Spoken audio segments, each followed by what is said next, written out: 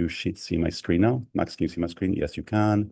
And now it says show meeting, and I can show meeting. Oh my God, this is amazing. So I can do this. Can I do that? Nope. If I do that, I do something else. There. Sorry, I'm trying to get to my screen here. I'm sorry. There we go. Can I do this now? Yes. Okay, cool. So now you can see my screen and this amazing thing going on, which I have not tried before, which is that I'm sharing my screen and I can also see 50 of you at the same time, which is amazing. It's the reason why we want to do a webinar. I think you've all been to webinars where you can see the speaker and you can see nobody else. We thought it would be nice to actually see some faces here from around the world. So let me go through this presentation. Hopefully the whole thing will make much more sense afterwards. If I'm speaking too quickly, just go like this and I will slow down. But basically, I want to share with you a view of how we see the world at Idealist, how personally I see the world ever since I think I was a little boy. And one test, there'll be several tests I want to do today that we want to try today. You are, I think, in many, many different countries, in many states, in many situations, urban, rural. I think some of you are in winter, some of you are in summer. And I want to find out if what we say here today makes sense to all of you. Sorry, I have no idea what happened here and why that did that. I wonder. Okay, sorry. No idea what's going on. Sorry. I think Matthew's going to come help me. 1 second. He is going to come help me. I'm sorry. Apologies to those of you who sort of came in for the first session. I have no idea, Matthew, what did that and why. I may to come back here for a second. Cancel this thing. Come back. Maybe stop your share. Stop my share? Well, you're annotating, I assume. Where? No, I don't want to annotate. I'm familiar if this is. Oh, I would just stop your share and restart Okay. it. Sorry, I'm be back in 1 second. Sorry about that. Share. Share. Chrome.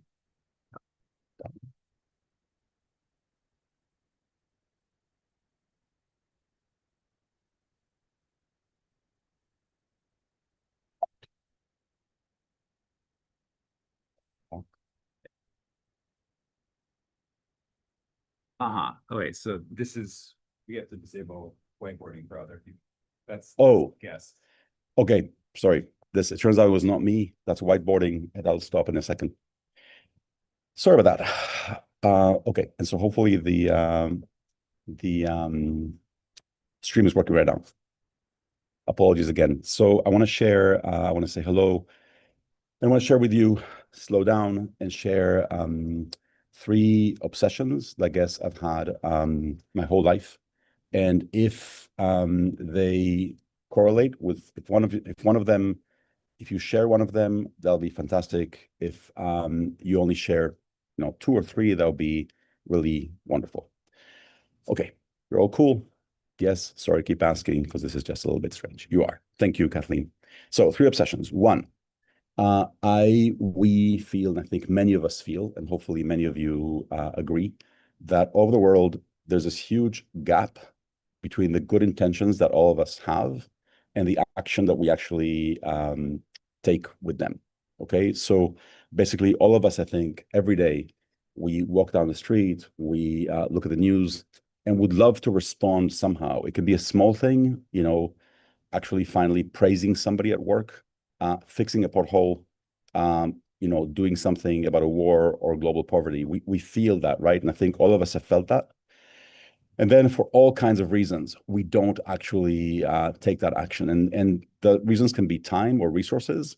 When you talk to people, and we've asked people all over the world why it is that sometimes you see something that you would like to take action about and then you don't. It turns out that very often it's not about that. Very often it's about the all kinds of fears that all of us have in many cases, right? And so we are afraid of sort of looking ridiculous. We're afraid of many, many different things. And so that, I'm so sorry. Okay. So that is that, and hopefully that makes sense to you. Second, damn. Okay. I didn't get that. Could you try again?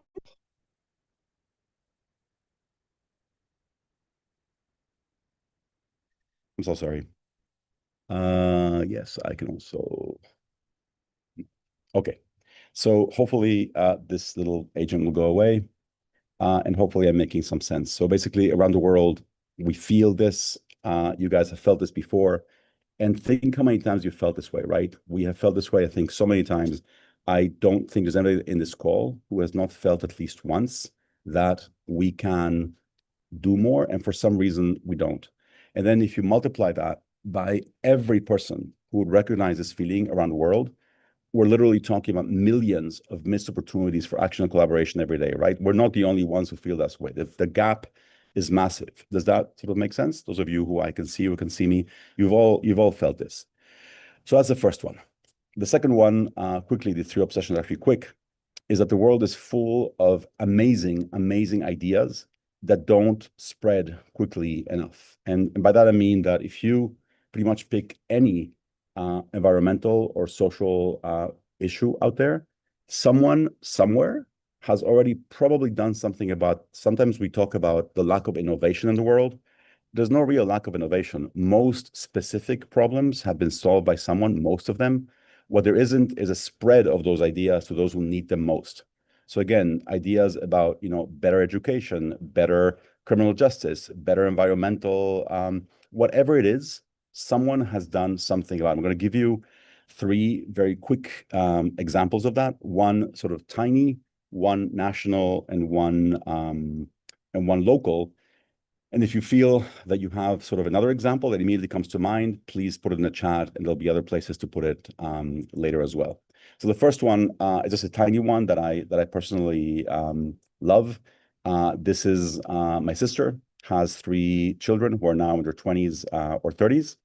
And I don't know if she read this somewhere or if she came up with this years ago on her own. When they were like 9, 10, 11 years old, she told all of them, all three of them, that they had a monthly quota where one day a month they could choose to stay at home and not go to school. Okay, like, Mom, today I don't want to go to school.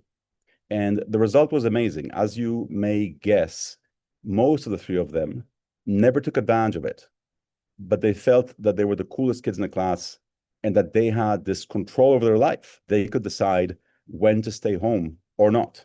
Every kid had to come to school. They only came because they wanted to that day. And so it's an amazing thing to do. It's free. Most parents haven't done it. And most parents haven't done it because they've never heard of it, right? How would you even hear of such a thing? And it's nobody's job in the world to promote that idea. And how would it be someone's job to promote that idea? Okay, so that's an example. There are thousands of examples like that all around us. Second example, much bigger, national. I don't know if we have anybody here from Finland today. Finland has this law that I find amazing for traffic tickets. When you do something bad with your car, so you go over a traffic light or you speed or something, in most countries, in every country, when you do something bad with your car or whatever it is that you do, you have to pay a fine. And that fine is usually set in some currency, right? You have to pay $100 for that. So in Finland, they had this beautiful idea. I think it's beautiful, but at least we can debate it, knowing it exists, where they said, well, that's really not fair. If you're very rich or you're very poor and you have to pay $100, that means that if you're rich, you can do whatever you want on the road and it doesn't really matter. And so what the Finns did that was really interesting is that the fine, instead of being set in dollars, it's set in salary days. Okay, so how much do you make? However much you make will divide, and so you will pay, let's say, 10 days of salary for going a traffic light. And so if you're poor, it's a small fee. If you're very rich, it can be a very, very big fee indeed. And so you'll think twice about that, okay? So I hope the idea sort of makes sense. And again, the thing about ideas like this is I'm not saying that we should all do this. I'm saying that we should at least hear about it to be able to discuss it, debate it, and decide if we want it. And again, what happens is that it's nobody's job in the world to promote this idea, to sell it, and so nobody hears about it. Hopefully that one sort of made sense. Last one, this is a corner in New York, in Brooklyn. I'm sitting in New York here right now. Forgot to say that. And a few years ago, this corner in Brooklyn looked like this. It was just sort of this pretty ugly parking lot. And then someone decided over a short weekend, the city decided really with the neighborhood to come and turn it into this little garden, basically, or whatever you want to call a thing that has green cement, essentially a sort of community place to gather, if you like. Now, what's interesting here is that what they did is, instead of planting grass, which is expensive and it's hard to maintain, etc., they simply painted the pavement green, right? Now you can say, well, that's obvious. It's obvious when you see it. It's not obvious until you see it in some cases, right?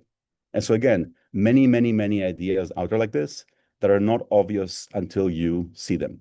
And again, so the world is full of these ideas. They don't have a big marketing budget behind them. And so we don't hear about them. A few years ago, I met a wife of a friend who was in charge of marketing M&Ms in the US, you know, those little chocolates. She was in charge of marketing chocolates. Again, I don't want to presume that everyone everywhere knows the same brand. These are little chocolates that kids eat. And she was in charge of that. And she had a marketing budget of $500 million to sell more chocolates in the US, just of M&Ms. Now, nobody has a budget, even of $50,000, to market these kind of ideas. And so we don't hear about them. Okay, so that's that last one. And then the third and final challenge, and here I'm really curious, you know, what you guys think, is that connecting for good, just doing more good things together, should be easier than it is now. And what I mean by that is that if you want to, you know, if you want to plan something or do something together, it's much easier for two people to do something than it is for one, right? The problem is that we often have no way of knowing that all around us, there are people who may agree with us. It's sort of amazing that if you think about the street where you live in or the community where you are, we often have no way of knowing what somebody who lives 2 floors above us or just down the street lives, right? So if we take the same example that I had before, this example, right? Imagine if before this place was built, there are 3 people looking out the window. They're all dreaming, fantasizing. Wouldn't it be wonderful to have this little park down there? How would you ever know? If you knew that more people are thinking the same thing, you may do something about it. But what are you going to go? Go and knock on every door and ask them? It's hard. I first got obsessed with this image like more than 30 years ago. And what's amazing to me is that in these 30 years, almost every one of those windows now has, you know, LinkedIn, Facebook, WhatsApp, whatever. And very often we still don't know. And one big reason that we don't know is not so much technology. It's a question of permission, which I'll talk about in a second. So, of course, tech could help. Of course, if all of these people were on some kind of mailing list or group and they could propose things to each other, of course, that would help. The problem is that we very often don't have the social permission. I'd love to sort of see in your faces if that makes sense or not.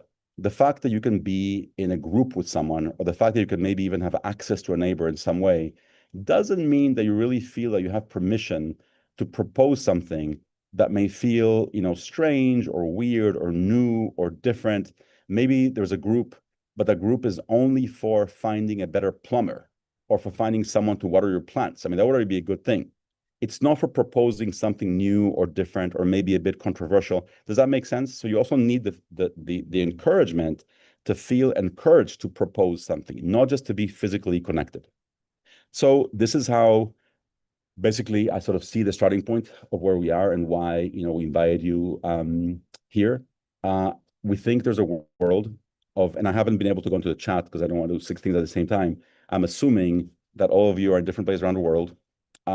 There's a big gap between intention and action everywhere that I think all of us have felt.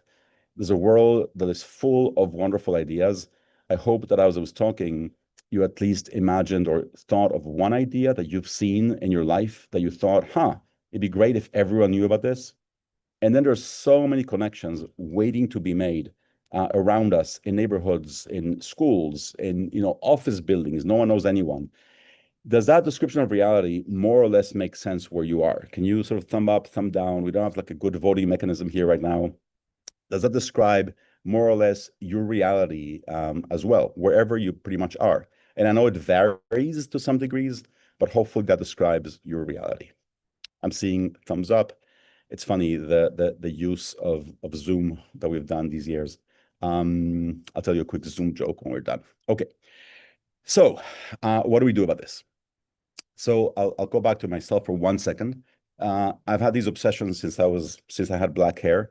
And in 92, I came to New York and I started Idealist.org, which again, if you're here, most of you is because you've heard about the site. We have about 150,000 organizations in the world that we serve. And so we built this organization, and it was like a nice thing that we were doing. People were posting opportunities around the world. Every single country, I think, except North Korea, has been using this. And then we also had this joyful sort of logo that we use. And there was a reason I mentioned this, which I'll come back to later. And so I'm running this nonprofit. This is really not about me in this way. And I keep thinking every day, so here we have this nice office, people come to work, people are using this. And every day I open the newspaper in those days or the news now, and I think we should be able to do more. I mean, this is hopefully why some of you are here. What we see around us is crazy. I mean, come on, it's 2025. How can there be a hungry child? How can there be a place that we don't have water? I mean, how is this even possible? Why do we accept this, right? And so I keep obsessing. And then of course there are days where you say, well, am I crazy? It's just the way it is, just accept it. No, I'm not going to accept it. How can we do more? And so I keep thinking and thinking. And what it comes down to really is one question, which is what can we all agree on? What can most of us agree on? And it's a really hard question. I think if you're on this call right now, I'm assuming that you're all, good people. You're not here to do damage to anyone. We all think we're good people. And yet, if you try to start agreeing on specific issues and then on what to do about those issues, you very soon get into arguments, very, very soon, about small things, big things. It's very hard for a big group of people, to agree on many things, even for a small group to agree on a few things. And yet, if you can agree on something, there's so much you can do once you agree, right? So I kept thinking about this. And this is just a metaphor for this wall that I felt that I felt constantly there has to be something, there has to be a way to get more energy from all of us by agreeing on at least a few things. So then there was a breakthrough a few years ago. I won't take you through the whole sort of process how we got there, but basically realized together with many other people here that if we can agree on 3 very simple things, we can literally change the world together. We can absolutely do that. And I want to run those 3 things by you, see what you think. And then this is sort of a pretty emotional moment because we've been, working on this for a very long time, never shared it like this with people around the world. And if it turns out that at least a bunch of you think that we can agree on these 3 things, then there's no limit to what we can do, literally no limit. So let me run that by you. So the first thing is just a very broad vision based on some basic values that many of us share. I'll put it up here. It's very simple. Simply this sentence: working with others in a spirit of generosity and mutual respect. I want to help build a world where all people can lead free and dignified lives. So freedom, dignity, generosity, respect. I'll say immediately, it's somewhat, arbitrary. You could have solidarity, joy, unity, and whatever. We picked these 4. They seem to work. We translated them to 80 different languages, and they seem to work for many, many people. And then back in 2018, we launched a group on Facebook and invited people from around the world to join us based on these values. And we found sort of a couple of amazing things. We found that this was sort of enough. People felt that they knew who we were talking about. And then once they came in based on these values, they were on their best behavior. It was sort of interesting. It's like, okay, I'm here for this reason. And it was, across religions and no faith, across politics, you can find these people. So hopefully, if you strongly disagree with this, you may not want to waste more time on this call, but hopefully this makes sense to you. So that's the first one, just a very, very basic set of values that we can see ourselves in, hopefully. Second one, how do we move from intention to action, which is really the first thing I sort of opened on today. So there we thought and sort of talked to a lot of people about what are the things in life that help us move from an intention to an action, right? About anything, running a marathon, working out, doing something interesting. And it turns out that for many, many people, you need some spark that lights you up, right? Whatever that may be. You want a goal, a date is useful to aim for. You want a story that you can share with others that makes sense. A friend is helpful, and then some first step to start from. And we've run this slide by many, many, many people and haven't found a seventh one yet. If you think about a seventh one, tell us now and we'll add it. But these 6 things seem to be the things that most of us look for that would help us move from intention to action. So based on that, we landed on a sort of funny little breakthrough a few years ago. What you see here is a date, 3/7. It can be any date of the year. These 2 numbers are trying to reflect a date. The date could be, 5/8, 9/4, whatever you want. As you know, and it's wonderful that we have people here from around the world, this date in the US is March 7th, but in other countries where some of you are in right now, that date is July 3rd. And the only date where that's not true, the only dates where that's not true are today, 7/7, and 2/2, 3/3, 4/4, 8/8, right? Those 12 dates from 1/1 to 12/12 are the only dates of the year that work everywhere. And you can tell someone, hey, meet me on 9/9. That person knows what you're talking about, right? You don't have to explain what you mean. So it's sort of a cute thing. We took it above, much more sort of above cute, and we said to that group that we had created based on those values, what would happen in our community and around the world if just once a month, on the same day, on that day, we encouraged all of us, each other, to do just one thing to make our corner of the world a bit better. One thing for something, for someone that you care about, share or teach or build or plan or advocate, or simply go out and celebrate all the wonderful things that others are already doing and that don't get thanked for enough. Now, immediately I'll say one important thing. This is not about 12 days of service. It's not that, once a month we do something and then 29 days a month, we don't. If you're trying to exercise, it's not good enough to exercise 1 day a month and then 29 days a month not. The idea is to basically 1 day a month spark and celebrate more action, right? The idea is that basically all of us want to do more all the time. Some things fit in 1 day, and we'll talk about that in a second. But the idea is to have a monthly moment where we all give each other the social permission, as I said earlier, to talk about this, to propose, to invite, to actually bring this up together. And the more it happens, the more can happen, right? So we went out and we told people, again, before COVID, what do you want to do? People came up with all kinds of ideas, everything from building a school to that day I'm going to stop smoking. They put it up on the map with a bunch of examples. And then COVID made us stop. It took us a while to come back sort of better on this.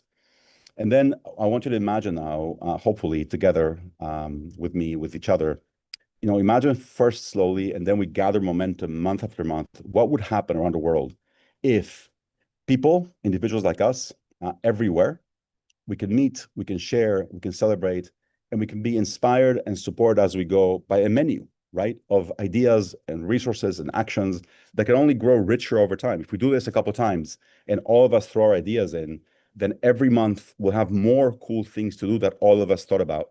And you'll see in a second how we're going to use that LinkedIn and Facebook group for this. Maybe some of you are there already. I'm not looking at it. Organizations of every kind. They're in a sense, the suppliers here. We have so many in the world. And obviously every organization that is specializing in one thing, they can host projects and events in neighborhoods and schools. They can have open houses. They can say, hey, this is our specialty, come do it with us. And the idea would be that you use that day to promote every nonprofit in town, right? Everyone gets more promotion than otherwise, because we're all talking about this. We're all promoting each other together. Media. The media often doesn't do a great job of covering this kind of thing. Sometimes only a couple times a year, sometimes more, sometimes less. Local media could be very, very strong here. Imagine we just encouraged, asked, shamed media into saying, hey, at least once a month, please shine a light on something good that someone is doing in the community. And that could be a person, that could be an organization. We can send them things. The point, though, is that wherever you are in the world, to make it easier for you to go to your local TV station, radio station, newspaper, and say, hey, it's 9/9. Would you mind doing a story about this amazing organization that's doing this amazing thing? And the more people do it, the more it becomes a thing. Schools can invite, their students to think about one thing they can do. They can also invite parents to come in to talk to the students. And again, for each of these ideas, one of the things that I like about this is that all of these things have been done before somewhere. And the point now is to do that scale, right? And so it's much easier to convince your principal to do something if other principals are doing it too, right? It just becomes easier. So schools can do a lot. For the parents to show up, it'd be wonderful if workplaces would tell their employees, hey, there's this thing called, we're calling these things Idealist Days, 12 days a year. One benefit of working at this company is that you get to choose 2 or 3 a year where you can go and work for the community, et cetera. And so if the schools invite you, you can come.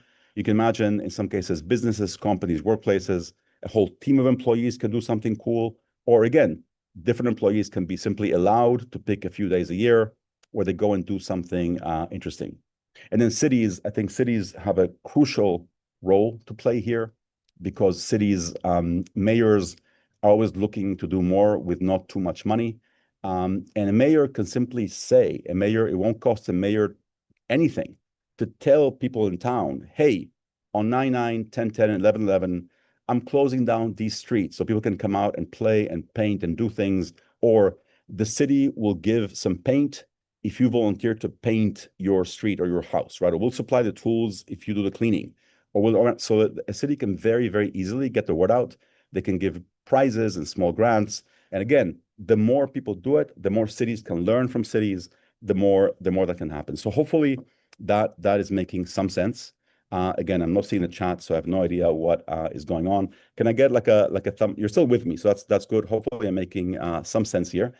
If you take each of these things separately, everything I just said, all of them would be meaningful sort of in their own right. But imagine the impact and the cumulative impact and the energy of all of this happening in the same day, both locally and around the world. So this is a little illustration that someone made for us recently of just what one of these days could look like in one sort of, fictional place. You can see people doing all kinds of things and now extend that globally on, the same day with ideas and inspiration and social media, making people feel that they have permission and freedom to do this, with every neighbor knowing that we propose something, they know what you're talking about because that's what's actually happening. How much easier all of this would be and how much could come from this, right? So you start this once a month thing as essentially a conversation starter, and then you go from there, and there's so much more that you can do between these days and create groups that do all that together, et cetera, et cetera. And I'll just add one more thing. I said there are 3 things that we can possibly agree on. That the first 2 are really basic, are really important, I think, a set of values, and then this idea of once a month, let's turn this into action together.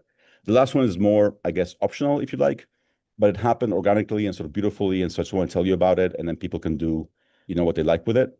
Basically, it'd be very nice if around the world we could see this happening in a visible way. You know how the recycling logo is recognized everywhere. It makes people sort of understand what that happens. And so what happened here was that when we started proposing these things again before COVID, this is a photo of Ukraine before the war. It's a sort of vigil for peace. It says peace, dignity, I think freedom and love. And people there asked us if they surprised us. They asked us if they could sort of use our logo for this. And so we, at first, were taken aback and we were moved by this. And we immediately said, it is not our logo, it is your logo. Do whatever you want with it. And what's interesting is that when you tell people, take a logo and do whatever you want with it, literally do whatever you want with it, at first they don't believe you. And so then they start believing it and they start taking it and playing with it. And then they started surprising us and surprising each other. It turned out that you could take that little shape and you could stretch it and knit it and sort of go crazy with it and do many, many, many interesting things with it. If you feel that you own it, that it's yours, that you can just do whatever you want. And if you use it, and if you put it on a window or on a wall, then people know that you share their values, that you're also doing this, that you also believe in generosity and freedom and joy and dignity, and that you're here to sort of work with them without needing language translation. You just see it and you say, oh, you are one of mine. We can work together. So that's what I wanted to share with you. And I wanted to say and really sort of ask you, my sense is that if we can imagine this, if enough people can imagine this, then we can actually completely do this. There's no reason.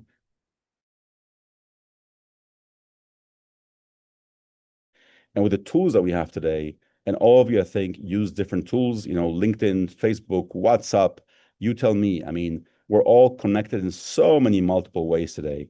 I was remembering that I came to New York in 1992. I was 31 years old. I'm aging myself. And the only way that you could be in touch with people, I'm looking at the photos of who's younger and who's older here. The only way you could be in touch with someone was by sending a letter. You remember those? Or by calling a landline and leaving a message. I mean, this was it. People had telephone numbers and people have addresses, right? And in our lifetimes, for most of us here, I see most of you are, over 20 something. In our lifetimes, we can now be in touch with each other in so many different ways. And so if you can imagine this, if you can imagine basically just agreeing on some basic values, agreeing that once a month we do at least one thing and go for it, then there's so much more that we can do. And of course, this would be, I'll just, say one last thing. Let me actually stop sharing here because I want to sort of open this up. Let me stop sharing. Nothing really changes for me, but I think all of you can now see each other more. For this to work, and this is sort of the big reason of why we also do this today, part is to just put this out there and begin doing this with all of you. Second, the only way this is going to work is if it's completely decentralized, right? Nobody can manage this. This has to be like, if you like a game that has rules and that anyone can play anywhere, right? So when you want to play chess or soccer or whatever you want to play, you don't go somewhere to ask for permission. You just play. And here we're saying, here is this game. And the game is, let's do more good together. And the rule is once a month on 7/7/8/8/9/9/10/10, we do more together. We now have an excuse, a reason, a tool to invite everyone around us, a conversation starter that says, hey, around the world, people are doing cool things on 7/7/8/8. I want to say straight out that we, for generic purposes, to talk about this, we are going to call these things Idealist Days because idealism and because we're idealist, but it's totally fine. And it makes sense for people to just say, hey, what are you doing on 8/8, 9/9, 10/10? And anyone can just own that brand. The brand is the date itself, right? And your organization can say, what do you guys want to do on 10/10? Let's do it. And so then these are days of sort of high energy, high sharing, etc. So that's what I wanted to share with you guys today. We were not expecting thousands of people to sort of, sign up for this call. And so it's very difficult to sort of have, a real invoice conversation here. And so what we did is, first of all, I think I said earlier that there is on that page from our homepage, or simply if you go to idealist.org/live, you will see that there is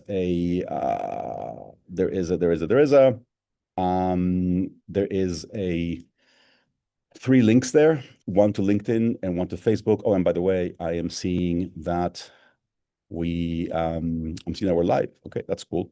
You can go to LinkedIn, you can go to Facebook, or you can go to this idea of starting a local group. I can't see your faces. I'm looking at that. Hopefully, most of you can see that. If you go to LinkedIn one, I'm guessing, by the way, and you don't have to raise your hand, but I'm guessing that 98% of us here are either on LinkedIn or Facebook. I'd be surprised if more than 2 or 3% of you are in neither of those two.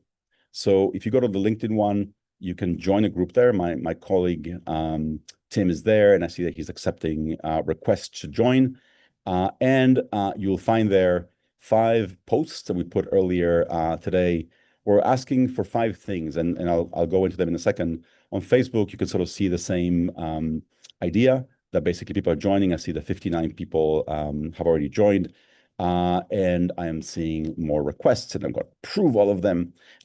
Basically, there are 5 posts there right now, and that's what we'd like to sort of work on today, and I'll give a bit more context on all 5 of them.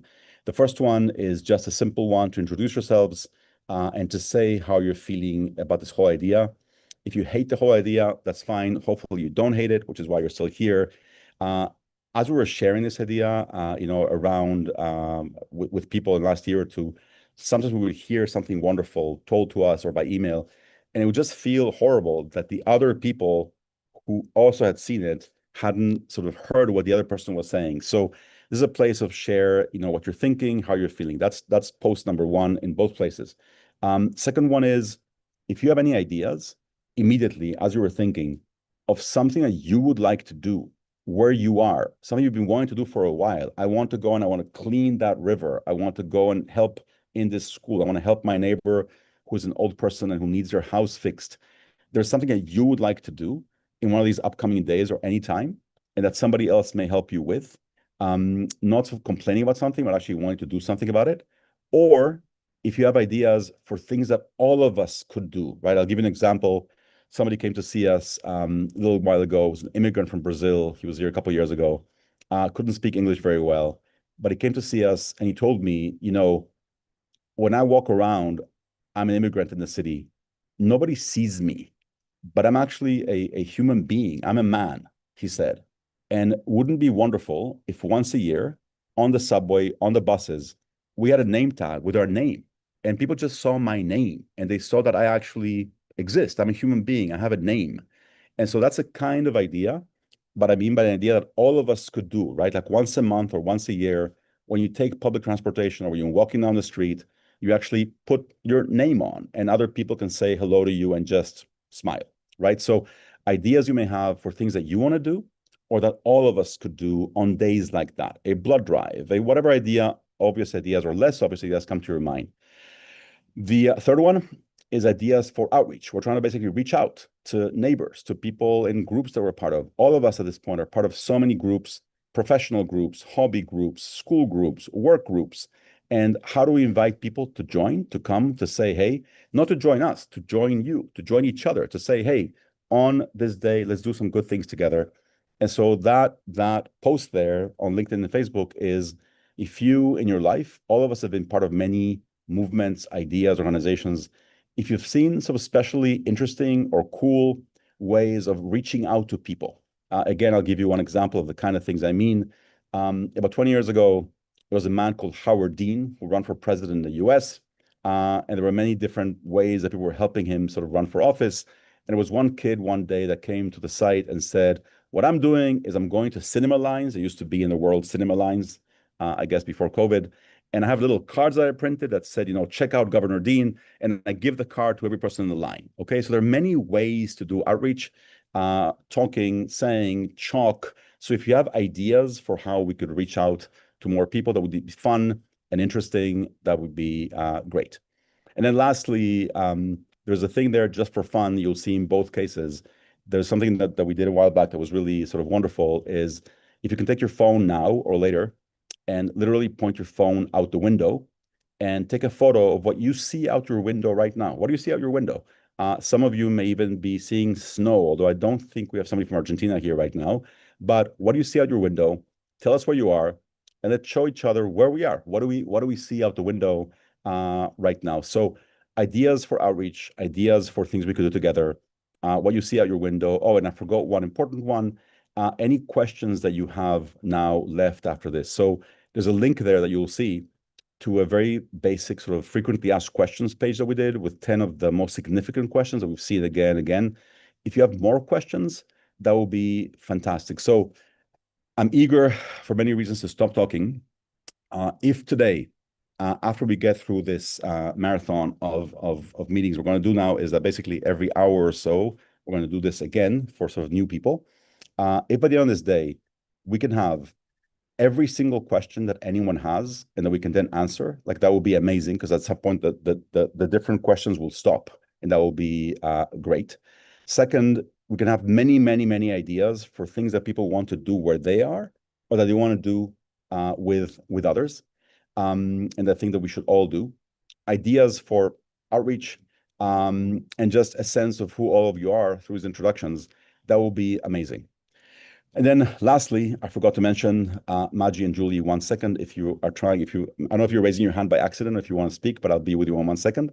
On that page, there is another link that says, if you want, start a local group. If you click on that, and hopefully, again, most of you are on that page, you will see a very simple Google form. And this is if you already feel that where you are in the world, in your city, your town, your neighborhood, your workplace, your university, your house of worship, whatever, you would like to start a group so that people can find each other. Because one of the most difficult challenges here is going to be that there may be 5 people right now from San Francisco. I'm looking at Harvey with the Golden Gate Bridge behind him. I don't know if Harvey is in the Golden Gate Bridge or he just likes it. But there are 5 people somewhere that would like to connect with each other. And we're looking for people that would like to facilitate that connection by saying, oh, I will launch, Idealists of Nairobi or Buenos Aires or Portland, and I'll put up a little, WhatsApp group or something or a forum. We will link to that with you.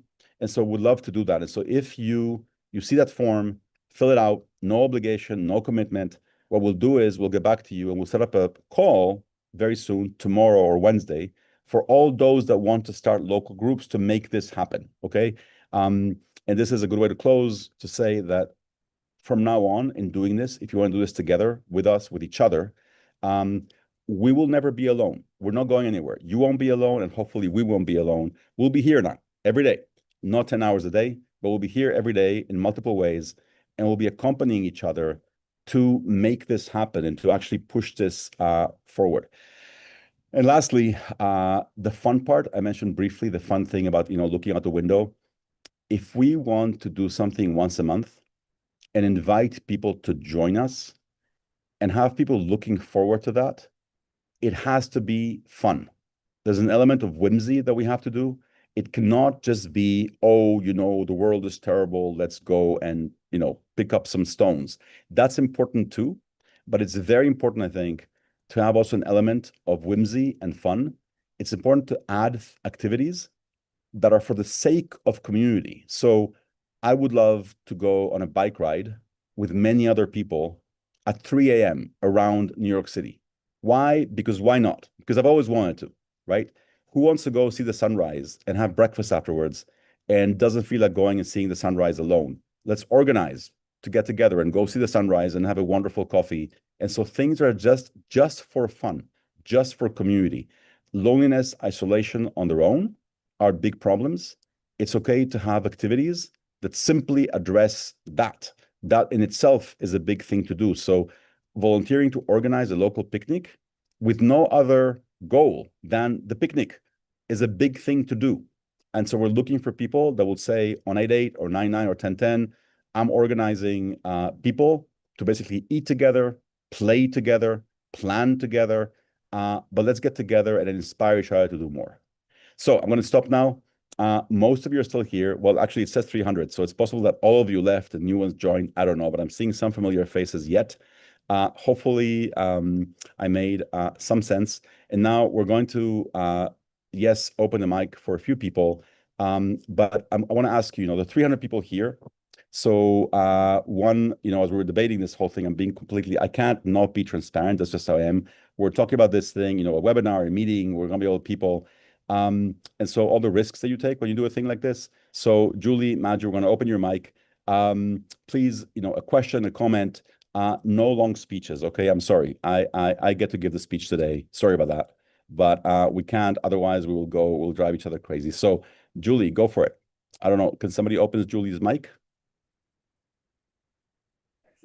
There we are. I'm unmuted. Okay, 2 quick introductions. One, I actually have a degree. It took me 50 years and I had to design it, but I have a degree in ideation and communication. Maybe the world's only degree of ideation and communication, but I'm kind of proud of it. But it goes well with my other thing I wanted to say, which is, sorry guys, I was born in verbose mode.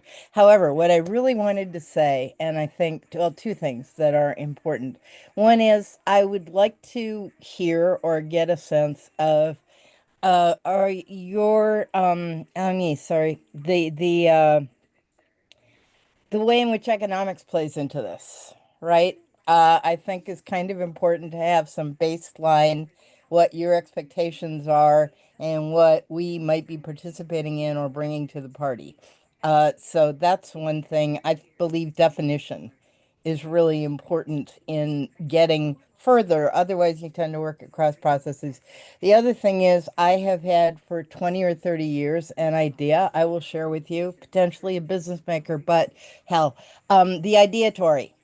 The ideatory is I list an idea for $5. There's a pool of candidates who list their availability for $5. We hook up not with the intention of getting venture capital for an idea, but of finding ways to provide the connecting tissue for actually producing a product, a website, a book, a course, whatever it is. There are 300 plus of us here participating. Most of us are ideators of Great. one sort Thank you. or another. The place to list it, and I think in the time is ripe to do that on the internet now, because in terms of some protection and economic interests, you have blockchain and Yep. stuff Thank- like that. So I'm going to shut up now.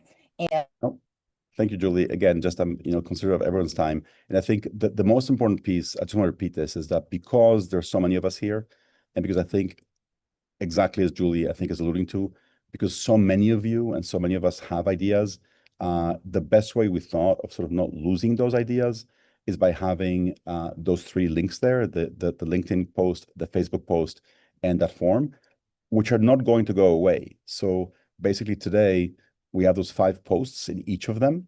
They're going to be there as waiting for replies. Tomorrow, we'll open both the LinkedIn and Facebook for posts, and all of you can share even more freely ideas that you have, things you'd like to do.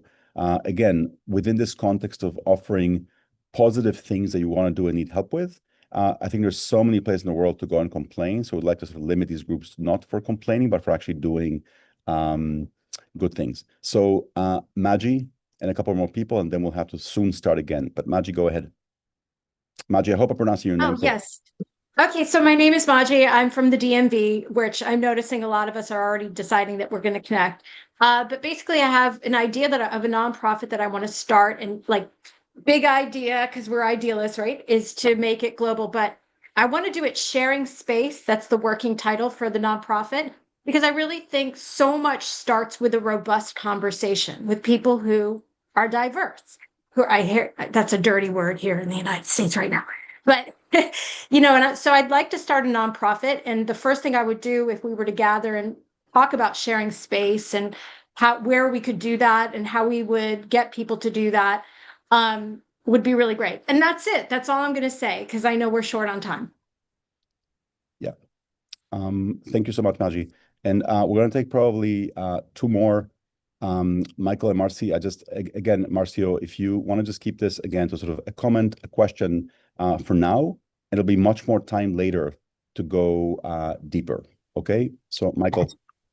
Okay, I'll be very fast. I work with origami, 8 years in Brazil. I have a great place here. It's Idealist Point. I talked to Renato many times. And this will be an Idealist Point. My dream is to connect origamistas around the world. I'm doing this in Brazil for 8 years. And now, that's why I'm here. I want to connect origamistas that's in other countries, because I help people to connect to their inner child, and we can bring more happiness and well-being to the world. Visit the site origami.club/English. You can see some content in English. Thank you very much. It's a pleasure to be here. Thank you, Marcio. This is important. So Marcio referred to the idea of an idealist point. We're also refer them to as idealist hubs. The idea basically that in addition to once a month, getting together and doing good things, what if in any community there was a place that you could actually go during the month that had, hours that existed and somebody welcomes you with a smile? The whole point that we're trying to get to here is to help people move from intention to action. So if someone wants to say, come to my store, come to my library, come to my club, come to my YMCA, we meet here twice a week from 4 to 5. There's hot chocolate, there are cookies, and anyone that wants to help each other do something cool is welcome. So when you fill out that form, you can say, I want to host a group locally. You can also say, I want to host a hub locally, and then we can go from there. I do want to just quickly refer to the point that was made earlier about economics. Right now, certainly, we're not seeing money exchanging here in any ways. We are a small nonprofit in New York. We don't have the money to fund.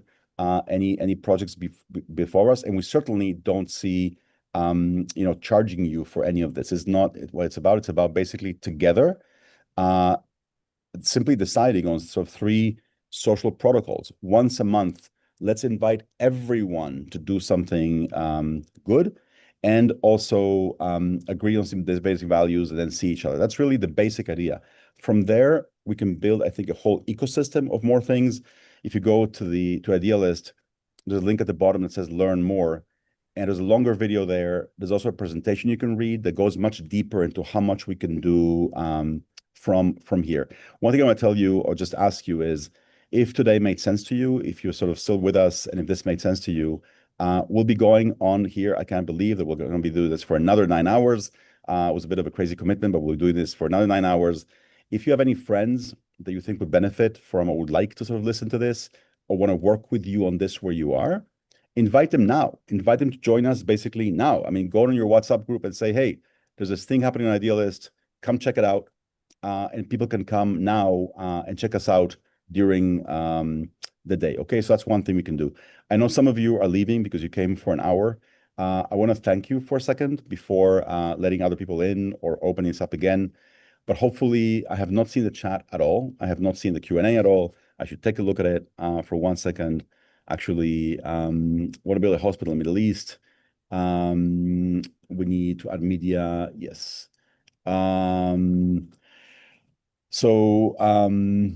Okay, somebody's saying to not promote LinkedIn. Okay, there are going to be also people, some people don't like LinkedIn, some people don't like Facebook. We are going to be where people are at. Other things, guys, I don't know. I wish I was a way of like listening to all of you at the same time. I'll go into the Facebook and LinkedIn. I can't do that really right now. Hopefully this made some sense. We'll do much more of it. The main thing to understand is that we're not going anywhere. We will be here. Can you just give me, I know if you're still here, and plus what are you going to do? I'm looking at some of you. You don't know who I'm looking at, but I'm looking at some of you. I said, this is like a game that all of us can play. More or less, did this make sense to you? Could you imagine this where you are? Could you imagine neighbors going together and other people? Could you imagine us? The more we do, the more people will do, right? The more this happens, the more permission we have to invite other people to join us. And again, in some places that means, literally more freedom. If on the same day, everywhere around the world is saying, let's do good things, it'll be harder to stop it wherever it's happening, if it's peaceful, of course. So it's all of that. It's inspiring ideas, it's inspiring connections, it's doing it together, and it's beginning and not stopping. So hopefully that makes sense. We're not going anywhere. If you go to the homepage of Idealist, if you haven't yet, there's much more information there. There are links at the bottom about ideas to do, next month. Everything from just saying Happy Idealist Day to people on social media, all the way to much, much bigger things. As the year progresses into 9/9, 10/10, 11/11, it'd be lovely to see people, again, playing together, eating together, planning together, simple stuff. You can post your events there. You can find other events there. And with you, I hope we'll make this much better, faster, because together we can think about this so quickly. You all have been through things like this. You all have your experience. And please just bring it over and we can collaborate together on these different social media tools and very quickly make progress on the things that you will need to make this happen. Okay, so thank you for being here. I know possibly that some of you, everyone wants to speak. We all wanted to speak. But again, many people signed up. We can't do it right now. We'll find better forums to break up into smaller groups tomorrow, Wednesday, Thursday, and do this again. For now, my biggest request is to invite, friends to sort of join us. It's an easy thing to do, and hopefully we can go from there. Thank you all for being here. I wish you were here with me. I wish that we could give each other a hug or something. That would be useful. I'm going to drink some water and start on this again soon. I don't know what the situation is with people coming and going and whether people, took it seriously. It's going to be every hour or not. If they did, we're 6 minutes late. It doesn't matter. I'm going to ask my colleagues for a second how we're doing here because I haven't a clue what's going on. But thank you for being here the first hour and surviving the first few minutes. Amber Rose, I have no idea who you are, but you've been smiling all this time and it's made everything much easier. Thank you. Thank you all for being here, and see you on Facebook and see you on LinkedIn. Please come. We'll be there. Okay. Thank you all. I see some people are leaving. Hopefully others are joining. We'll start again soon. I'm going to take a very short break and ask my colleagues how we're doing, and I'll be back in 2 minutes.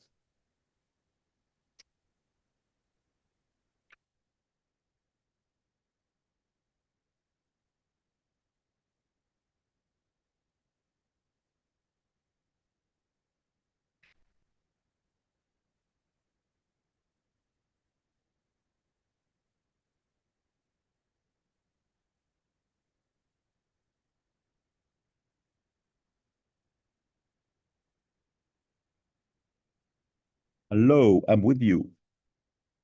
I'm back. Where am I? I don't know. Where am I? Why am I not here? It's interesting.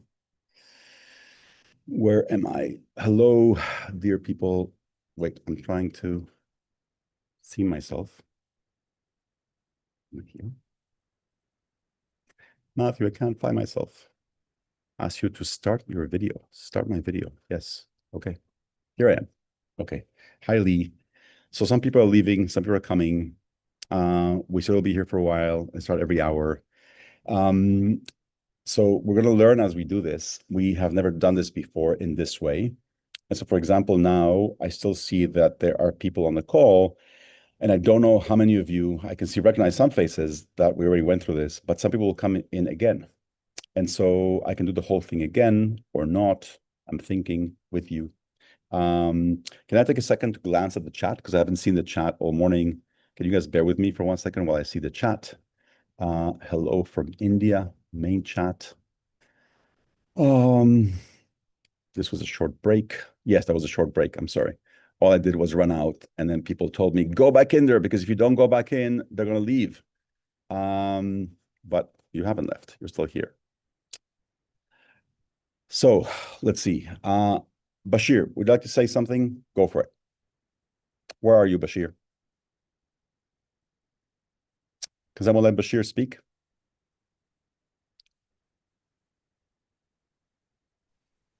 Hello, Max. good morning, good evening. Hi, Bashir. Good. Well, how are you doing? Good. Where are you? I'm from Nigeria. Good evening to you. Thank you, sir. What would you like to share?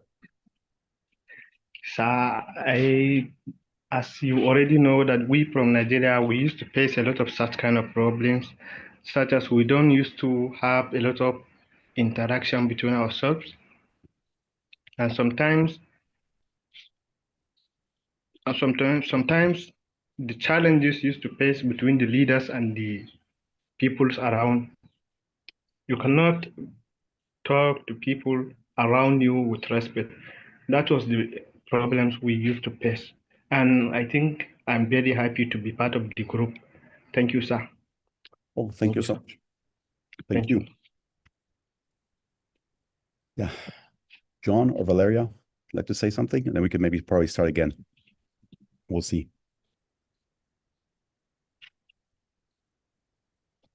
Let's see.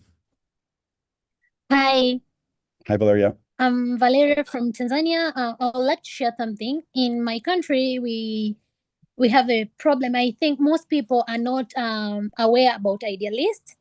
So I've been trying to connect most of my friends to join Idealist. So in one of your platform, I try to texted you like, can I be doing content about Idealist to make more people aware about Idealist platform so that they can help themselves and help themselves to get a job since we have unemployment problems in my country. Yeah. Thank you. No, first of all, I just want to say, Valeria, thank you and then also, before that the miracle of being here. And I know that, not everyone shares the same interests, but the miracle of sitting here, I'm sitting in my office in New York, and I'm seeing you in Tanzania, and I'm seeing your face, and I'm seeing him in Nigeria. And I know that some of you maybe are younger than me, so you maybe take this for granted. I am still stunned by the magic of this. The fact that we're all here now is sort of amazing to me. So thank you all for being here. We'll take maybe, one more question or comment. Morsal, is that how you pronounce your name? And where are you? And Morsal or Morsal? and tell us what you think, and then we're probably going to start again, if that makes sense to people. We'll just keep going. Hi everyone. Hi, dear Amy. I'm from Afghanistan. In Afghanistan I'm now? Yes. Thank you. And I'm honored to represent Afghanistan today. And thank you from Idealist to creating this inspiring global movement. And I'm very happy to here with you. So despite many challenges, I want to say a short thing about Afghanistan situation today.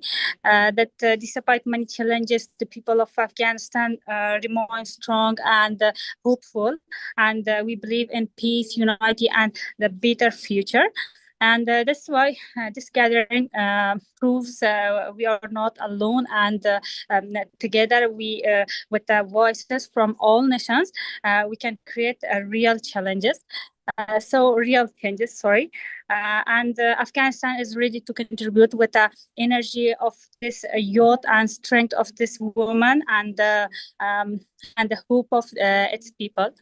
And I'm very happy, very happy to being here with you. And my request from you to contribute with us, and gathering our beliefs, our thoughts there. And I'm very happy, and also I want to contribute and share my ideas there. And I want to invite also my friends to Idealist group.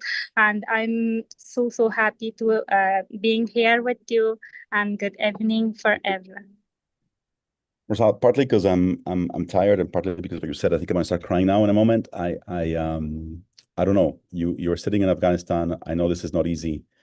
And you said something about sort of showing and proving. So one of the things that happens in the world right now, and I think that we're trying to change, is that all of us are brought up with biases and stereotypes, and all of us have in our mind what other people are and are not, right? And so, for example, there are moments when I have said on Twitter or in other places that all over the world, something as simple as saying that all over the world, there are good people who believe in freedom and dignity for more people, and generosity and respect. And always somebody will come and say, that's not true. They don't, we do, but they don't. And that they can be anyone. And I think it is so important to show and to prove that all over the world, there are good people, kind people, wonderful people who want to work together. And if we together can just achieve that, if we can just show that across every geographic border in the world, every cultural border, there are wonderful people who want to work together. And these are just labels that we have that say, Afghan or Tanzania or Nigeria, and that below those labels, with all of our differences, and we have differences, that kindness and the wanting to do good together, and that generosity and freedom and dignity and respect are things that exist everywhere. That on its own would be amazing. So thank you so much for that. Hussein, if you want to say a few words, go for it. And then hi, Nora. And then we will start again, because I think some people have been promised that we will start again. So we're going to do the presentation again, maybe shorter, but we'll do it again and start accumulating more questions. Please, I meant it before. If you think that what's happening here right now is interesting, tell some friends to come on over now. We're going to be here till 10 p.m. So invite people to join us now if you think that it's worth watching what we're doing here and that they would like to be here as well. Just tell them to come on over. Hussein, yes.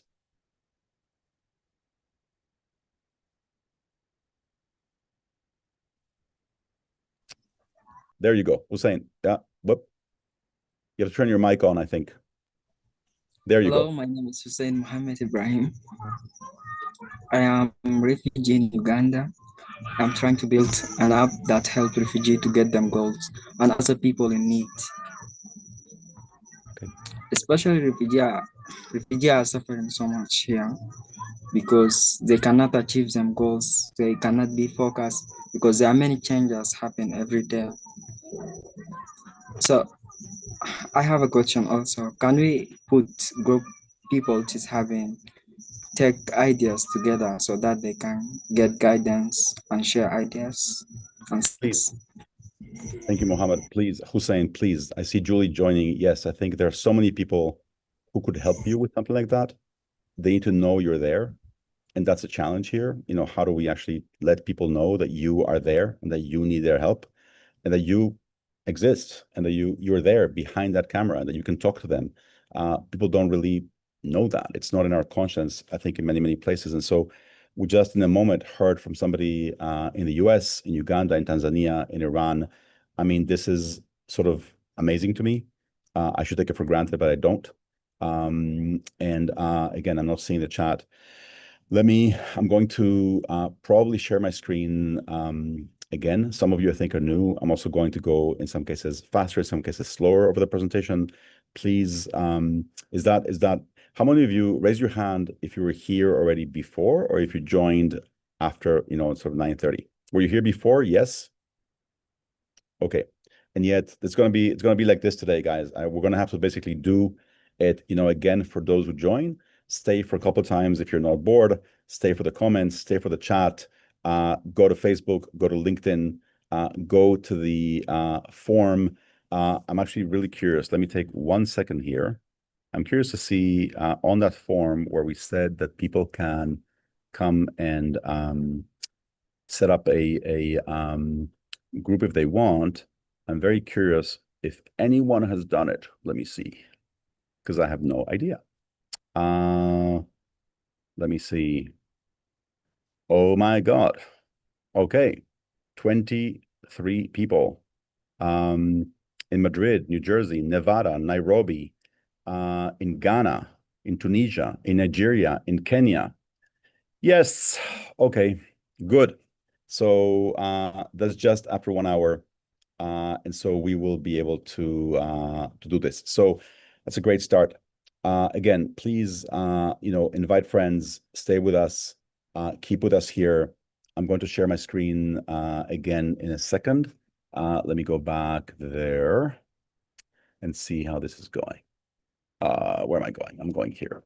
Believe it or not, yesterday my colleague Matthew showed me for the first time in my life how to use 2 screens. I know some of you do this, very sophisticated. I've never used 2 screens in my life. So 1 second, let me go back to the beginning. Before I start again, actually, you know what? Let me look at the open questions for 1 second in the Q&A. I will do that. That means I have to come back to this screen. It's interesting. Let me see if there's anything else. What if we could do? Yes. So somebody says, Linda is saying, what if we kind of gratitude day where people come together to share what they're grateful for that month and celebrate with them? So Linda, let me actually say it more slowly because I spoke too fast. What if we could have a gratitude day where people come together to share what they're grateful for? So one of the easiest things to do on these monthly days of celebration is to celebrate someone that you're grateful for, right? So every organization, every company, every hospital, every school has 2 or 3 people, and you know who they are, who sort of hold the place together. And they're never thanked enough. In some cases, they're never thanked at all. And to pick someone once a month and say, we are going to actually get organized and thank that person. We're going to make them blush. We're going to mention them on social media. We're going to invite them to come to the floor and clap when they walk into the elevator. We're actually going to thank people that do amazing things for us and never get thanked enough. All of you are part of, some of you are part of groups, online or in person, of neighbors, of hobbies, or whatever. Very often, the founder, the moderator, is actually not thanked enough. It'd be a wonderful way to introduce the whole idea to a group by saying, hey, today's Idealist Day, it's 9/9, and we're going to thank Sarah for maintaining this group for us forever. And we're going to do that right now. So yes, thanking, easy to do, really important. And that will be very helpful. Okay, I have a question that says, ask me where I got it, this smile. Well, I don't know. I'm going to ask my parents that. Do we have an agreement to share contact info for anyone who shared in the chat? I think if you want to get together with somebody in the chat, go for it, but I would not share much beyond that. Yes. Okay. Again, please, LinkedIn and Facebook will be the best place to connect one-on-one beyond what we can do here. Okay. Having said that, I'm going to share again. and start again. And if people join us at different hours, because that's what the note said, hopefully you will. And again, please invite other people to join us. Don't leave me alone, and we'll keep going. Okay, so I'm going to start again more slowly. I'm going to take a sip of juice and start from there. Kathleen, you want to come over and whisper in my ear if there's anything I should know that I don't know about? Come on over. Okay, I'm going to start because we have different. I mean, we're looking, I just want to confirm that we're looking good in the chat. You're doing a great job. I'm loving the energy you're bringing. Things are going as smoothly as possible in the chat. Kathleen is a volunteer. She was not paid for those compliments. Kathleen, thank you so much. And we'll start again. And again, feel free to invite, join, comment, and we'll go from there. Okay, so I'm going to share my screen. For those of you who were here before, hopefully it's not boring to see it again. If it is, go, and as you know now, it'll take me about maybe 20 minutes to go through this. If you want to take a rest and come back for more conversation, we can also do it that way. We'll see how it goes. This whole thing is an experiment. My wife didn't believe me when I said I was going to talk for 10 hours, but here I am. So I don't have to talk all the time, but here we go. So let me share. Am I sharing? Share this presentation. I don't know. What am I sharing? This? Share. Okay. Am I sharing now? Can you see that? I am sharing. And I'm still seeing you. So again, those of you who weren't here before, I think Fraser Kirkman, for example, I think is a new face. I don't know, but I'll try. He says yes. He has 10 fingers and he says yes. So this is already going to be worth doing just for Fraser. I'll go through this. Please, again, I'm going to say under idealist.org/live, there is a place where this is happening, where this is being streamed out into the world. And also, there are 3 links there: Facebook, LinkedIn, and sort of local groups. And feel free to use that. So what I'm going to do now, it's funny, now, Fraser, I'm not picking on you, but now I'm thinking about you, and I'm going to do this just for you. It just makes it easier. I'm going to present to Fraser. So some of you can see him, some of you can't see him, but there he is. Okay, so here we go for those who haven't been here. What I'm doing today, let me go there. Where am I? Come on, Ami, go to this screen. There we go. I'm going to share, so again, if you just join us, my name is Ami. I started Idealist 30 years ago, which I can't believe. I've been doing it ever since. Idealist has been known as a place to find jobs in the US, for entrepreneurs around the world. But really the intent from the very, very beginning, ever since I was a young boy in Mexico, was how do we make the world better? Because I think all of us, and you've been hearing some stuff already here, that the world, I think all of us feel could and should be better. There's no reason why it can't be significantly better. All of us have seen things get better sometimes. We've all seen a school get better, a street get better, a city get better. I think we're all able to extrapolate. And so why couldn't everything get better, or many things get better, right? So I want to basically share 3 obsessions with you that have been with me basically forever. And if you agree with 1 or 2 or even 3 of those, that will be a really good thing and a good starting point.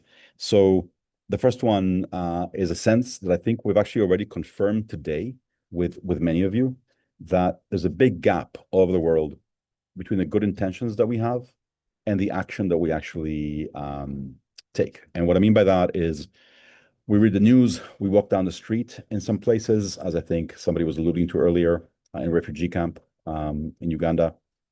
We see things that we would like to change. We feel an urge to change them. And then for many, many reasons, we don't. We feel that we need more information, or how do I even start, or I'm alone. Sometimes it feels like it's a question of money or time. It very often isn't. It's a bunch of fears. I'm afraid of looking ridiculous. I'm afraid of people thinking I'm dumb. I'm afraid of committing.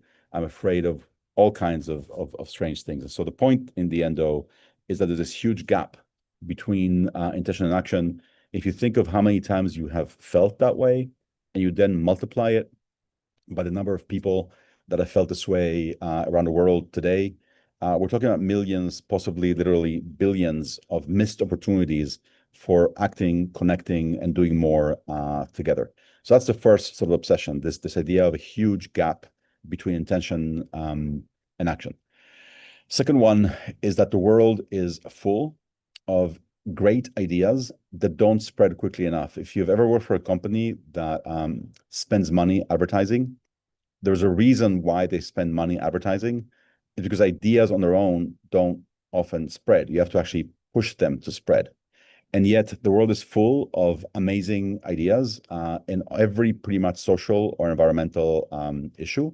Someone somewhere has done something good about criminal justice or agriculture or education, specific ideas, how to dig a better well, how to teach a better class. These ideas are all out there. We just don't hear about them. If we don't hear about them, how can we emulate them? I don't know why someone turned on again the ability to use a whiteboard. We'll turn that off. I don't know why that happened. Anyway, I don't know, Max, if you can do that or how the whiteboard can go away. Whoever's using a whiteboard, it'd be great if you don't use a whiteboard, but that's okay. So yeah, I don't know how we make that go away. I don't know if Matthew's still there or how we make the, there we go. So I'm going to share 3 examples with you of ideas that could spread. The kind of stuff I mean, there are literally thousands of them. As you'll see when I give the example, you have heard of a few yourself, but I'll give you just 3 quick examples. One really tiny, sort of family-sized, one nation-sized, and one sort of city-sized. So on the family one, or the tiny one, I have a sister who has 3 kids who are now in their 20s and 30s. When they were maybe 10 years old, she came up with this, I think, wonderful idea of basically telling the kids that once a month, they have a quota where once a month, 1 day a month, they can say, Mommy, I don't want to go to school today. I'm staying in bed, and that's it. And they get to choose which day a month they don't go to school. Now, the wonderful thing is that by empowering the kids to do that, as you can possibly guess, the kids almost never took advantage of it. But they felt really cool. They were the only kids in the class that decided when to come to school, and they felt empowered by it. And they never complained about going to school, because if they complained, they could just stay home. So wonderful idea that she, I think, came up with. I don't know if she read about it somewhere, that anyone could do anywhere. It's free, but we're not going to do it unless someone tells us. And why would you hear about this without someone actually sharing that with you, right? So these kind of ideas don't spread. Different kind of idea entirely, country-wide, country-size idea. Traffic tickets in Finland. So Finland, I don't know if we have somebody from Finland here today. In Finland, they have this wonderful rule. At least I think it's wonderful that, and we can, the point of these ideas is to at least know them, and then we can discuss and decide if we want them or not. But in Finland, in most countries, when you commit an infraction with your car, if you basically go too fast or if you pass a red light, you have to pay a fine. And that fine is set in dollars, right? If you do this, you're going to pay $100. In Finland, it's not set in dollars, it's set in salary days. So if you make X, you will pay 2 salary days for a red light, and you will pay 2 salary days if you're really rich.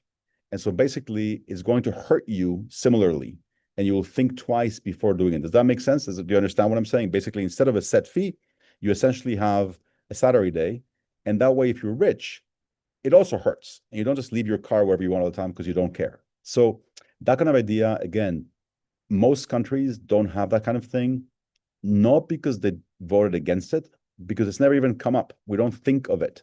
And so at least let's bring up ideas that we can actually think of. The last one in this case is a sort of this pretty horrible little parking lot in New York a few years ago. And then one day the city and some neighbors decided to basically turn this into a garden, into a community area. And what's nice about this is that all they did is they painted it green. They didn't plant grass. Grass can be expensive, hard to maintain. They said, hey, if we paint this green, it signals it's sort of a garden, and come on over. This is easy to do. And I think, again, the main thing here is that it's non-obvious. Once you see it, you can say, oh, I can do that in my neighborhood too. But you have to see it first. Does that make sense? It's not once you see it, you'll do it, but you have to actually see it done before you actually do it. So that's the world is full of ideas like these, all kinds of ideas. And the point is that we don't know what we don't know. So we have no idea how many of these there are. We hear about them all the time, little ones, big ones. Nobody is marketing them. They don't have a big marketing budget behind them. We don't hear about them. And if we don't hear about them, how can we do them? Even if we have the skills and the resources and the power to do them, we don't hear about them. Okay, so then that brings us to our last one, the third and final challenge, which is that connecting for good should be easier than it is now. Right? Many of us sometimes want to do something. It's hard alone. It's harder. It's easier with other people. I remember once when I was like 15 or 16, I saw a book in a bookstore about advice for dating or something, like advice for, picking up girls or whatever. I was 15 years old. And what the book said initially was, get a friend. Get a friend, because if you have a friend, at least people won't think you're a terrible person. You at least have one friend that you can go out with. And the same thing, I think, happens with these kind of things. Two people proposing something to a neighborhood, right, seem less crazy than one. It's easier to plan. It's easier to encourage each other. So it's easier to do it with other people. The problem is that it helps to know that we're not alone. The problem is that these days it's not easy to see that. And this is strange, because we live in a world where we all have telephones and we have LinkedIn and we have Facebook and we have, all these means of communication.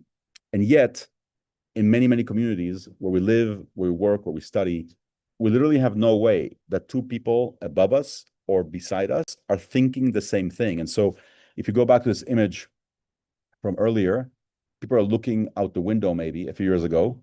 They would love to have a little park down there. If all of them knew that the others are thinking the same thing, they will maybe do it. But how do you know? You don't know. If you don't know, you get discouraged, you forget, you don't do it, and you don't go for it. And the problem here is that technology, of course, has made it easier to connect with people. But I think all of us have felt that it's simply not enough, that sometimes you have the ability to sort of reach out or send an email or knock on a door, but do we have the social permission to do it? Do we actually, and someone I'm just seeing quickly in the chat that Rebecca is saying it's even harder for introverts. Yes, I mean, it's not easy to knock on a door. It's also one of those things, by the way, that those who find it easy understand why others don't, right? You've all seen that kind of thing in life, where basically a certain kind of person says, what do you mean you can't knock on somebody's door? Well, I can't. And some people can, some people can't, right? And so do we have the permission to bring up something that may be outside? This group was set up to find babysitters. It wasn't set up to propose gardens. Oh, okay, sorry, I didn't mean to, use that. So our starting point basically for this whole initiative and for Idealists and for everything we're trying to do with all of you is that feeling that all over the world is this gap between intention and action, that the world is full of amazing ideas, and that there's this wealth of connections that's waiting to be made all around us. We have the tech to connect, but we're not often meaningfully connecting for things that we want. Does that sort of make sense? I've asked some of you before, you were here earlier, but hopefully that makes sense. And that resonates with you. Again, earlier today, an hour ago, I think some of you were here, some of you were not. We had people speaking here from Nigeria, Tanzania, Iran, Uganda, and the US. And it's very meaningful to be able to share something with people from so many places and hear that, yes, this makes sense to them wherever you are. We're talking about a similar reality that makes sense in rural Afghanistan, but also in urban US. It's making sense to all of you. So what do we do with this? So what am I trying to do? What are we trying to do? And what is this all about? So basically, very briefly, in 92, a long time ago, before all this technology, I came to New York with this idea of somehow doing something about all of this. The web was invented, long story. In 93, 94, the web came along. And so the URL idealist.org was available somehow, list of ideas, idealism, idealist.org. Grabbed that, created this organization, very long story. 150,000 organizations sort of use it right now around the world to post their stuff. And also, we developed this joyful logo that we like. I'll tell you in a second why that's important. I thought a logo would be important. It took a while to find one that we liked, and we landed here. And then along these years, I kept constantly thinking and obsessing, great, we have this little nonprofit, we're doing some good things, we're connecting people with jobs and volunteer opportunities, that's important. But how do we do more? Not we at Idealist.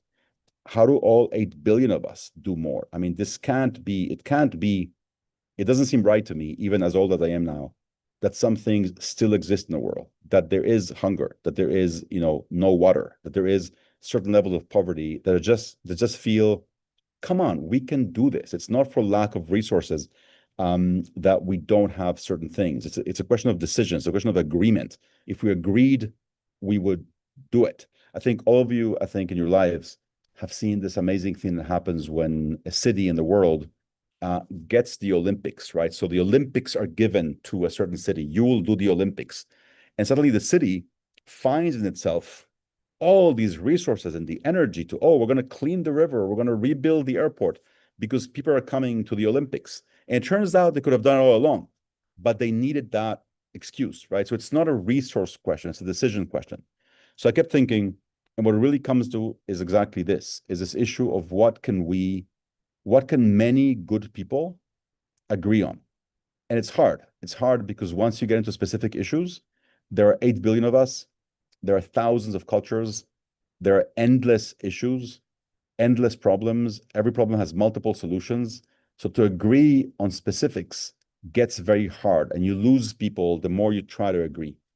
And so I kept thinking, and I had this metaphorical wall in my head that I kept smashing my head into, feeling that we should be able to do more, that just in the way that we release energy when we get the Olympics, we should all be able to do more somehow. But what can we actually agree on? And so it was a very, very long process that I won't bore you with. On the website, on Idealist, there's this link that says learn more. There's a longer video there about the whole story of how we got here and a presentation that you can see there. But basically, it was a breakthrough where we realized that if the people on this call, just the people on this call, I see where you are around the world in some cases, if we could just agree on 3 simple things, we can literally change the world and no one can stop us. I believe this. This would be unstoppable if enough people just agreed on this. The first one is just a very broad vision based on some sort of basic values that I think so many of us share. So I'll go through this sort of slowly. Just this idea of whether wherever you are and whatever else you believe, whatever your religion is, whatever your beliefs are, whatever your politics are, can you see yourself in this sentence? Working with others in a spirit of generosity and respect, I want to help build a world where all people can lead free and dignified lives. So freedom, dignity, respect, and generosity.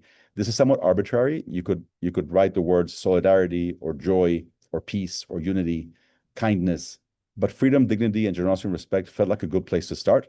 We started testing this a few years ago. We translated to about 80 languages.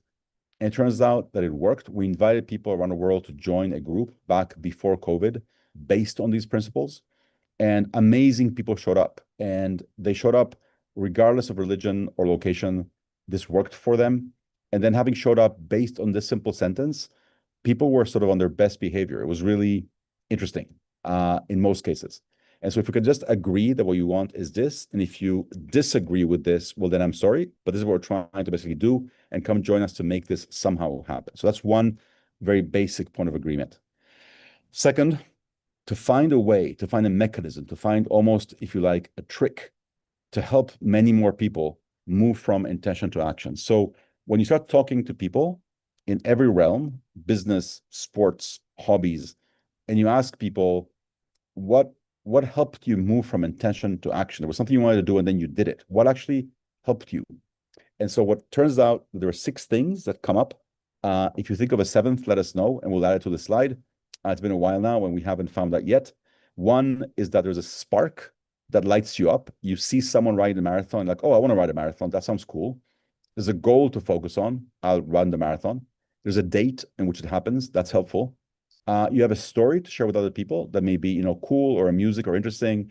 Oh, I'm training for the marathon. Hey, that's great. That's why I'm not eating with you today. It's helpful to have a friend to train with or to do it with, whatever the thing is. And then you have to start from a first step somewhere, right? By the way, I don't want to presume anything.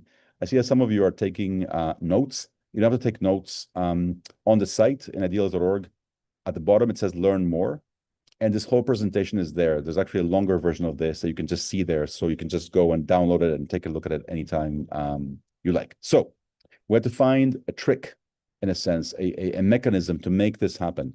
Where we landed, again, before COVID, if you look at this number, 37, it's meant to be a date, just any date of the year. So it could be, 8, 9, or 10, 11, anything like that. If you read this date, depends on where you are in the world, you will tell me that that date is March 7th or July 3rd, right? Depends where you are. And the only dates of the year where that's not true are these dates. Today, 7/7, 7/7, 8/8, 9/9, 1/1, 2/2. Those are 12 dates every year. Or if you tell someone, meet me on 9/9, they know what you mean, right? Those are the 12 dates that work all over the world. And so we thought, what if we arbitrarily invite a bunch of people to join us and to try something? And what if we said, look, what might happen in our community and then also all over the world if once a month on the same day, we encourage each other to do one thing for someone or for something we care about to make our corner of the world just a bit better. A day in which we go out and we share and we teach and we build and we plan and we advocate. And as someone sort of said earlier, we just simply celebrate all the people around us that are doing wonderful work. And it's important to just say that these days, these monthly days of celebration and action, we don't mean them necessarily as like service days or action days. Not everything fits in a day. Also, we should actually be acting in some ways or participating or collaborating all month, not just, whenever we can. The idea is to have one day a month in which we shine a light on all of this. One day a month in which we give each other social permission to invite our neighbors and say, what do you all want to do this month? But this day, it's okay to talk about it. This day, it's okay to celebrate it. This day, it's okay to spark it. And look at what's happening all over the world. We can do it too. We're not alone. Look at all these people doing all these things wherever they are. So that's what that is about. Ashraf, I think you want to speak. Let me just go through this and we'll cut to you in a second, okay? So we went to this group that we created, as I said, before COVID, and we told people, what would you once a month if you could? And so people came and started posting on a map a whole bunch of examples of the things that they would do. They went out, they built a school, they cleaned the park, and then they did personal things like, I'm going to no longer drink after that day. Okay, that was surprising, interesting. They did that too. And so now we want to basically restart again, now in a much bigger way, which is what this invitation is about. And I want to ask you to sort of imagine, if you can, with me, what would happen if once a month on those dates, we invite people everywhere, individuals, to imagine what we could do, share, do, celebrate, and inspire each other with a whole menu of ideas of what we could do that, of course, would only become richer over time, right? Because the more we do, the more we can inspire each other to do, the more good ideas will come. And the more somebody say, oh, that sounds amazing, I'll do that. So please, let me do that as well. Organizations of every kind, they have ideas, they have resources, they have locations, they have places, they have people, and they can offer all of us to host or to organize all kinds of projects and events in neighborhoods and schools and workplaces. They can do that, and we can shine a light on the fact that all these nonprofits and NGOs are doing amazing work, and very often we don't even notice them around us. And so once a month, let's focus on the fact that they're all there, and let's send people there. Let's have open houses. Let's make sure that people know they're there.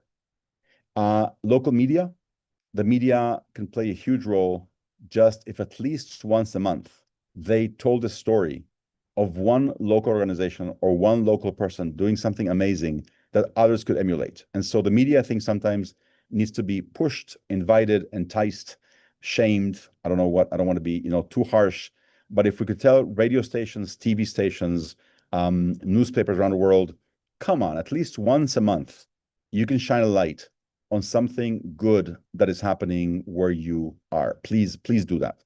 Schools, huge potential. Schools, teachers, principals around the world to tell their kids, experiential learning, they call it. Once a month, think about one thing you'd like to do to make this neighborhood, this community a bit better, this class, and we'll actually help you do it. And we'll invite the parents to work with you or to speak about what they do And to make that happen, let's ask workplaces, bosses, businesses around the world to let their employees, give them one more benefit. There are 12 days a year like these.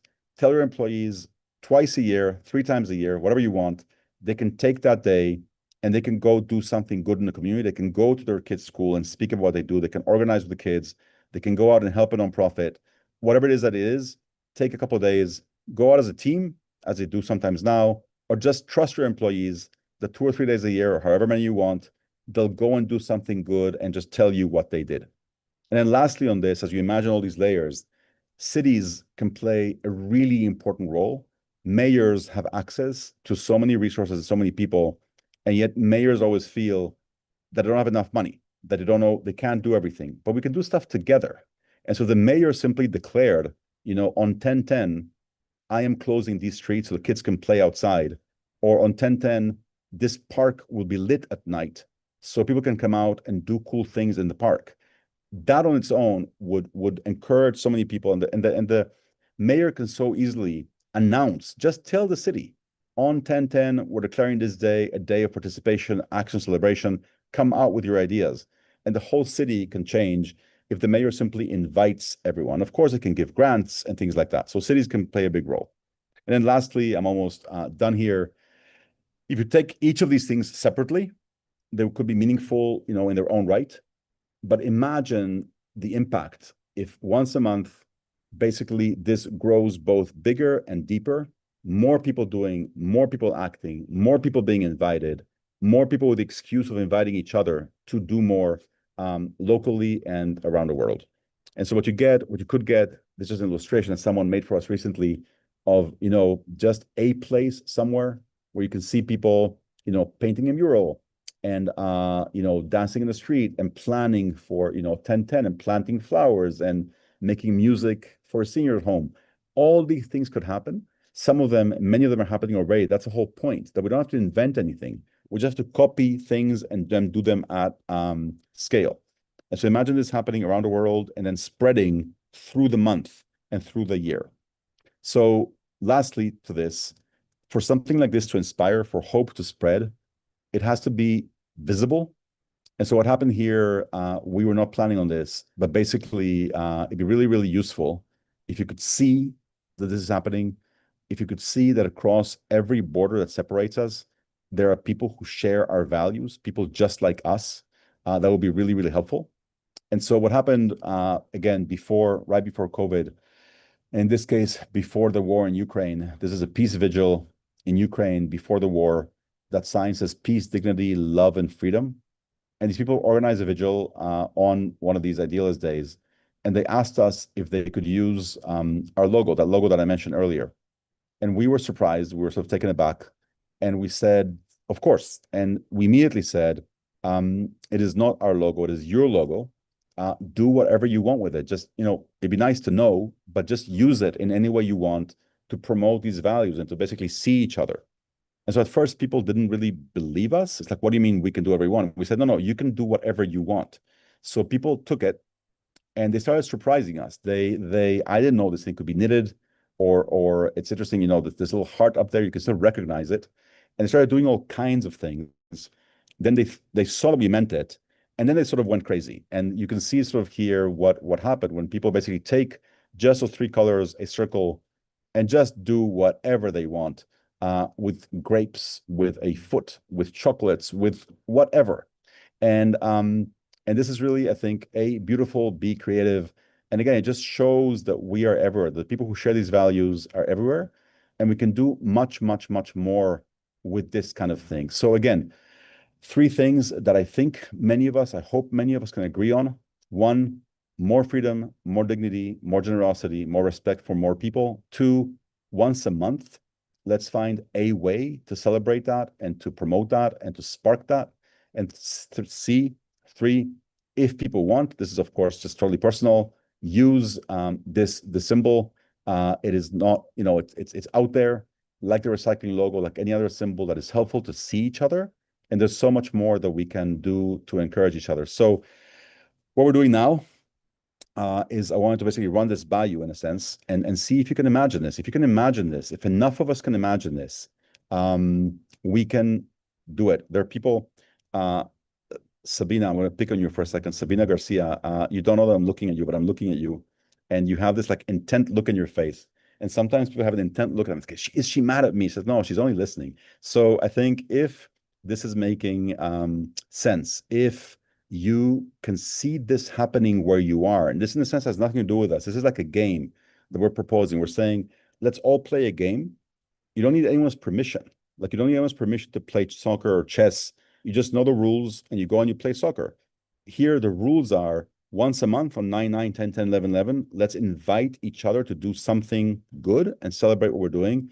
And also just push more people to do more good things. Let's have it sort of based on these basic values. Some really simple rules. If you go down on our homepage at the bottom, there's an FAQ. We're saying very simply, no violence, no action against people based on their identity, and no action about you without you. Don't help people without asking them if they want to be helped. So if we can imagine this, we can do this. I have absolutely no doubt. We've always seen this before. And all we need to do right now is push and push hard. And so if you, I'm going to stop sharing now. I will tell you that, I'll repeat this once in a while. If you go to idealist.org, I stopped sharing, right? And on the top, it says that we're live, or you can go straight to idealist.org/live. You will find on idealist.org/live or on our homepage, and then at the top, you can go to the live stream.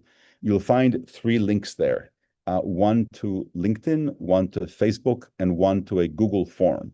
And I'll tell you sort of what we're doing there. So LinkedIn and Facebook are 2 groups that we created basically today for this.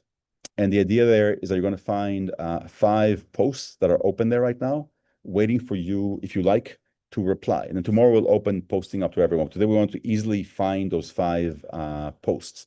And those 5 posts, on the one hand, please introduce yourself and just say, hey, I'm here. This is me. I live here. And maybe if you want, this is what I feel or think about this whole idea. Like, this is why I'm here. It'd be lovely to sort of see what you think, what you feel, why this resonates with you, where you are, if it resonates with you. So that's one post. Second is, you have an idea for something that you would like to do where you are, and maybe you've been waiting to do it for a long time. There is a park I want to build. There is a beach I want to clean. There is a kid I want to teach. There's a neighbor that has a house falling apart. I'd love to help them rebuild their house or clean their house. Is there something that you would like to do soon that you might want other people to help you with, or might inspire other people to do as well? That's one kind of thing. Second kind of thing, do you maybe have an idea for all of us to do once a month around the world that we can add to a menu that anyone can take? So I'll give an example that I gave earlier. Some of you already heard this before. The idea of simply, for example, wearing a name tag in public transportation that says, hey, this is me. You know, I exist. If you say that, we smile at each other. We both wear that. And we're actually both human beings that recognize each other, right? And so the kinds of ideas that we can do that are around the world that would make sense in different places. Go see the sunrise together and have breakfast, because why not? Because it's fun, because it builds community. So ideas for everyone and the things that you would like to do. The third post you'll see there is ideas for outreach. We would love to invite many, many, many people to join us. This essentially is an unlimited invitation. We are inviting people to a big party that happens once a month, a party to just do more for a better world, whatever it may be. We can invite, houses of worship and unions and cities and neighborhoods and hobby groups, universities, schools. It's open to anyone. And so think how you would reach out, and any like beautiful ideas you've seen or done or used for inviting people. It'd be lovely to share more ideas on how we invite a neighbor, how we invite a group, how we invite anyone, anywhere to do more together. And then there's another one with questions. If you have questions that we haven't answered here or that are not answered in the FAQ that's at the bottom of the page, please have them there. Would love to finish the day today with any possible question answered. That'd be lovely, or at least asked, and then we can answer them together. And by tomorrow or the end of the week, we know that we answered every question that has come up, because questions at some point stop coming up.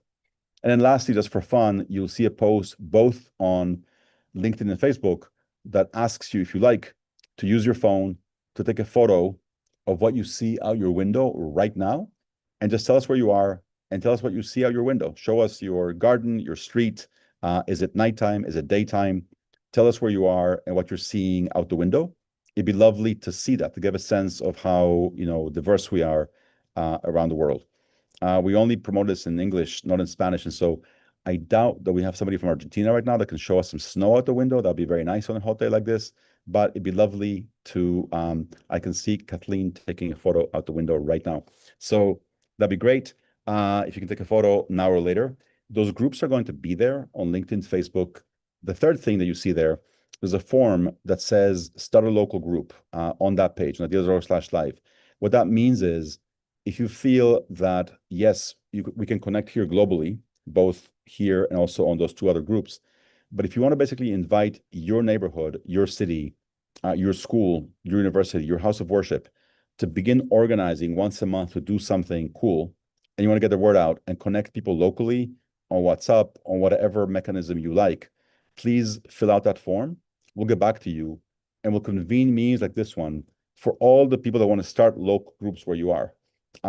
It's going to be, just anyone who wants to do it. We'll just have some really basic guidelines and ways to help you do it.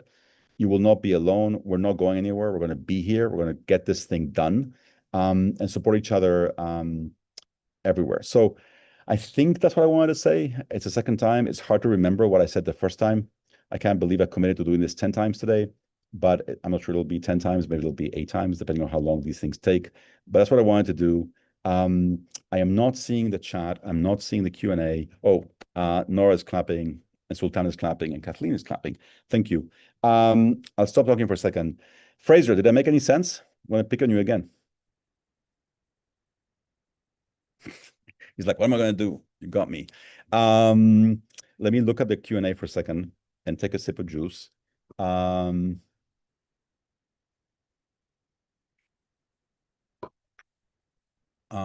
me see how this goes. It goes chronologically. Yes, it does.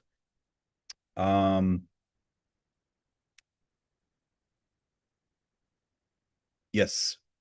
Julie, for example, says, it's easy to invite, but sometimes you have a lack of response, lack of credentials. In other words, who are you to invite me? That thing, essentially. Who are you to even bring something up?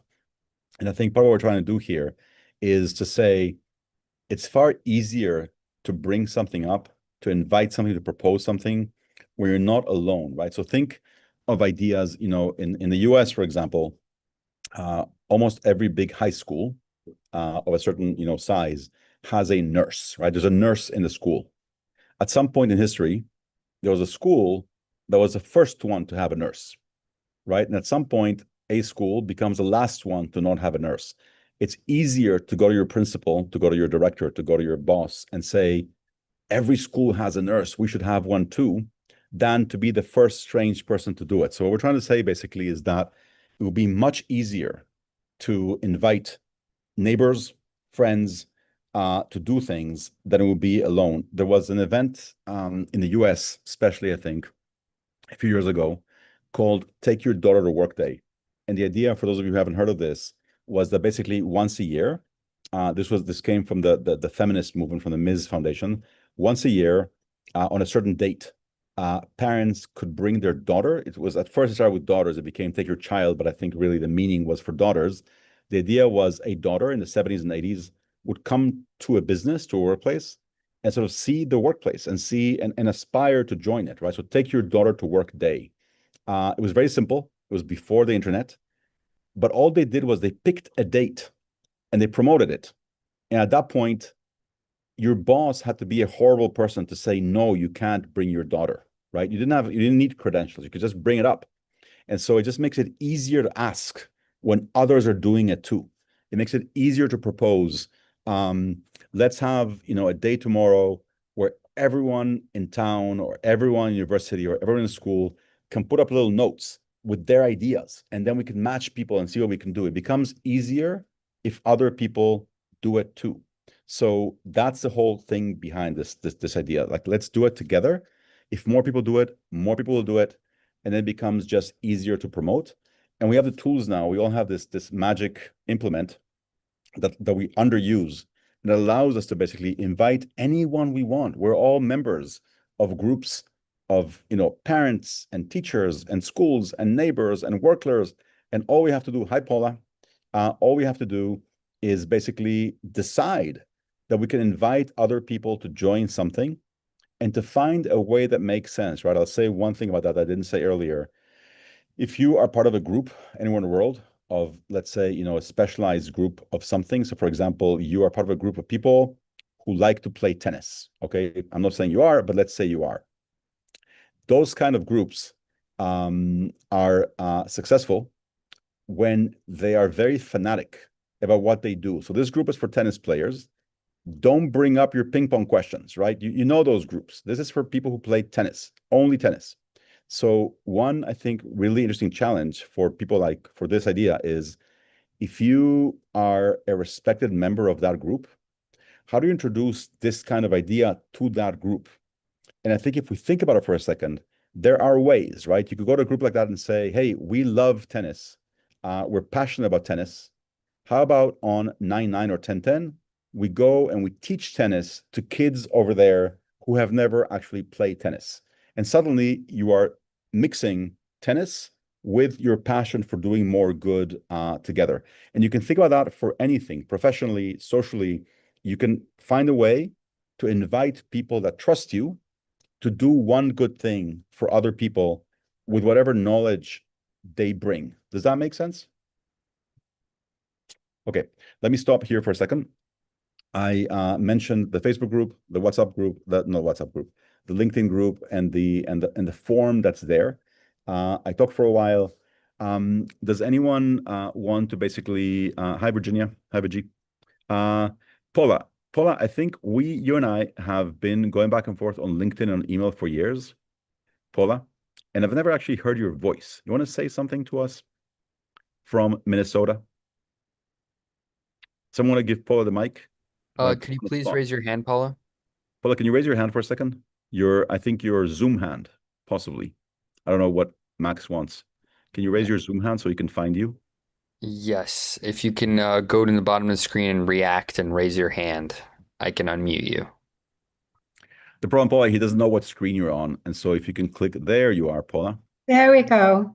Hi, everyone. So excited to be here and see this wonderful launch. Congratulations, Ami, and everyone who's been working on this. Thank you. Paula, you've been doing volunteerism support for like 50 years, right? I don't want to date. You've been doing it since you're like 8, right? That's it. Yes. And can you Yes. say It'll be 50 years formally, more formally in October. That's amazing. Paula, can you you've been doing this for 50 years, and from the very first time that I sent you this presentation, it made sense to you. Can you say just a little bit about why, given everything that you see around you already, what would this add from your point of view? I think we need to hear the voices of the people. And I think very often we have staff people, and I've been a staff person for many years, where now I'm doing everything on a pro bono, unpaid basis at a different stage of life. I had caregiving to do for a few years. But I think we need to be co-equals. We need to be co-creators. And we don't see enough of that, in my opinion. So I was thrilled to see this approach, and I'm so excited to see so many people who are on this Zoom call. Thank you, Ami. Thank you. I want to hear from in a second from Alison and from Sultan. Then, because when we started, I was nervous. I forgot something important that our colleague Matt Chavez actually prepared for us, and we are going to try it with you in a second. It's an opportunity for everyone to participate here in a way, and we'll see when Matt tells us that he's ready to try this. Matt, can you hear me? And you will tell us when you're ready. But Alison, go ahead. Alison Espinosa. Yes, so I love your approach because one of the things that I've been doing for years is I've been working with the neurodiverse culture. And what I'm trying to do is I'm a certified teacher. I've been teaching for over 16 years in the public school system. And I just came back in September from teaching overseas. I taught in Asia and I taught in the Middle East. And what I saw is that it's not a problem just in America. It's also a problem around the world, where we see special needs kids and autistic kids. And the gifted kids are not treated with respect and with kindness. They're treated as if and the adults are not treated the same. And so what I'm trying to do is, as a teacher, I want to change this in our world. I want to help these kids and these adults to find the respect and to be shown that they are appreciated in this world and that they can succeed in this world. Because what we see a high suicide rate with these kids. And they don't reach, a lot of them don't reach 18. And so I want to change that. Thank you, Alison. I think that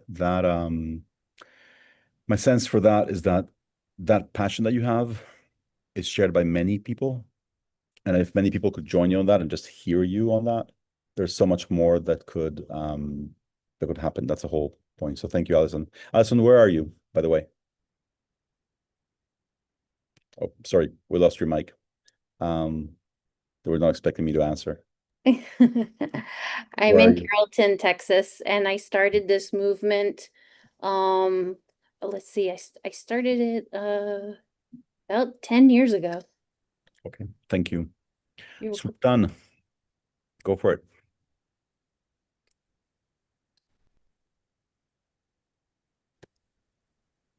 Okay, thank you very much, Amy.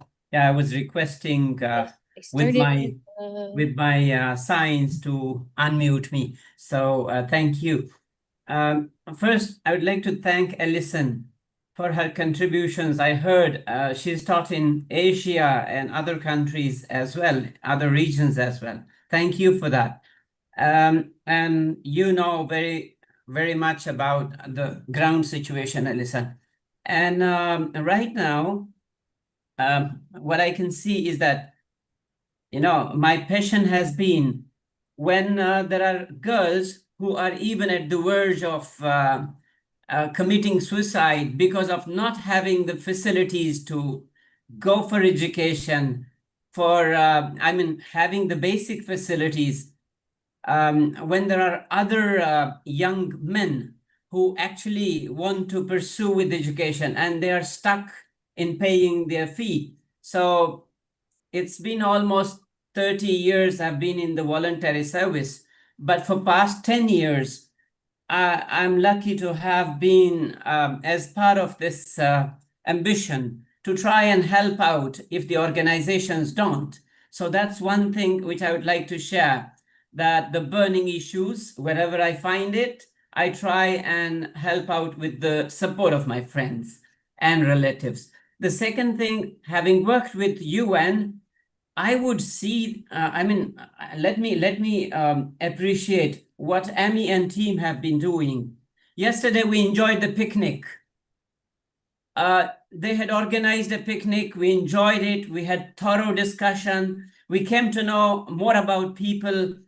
And I would request all of you, if wherever you are, please, it doesn't involve any cost. All we need to do is when they ask us, we join there. So that's one thing.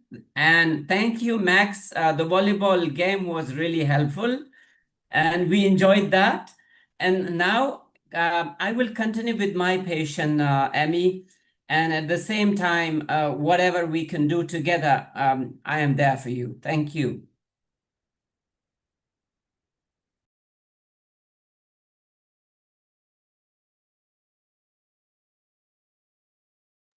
Ami, you're muted.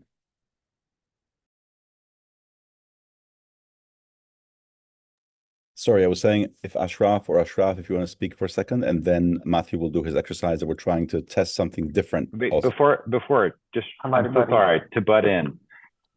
Ashraf, I'm so sorry. I just wanted to really quick show a picture because since Sultan brought it up, I wanted to show everyone a picture of that picnic that we had yesterday. It was really fun. And so if you will humor me just for a moment while I show that, I would appreciate it. Let's see. What's happening? I'm having a problem. It's not showing me a preview. Sorry, y'all. Ashraf, why don't you jump in? And I'll share when I share the other thing. सबसे पहले क्या करना पड़ेगा अपना नाम Hello, everyone. Hello, can you hear us? Yeah, we can hear you. Yeah, this is Thomas, and I'm the interpreter of Pastor Ashraf Coker. So we are from Pakistan, we are from Islamabad, Pakistan, the capital city of Pakistan. So we are going to share our thoughts with you. So Pastor Ashraf is going to do it in Urdu, and I will interpret in English. You know, there is a language barrier, okay? तो हमारी ministry prayer for Pakistan है Our ministry name is Prayer for Pakistan. तो हम दूसरे लोगों के लिए हम दुआ करते हैं We are working and praying for the other peoples and other nations. हम जाते हैं भट्ठों पे जाते हैं We are going to different places like the brick places where bricks are made. उन लोगों को हार्ड वर्क देखते हैं कि बहुत इनका काम जो बहुत सख्त है When we see that the people they are working very hard. उनके जब बच्चों से मिलते हैं तो बच्चे भी उनके साथ काम करते हैं When we meet their children and we see that their children are working along with them. फिर हमने उनका ना जाके हमने इंतजाम किया कि इनको पढ़ने का मौका मिले And after that, when we will see that and we organize and we will arrange the education system to them. फिर हर एक हफ्ता में हर वीक में एक टीचर का हायर किया हमने So just we hire in a month and for a week our teacher. ताकि उन बच्चों को पढ़ा सके That they will teach that student. तो ये इसी तरह हम काफी भट्ठों पे ज्यादा भट्ठों पे जाके इसी तरह हम देखते हैं लोगों को और लोगों के लिए एजुकेशन का इंतजाम करते हैं Like that we are going to very different places and we are just arranging and we are just organizing the education system to that people. तो हम इस्लामाबाद से हम सांगला हिल जाते हैं एक जो डिस्ट्रिक्ट है फैसलाबाद के साथ Like we are going to different places from Islamabad. It's being a drive of 5 hours from Islamabad. It's in Sangha Hills at the capital at the district of Faisalabad. और हम लोगों को टीचर्स को इकट्ठा करते हैं जो संडे स्कूल टीचर है And we just gather the teachers of the Sunday school. ताकि बच्चों के लिए हम उनको पढ़ा सकें That they will teach the students. क्योंकि टीचर विलेज में बच्चों को पढ़ने का मौका नहीं मिलता Because you know there is no proper system of education in the village. तकरीबन हम 30 विलेज में जाके उस इलाका में हमने काम शुरू किया Approximately up to 30 village we will visit that and we will start working there. So तो दुआ भी सिखाई जाती है And we will just teach them how to pray. ताकि बच्चों को साथ साथ एजुकेशन भी मिले हैं and we will let them know that how to educate themselves. ताकि हम उन बच्चों को जब मिलते हैं तो वो बड़े टीचर और बच्चे खुश होते हैं And when we will go there and the teachers and the students when we meet them they are getting very happy. So इसी तरह हमने तकरीबन 20 साल से यही काम कर रहे हैं So same like that we are working from last 20 years.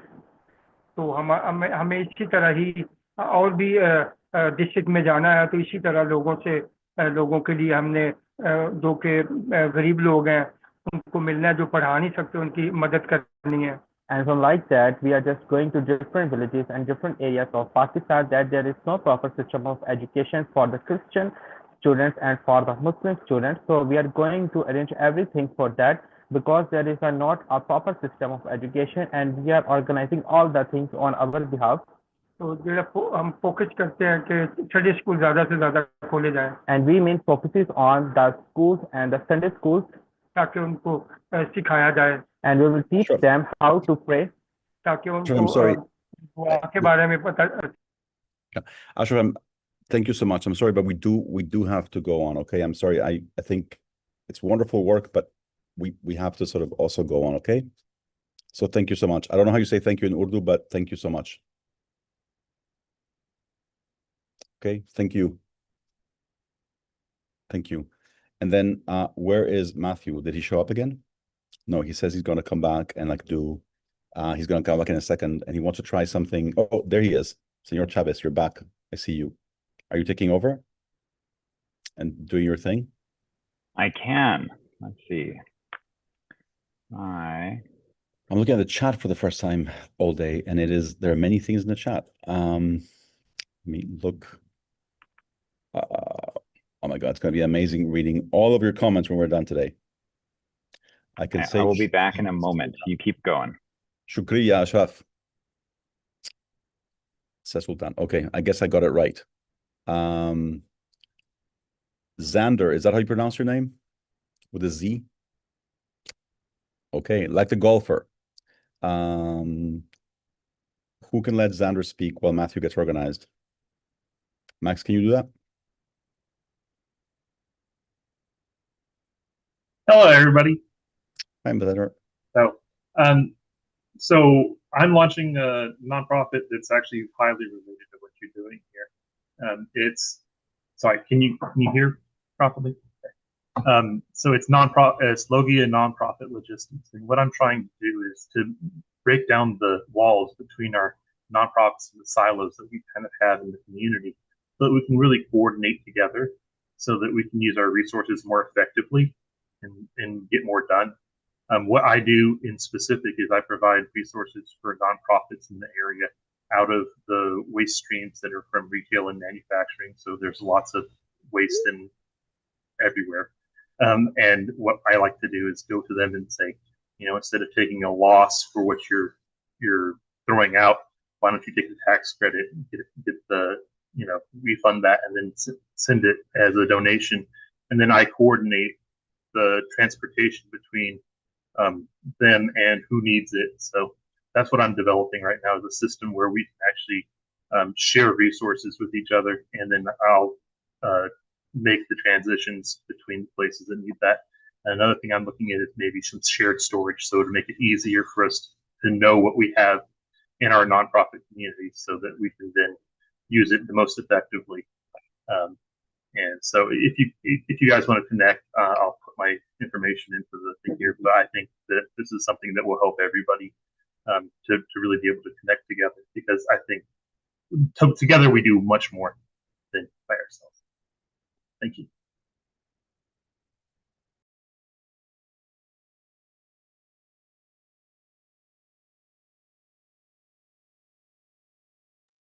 Matthew, ready? I'm officially ready, everyone. Thanks for bearing with me. It's live streaming is a really fun thing. All right. So just to, we do events here in New York City, and we're excited to see other people doing events all over the world. This is just one that we did yesterday. It was a picnic for 7/7, and we just had such a wonderful time. You can see Sultan in the lower right-hand corner. And thank you for mentioning how fun the volleyball was. I enjoyed it too. I was just telling my colleague about it. So thank you so much for everyone that showed up to that. I know a few people that are on the call were there. And would you like me to put up that word cloud and see how that works? Great. So we'd love to hear from you. And I'm going to put up something on mentee.com. I'm going to put in a couple different places where you can find this. There's going to be a QR code on the screen, as well as a link that you can go to. We're also going to put a link in the chat so that you can see it there too. And that here.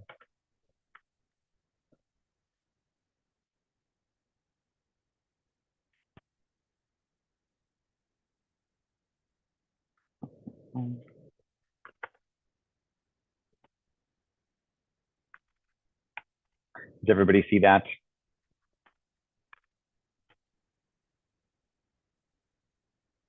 I get a thumbs up if it's on the screen. I think it should be.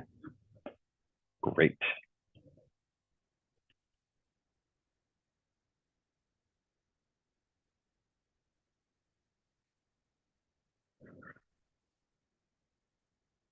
Oh, this is fun. So whether you're on YouTube or on the call, you can use it. Anyone can. So anyone watching this now can check it out.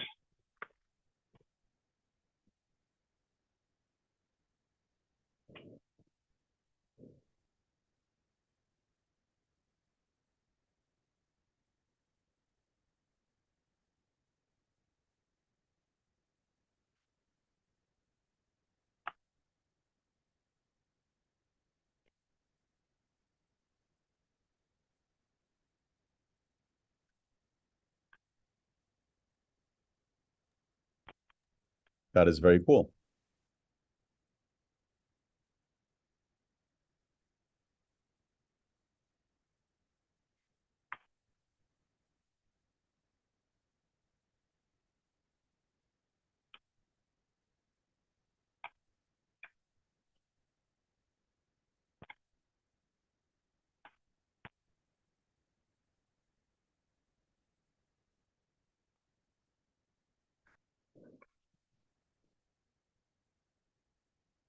Oh, it's very fun to see all these wonderful words.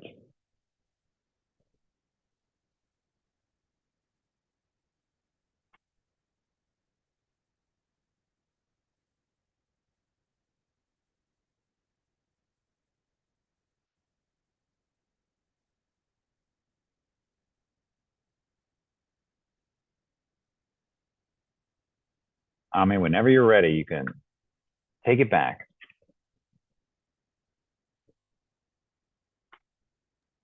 It's a very cool thing to do, and that's interesting to do. And we wanted to, again, it's all these technologies are available to us. I don't know, Matt, if you want to, oh, people are still doing it, so that's great. Okay, let's see. Motivated to do more. Okay. Should we leave it for another moment? Yes. Then Matthew, I guess at some point, Matthew, you need to stop sharing when, I don't know how this works when you, there you go. Thank you all. This is, again, these are all possible technologies to use that we, in some cases, have tried, we have not tried before. That thing, for those who use things like this, it has two really nice advantages. One is that it's not part of Zoom, so anybody anywhere could participate in that, wherever they are, outside the call, inside the call, physically. It's useful, and it's just beautiful. So anyway, let's see. Other questions, comments now. I want to repeat that on idealist.org/live. I saw that on LinkedIn already. 400 people have joined the group, which is amazing. And I think Facebook, it's less than that, but that's okay. We'll get to the thing.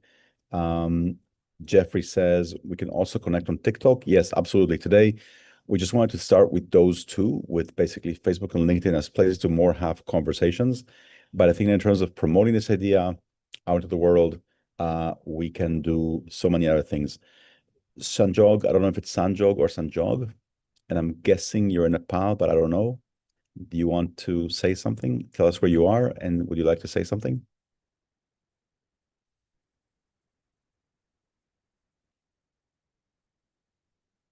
Who is going to let Sanjog speak? Yeah, hi, Amy. Hello. Hey, hi, Amy. Hello. Oh, can you hear me, Amy? Yes. Yeah, Yes. it's really nice to, yeah, thank you. Thank you so much, Amy. It's really nice to be here in this platform, Amy, I just would like to thank you for this great opportunity, meeting people around the world, beautiful people, sharing ideas.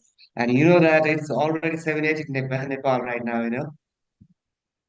Okay, I couldn't really hear very well. Can you repeat the last sentence, maybe slower? I couldn't hear it very well. Sure, sure. Can you hear me now? Yes, yes. I just So I missed would the like last. to thank you, and I would like to thank you for your team and for you to give us such a good opportunity to share our ideas, you know. So it's really nice. So we already celebrated our 7/7 in this platform. So I'm really happy. That's all. I mean, Okay, and you're in Nepal or somewhere else? yes, I'm in Nepal. Yeah, Oh, great. Thank you. Okay. Let's yeah. see. Thank Jeffrey. you. Jeffrey, there. I can't see you. Now I can see you. Jeffrey, you mentioned TikTok. Thank you. Yeah, good to see you. I'm so happy. It's my delight also to share with you. I was longing to join this forum, but because of some unavoidable reasons, I was unable. But again, lately, I managed to come and join the forum. I'm so happy for you.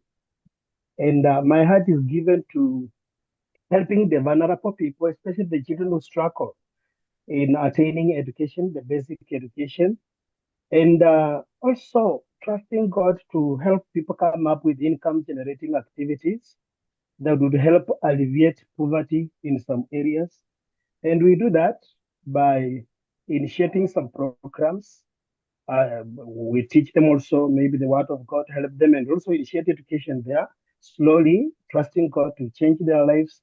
Because again, when someone has been changed with good education, these other things will have to set in. So it's my delight.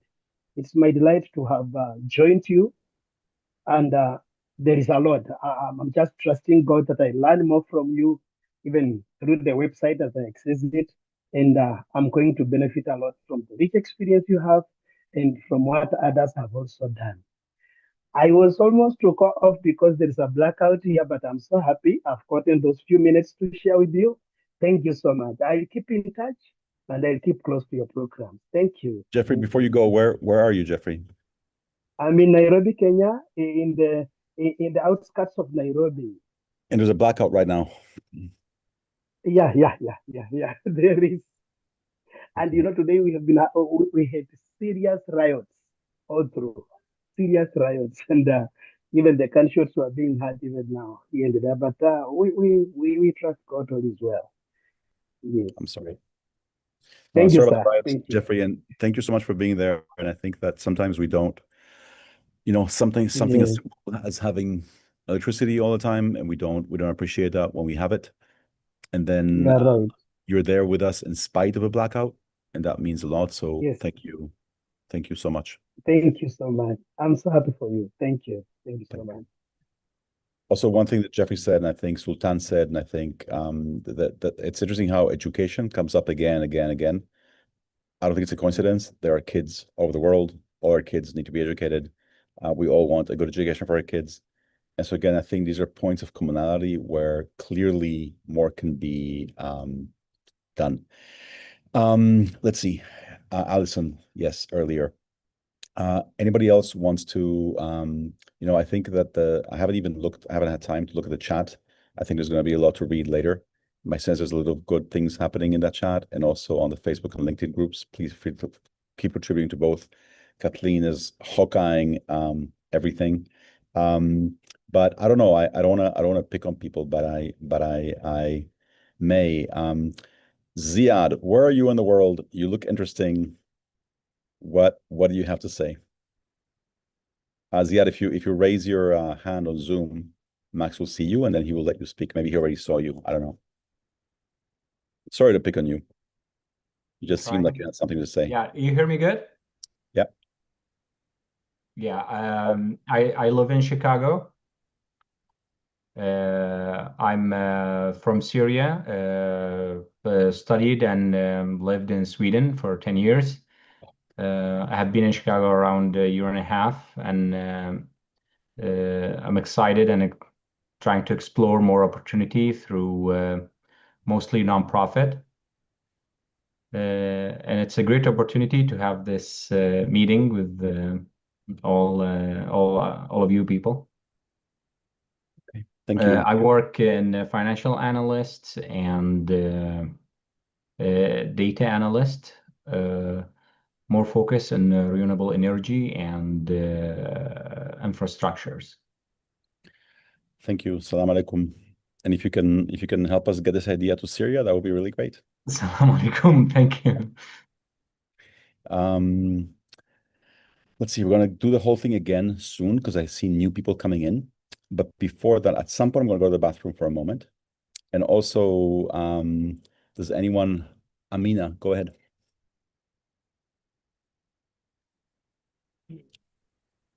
Hi, I just saw that we joined Idealist on the 6th of July 2005.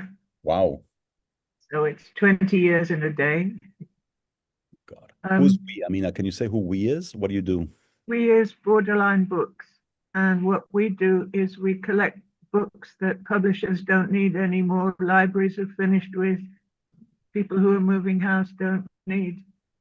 And we collect them and sort them out and give them away free to people that don't have money for books. So this is sometimes through women's refuges or through, we try to put them in food banks if they don't complain that they don't have the space, because obviously if people don't have money for food, they're not buying books for the children. And it's trying to get, we're based in the north of England in a very low literacy area, and trying to get books into the hands of children who don't own any books. But we also send books to people in prison, which is, I think, a lot easier in England than it is in the States.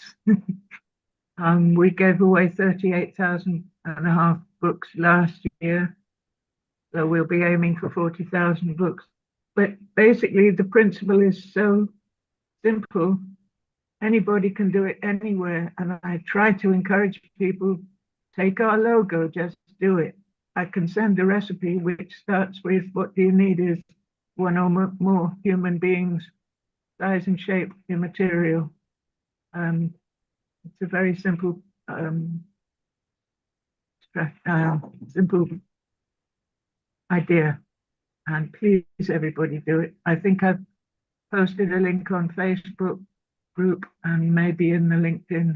I can't find it on the LinkedIn, but I did think you've accepted us on LinkedIn, so it may be there somewhere. But please copy what we're doing, because it works anywhere.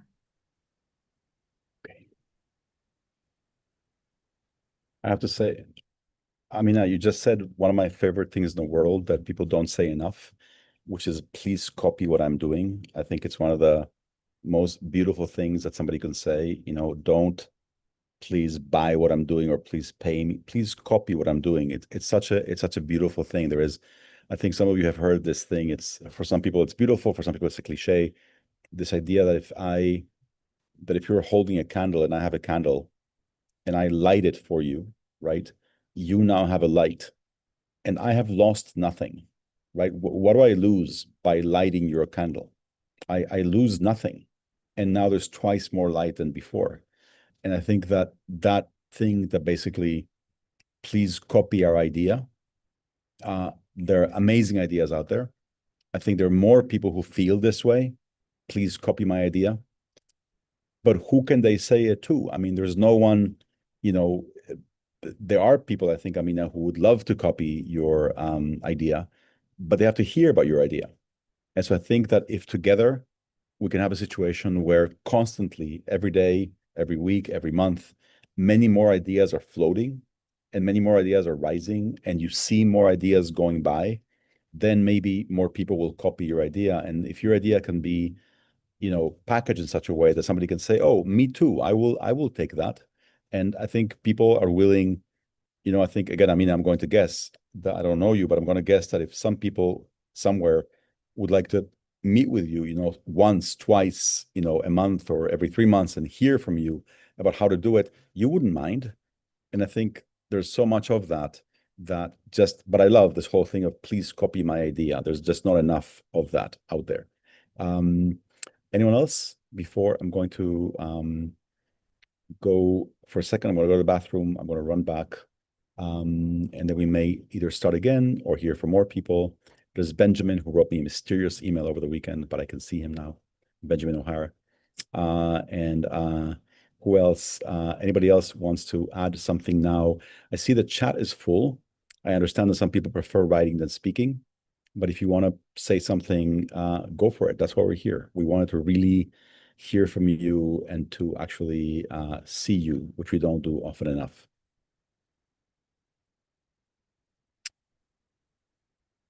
Let me repeat a couple of things to make sure that everyone has heard them. If you go to our homepage and you click through the link on top, or you just go to ideal.org/live, you will find a Facebook group and a LinkedIn group that have sort of 5 links there. One other thing I just looked quickly is that one of the fun ones is just if you can take a photo at your window and show us where you are right now. I see that a bunch of people have done that. It's really nice to see people around the world. So just showing us where they are and what they see out the window. But also, please, if you have any ideas for things that people could copy from you, or ideas for how to reach out to people, or questions about this whole thing, fundamentally, though, really what I wanted to try to, achieve today was to see people around the world in many different situations and make sure that this whole idea made sense to you wherever you are in the world, and that you're not saying, well, this already exists where I am. we're really happy here, everything is perfect. That doesn't seem to be the case. So that's a good thing. Anne-Marie Knight says, no, everything is not perfect. Would like to add anything, Anne-Marie? Would you like to speak, or you're good like this? Yeah, she would. So Anne-Marie, go for it. Somebody will let Anne-Marie speak, I think now. Yes. There. Okay. Got it. Got it. Hi. I joined the call a little bit after it started, so I missed a little bit of the beginning, but just want to introduce myself. I just recently resigned from my position as a vice president for community engagement for a hospital here in Jacksonville. And so as part of the University of Florida health system, love reaching out to the community and really focusing around health equity and health disparities. As many of my US colleagues may know, that's an omen topic lately, and I decided that I could no longer hide behind the veil that they were trying to make me hide behind. So I resigned, retired military, retired from the US Navy. Parents are Jamaican. I was born in England, so I love the globe, and I am exploring just to see where I can volunteer and contribute some of my skills and or understand more of the needs around our world. So you're one of the first things I've done since I've resigned, and I'm excited. I don't know how I found you, but clearly the people on this call, you as the leader, as far as the visionary, this is all in line where I'd like to go. So I look forward to learning from all of you and contributing in whatever space I can. Thank you.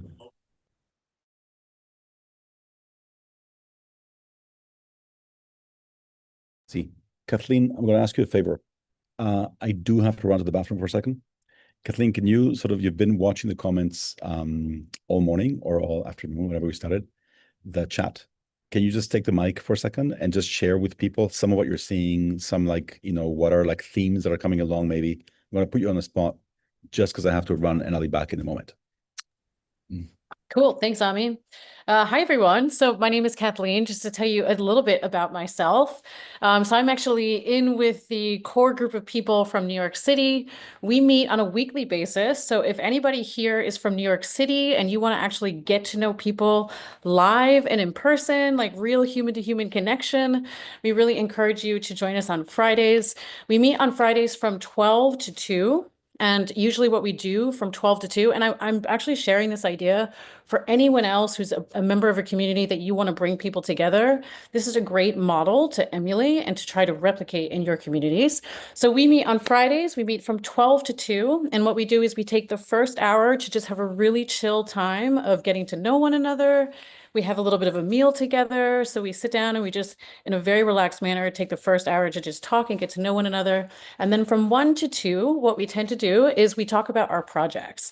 So Idealist Days is a campaign that is meant to encourage people to connect, talk about your respective projects that you're working on, or your actions that you want to take, maybe that you're already taking or that you want to take in the future, and connect with other people who want to support you in taking that action, or in starting a new organization or activity that you want to actually do. So on Fridays, we get together for this 12 to 2 time period. We have lunch and then we talk about our respective projects and what we have going on. So for me, what inspired me to be a part of this, so I have New York Bread Lab, which is an organization that does a number of different things. But I'm not really here to sponsor New York Bread Lab or to talk about them. I'm really here to talk about why we need to connect from a place of actually human to human connection, right? I think oftentimes we're behind a screen and we're not actually connecting with other humans. And especially when we're receiving so much information from media, I think it gets really, really hard to remember that the thing that we're probably all really missing is human to human connection, making new friends. So for me, a big part of tapping back into my idealism, despite the chaos of everything that's going on in life, especially in the United States, is actually human to human connection. So one of the first things I did to really reestablish connection with other humans is joining this specific group in New York City, getting reconnected with idealist.org. Idealist.org is an organization that I have known for literally over 20 years, from the time I was literally 20 years old. I'm now 41. So Idealist is something that feels very, very familiar to me. and very connected to what it is that I've been doing pretty much my entire career. I actually want to give the floor to Aisha. I know you've had your hand open, like your hand up for a long, long time, so I want to make sure we cover what you wanted to say. I noticed that Ami's back as well. So Aisha, if you want to take the floor, and if you have something to say, I invite you to jump in. And I'm sorry, Okay. your hand has been up for so long. Yes. Okay. It's okay. It's okay. I understand. My camera is acting up today. I'm sorry. I would be on camera. My name is Aisha Diori Ford. I am the executive director of Africa Everything. So it's an Africa-based organization here in New York City. So I'm in New York. So I'm going to come for one of those lunch and learns that you guys have. So our organization helps renovate schools in West Africa. So we've done about 5 different countries. We've renovated schools, but also we connect African diaspora people here, creatives, as well as movers and shakers within the African movement here. And I've been a part of a collective that this is going to be a part of, because we did one in New York City, Festival of New York, which we were a part of. We had something in partnership with Barclays Center where we had an event for the community outside. Coming up is our annual fundraiser, which we have a community block party where we have African music, African, vibes and things like that. So we try to connect the African diaspora, but everybody's invited. Everybody's a part of making change and building. So that's a little bit about Africa Everything. I'm here in New York, and Idealist has been a part of my life for like 20-something years, since I've been an intern in college to moving on in my career path. So very excited that you guys are creating this collective to bring the world together, because it is very small. Thank you, Aisha. I appreciate that. If you want to add a link to your organization in the chat, that'd be great. And yeah, hopefully this Friday we might be able to see you. I'd love to see you in the New York City office. Terry, I see that you have your hand up again. If you want to jump in here, actually, let me just see is Ami back yet? No, I don't think Ami's back yet. So Terry, I want to invite you to jump in here if you'd like. Oh, it looks like you might be still muted. So I'm going to ask you to unmute. And we'll try to keep it brief, because then we'll toss the ball back over to Ami. Yes, can you hear me now? I can hear you. Yeah, my name is Naimana Thierry from Burundi, East Africa. I am the founder and the CEO of Kazoza Initiative Association. I work in educating orphans and vulnerable children. I am seeking about education, some books or some informations about educating. Just when I am seeing in Burundi, we have a problem of education. It is the first country which is so poor in the world. That's why many children are not studying. That's why I am here.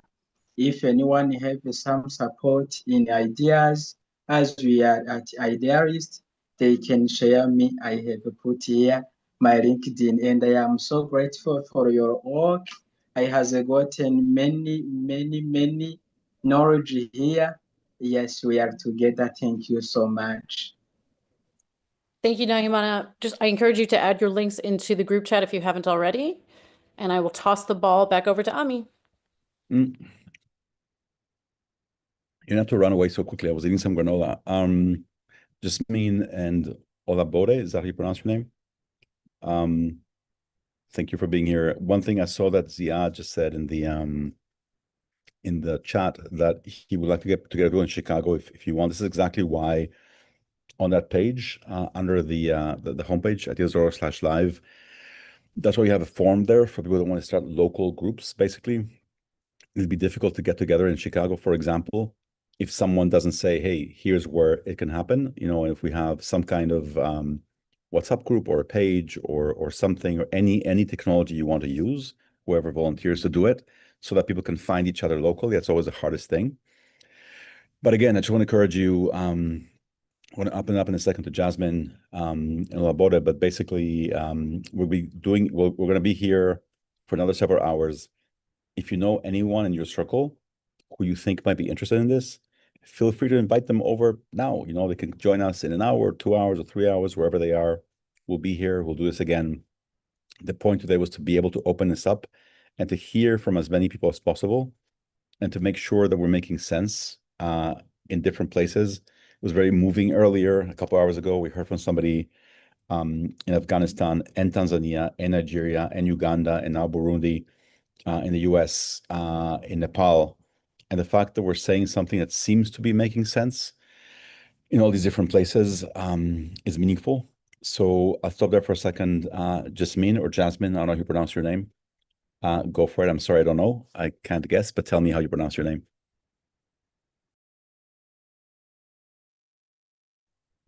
Oh, my name is pronounced Jasmine. Sorry, I was having trouble unmuting. So just really quickly, I don't know if you guys have any rules for how to make the introductions, but I guess I'll just like say who I am and what I do. As I said in the chat, I live in New York City, I live in Manhattan, but I'm from the San Francisco area. I've always worked in tech and the operations side. I don't have an organization, but I work with New York Cares, which is I think the New Yorkers know about New York Cares. Through them, or nonprofit and non-for-profit, essentially, collate, aggregate volunteer opportunities. I'm currently a volunteer team lead. So I have a volunteer project this Wednesday to deliver food. For me, if we're sharing ideas, the one thing that I came upon was working in tech. All of the products I ever worked on were digital apps, dating apps. I worked at a dating app. So these human experiences became digital and not real. And to Kathleen's point about human interaction, I've noticed just in the course of my work that is getting lost. And so for me, a practical advice, if anybody wants to take it, is to advocate for their projects and for their opportunities as a means of socializing and meeting people, because there is a lot of discontent and cynicism about meeting people and making connections online.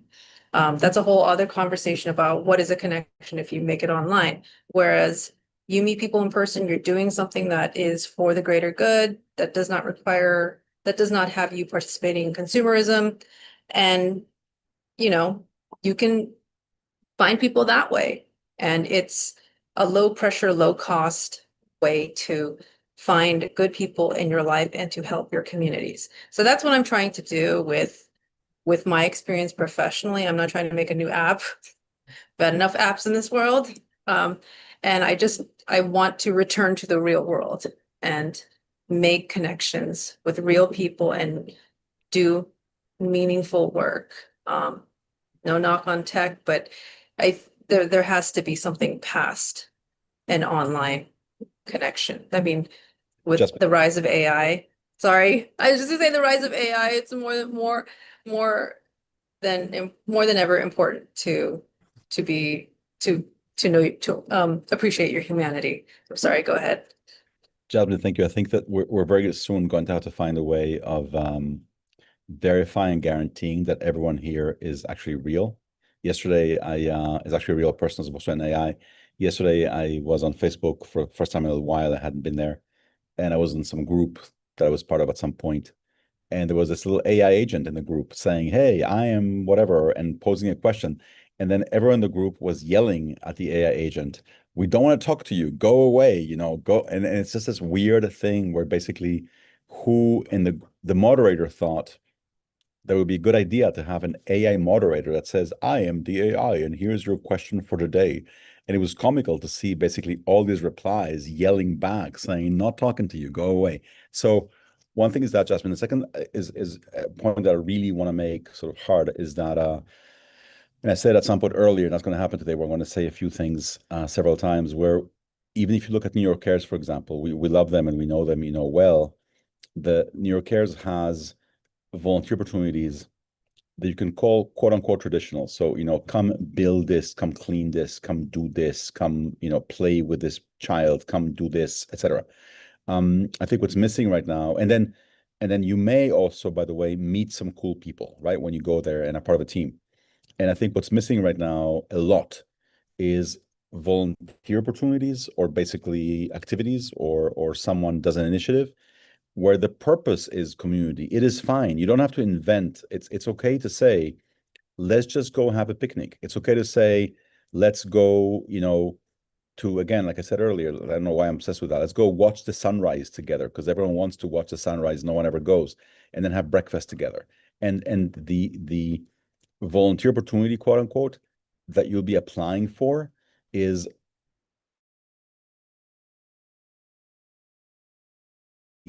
treating isolation and treating loneliness and treating the need for human connection as its own social problem. It does not have to be about, oh, let's, paint that school.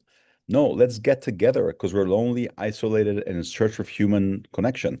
And that on its own can be a really attractive volunteer opportunity for a certain kind of person. Just come organize something cool. Let's do a bike ride. Let's do a skating ride. Let's do a hike. Let's do all these old things. One thing that I think we've heard many people say, many of you in a sense say, is that COVID came, it happened, it caught all of us. It's one of those things that you can speak about and no one is going to say, what is COVID?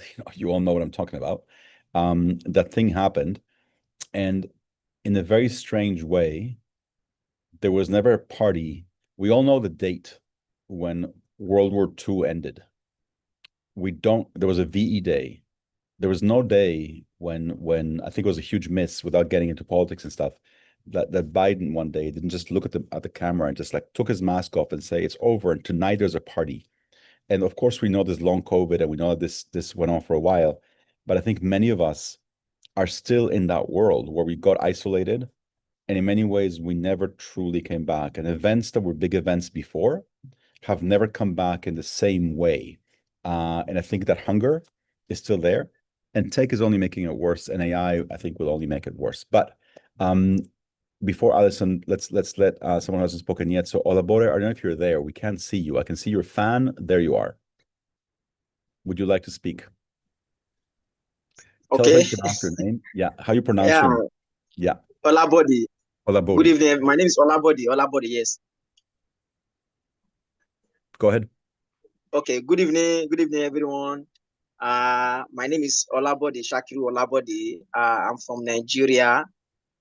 First of all, I would like to appreciate what you are doing so far, Emir, the opportunity you are giving to the world and to make a change in the world, and the fact that you are trying to reach out to a lot of people, so that we can make changes in our immediate community. Now, I really appreciate this.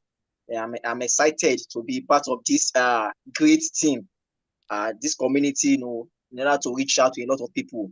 Having said that, the former speaker that spoke said that on Friday, if you have a project, like we have an opportunity to talk about the project and how we can get sponsors for the project.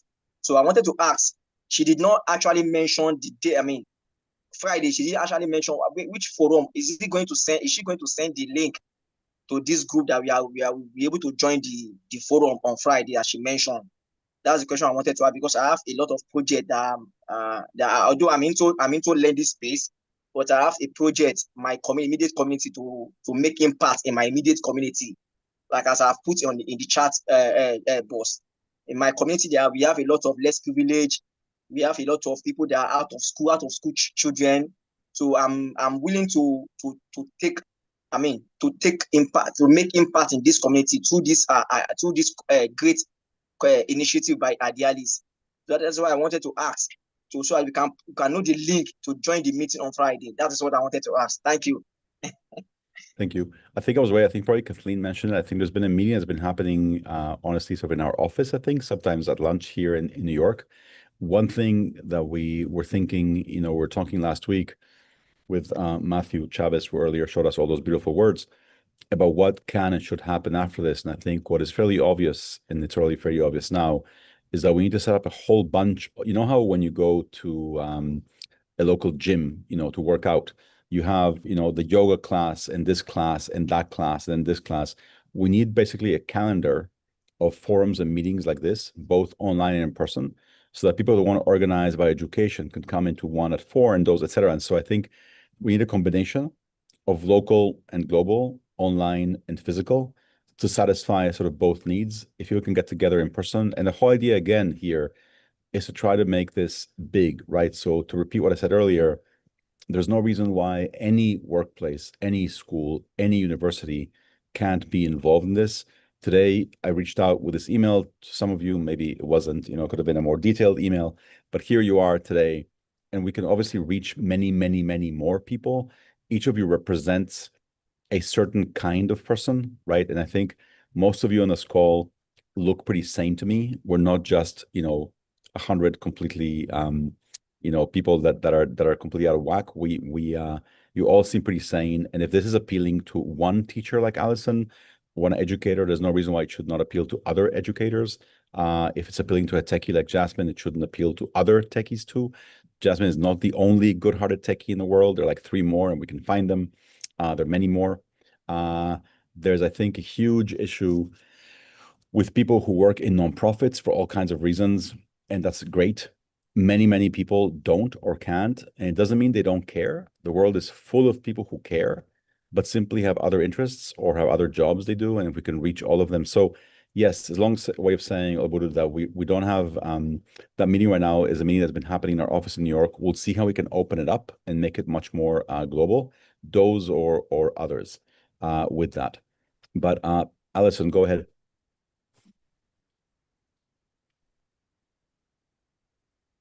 I have 2 things actually. You brought up there's a lot of teachers that care. I know in the state of Texas, there's a lot of teachers who are leaving the education field. And that is because teachers care a lot, but in the education field, we are not heard. So we don't get paid enough. And we have to work 2 or 3 jobs on top of the job that we're working just to make the ends meet. And so we leave the education field, or the education field doesn't listen to us. So our administrators don't listen to us, and so we walk away. So just to tell you, there are a lot of teachers like me out in the world that want to change the education field. And then the second thing I was going to tell you is you brought up the AI. I'm also a published author under my maiden name of Bruning, and I like to teach kids how to write. And what I've noticed after COVID is the AI has come up a lot, and it has changed the way the kids write. They don't know how to write in cursive anymore, and because they don't know how to write in cursive, they don't know how to read in cursive, which means they can't read the Constitution, they can't read in old documents. They don't know how to read anything that's written in cursive. And when they come to us, AI, they like to use AI to write their documents. We can tell as teachers if AI has written their documents or not. And so when you're working with kids, even elementary kids are trying to write in AI. So you have to be really careful with AI, because those kids are going to try to use AI to help them write. They don't know how to write something as a simple sentence. I taught in college students, they don't even know how to write a paragraph in college. Thank you. So Thanks, I Allison. just wanted to bring that up to you. Yeah. Oh, we see it every day, unfortunately.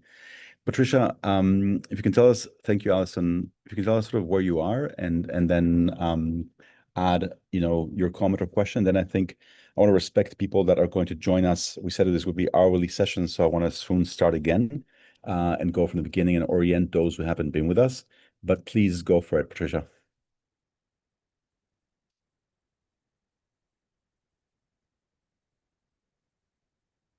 Go ahead. Okay, hi. Good evening to everyone. I am from London, UK.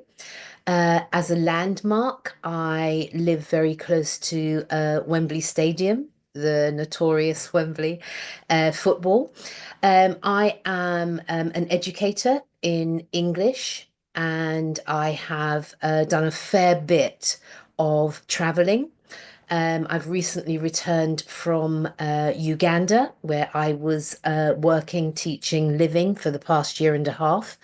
Unfortunately, my mother passed away, so I had to return to the UK. It's been a year, just under a year since my mother passed. So I'm looking to get back on the horse, as we say, in order to get back to my first love. I don't agree in terms of teachers walking away from education. I feel that from my experience, we just move on to the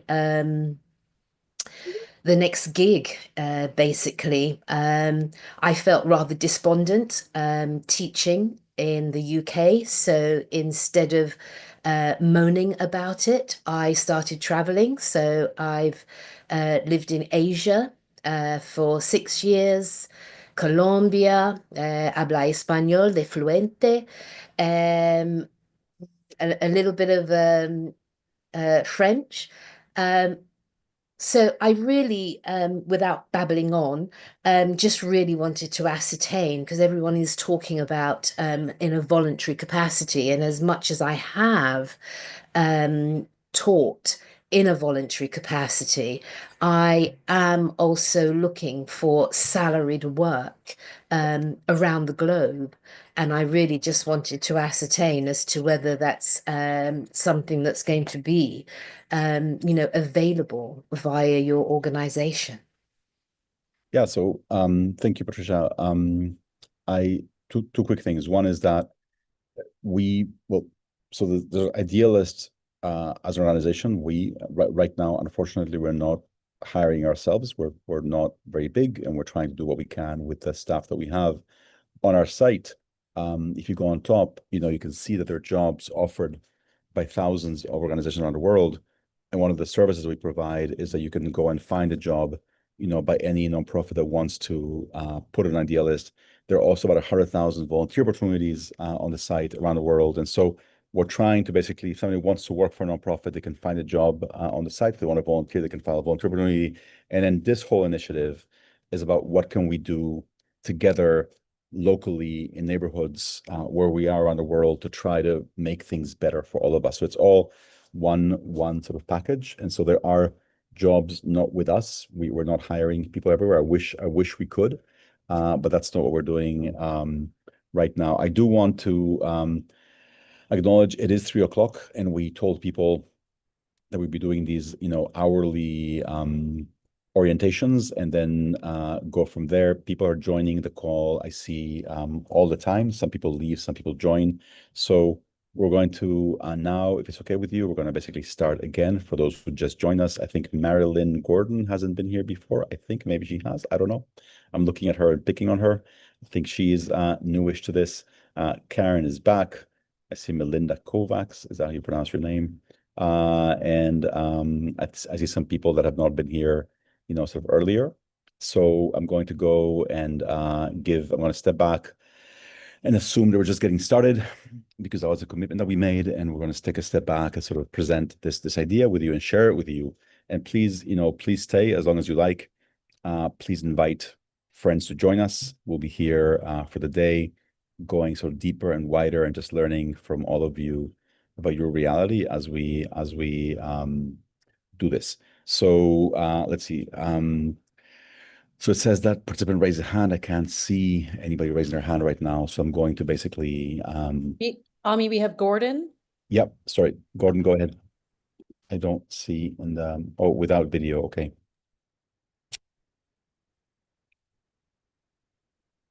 Gordon, I'm going to ask you to unmute, and you should be able to respond to that. There you go. Go ahead, Gordon. Hello, how are you? Good. My name is Gordon. I'm in Kenya. I am based at the coastal region of Kenya, where I'm doing the cleaning. I organized a group known as Diani Walkers. So we clean our beach every Saturday morning. It's something that starts from 6 in the morning to around 11:30 noon. Then we leave for home. Apart from that, I'm also engaged in doing the eradication of jiggers in our community.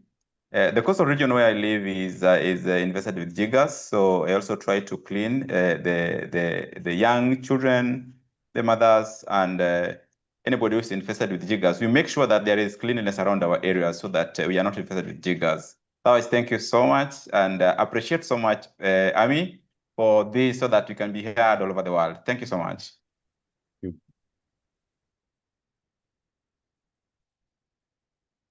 Okay. So let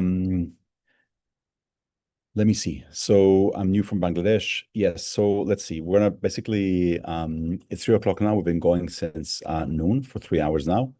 I'm going to breathe for a second and pretend that we're starting again, because for some of you, you just joined over the last few minutes or last half hour.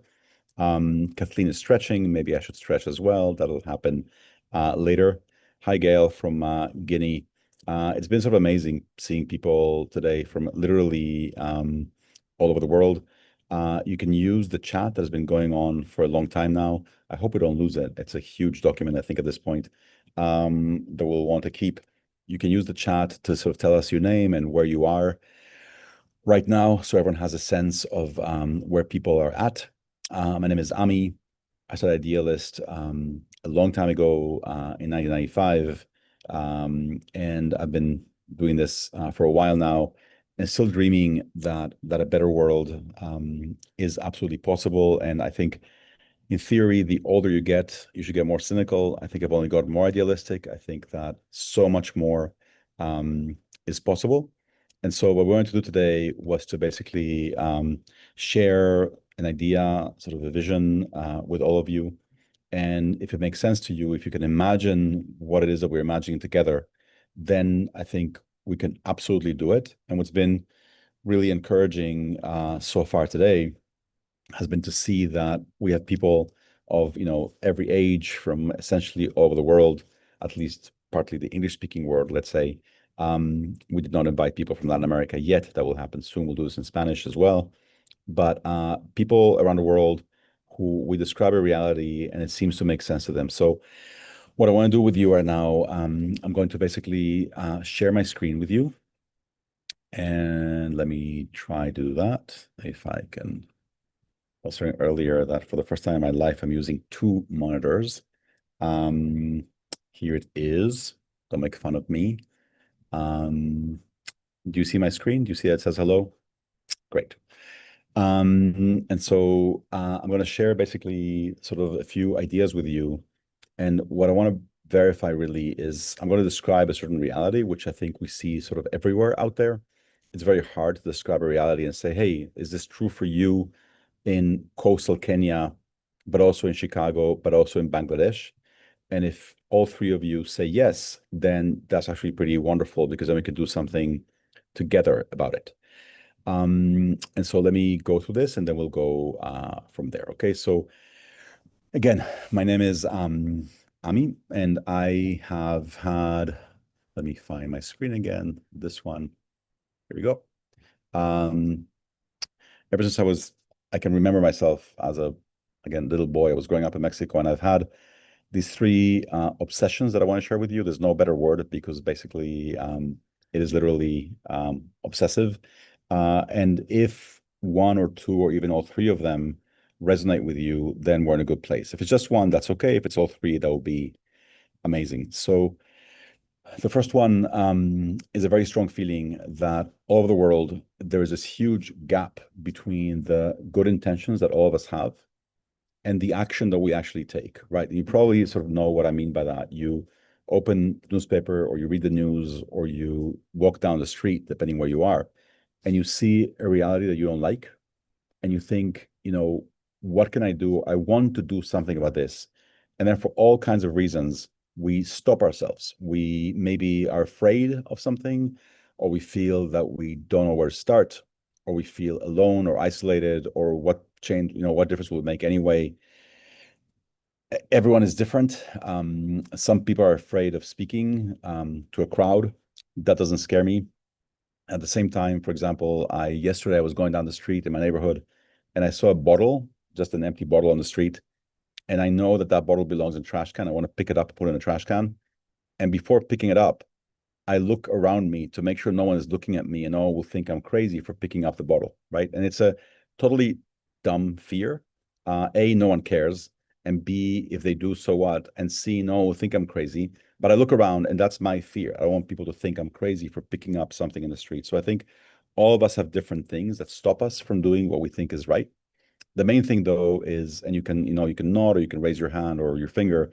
Obviously, I think all of us have felt this kind of thing before, right? You want to do, and then for some reason we clearly are not doing enough, which is why I think we're here today.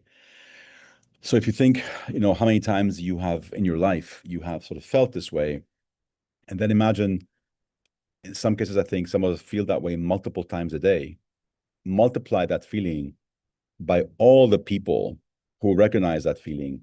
And it's millions, I mean, billions of times a day when someone somewhere feels, I would love to do more about X, education, the environment, my school, even just praise someone at work that should be praised and no one ever praises them.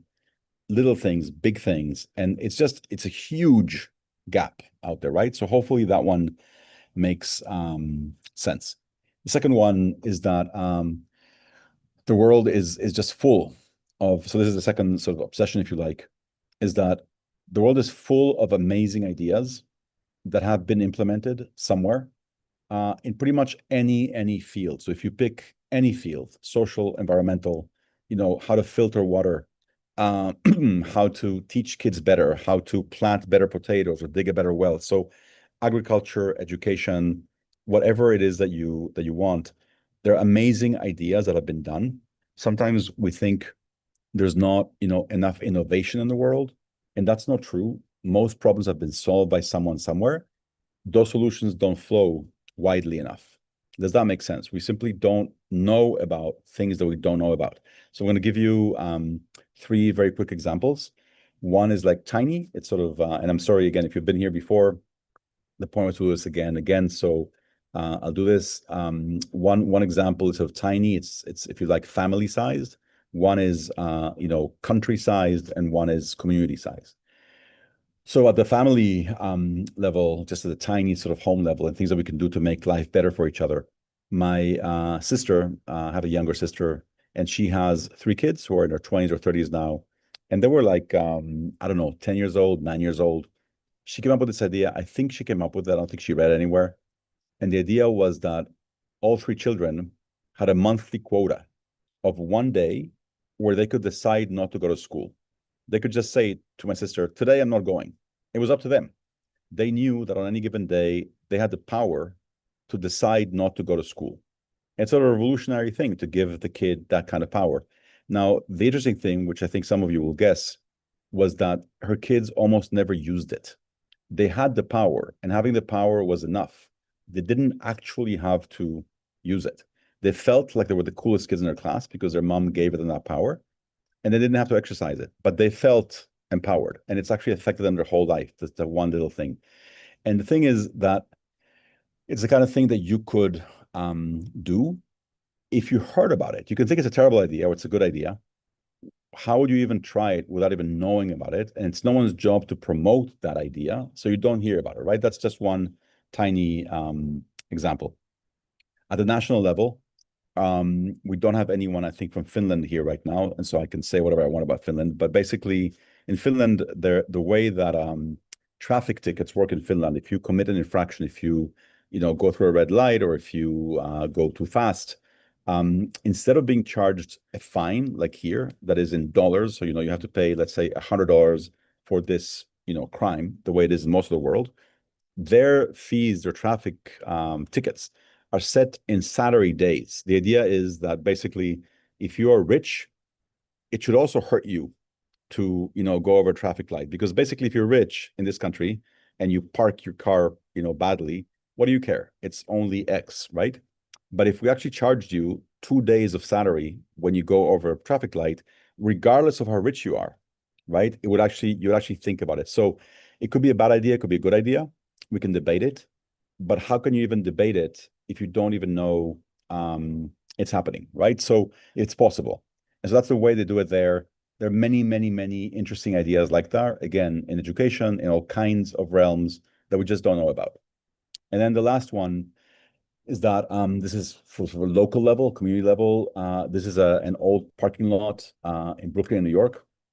A few years ago, it looks like this, just ugly old parking lot. And then someone said, you know, why shouldn't we have basically a park, a meeting place, a community meeting place there?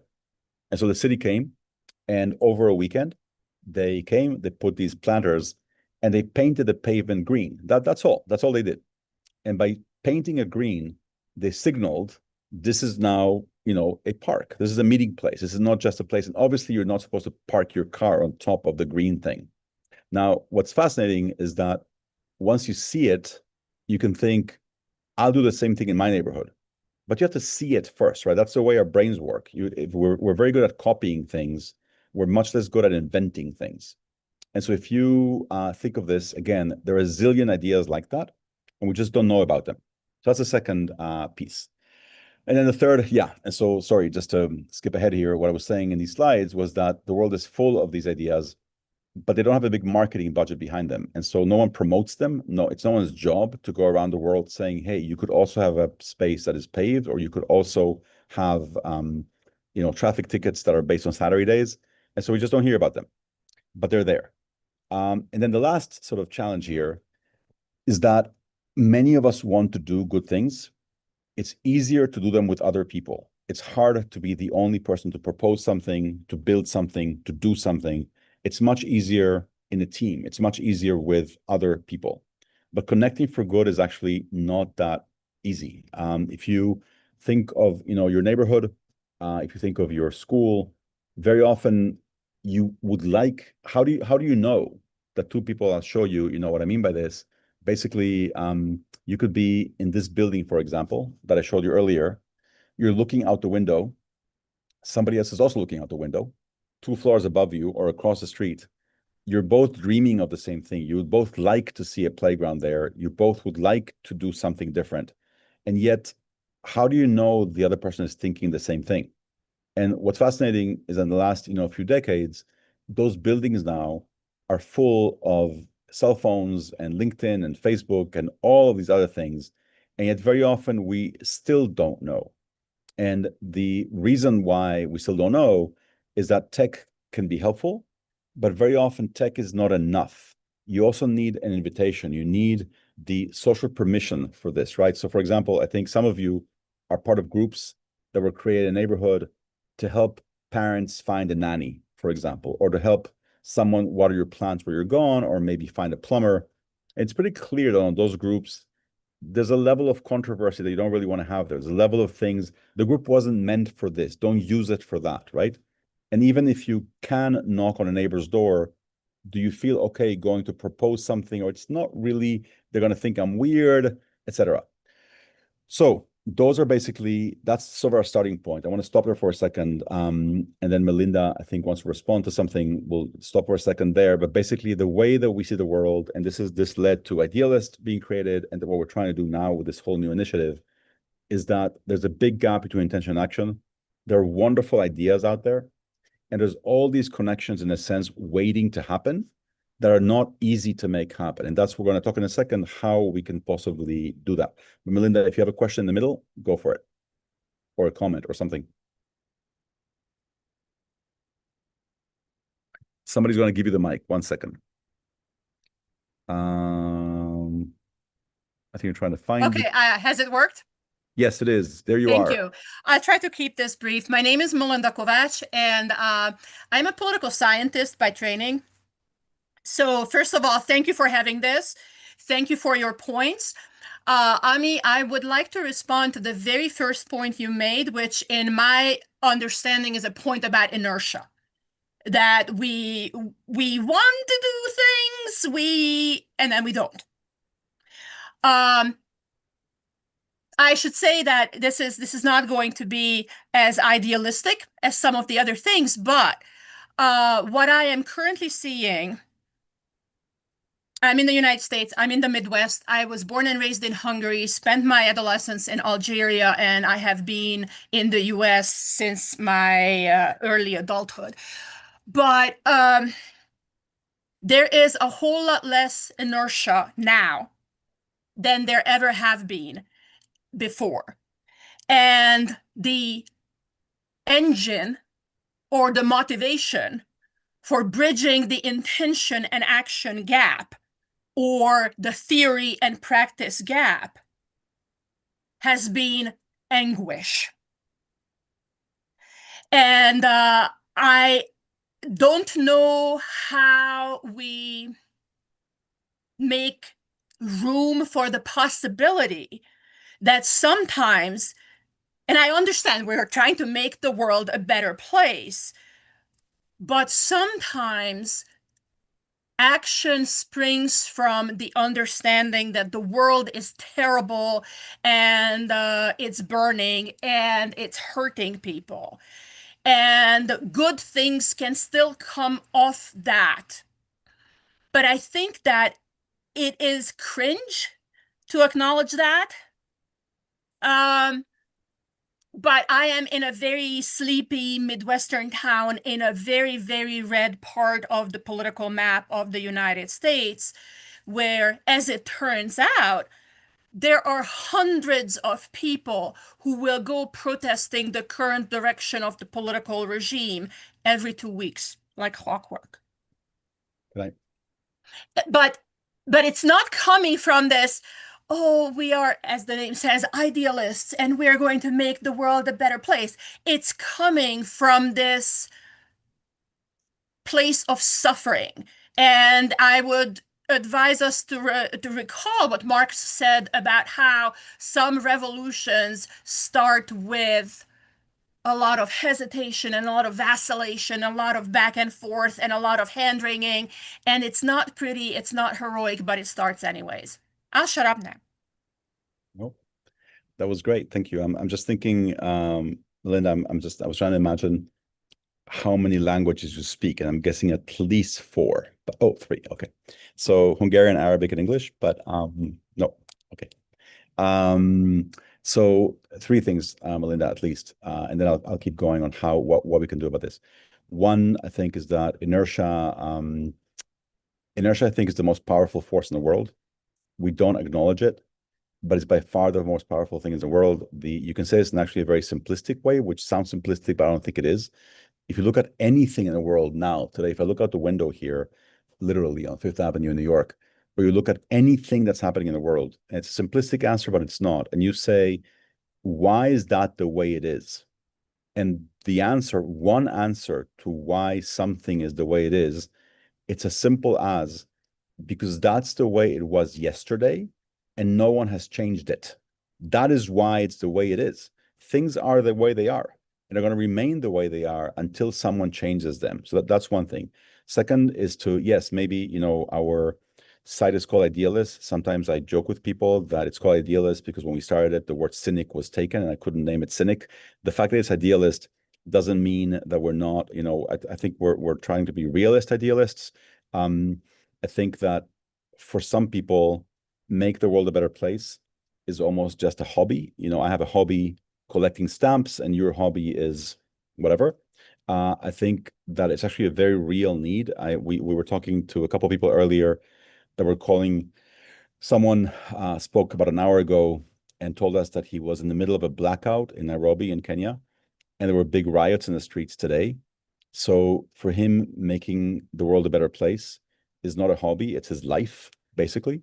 And anguish and anger has a lot of place in that. I think anger has a bad name these days, and we try, I think, to sort of live our lives without that. But I think that there's a lot to be angry about. It doesn't mean that we have to be angry at each other, but there's a lot to be angry about and to go and do. And to go and do from whatever motivation we have. But there's a lot to be done, and not just to be protested, but actually to be done and built. So that was, let me go back to sort of where I was earlier. What can we actually do with this? And yes, someone I'm seeing once in a while, a little chat will pop up, and I see that Leila, I think Suleiman, is saying that anger is better than apathy. And yes, absolutely. I think that sometimes it's like, you have two sort of, I'm pro A, I'm pro B. I'm sorry, I'm pro A or I'm against A. To me, those sides are both preferable, that I don't care about A. In other words, at least you're involved in some way, right? Apathy in the end is the worst. So, especially apathy about your own life. But let me try to go back to where we were. So essentially, yes, and with everything that Melinda added, there's this big gap between intention and action. Many good ideas about how to make things better.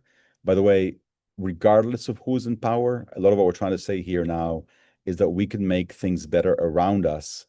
We don't have to wait for anyone. There will be an election one day, and in that election, we can vote for whoever we want. There's no reason to wait 4 years to make things better. We can make things better now.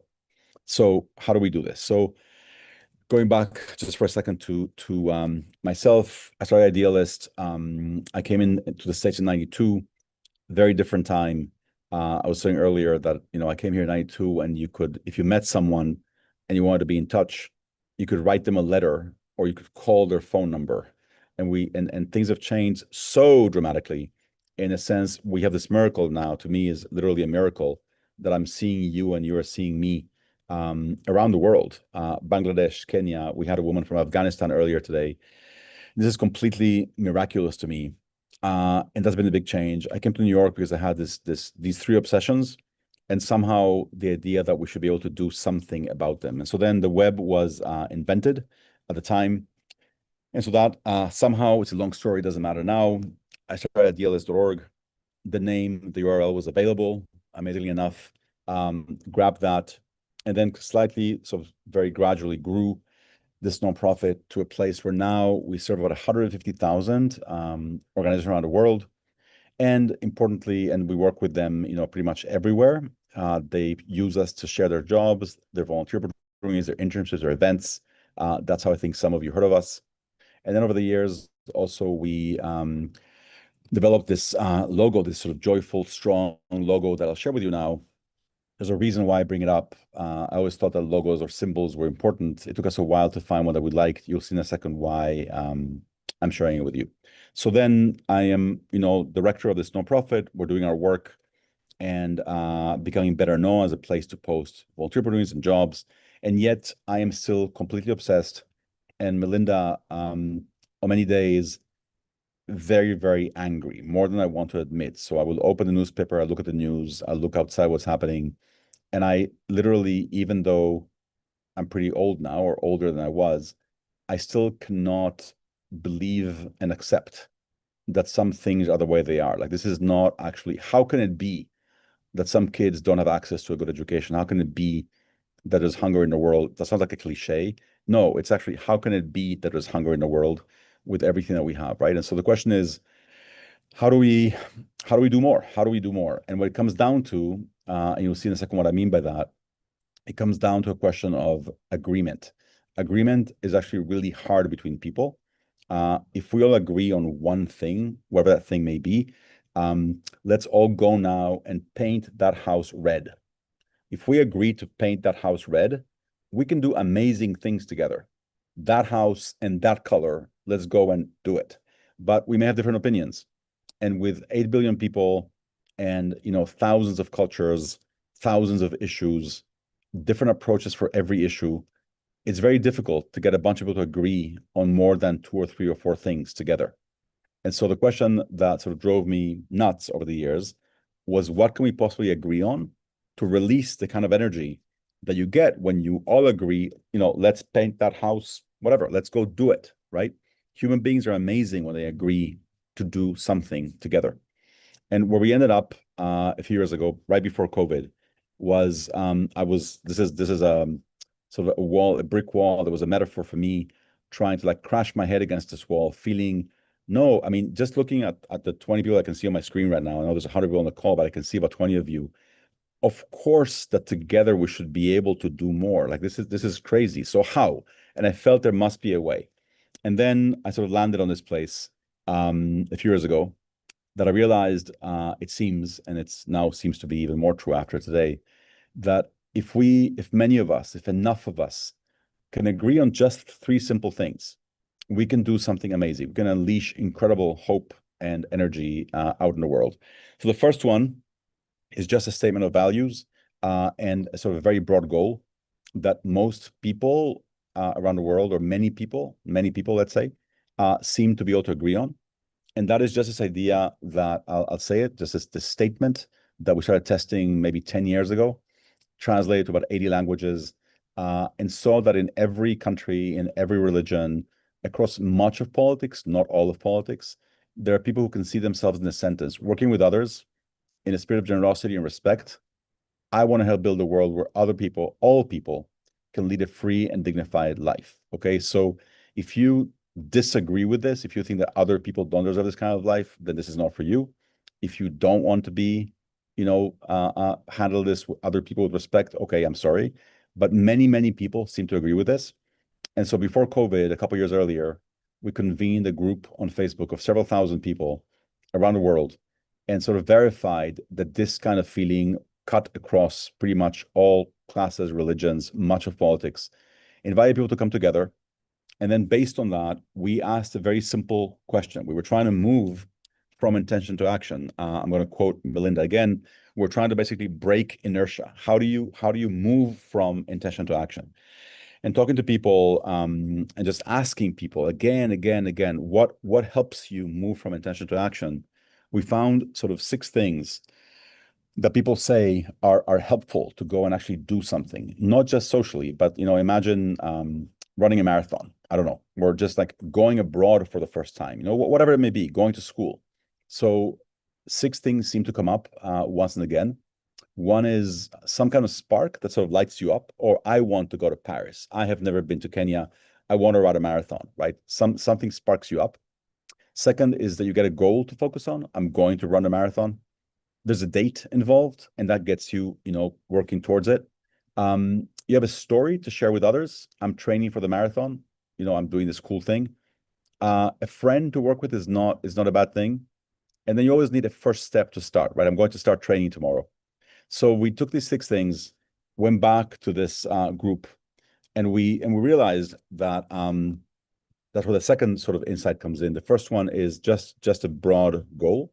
Second thing to try to agree on, what you're seeing here, for those of you who just joined in the last hour, this is basically a date. These are 2 numbers. You could have any 2 digits there, 69 or 98, it doesn't matter. That's a date. For some of you, depending where you're in the world right now, that says March 7th.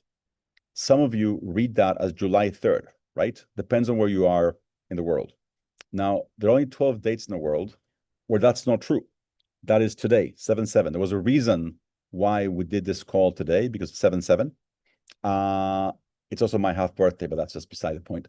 It's 7/7, which is today. 7/7/88/99/1122. Those are the 12 dates that quote unquote work all over the world, right? You can say, meet me on 10/10, and everyone knows what you mean. So just taking that little trick as a little sort of marketing trick, if you like, just as a little sort of mechanism.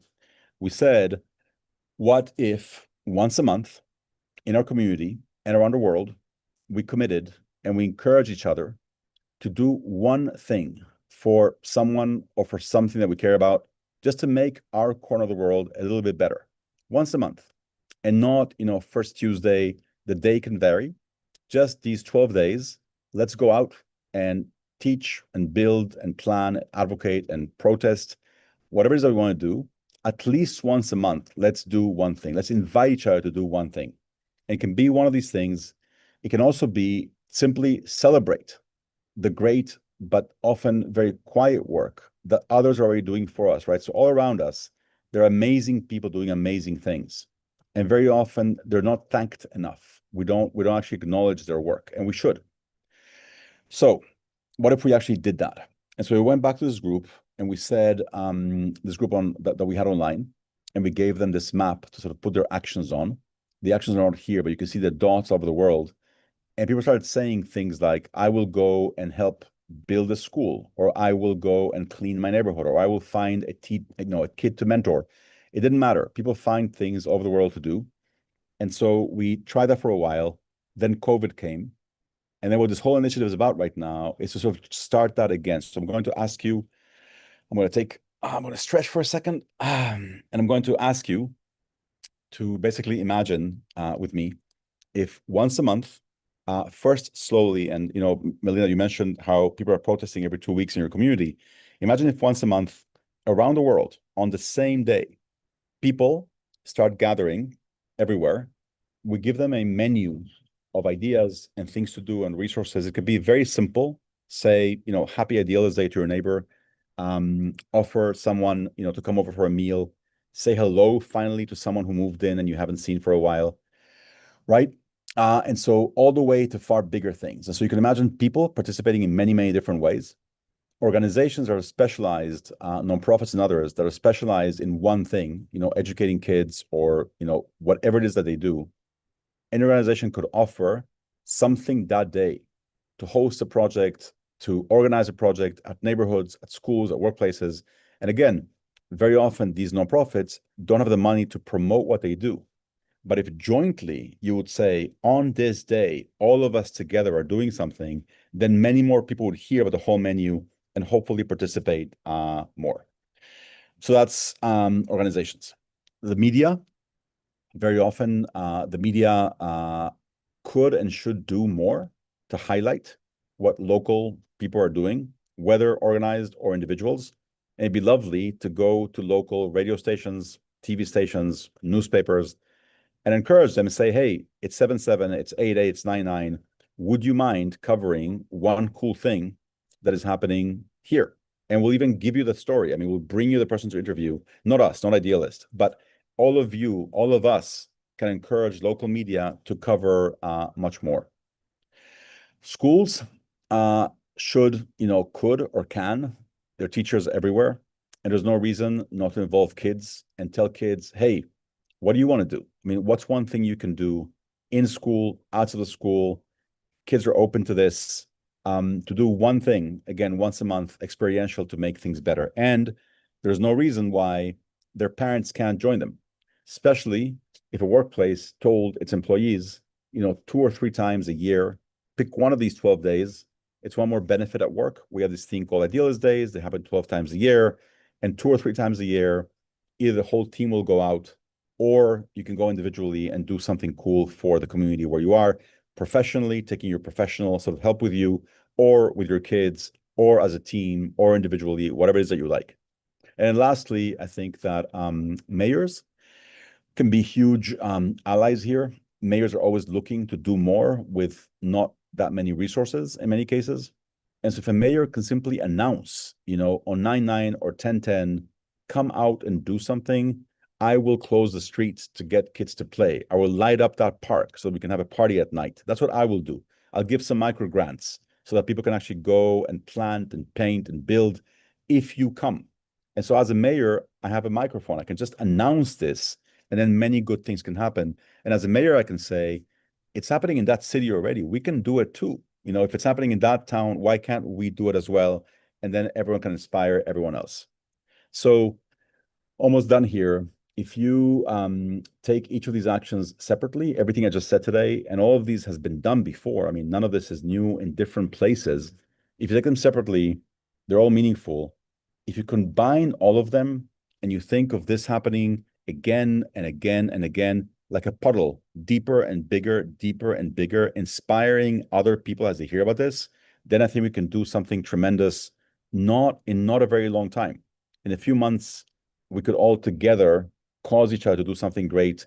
We all have, this amazing tool that we can use to invite people to join us. And so together, I think we could do something great. If we just agree that once a month on that day, based on these values, we do at least one thing. So that's the second piece. And last piece, and this is an illustration that someone made for us recently of what, a typical day like this could look somewhere. Yes, there's something American about this. Somehow, it's funny. I'm just going to take a small aside. I was trying to understand to myself, and you guys can help me understand later why it says school, it says senior home in English, of course. There's something very American about it. Like it's not even Canadian or British. Anyway, that's a different story. But there's just something about it. It was made by somebody in Brooklyn, obviously. There's a Brooklyn piece to it on the lower left that you can sort of see.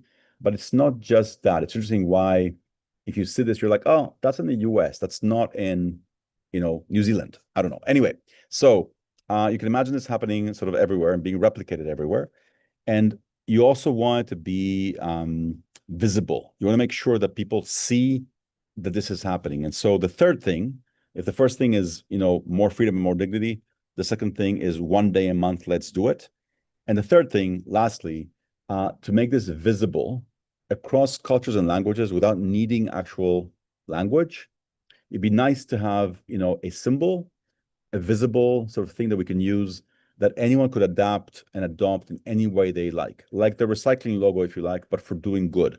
So what happened here, we weren't planning on this, right before COVID and before the war started in Ukraine. This is a protest, a vigil that you can see in Ukraine before the war. This group and other people that were out doing things around the world, and they asked us if they could sort of use our logo in their activity, the Idealist logo. And we said immediately, we sort of said, no, it's not our logo, it's your logo. Do whatever you want with it. Use it, please. And so they took it, and the sign says peace, dignity, love, and I think freedom. And they took that logo, they used it, and then we told everyone, do whatever you want with it. And at first, they didn't believe us at first. People don't really think you mean it. What do you mean? You could do whatever you want. I said, yeah, do whatever you want. So they took it, they started painting it, stretching it, knitting it. We don't care. Just make it yours and use it in any way you want. And then pretty wonderful things started happening where you can see people turn it into cookies and use fruit and chocolates and fingernails and whatever you want to essentially signify, I'm here. I share your values. I believe also in kindness and freedom and dignity and respect. And I am here. You can see me. I'm idealistic too. Across the border, maybe you think that people in my country are not like you. Maybe people have, brought you up to think that people like us don't have these values. Well, yes, we do. And here we are, right? And so people started doing this. And that's really the last thing, that if we can basically once a month encourage each other to do at least one good thing and many more, and then use that as a way to propose things every day and not just once a month. If we can see each other in this way, starting from those values, then we can do something, I think, amazing and release lots and lots of energy. So that's what I wanted to share with you today. Thanks for listening to all those words. The bottom line here is that I believe with all my heart that if we can imagine this, if you can imagine this, if you can sort of see what I described today, then we can do this, and we can do this without waiting for anyone. We don't need to wait for anyone to give us this. We can just begin doing it tomorrow. What are we doing on 8/8? What are we doing on 9/9? What are we doing that is fun, that is funny, that is interesting? To just begin doing this. So I'm about to shut up. Before that, I'm going to stop sharing my screen, and I will tell you if I can find how to bring my cursor back, because I also have to. Come on, cursor, come back. Here you are. Stop sharing. Okay. So now you can all see each other again, more so, I think, because I stopped sharing. If you go to idealist.org, at the top of the page, you'll see that it says watch live now, or you can go straight to idealist.org/live, or just to idealist.org on the top. If you go there, you'll see that below the video, where some people are watching on YouTube while we're here in Zoom. And by the way, I haven't done enough of the hello YouTube. I'm talking as if I'm just on the Zoom call. Below that thing, you will see, I think, and give me a thumbs up if you see it. There's a block, or depending on if you're on the phone, that has 3 links on it, or 3 logos: LinkedIn, Facebook, and Idealist. And basically, what those things are, we'd like to get some work done today there. If you go to the Facebook or LinkedIn group, whichever one you prefer, you can go to both. You will find that you can join. You will also find 5 posts that are waiting there now, have been there since the morning. We're trying to basically get some things done together. Tomorrow we'll open up those groups to posting by anyone. Today we want to have just 5 posts there that any of you can reply to. So the first one is a place for introductions, and I'm talking about both groups, LinkedIn or Facebook. Hopefully you can see where I'm talking about. You can go there and you can see one post, and it's not an order. I'm sorry, you can't really order them this way. One post is basically saying, hey, introduce yourself and let us know what this idea, what do you think of this idea, and what do you like to, how do you feel basically now? And we'll ask that in a different way in a second for my friend Matthew here. But that's one, introductions. Second one is, do you have an idea of something that you would like to do where you are and you haven't been doing already, or you would like to do with other people, but you have been doing it? So I would like to go and, clean my beach, as we heard earlier, in coastal Kenya. I would like to do something. So an idea that you would like to do, or an idea that you think would be good for this kind of day for all of us, for the whole network. It'd be lovely if around the world we all got up to watch the sunrise together and then had breakfast. Because why not, right? Because we never get to see the sunrise actually. And it'd be lovely to actually look at the clock, see when the sunrise is, and agree that on 10:10 at sunrise, we're going to watch the sunrise together around the world and then have a yummy breakfast, because community is a good thing. So it's a place to post ideas for all of us, or something that you would like to do and might need some help with. Third one is for ideas around outreach. Would like to invite everyone to join us. There's no reason why this invitation to do or to propose or to spark at least one good thing once a month can't go out to every school, house of worship, neighborhood, union, cat, whatever. Was that a cat, Marilyn? Or was that something that jumped? I thought it was a cat. Why we can't invite everyone to basically join us. So any ideas that you've seen in your life that are cool ideas for outreach, we can chalk something somewhere and say, whatever, we can have people in the street, doing a cool thing that draws attention and then talk to people. Any idea you have for outreach would be great. Spoily. You can tell us what that is afterwards. Spoily. It's the name of the cat or the name of the dog. I don't know. Sorry to interrupt myself. And then you're going to see also a post that says that if you can use your phone to take a photo out the window of where you are in the world, just show us where you are. So I put up a photo of the Empire State Building this morning because that's where I am right now. That's what I can see out my window. But if you are during the day, if you're at night somewhere, just tell us where you are and show us what you see out of your window. It'd just be lovely to be able to share what you see. So those, and then there's the last one about questions. So we've been having many questions running in the Q&A and also in the chat. What we'd love to do together is sort of, end this day with essentially any kind of questions that we have about this whole idea sort of asked that are not in the FAQ already, and then feel that this whole thing makes sense to you. That's it. And then lastly there, somebody asked earlier, who wants to get together in Chicago, etc. So the third one that you see there, the Idealist logo, that's a little Google form for people that want to start a group to do this where you are. So if you are the kind of person that feels that you want to jump in and invite neighbors or people in school or people in your neighborhood or workplace to begin thinking about what you want to do next month for this kind of Idealist Day, enter yourself in that form. We'll get back to you, and we'll set up special calls like this one for people that want to start local groups and do local action, and then we can all do it together. So those three things are there. I want to be quiet for a second because I've talked way too much. And maybe Matthew, you want to do your thing again with the Mentimeter, or it hasn't been long enough, or what do you think? You want to do it now? Sure, try it. My colleague Matt Chavez is going to let me take a break for a few minutes by sharing with you something that he will tell you about. I will turn my mic off.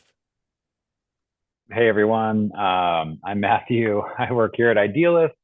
I just absolutely love this work, and I'm so glad that all of you are a part of it. What I'm going to do is I'm going to put up something that is at menti.com, so it makes sense in just a second. There's going to be a QR code, and essentially it's just a word board, and everyone that's interested will be able to use it and add their thoughts. And as you put in the words that you're interested in seeing all together, you'll see this word cloud appear. We did one earlier and it was really wonderful. If you'd like to do it again, great. What are new feelings that are coming up? What's interesting? How are you feeling now? Feel free to, you can use the QR code in the lower left-hand corner. You can scan it, you can put in words, or you can go to menti.com and then use the code that's there. And I'm going to give everybody a few minutes to put that in. Also, if you, I'm putting into the Zoom chat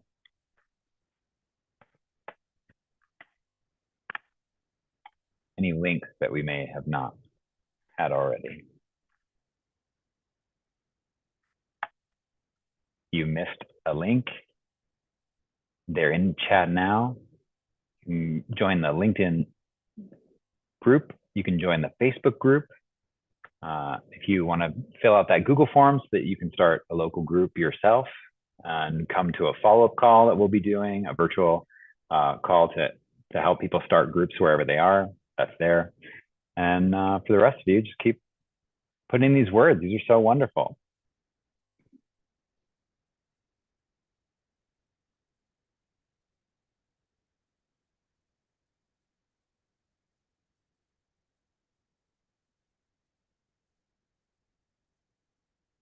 All right, we're going to have this up for 2 more minutes. Take a nice pause. If you've been on the stream for a while, we love that you're here. Take a stretch though, stand up. If you've been here for hours, go ahead and stand up and stretch. And you can move your body a little bit as these wonderful words are flowing in.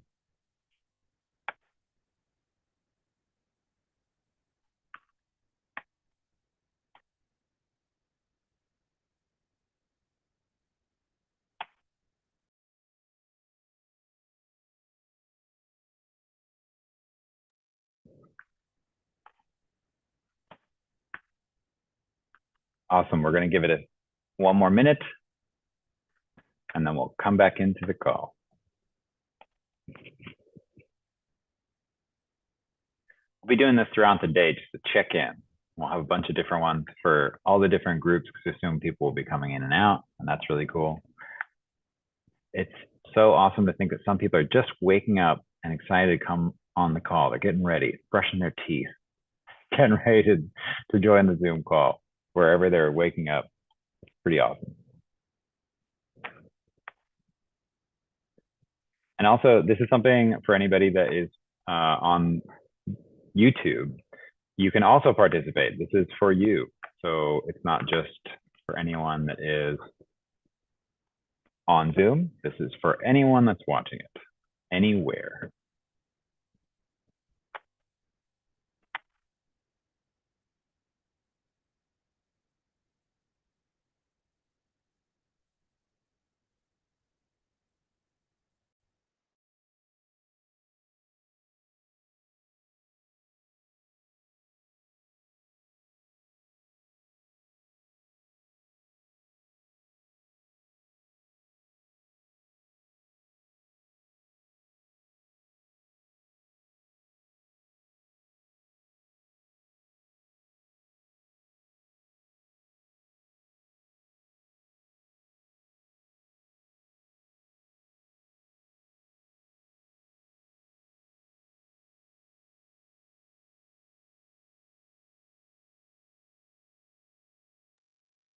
All right, keep going for like 10 more seconds. I will be right back, and then we'll get started again.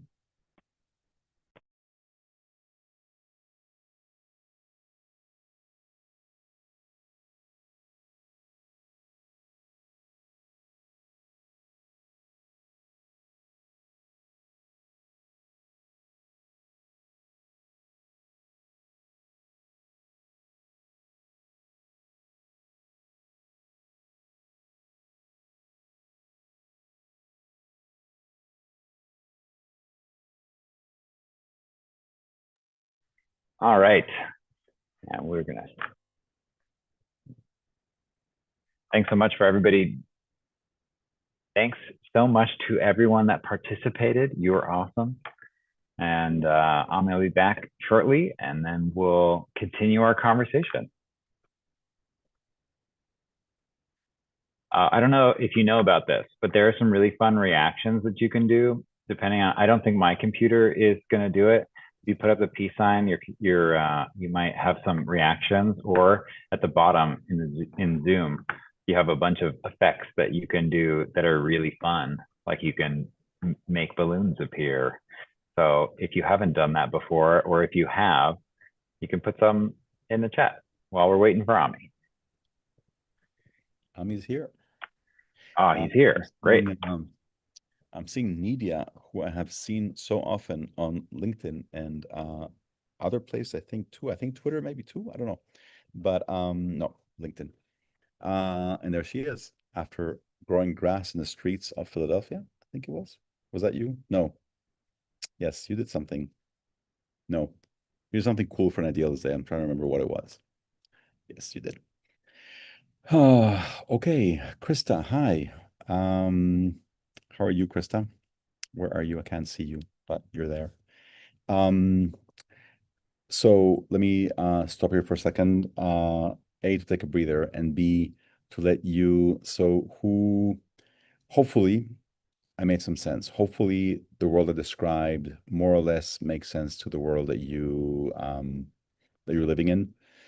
Again, more action I would like to take, more ideas I'd like to implement with more people in more ways.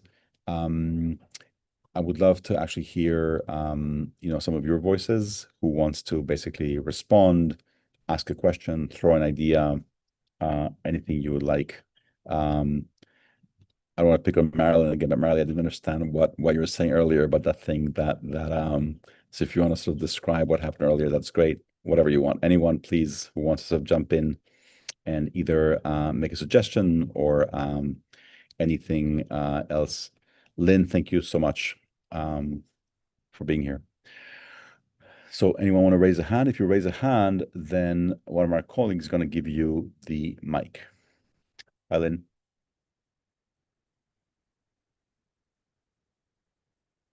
And if no one wants to speak, then no one will speak. Sultan.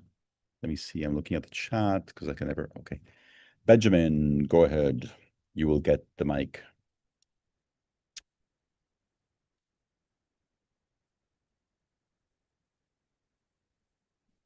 Someone giving Benjamin the mic? I got it. There we go. All right. Yeah, I don't know how to start other than just jump right into it. But hey, hello, folks. It's really nice to meet all of you and to know that there's a lot of good-hearted people out there with, well, I mean, idealists. So yeah, there's been a number of people who were speaking earlier that I would be interested in working, particularly with matters of education. Myself, I'm a mechanical engineer. I have military experience, and I do like to teach. And I'm really just happy to kind of share a room with all you folk. And if you have any more questions, please feel free to ask me. I think I'm good, and I don't know what else to say at this moment.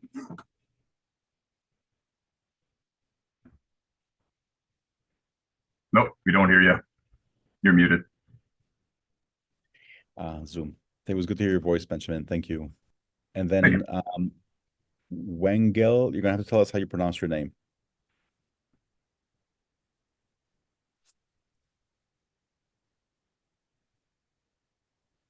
Yes, Wengel, it's very close. Hi, I'm originally from Ethiopia. I live in New Haven, Connecticut, and so I'm 28. I was part of the class of 2020 to graduate college, and we were the first class of Zoom University, as it was called.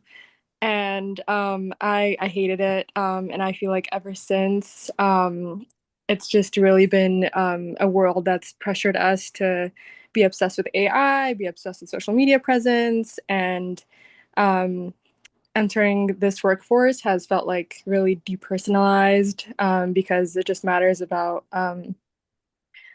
your presence on technology and your abilities with all the new technology that's coming out. And so it's felt really unconnected from other humans. And so to enter this conversation where we're emphasizing human connection and real action and community impact, it just feels really energizing, and I really needed it. So yeah, just to remind you guys that there are people that entered the workforce in a very new state of reality, right? So it's really important that we keep reminding ourselves and each other that the human connection that we need is not going anywhere, and a lot of us are still prioritizing it.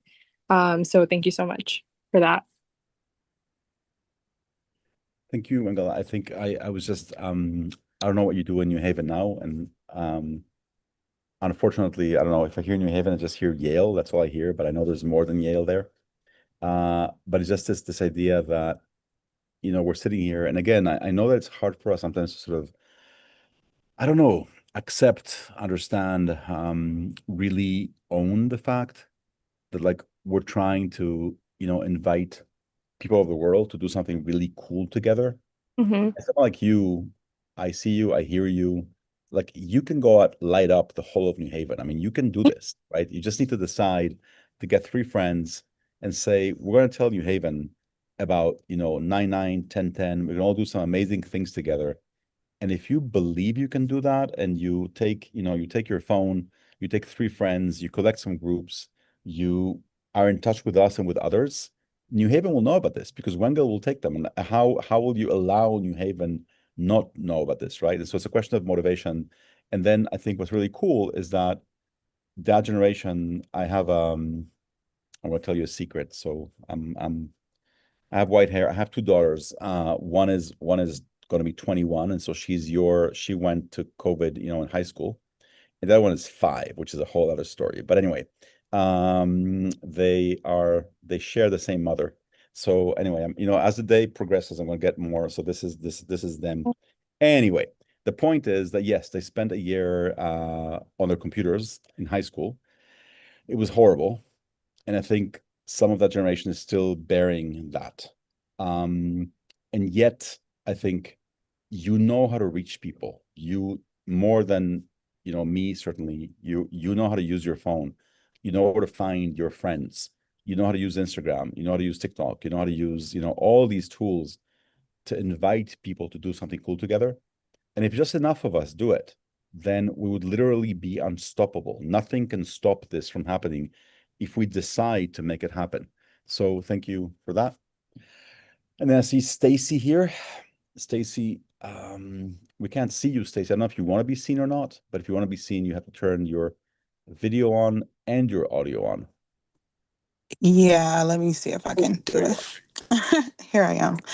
I just wanted to kind of pop on here and kind of represent as well with change, just showing that we first have to accept the mental health of change, and understand that our free will has been basically up for whoever wants it, you know what I'm saying, in whatever different ways that they want to attract it. And that's where the spiritual warfare is coming from. That's where the uncomfortableness is coming from, because we do have a spiritual intuition that speaks to us, regardless of how we're, you know, trained to think in this worldly way of doing things. And it's like that's what we're up against, because the mental of ourselves is up against what we're trained to think. So now it's like ourselves is now talking to ourselves, and now we're going against what we feel like we've been trained to think. And it's a mental breakdown. You know, it's like we're kind of going up against ourselves, and we first have to acknowledge the mental portion of it, before we can even get to that point where you were bringing up that list of things, like with people to even set a goal. You have to be mentally ready to set a goal. You have to be mentally ready to have a friend. You have to be mentally ready to go out on a date. You know what I'm saying? All of that is definitely circumstance and surrounded around mental. And I survived stage 3 cervical cancer. My elder sister passed 2 weeks after my last radiation, and I have her 3 children now, ages 3, 16, and 19. And out of all of that trauma, I launched my own non-for-profit, which is SOOP, which you see, S.OOP. And it's sweeping our own porch, which is basically holding ourselves accountable for our own mental health first before we can actually start to even start anything like a friendship or setting goals. That's what I think a lot of us is missing it. We're wanting people to be driven, but if they're not mentally capable, they're not going anywhere. So it's like the more we can put things out in front of people, we also have to tap into that mental. That's what my non-for-profit I try to represent with that. just getting it off the ground just this past 2 years in remission for myself. And this is something that I think is going to be very, very big. It allows us to stay present. Okay. It allows us to exercise our own free will and deal with things from our free will instead of from a trained perspective, because you won't have all of those additional fears that come at you when you're trying to make those decisions when your mental is not there. So we definitely have to get a little bit more serious about mental health before we want to start pushing action, because without the mental, there will be no action. Stacey, first of all, two things. One, just thanks for sharing that. And I'm just so glad you're healthy and in remission right now. So just want to just say that. Thank you. My mom died of cancer a long time ago. And I don't know. I'm so glad you're okay for now. So Thank you. Me too. It was hard, but I'm definitely on the other side, and I'm happy, so happy about it. Do I have the space to take on all of this stuff? No, I don't, but I have the spirit to, I have the spirit to. God is in me, and I know that he touches me every day to touch those children. yeah. And I'm glad you're okay now. And I'm also glad that you're feeling that your sister's kids have you and that they're fortunate to have you. So just thank you for that. Absolutely. We can talk Mhm. about, doing all these small things that we can do. Nothing I think that any of us can do is approaching sort of what you're doing. So just thank you for that. And then Thank you so much. I think Thank that you so much. And I love everyone here. May God be with everyone, your families, your loved ones. It's a tough time for all of us right now. I'm from the United States. I'm in Chicago, Illinois. I am 37. I'll be 37 this August. And also with burying my siblings. And it's just been crazy. It forced me to have to really acknowledge my mental health. Like I couldn't go any further with living in any type of facade or any type of training. It forced me to have to go within and actually create that connection with my spiritual team. And that's a mental thing. So I know that everyone needs that first before we can dive into anything that we want to do. We definitely need a good mental. Thank you. But thank you guys. Love you guys. And I'll talk to you guys later. Thank you.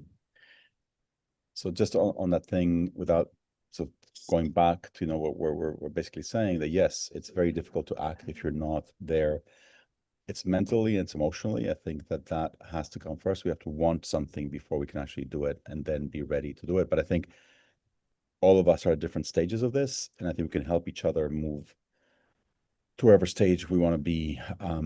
Next, just want to acknowledge, I see some people here. Hello, Jennifer. Hello, Liz. And I can't say hello in the same way to all of you. Hello, Eliza. And thanks for being here. I think you all know we're going sort of in cycles today. We've done this. We've shared an orientation, I think 3 times already. We want to do it again. But before that, and I love seeing new people coming in constantly. People have been coming in and out and circling in and out all day from all over the world. It's funny, I've never done this before, and I told our team last week, hey, let's do this thing for 10 hours. And they said, you're completely out of your mind. And I think that maybe yes, but I think that one thing we're learning is that as the day go by, those of us who've been here for a while, you start accumulating certain memories. We had people earlier today speaking from, in some cases, it's getting to be nightfall, but people, speaking to us from Nigeria and from Afghanistan and Tanzania and Uganda, Nepal, and essentially sharing a very similar humanity of what we're trying to all do together. In the end, I think most people want some pretty similar things, and it's lovely to hear that from people around the world in extremely different conditions. We had somebody earlier speaking in the middle of a blackout in Nairobi, and he said there were riots there today. Speaking from that reality, we know many different realities that have to coexist, and the news don't necessarily reflect them. So it's lovely to see all of you here today bringing that, to the fore in this very sort of human way. Who would like a piece of cookie from Pret? Anyone? A piece of cookie. I don't know who. Oh, Matthew. Somebody's mic was open, and we heard something about a cookie. We have Aaron Hurst here from the great city of Seattle, who just joined us and then disappeared for a sec. I don't know, Aaron, he was here and then he disappeared. I don't want to just keep anybody else wants to. Hi, Jen. Good to see you, Jennifer. And yes, Jennifer, Jennifer. Other people want to share, speak, tell us how they're feeling, especially if you already heard about what we're talking about, and just want to reflect on some of the things that you heard today and how they strike you while I have some orange juice.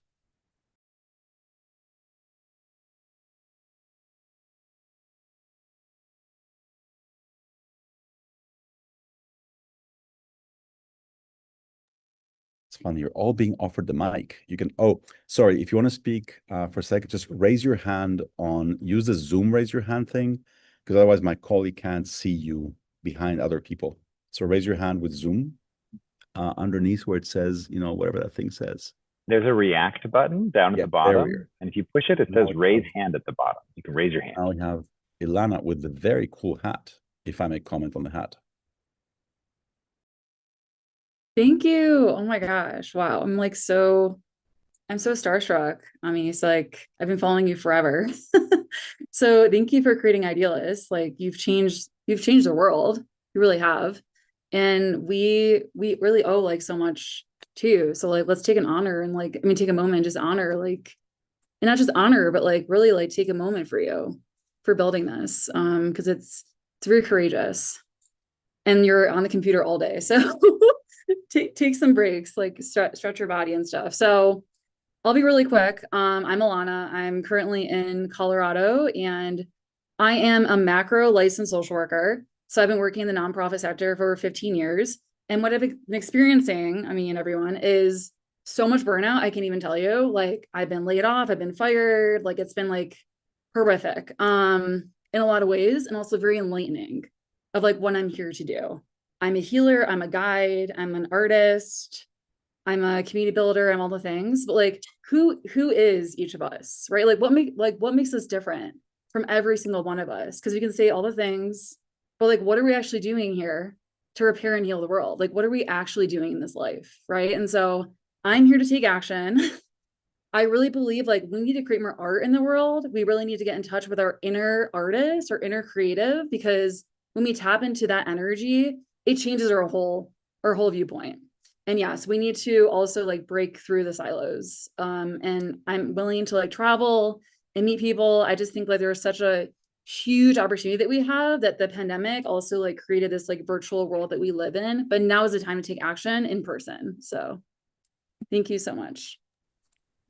Thank you, Liz. I only say one thing before going to Renee and Robin and Gray, is that thank you for all that. I think the burnout is really important to acknowledge. I think that it's so easy to like ask people to do more. And I think in some cases, people are not in a place to do more. They just want to feel connected. They want to feel that someone actually hears them and sees them. And if we can do that for each other, nobody can do that for everyone. But if we can be there for each other, that will be amazing. That will be already an amazing start. Just feeling connected, just doing good things together, just having a meal, just playing a game, just going for a walk. It doesn't have to be fix the world every day. Fixing the world is hard. And I think sometimes we don't acknowledge enough that what's wrong with the world in some cases for us might be just that we are burned out. Like that's the problem we're trying to actually fix. And it's okay to acknowledge that. Second, I think on this thing of COVID, I think COVID, to me at least, had one blessing, which was this, right? We all got to know Zoom, for lack of a better word, and we all know how to use it now. And that's the thing. I'll tell you one joke about COVID about Zoom that I've been sort of all day not saying. I saw one brilliant tweet once. It may be stupid, but I thought it was brilliant at the time. That ironically enough, that COVID made Zoom famous, right? Zoom was sort of a tool that existed before. COVID made Zoom famous.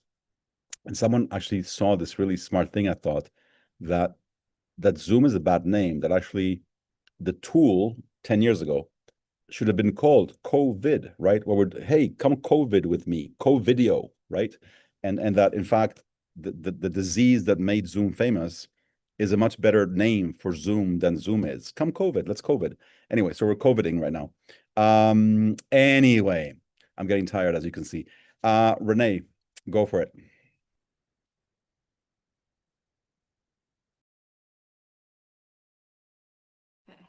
Okay, can you hear me? Wow, I can't believe I get to be part of this moment. So I will try not to cry. Thank you for having me. I live in Salem, Indiana. I am 43. I have 5 children. They are 21, 19, 17, 16, and 15. And about 15 weeks ago, I had a hysterectomy. And a couple weeks before that, our congresswoman in our district opened her office across the street from the house that I'm currently sitting in. Our congresswoman, I see we have world people here, but if you know the administration that's in charge of the United States, this congressperson aligns with that and is doing harm, detrimental, irreparable harm to the community that I and she live in. So I called a friend of mine who owned this house that I'm sitting in, and I said, "What are you doing with it?" And she said, "Why? What do you have in mind?" And I said, "We need a community action coalition because I know that the people that I know are going to step up and fill the void of what is being taken away. And we don't have a space for that right now. 5 years ago, my husband and I held the first Pride event ever in our county on our property. And this year was the 5th event, and we held it at this office space. Within the past 15 weeks, we have an incorporation for our C4 and C3s. I don't know how the funding's going to work yet, but so far things have happened that are beyond me. I had an idea and a vision, and it's coming. This isn't me, it's we. We're in a stage of, we just have to build, we have no choice but to build bridges and not walls with people. I'm not here to combat and be angry about everything that's happening because it's not going to help all of us or any of us. But if we can figure a way forward, an on-ramp for conversation or an on-ramp or an off-ramp for those who are disenchanted with the current administration, that's something I want to be part of. There was a statement made a few minutes ago, growing weary in well-doing. Who isn't right now? There's so much well-doing to be doing. But the thing that rings in my mind is, how do you change the world? You start by changing your world. Thank you. So every action you take that connects in whatever way, smiling at your neighbor, it's all good. And when you think on those things, it's rejuvenating. Anyway, I've been part of something. I shared my card. It's an online digital business card that I found I've had to have on hand at all times because I am divine appointment is at every appointment right now. I feel like there's a magnet of connection happening with like-minded people because it's how you save the world. You unite. So, and that's what's happening. I shared that. I took part in the Summer Solidarity, and I just thank you. Yes. Renee, I think that one thing we'd like to do, and I know that it could be on its own controversial, Renee, thank you for all that, and thank you for everything you're doing, is that this is a global sort of initiative. You know, we're talking to people literally from around the world. Maybe, you know, as time zones change during the day, we're going to hit people from different countries. And one thing we'd like to do is try to keep this thing, if we can, non-partisan. And I'll tell you what I mean by that. I think that we would like to basically distinguish between being for and against ideas, policies, you know, sort of all kinds of programs and projects and laws that people do. And that's one thing. And I think that's extremely important to sort of take a position on those things.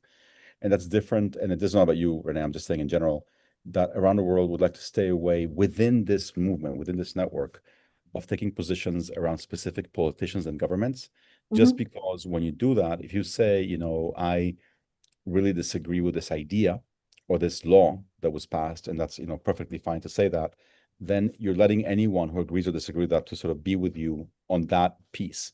If you say, you know, about any politician in the world, doesn't matter. If you think, you know, that politician is horrible, you're essentially saying everyone who voted for him. So basically, we're trying to essentially, like you said, build bridges. And I think the way to build bridges is to focus on specifics. So policies, laws, programs, and not parties or politicians, just as a statement in general, as we try to move forward. It's going to be hard to make that division, that distinction around the world, but we're trying to deal with people in every country and to not also give governments excuses. There was a woman earlier here from Afghanistan speaking 3 hours ago, would love to be able to work in Afghanistan and be able to see what we can do without sort of being shut down. So, anyway, but thank you so much for everything you're doing. And 5 kids is a lot of kids. And thank you for bringing so much love to the world. And this is all nonpartisan. I do want to clarify that. And so, because that is the only way forward is through humanity and not. I mean, partisan stuff is important. We're just saying that within this, you know, as we're trying to promote stuff, try to keep it, if we can, not about politicians, but more about policies, actions, etc. Robin, you'll have your mic in 1 second. And thank you for this conversation. I needed a break, so thank you so much. Robin, go ahead.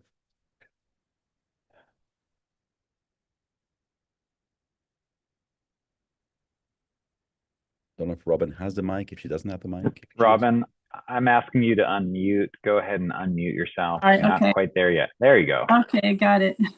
Thank you. Hello, I'm Robin, and I'm from the United States, but I live in Costa Rica now. I've been here almost 8 years.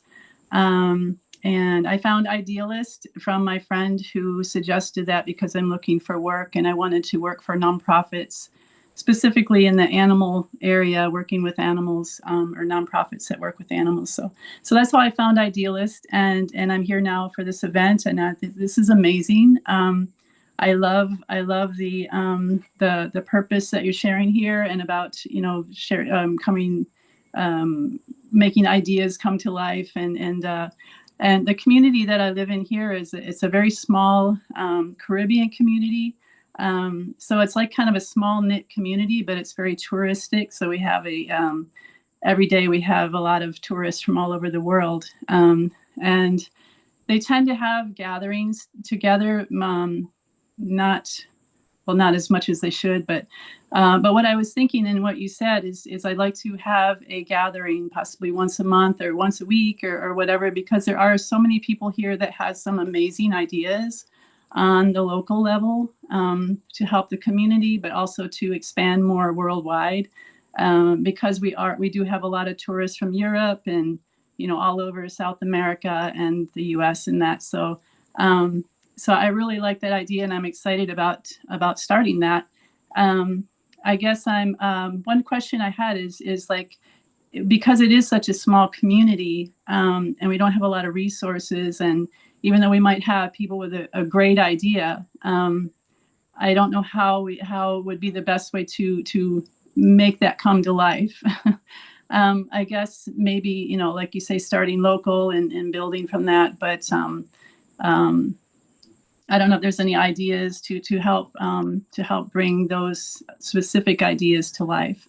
But I love this idea. I'm really passionate about that, and especially bringing it to the world, because, like I say, the little town that we're in, it is Costa Rica, which is a very popular place, but it's a small town and a small community. We have a lot of Afro-Caribbean. That's what our town is based around. A lot of Jamaican culture and then native Costa Rican indigenous tribes. So so anyway, I'm really passionate about getting that started, and great to be part of this group, and look forward to doing more, meeting you all. Thank you. Robin, thank you. I think I'm just thinking for a second about the 3, you know, we heard you. I think I can sort of visualize a little bit where you are. And, heard someone earlier from New Haven, Connecticut, which is, this like prototypical American university town with all kinds of, town gown issues, as they call them here. And then we heard from, where are you? Just, I hate when this moves. Renee moved here suddenly on Zoom. Renee, out in the Midwest, in this very different situation, and yet you're all talking in a sense the same language. We all want essentially the same fundamental things. There is Connecticut is back. New Haven just popped up there. She is smiling. And the thing is, what I want to emphasize is that you're on your own, Renee, over there, and Robin. It feels like you're the only one who knows about this right now, probably in your town, and then Wendel's in Connecticut. But that's what I'm saying sort of all day, that if we decide together to get the word out about this in very simple ways, then very soon we can have a situation where basically you have the power, Robin, I'm sure, to tell your whole town about this. I'm sure there's a coffee shop that you can go and like put something up and everyone will know about this.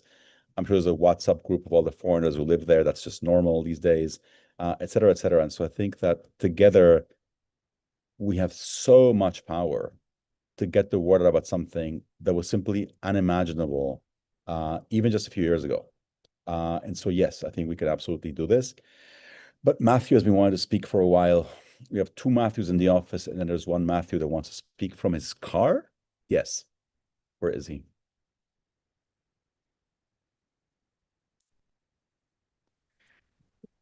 Poor people. Hi. I'm going to turn my video off because I don't have great reception, so I think that'll help. Well, this is a pretty amazing call and messages, and I appreciate what you're trying to do, Ami, and everyone at Idealist, and have followed Idealist for a long time, gotten jobs and networked through Idealist. I just wanted to echo, I think, what a couple people said earlier about like technology and AI and the threats to job security and how that's impacting everyone. And I think the more we can have opportunities like this to really connect person to person, face to face, ideally it's in person, but Zoom is a wonderful tool, especially for people who are kind of in remote areas and don't have the opportunity to connect with everyone. I just wanted to give a little bit of what Poor People's Army is, which is based in Philadelphia, USA, but has networks across the country. And we were started and led by people impacted by poverty, homelessness. And we do, what's now considered mutual aid, basically collectively sharing problems and trying to come up with solutions. But we're also really focused on this idea of automation and how our economy is changing and more people being thrown in poverty. And we think that, eventually people are going to have to figure out a way to distribute the basic necessities of life for free for all people if people can't sustain themselves through wages, through work. So we do discussions on this like you're doing here every Thursday and every Saturday with people from across the country. And so I just wanted to drop that and say that, I think this is a very courageous thing to do, Ami, and I thank you for everyone that's been a part of it. And, I think we have the numbers of people that are fighting for a better world. It's just about connecting and actually like figuring out how to network and strategize together. So I'm all about that, and I'll put my info in the chat. Thank you. Thank you, Matthew. Just one quick thing before we go to Gray and John, is that I want to emphasize a couple of things. I know that people have been sort of coming in and out of the call. I think I see that we have 140 people on Zoom right now, which is sort of wonderful. Back again, and there are more people out watching on YouTube. Recognize them as well, and straight on Idealist. I just want to repeat a couple of things. One is that for all of you to know that right now, if you go to idealist.org on top of the page, or idealist.org/live, you will find a page where this video is playing out there in the world. Those of you watching it there, and under the video below it, you will see sort of a line with a row of 3 links. One is to Facebook, one is LinkedIn, and one has the Idealist logo. If you go into that Facebook or LinkedIn world, whichever one you prefer, or neither, you will see 2 groups there that we created for this conversation to continue tonight, tomorrow, into the future, and begin actually doing good things together there. You'll see some posts that are there waiting for you if you want to respond to any of them. And tomorrow we'll open this up to posting in general. So LinkedIn and or Facebook. I see it on LinkedIn. We have close to 500 people today join on LinkedIn, which is amazing. Facebook somewhat fewer, but we're there. And then the logo, the Idealist logo, which is important, I think, for Costa Rica or New Haven or anywhere. This is for anyone that wants to fill out a short Google form to launch a local group where you are, so that people, if 3 or 4 of you are somewhere together, there's so much more that you could do to begin reaching out, organizing, planning, etc. So I think 60 something people have already filled it out today. We're going to start organizing meetings for those that want to launch local groups and begin pushing that forward, and then giving people just more motivation to spread this within their networks wherever we are. Again, clearly what we're saying today, again, is our humanity is shared by all of us. I mean, it's obvious. Again, so Gray, go for it. Gray, that's what you're gonna announce your name. Gray, go for it. Somebody's gonna give you the mic in a second. I don't know who that is, but someone will give you the mic. Hi, I'm Gray. I really think this is a cool forum, and I appreciate it being set up. I didn't really know that it was worldwide when I saw it come through and signed up, and this is just better than I could have hoped. I worked in the corporate world for about 30 years, and I am moving my focus to work. I have a real strong desire to help people learn to read, especially English second language folks.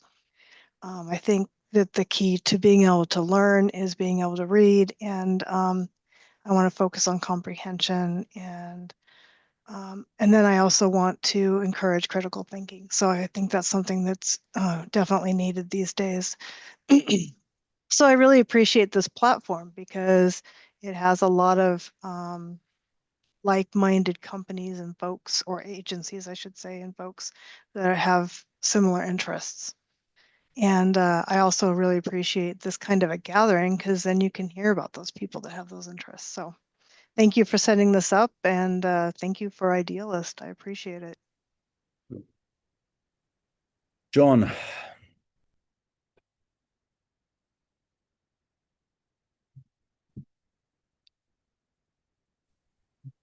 Hello, can you hear me? Well, I appreciate you letting me tune in so quickly. My name is John Dush. I'm a scientist and a researcher. I recently graduated from Georgia Tech in physics, and I am glad to be speaking to all of you since I've been working on some personal projects and developing professionally. I've consulted with individuals in the nonprofit sector about starting my own mission-driven organization in the past. And to be around people who are either doing that kind of work or striving to make an impact in those organizations is huge. But for me personally and professionally, I wanted to just mention some of these things and initiatives that I'm doing so that any of you tuning in might connect with me on LinkedIn. We were just speaking about the distribution of goods. And what I believe needs to happen there to solve this on a planetary level, you could say, is sustainable materials science. So whether goods and services are free or in the future or not, they need to be economical, and we need to take things like plastic out of the environment. And I think bioengineering is the tool that's going to help us to do that. So the mission of my organization that I've been building and the people I work with today are all trying to grow cell cultures that can eat plastic bottles like this one. So this is PET plastic, and it's feasible. It's in the literature that it could be recycled into biopolymers, basically stuff like spiders make. Nature has all kinds of solutions for how materials can be engineered. Like in beaches, what's left other than sand is seashells. So they're using chemistry just like we do with concrete and architecture and our housing. But there's certain properties that humans just don't take advantage of. And so that chemistry and that technology and funding research in these fields for sustainable material science, solving challenges in international markets is something I'll be putting out more on LinkedIn tonight. John, thanks. Just to be clear. Yeah, thank you. I want to also so LinkedIn, I think, is going to be a great place for this. I said at the beginning today that there's several hundred people on the call at any given time. So I love the idea of turning plastic to spider webs. That'd be wonderful. I know that's not what you meant, but that would be fantastic. But if you can just leave it at that for now, and then share more on LinkedIn with people later if you can, and then let Julie speak for a second, then we'll go from there again. Okay, so thank you for that. Thanks for sharing. Julie, go ahead.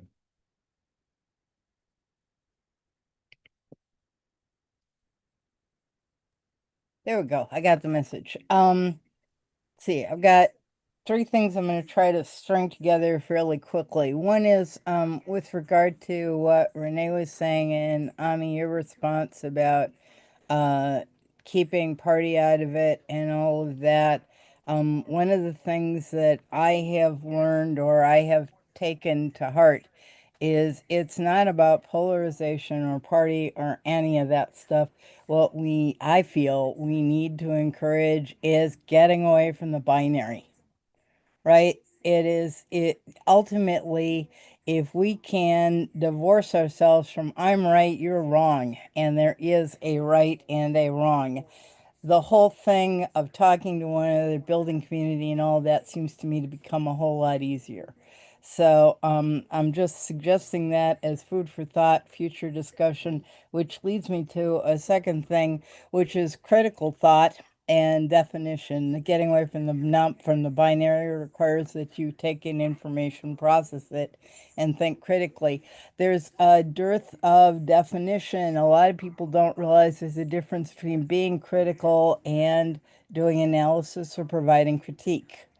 We need better definition, greater precision in our language. And I think many of the people I've been listening to here certainly have an understanding of that and could be part of really bringing that to a boil, as it were, so that it influences people, which is the third thing that I have heard a lot about, but not addressed directly, which is to what Matthew was saying, the idea of enoughness and delineating between what people need and what people want, delineating for ourselves as idealists what we need to happen, what we want to happen, and finding consensus in how we determine things. Consensus being the point at which you say, with what we know and what we got right this minute, I agree, you agree, and the path ahead is only defined for about the next 5 minutes because there's more to know, there are more resources to find, etc. And I think those three chain together pretty directly. And I'm done now, but I've offered a lot of food for thought, and I hope people will get in touch, or we will have future discussions that talk about these things and how they incorporate with what we can do. God bless y'all. Thank you. Thank you, Julie. I think we have, a bunch of new people because I see the numbers sort of going up and down on Zoom. So I don't know, Matthew, when was the last time where they really want the thing of how people are feeling right now. It is, what time is it? It's almost 5 in the afternoon. I can't believe we're sort of half through this thing. I'm watching the Q&A. Let me look at the Q&A for a second. And at some point, we're going to start sort of again for people who haven't heard the whole idea before. But let me just see. Yeah, Aaron's saying to Stacy 1,000%. Yes. Okay. So everyone, welcome. I think more people signing up every second actually for the call itself still. And I will want to start again soon if that's okay with people. Let me see. Matthew, you want to try something again, or it was a short time ago that we tried it? It was a short time ago. I don't know. You talking about the mentee Yeah. one word, how are you feeling? Yeah. I don't know. Sure. I'm ready to go if you are. Well, that way I'm going to go to the bathroom for a second. Bye. Okay. I'll be back in a second. Okay, everyone. So for those of you that have done this already, amazing. You're a pro. You're going to be amazing. Oh, wait, hang on. I got to put the QR code up. So what I'm going to put up is a word cloud, and everyone will be able to participate, whether you are tuning in on Zoom or whether you are tuning in somewhere else. You'll be able to participate, and that is going to go up here.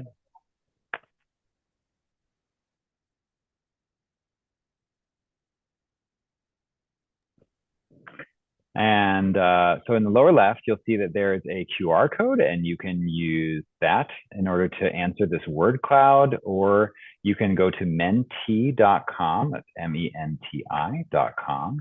And then there's a code up at the top, it's 8685-2623. And you can add a word. You can share how you're feeling. You can, some excitement that you have. You can share a word, any word that you want to express how you're feeling right now. And we're going to give that a handful of minutes, and we'll go from there.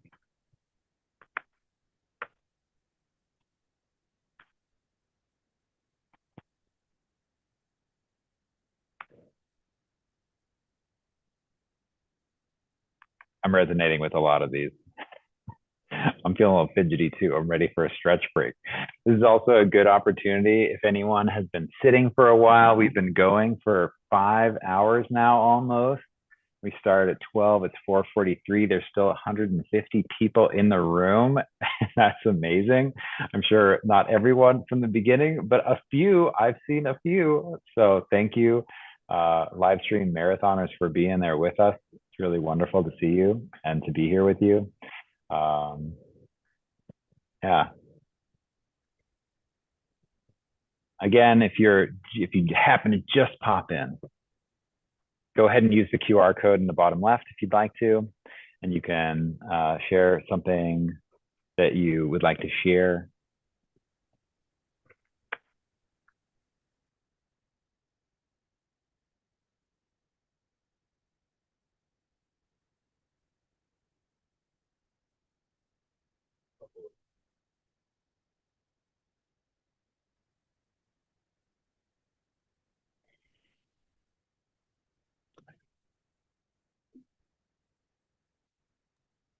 I love that the two biggest ones are hopeful and connected. I really appreciate connection. I appreciate all of you for being here. I feel very connected to all of you in being a part of this experience. And yeah, it's not a wonderful time. I think it's important to consider the things that are heavy and not fun. I think confused and anxious. And at this time, it's difficult to think about what we should be doing and how we should be doing it or who we should be doing it with. So I'm so grateful that all of you are here helping yourselves and us to figure it out, because that's the whole point of what we want to do, is just to help people remove barriers to action. If you have great ideas, if you have things that you'd like to do, not sure how to get there, we want to really help and support and see how we can all get to all sorts of different actions all over the world. We're going to do this for one more minute, and then we'll continue on. Just want to say hey to Michelle, who just joined us. Michelle is part of our core New York City group that meets oftentimes on Fridays. So hey, Michelle, nice to see you.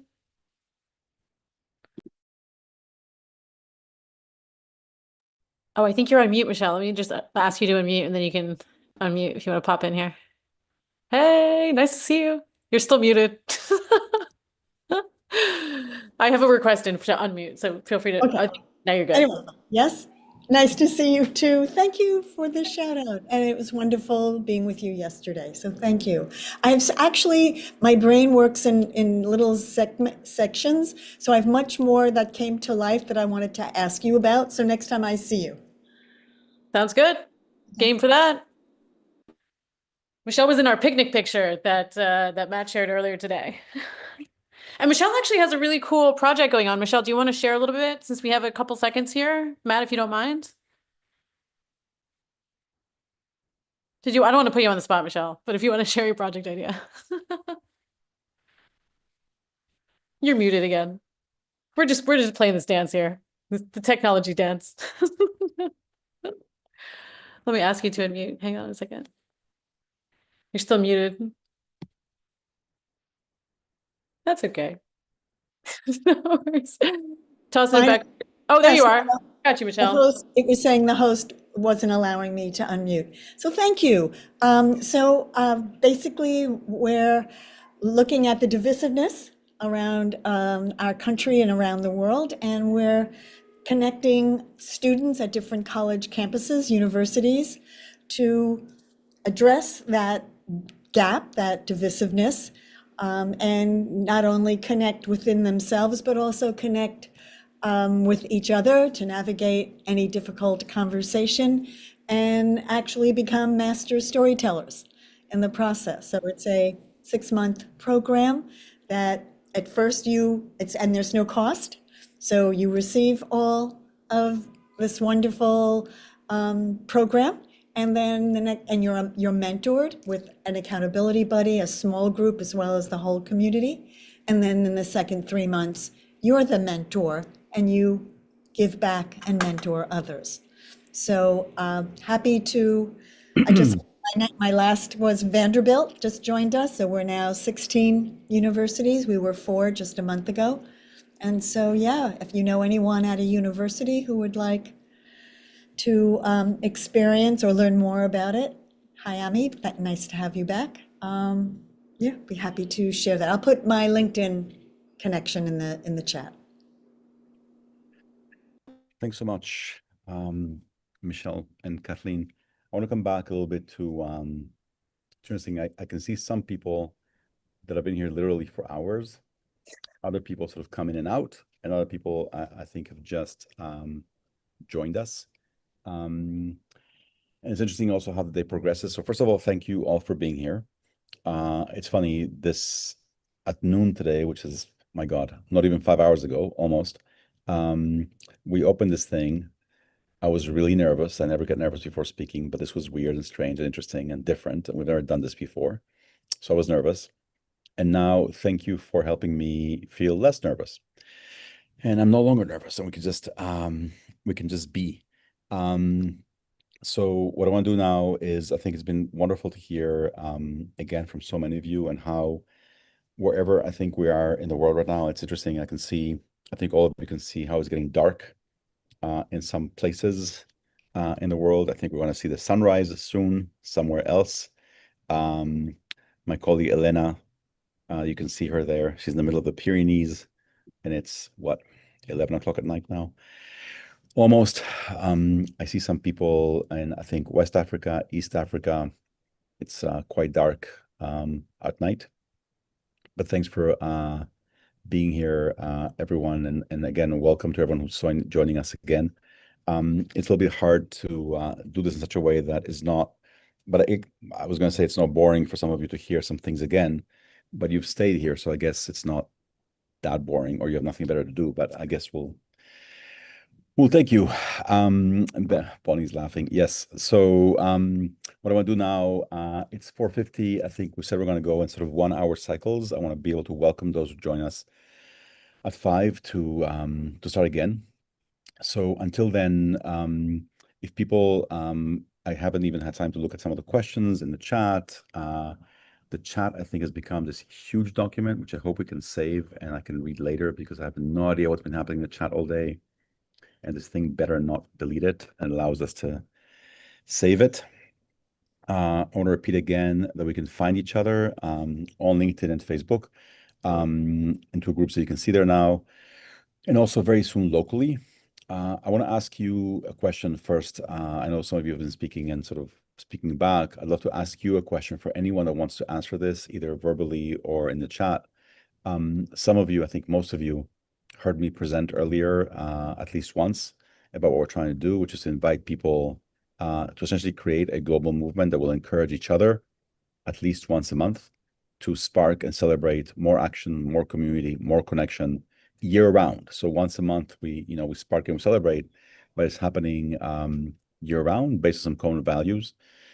If you think about reaching out to your networks and inviting them to join us or to join each other really in doing this, what would you need from us? I mean, right now there's a website, Idealist, that I think lays out the idea. There is a video there of me speaking about it. There's a longer video, there's a presentation. We're producing some materials, there's ideas, there's talking points. What else would you need to basically invite friends to say, hi, let's do this? I know it might be like a dumb question, like, well, nothing, or it can be, let's do this thing. Or when you think about your networks, your neighborhood, school, university, professional group, they're all basically, 2 words away from you. And so what if anyone wants to sort of talk about or write about in the chat, what would you need to feel that you can invite them to, join this community and help grow this as we move forward into 8.8, 9.9, 10.10, etc. Should we do one big thing together? Should we do one easy thing together? Should we invite everyone, on 10.10 to, share a meal together or play a game or plan, or one easy thing, many different things? I don't know. What comes to mind if you think about inviting your own community to participate and just like making this truly global and local at the same time, global? What would you need from us to feel confident to invite people around you to join something? Matt, I can see you. Yeah. So does anyone want to basically, Wengel, there you go. So yes, Wengel, I picked on you earlier. You're in New Haven. The whole of New Haven is waiting for you to flash that smile and invite everyone to join us. What do you need?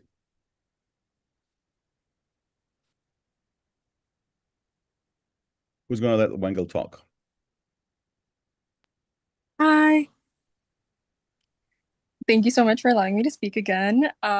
So I was actually in Los Angeles for 2 years before last week when I had to move back to help family. And I'm thinking about how Idealist is such a respected name, of course. And I think a lot of people, though they want to be active in their communities, for someone like me that's like looking for jobs right now because I've had to move, you constantly have to think about like, okay, what's going to make my resume look good? Because people are going to like, there's just such a race to like get a job because it feels like there's so many people looking for jobs and not that many places hiring. So I feel like at least for those that are at least a little nervous about their professional career and the time that they have to invest in that, that's kind of where I am. If Idealists would kind of like lend their name to say I could be like an ambassador, right, of Idealist, like a New Haven chapter ambassador, and for someone to be able to kind of partner their name with such a respected establishment, I think would really help in that job application process. And for some people that wouldn't maybe feel like, it's something I'd like to do, but I feel like people are just going to be like, you're wasting your time. You need to be like, growing your resume or whatever. It would be really helpful and to have that little boost. Even though, of course, like people want to do this work just to do it. But I think from you guys, that's something that could definitely be helpful, even if it's just lending a name or like a little budget to like get like a meal for those people that are volunteering with me or whatever it is. But yeah, just to be like kind of like a partner or ambassador I think would be really cool, and maybe would even help other people to trust me to want to do whatever impact it is that I would be initiating. Well, thanks so much for that. So obviously thinking a lot about this, and I love what you're saying because I'd love to essentially quote you. I'm going to match you up with our colleague Matthew here to sort of do a video of you sort of saying this, because basically I think we need to, yes, for some people, and sorry to get into the weeds here about one of these things, but I think we need to maybe like formalize the role for some people. You're also the idealist ambassador where you are. And there are two things I think that I'd love to convey to younger people, especially looking for a job. One thing is that, yes, it can be a line in your resume. You know, I helped organize Connecticut for X, right? In the same way that people put in their resume, I helped organize X for this campaign, or I helped get this governor get elected, right? So that becomes a line in the resume. Second thing I think that can be important, it's harder to convey to people, but I think we can try to convey it, which is that if you are in a certain city or town or region, and you're trying to get a job in a certain sector, right? So let's just invent for a second that you are in New Haven and you're trying to get into, I don't know, environmental organizations in New Haven, right? I was for environmental organizations. That was the last job I had, actually. So through this initiative, formally or informally, we can give you an excuse, if you like, for reaching out to all of them and say, hey, my name is Wengel, I'm volunteering with Idealist to organize this thing for, 1010, and I want to do something with environmental groups, and that's why I'm calling you. And if you have the excuse to call them up, you may impress one of them enough that are also going to also hire you. So I think there's something there about, there's nothing wrong with being idealistic and wanting to do good things, at the same time understanding that people have to make a living, people have to find a career, people have to sort of grow in the world. And so I think giving people a very simple way of saying, I am doing this is a thing I'm doing right now, but I can be recognized for that, and that can open doors for me. I think to formalize that would be wonderful. So really essentially setting up volunteer opportunities or intern opportunities. We don't have money to pay you right now for this, but I think you can see the value in doing something that gives you a place in the community and a status that you wouldn't have otherwise, and opens doors that wouldn't open otherwise. So thank you for saying this. Now we can say it back to people because Wengel said. Thank you. Renee wants to speak again, and then if anyone else, and then yes, it's almost 5 o'clock. We're going to open a new cycle again, but go ahead, Renee.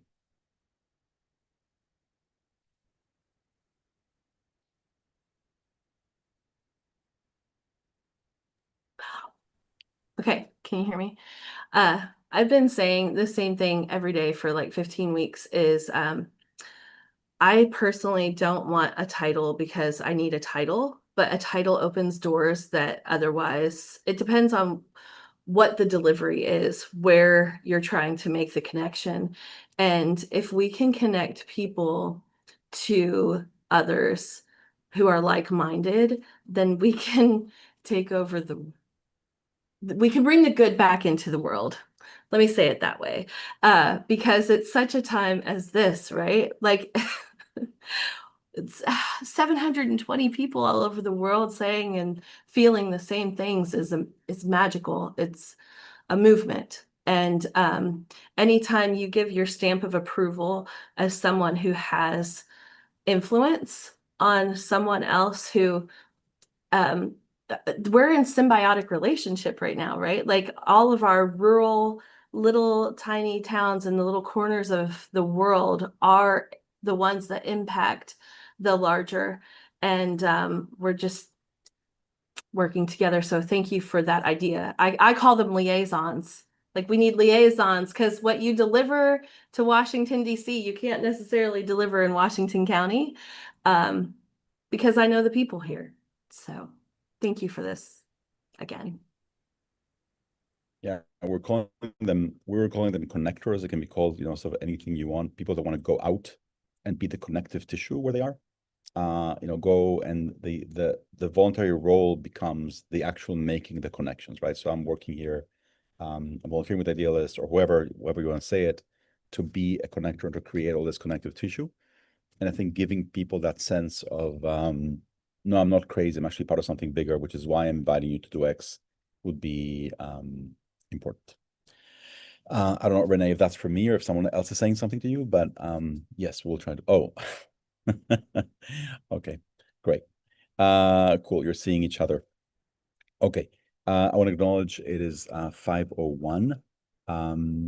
And people keep signing up all day long. It's amazing. I don't know if some of you are sharing invitations or if you are sort of responding to the original email, but people are signing up for this call all day long, which is very cool.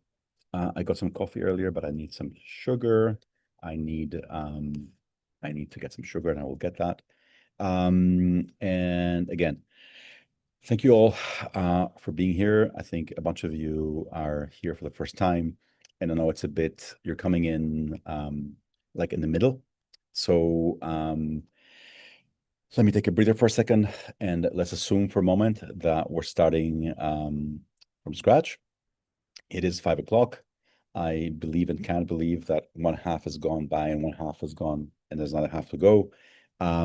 Maybe 10 hours is a lot, but we'll see about that for next time. So for those of you who joined in the middle, I'll go this really sort of quickly. My name is Ami.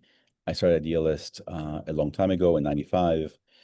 And from the very beginning, the idea was to somehow find a way to do more good in the world. You know, how do you connect good people like ourselves with one another and with ways to do good, right? That's the whole idea here. And so we started working from nothing, one little computer, and we sort of grew from there. You can see our story on the website, and you can see more about what we've done. But now we'd like to do, I think, much more. I think, you know, after 5 hours now of sort of watching and listening, I think, to so many of you, the potential is so obvious. I think all of us feel in our hearts, and we know in our hearts that more and better is possible. Like, of course it is. I mean, look at all of you. Of course, better is possible. We don't have to accept what is. We can create a different reality if we want to. We just have to desire it and desire enough to then move to do it. So I want to share. I'm going to share sort of an idea with you. A vision, an idea that's been long coming. It took a while. It took a long time to get it down to what it is now. It was much more complicated a few years ago. It's much simpler now, hopefully. So I'm going to share it again with all of you now, and then we'll sort of open up for more conversation, and then keep going like this. Okay, does that make sense? Some of you are new. Some of you are still here.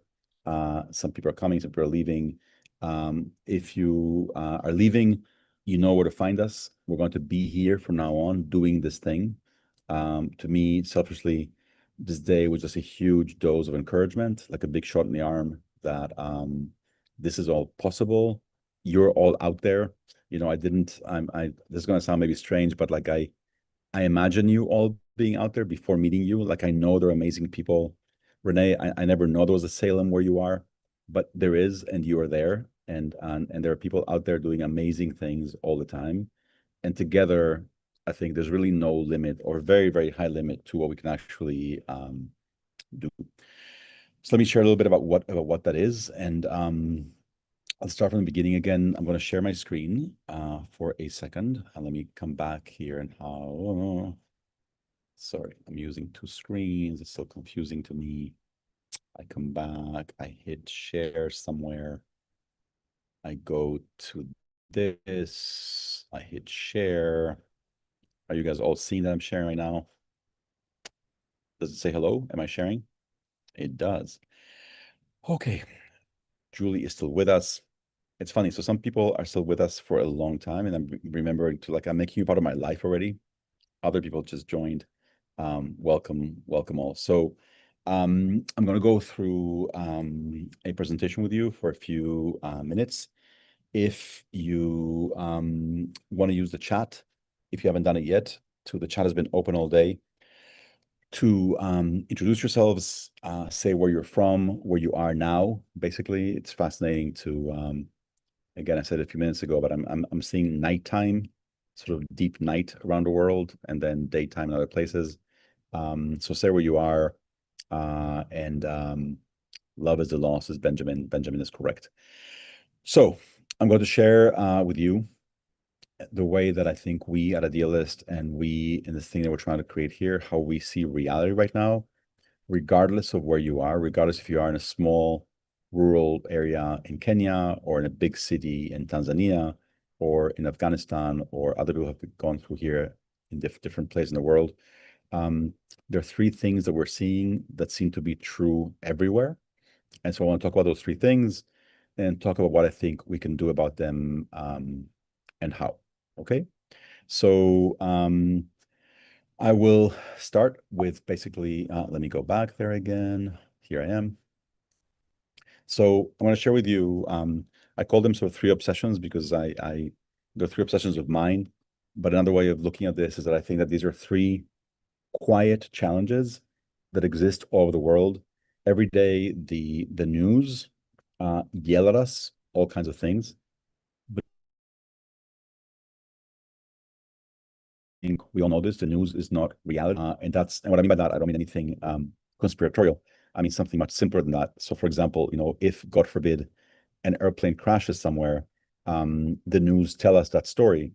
The news don't tell us that 40,000 flights landed safely yesterday, right? But that's reality. Reality is that 40,000 flights landed safely. That's also reality. So the news can be noisy. Behind that, I think there are three issues or challenges or problems that are true all over the world, and they're quiet. They don't yell at us. And so I'll go through them and then we can see what we can do about them because I think they're true everywhere. And we can sort of go slow and you guys can contribute pieces of this as we go along and tell me how true this is for each of these things. So the first one, I think you've all felt this, and I think you've all alluded to this today, that all around us and within us, there's this big gap around the world between our good intentions and the action that we actually take to around them. It can be small good intentions. There's somebody at work that I've wanted to compliment for a while and praise in public, and for some reason I haven't done it, all the way to there's a bad teacher in our school and we're not doing anything about it, or there's a good teacher and we haven't complimented her, or there's a pothole in the street, or far bigger things that we see and for some reason we don't do about. And there are many, many reasons for this. You can add your own reasons in the chat. These reasons range from everything from time and money. Although it's interesting when you ask people, it is actually fascinating when you ask people, why do you think that more people don't take action? Other people, right? Why do you think that they don't take action? Sometimes people will say time and money. When you ask people, why don't you take action? People almost never say time and money. People say these other things because I am afraid it won't make a difference, because I don't know where to start, because I feel alone, because I'm afraid of failure. I'm afraid of failing in public. I'm afraid of, rejection. I'm afraid of failing. All these things, I need more information. I don't know where to start. I've tried and it didn't go well. I don't want to try again, right? So lots and lots of emotional things, lots and lots of things that stop us from actually taking that step. And sometimes we also, I think, we live in a culture that sort of has these big heroes. And unless you do something huge, it feels you're doing nothing. And yet every day we can do something, even if it's a very small thing, right? You can change your email signature to promote a nonprofit that you love and just have that in your email signature. You're going to go running in the park or walking in the park. You can wear a t-shirt that in the back says something that you think people should do or something you should know about, right? You're going to have to wear a shirt anyway. So all of us can do something. And there's this big gap between what we could do and what we actually do. You've all felt this way, I think. Some of us, many of us, I think, can feel this way multiple times per day. And so if you multiply that by every person who feels that way every day, you're talking, I think, about this massive gap between intention and action, right, around the world. Does that make sense? Yes, no? You're like, I've never felt that. Or does it make sense to you? You've all felt this way. Oh my God, Amber Rose is back. You've all felt this way before, I'm guessing. So that's the first obsession, which led me to start Idealist, and which is now still leading us to do this thing. If many more people, if a fraction of the people that feel this way could take just a few steps more, the world would be a different place. So that's the first big obstacle that's out there, and that cuts across every community and every issue in the world. Second one is that Second sort of quiet challenge that's not in the news because it wouldn't be, it's reversed, is that the world is full of amazing ideas that don't spread quickly enough. We don't know about them, and then we don't know what we don't know. I'll give you, some of you are from the US, some of you are not. My wife is from Spain. She came here 10 years ago to the US from Spain, and she immediately noticed two things that were noticeable in New York and that she had never seen in Spain. It hadn't occurred to anyone in Spain. Now, I'm not saying, by the way, that this is a good idea or not. I'm just saying here it's normal, and there she had never seen it. So when you go to a playground in New York, and I don't know about other places in the country, there's often a sign that says that in the little playground, no adults allowed without children, right? It sort of like reverses the, what are you doing as an adult inside a playground without kids, right? Basically this idea of let's take care of our kids, right? And so again, bad, good, whatever you want to think about this, never seen it in Spain, never occurred to her. And then I'll give you the reverse. In Spain, when you go to a playground, any children's playground in pretty much any neighborhood, there's a trampoline in the playground. You're like, wait, that's dangerous. That people could fall, they jump in a trampoline. No, because what they do is they put the trampoline in a hole. You dig a hole, the trampoline is flat with the ground, and then you put some like soft stuff around it. So you can't fall. You can only fall to the ground. You're jumping in the hole, right? And so it's this reverse thing of she comes here, she sees that in playgrounds, it says that you can't go in as an adult without kids, but like there are no trampolines. Like what's up with that? So just to say that there are all these amazing ideas. I'll give you more examples in a second. I'm just, the same examples all day. And whether you're looking at more serious things than, I mean, playgrounds I think are important, but if you're looking at agriculture, education, criminal justice, how are prisons managed? How are farms managed? All over the world, there are amazing ideas that have been developed in one place and simply don't go to other places. So sometimes we have been sort of educated that innovation is like this amazing thing. It's the most important thing to innovate. And in fact, copying is more important than innovating. Once in a while, there's a really great idea out there. Humans are amazing at copying, and we're amazing at developing and making things better, right? So it took a long time, I think, I don't know, for the first human being to get up and say, I don't want to sit in the mud anymore. I'm going to sit on this rock and I'm going to go at a chair. This thing is called a chair. I'm going to invent the chair. And now think how many kinds of chairs we have around the world. Humans are very good at taking an idea and developing it. And so we need actually more copying and more spreading of things that exist. There are amazing ideas out there and solutions for every specific, almost every specific problem out there has a solution. But very often they don't spread. And the examples that I wanted to give you, I'm sorry if you've heard this before already today. I'll go through this sort of quickly for those who haven't, or maybe it's not fair. I'll go it slowly for those who haven't, is that I'll give you three examples. One is sort of tiny. It's sort of family size, if you like. One is a whole countryside, the example of laws that we don't hear about. And the third one is just sort of community-based. So on the tiny one, I have a sister who has three kids who are now, adults. But when they were maybe 9, 10, 11 years old, either she came up with this idea or she read somewhere. And this, I think it's a beautiful idea. She told the kids when they were 9, I think, or 10, third or fourth grade, that every kid has a quota of 1 day a month where they can choose not to go to school. And the kid decides. I mean, think about how the way that most adults treat their children. It's a pretty revolutionary thing to do. Tell a 10-year-old, you decide when you don't want to go to school once a month. Once a month, when I wake you up, you can say, Mommy, not today. And you can turn around and keep sleeping once a month, and you get your quota. So the amazing thing about this is that, as I think some of you can imagine, the kids almost never used it. They never actually abused of the fact that she gave them this. But they felt powerful. They were the only kids they knew that had this power. They were the coolest kids in class, and they were empowered to decide when they want to go to school. So it's a beautiful idea. I love about it is that it's beautiful, I think. It's free. It costs no money. And therefore, it's a perfect example of an idea that should spread. But who's going to spread it? Who's going to spend money on TV ads promoting a monthly quota of a day? I mean, it's just not going to happen, right? And so we don't hear about it.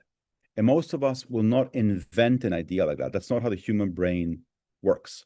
So that's one example. I'm sorry, I'm as the day goes by, I'm just relaxing more. I'll ask you, I'm really curious to sort of have a thing of, you know how in some hotels, sorry about this, there's a, you know, a what do you call that thing where you hang your a hanger, right? Where you put your jacket. And some of them have these like clips, right? For like old South pants or something, right? How many of you know this trick that if you want to close a curtain so the light doesn't come in, you use the hanger with the clips to close the curtain? Does that make any sense? You know what I'm talking about? And have you seen this before? It's this wonderful idea.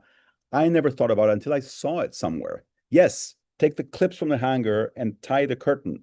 It's awesome. The way the brain works is that you won't think about this unless you see it somewhere. So that's the family size idea. Next idea, much bigger thing. There are thousands of things like this.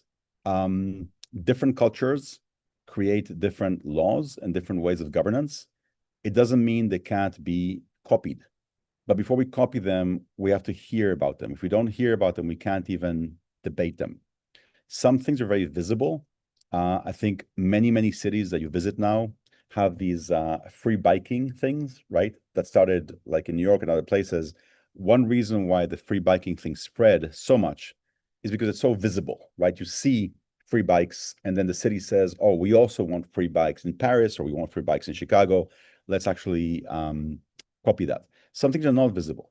So in most of the world, almost everywhere in the world, when you are driving and you do something bad, you cross a red light or you drive too fast or whatever, you get fined.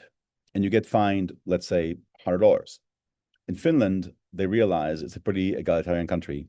And they realized, or they thought, it's not fair for a poor person and a very rich person to pay $100 for the same thing, because a very rich person doesn't care and he will just park his car wherever every day and he just won't mind. So they came up with this wonderful idea that instead of paying a set rate in dollars, you pay a set rate in salary days. The government knows how much you make. I mean, the IRS knows how much we make. And so instead of charging you $100, we'll charge you 2 days of salary, for example, when you cross a light, right? So if you're very poor, that'll be, 2 days of minimum wage. And if you're a multimillionaire, it's going to cost you 2 days to, cross a light. So you set the punishment in actual salary days. I think it's a beautiful idea. Somebody can disagree. To debate it, we even have to know it's there, right? So that's another example. Last example of this idea of ideas that exist, community-based example. In New York, this is Brooklyn. A few years ago, there was this pretty sort of ugly parking lot there. And then someone decided in the city or the neighborhood, hey, let's have, over one short weekend, they said, let's transform this into basically a little quote unquote park where we could meet and have a picnic and maybe have some coffee or whatever. And grass is expensive and it's hard to maintain. And so what they did is they just painted it green. And this can feel obvious when you see it. It's not obvious until you see it, actually. And by the way, obviously, it's not painted purple. It's painted green, right? That's the whole point of it. It's like it's a garden. It's painted green. So this kind of idea can be done anywhere in the world. But before it's done, it's hard for us to sort of believe this. Someone won't just come up with this. You have to see it. Once you see it, you can say, we can do it too. Humans have done it. It's not crazy. We can also do this, right? But then you have to see it. So again, the thing is that there are so many ideas out there like this, but they don't have a marketing budget behind them. And so we just don't hear about them. And why would we hear about them when they're not being marketed? And so we hear about them by accident, essentially. There's no other way. Professional publications, professional sort of, conferences, but very simple things that all of us could use or advocate for, we just don't know. So that's the second one. And then the last sort of challenge that, again, I think cuts through all of our lives is that connecting with neighbors, with colleagues, with people across the country, around the world, to do good things should be easier than it is now. We have this amazing miracle now that is allowing us to have this conversation with people in so many places. And yet, very often, we have no idea what our neighbors are thinking down the block, across the street. We may have a very similar idea. Let's go do something good together. How would we know? We're not telepathic and we don't guess. And so this is really important because I think, again, you mentioned earlier, where are you? I think she's gone, that, together with a neighbor, doing something together, it's so much easier for 2 or 3 people to initiate something, plan something, encourage each other to do something than doing it alone, right? So even just find that first partner is really, really, really important. And what happens now is that it's just not easy, neither locally nor around the world. This could happen literally where we are, in university, in a neighborhood. We have no way of knowing. And what's amazing about this, and I sort of got obsessed with this image many, many, many years ago, 30 years ago. I thought there are people on 2 different floors seeing the same thing down the window, and you would never guess that somebody above you or below you is literally having the same thought. Let's build a playground down there. Let's do something about that corrupt policeman. Let's do something about the school. And if you knew they're thinking the same thing, you'd get organized. And what's happened now is that every single window in those 2 buildings has access to the internet, and they all have all kinds of tools. And in some cases, they have a good mailing list for the neighborhood where they exchange things. But sometimes, even when that exists, tech is often not enough, because even when we have a place to have a conversation, it's not obvious that we have what we can call the social permission to bring up certain ideas, right? So maybe you have some kind of group in your neighborhood, and it's very clear that that group is for certain things, like finding a nanny or finding a plumber. It's not for saying things that could be a little bit more controversial or a little bit more interesting, or why don't we start do something different or change something? And so do you actually have the permission to knock on a neighbor's door, or say something at work, or raise your hand and propose something? It is not obvious. So this is our starting point, a big gap between intention and action, a world full of sort of wonderful ideas, and then a wealth of meaningful collaborations waiting to happen. And to that, of course, you can add all the stuff in the news about polarization, about loneliness, about authoritarianism, all these other things. But these things, I think, are true everywhere, have been for a while. And the question is, what do we do about them? So let me stop for a second and see, does that make sense? No, yes. People are nodding. Does anyone think none of this makes sense? And you insist on staying with us? No. Beth says yes. People are like raising their hands and showing things and showing hearts. Ali, you're good? Yes, she is. Okay, Yesenia also. Señorita Tapia, sí. Okay. So we'll do this in Spanish one of these days. So that's where I think we are. So what are we going to do about this? So basically, I, again, using the word obsession, begin to lose my voice, which is too bad because there's another 4 hours to go. In 92, I came to New York with sort of this idea. What do we do with all this? There was no internet. There was no web. I was walking around the city telling people, hey, let's change your world. And like, yeah, sure. So I came here in 92, and then a couple years later, the web sort of was invented and sort of came out. It's crazy to me now, but idealist.org, the URL, the word was actually available. I just got it. Realized one day that in English, idealist is idealism, but it's also a list of ideas, right? An idealist. So it was like a perfect name for what we're trying to do. And then, nonprofits started working on this, gradually grew this thing where there are 150,000 organizations that are working with us around the world, posting their opportunities, volunteer opportunities, internships, jobs with us. That's what we're best known for. And then also came out with this, ended up with this logo that we like, that was important because I think that logos are important. I'll tell you in a second more why that is part of this conversation. So running this nonprofit, have this nice office, have a team, I do more and more work. At a personal level, I still look at the news every day and I think this is all wrong. We should be able to do more. These politicians are pretty much all in their own way useless. I mean, I've felt that more as a kid. Now I understand a little bit more, but basically, I still refuse to accept that certain things are the way they are. And of course, we should be able to do much more. That's just a sense. Like some things, and the more years go by, the more some things just feel deeply wrong, and we should be able to do more about them. And by the way, as you get older, you see that of course we can do more. I mentioned this 2 or 3 hours ago. That phenomenon that happens when a city somewhere in the world gets the Olympics. The Olympics is given to a certain city, right? So Paris gets the Olympics, or London gets the Olympics, or LA gets the Olympics. New York tried in 2012 to get the Olympics and it didn't. A city gets the Olympics and suddenly they find it within themselves to clean the river, fix the airport, fix the roads.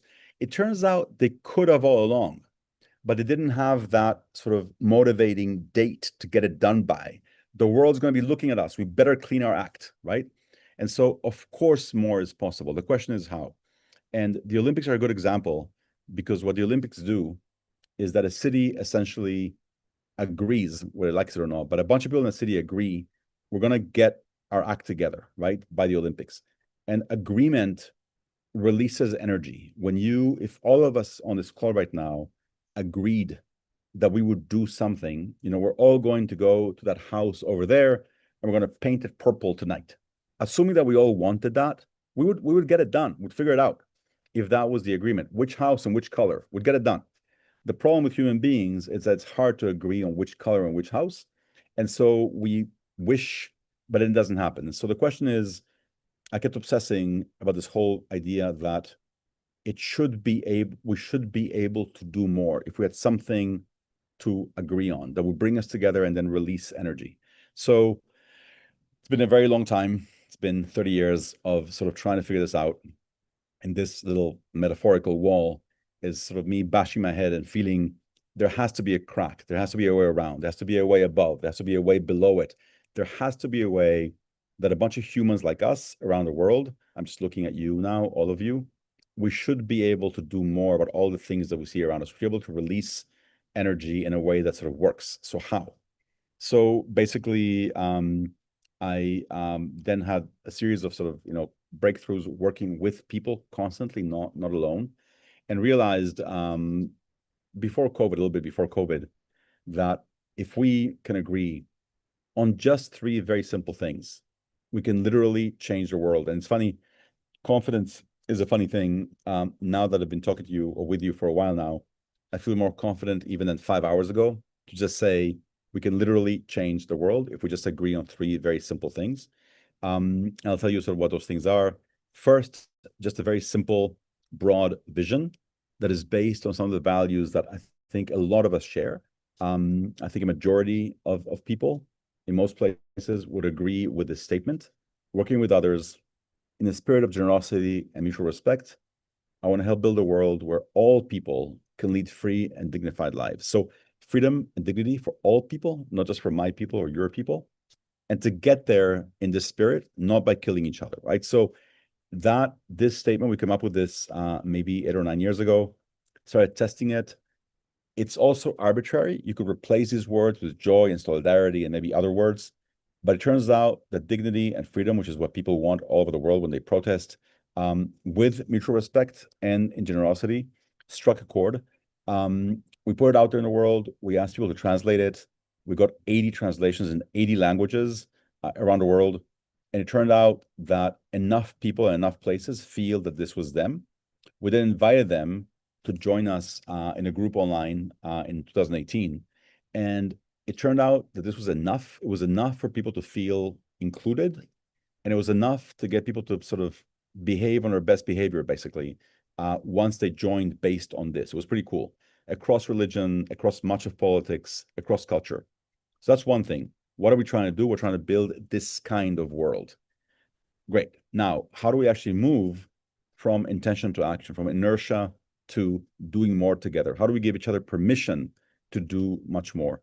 So again, we started talking to some people everywhere, thinking, and what are the things that when people act on something, anything, a desire, running a marathon, going abroad for the first time, what are things that help you move from intention to action?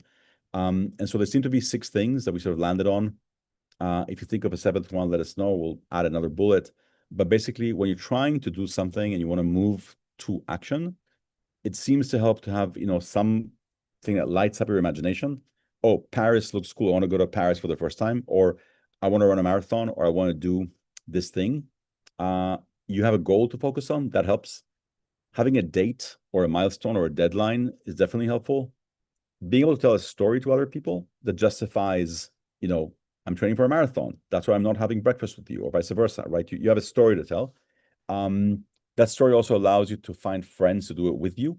And a friend or a team is very, very helpful. And then a first step to start from in some way. That is also helpful. So thinking about all this, we came up with a second piece that would be nice to agree on. Again, very, very simple.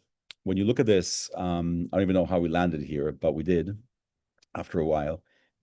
This set of digits here is basically a date, any date in the year, right? So this says 3/7, it could say 5/8, it could say 9/11, not more than 12 because it's a date. When you see this, some of you are seeing March 7th. Some of you are seeing July 3rd. This flips around the world, right? People see it differently. Now, the only 12 dates where that's not true are today, 7/7. That's why we did this today, because it's 7/7 and 11, 22, 33, all the way to 12/12 are the 12 dates where you can say, hey, on 9/9, we're doing X, and everyone will know what you mean, right? On those days. So it's sort of a trick. It's a mechanism. It's just a way. It's just a conversation starter. And what we did is we went back to these to this group that had gathered based on those values, and we said, hey, question: what might happen where we are and all over the world if once a month on the same day everywhere, with all the publicity and all the social media around that, what if once a month on the same day we encouraged each other and we gave each other the social permission to do one thing for something or someone that we care about, or basically to make our corner of the world just a bit better, at least once a month.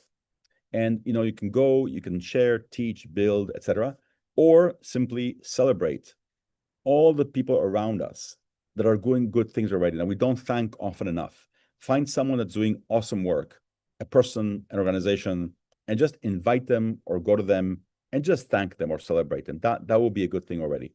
One thing to emphasize is that we don't mean 12 days of service or 12 days of action or 12 days of volunteering. We mean 12 days a year in which we spark and celebrate action that happens all year round, right? But once a month at least, let it be the day that it's okay to go and welcome a neighbor and say, hey, I got you some cookies. Why today? Because it's 9/9. And everyone is doing this around the world. So I'm doing it too, and I'm not crazy. Everyone is doing this. It's a day where you can raise your hand at work and you can say, hey, why aren't we recycling? Or why aren't we paying our lowest paid employees a bit more? And that day, maybe you won't be fired for saying that because everyone is saying it. So 1 time a month, we have permission to encourage each other to go a bit beyond the thing and to also have fun while doing it, which we'll come back to in a second. So we went back to this group that we had created and we said, hey, let's do this. And so we gave them a map. This was a while back. And people went and put a dot on a map of things that they were doing. And you can immediately see how this became like a social permission machine and how deadlines are useful. Oh, on 8/8, we will go out and build a school. I'll go out and clean up this park. Personal, whimsical things. I'd never really heard of this thing before. I live in New York. I don't have a car. I don't drive here. And so this thing of basically going through the thing where they clean your car, and just for the heck of it, the drive-through where you clean your car, and just for the heck of it, paying for the person behind you and leaving. And the person is like, oh, they paid for you. Oh, I guess I'll pay for the person behind me. And then everyone just smiles all day, right? So things that are personal and whimsical, all the way to bigger things that people can do together. So then COVID came along and stopped us from continuing doing things together. And then we took a while to sort of breathe, refine the whole idea, make it better. And now we're ready to sort of go this in a bigger way, which is why we asked you to convene you today. And so imagine for a second together, if we can, imagine people around the world once a month inviting each other to just do one good thing or one big thing, or to spark something bigger or suggest something bigger. And one of the things I think that stops us sometimes is that we're not sure what to do. So we can create together a menu for people of easy things to do or big things to do that have been done by others. Here's a menu. You can just go and do this. Here are all the instructions, basically. Here are some recipes for action, if you like. We have a bunch of those already on the site. Here are more things that you can just do that are proven to work, and you can go for them, right? And so if we do this together every month, that menu can only get bigger and richer because we'll get people's contributions to sort of come in, and then more people can go with it. Organizations around the world, we haven't invited them yet. That's the next step. We wanted to make sure this whole thing sort of made sense to you. But organizations, special organizations that do all kinds of amazing things, they can be the obvious ones to offer and to host projects at cities, at schools, where they are, in neighborhoods. And most of them don't have a big marketing budget. So together we can say, once a month, look at this calendar of activities that all the nonprofits in town are doing. Pick one and do it, right? They're all having open houses. Go and pick one and visit one. The museum in town is staying open all night this month. Why not? It's fun. Once a month, we stay open all night. Come over and let's, come over and make the museum party. We'll just come over all night. So organizations can do a lot. The local media over the world, there's so many small radio stations, TV stations, newspapers. It'd be lovely if once a month they actually covered and shone a light on some wonderful local thing that's happening. This has nothing to do with Idealists. This is basically encouraging all of us to go to all the media and say, hey, don't wait for Thanksgiving or Christmas.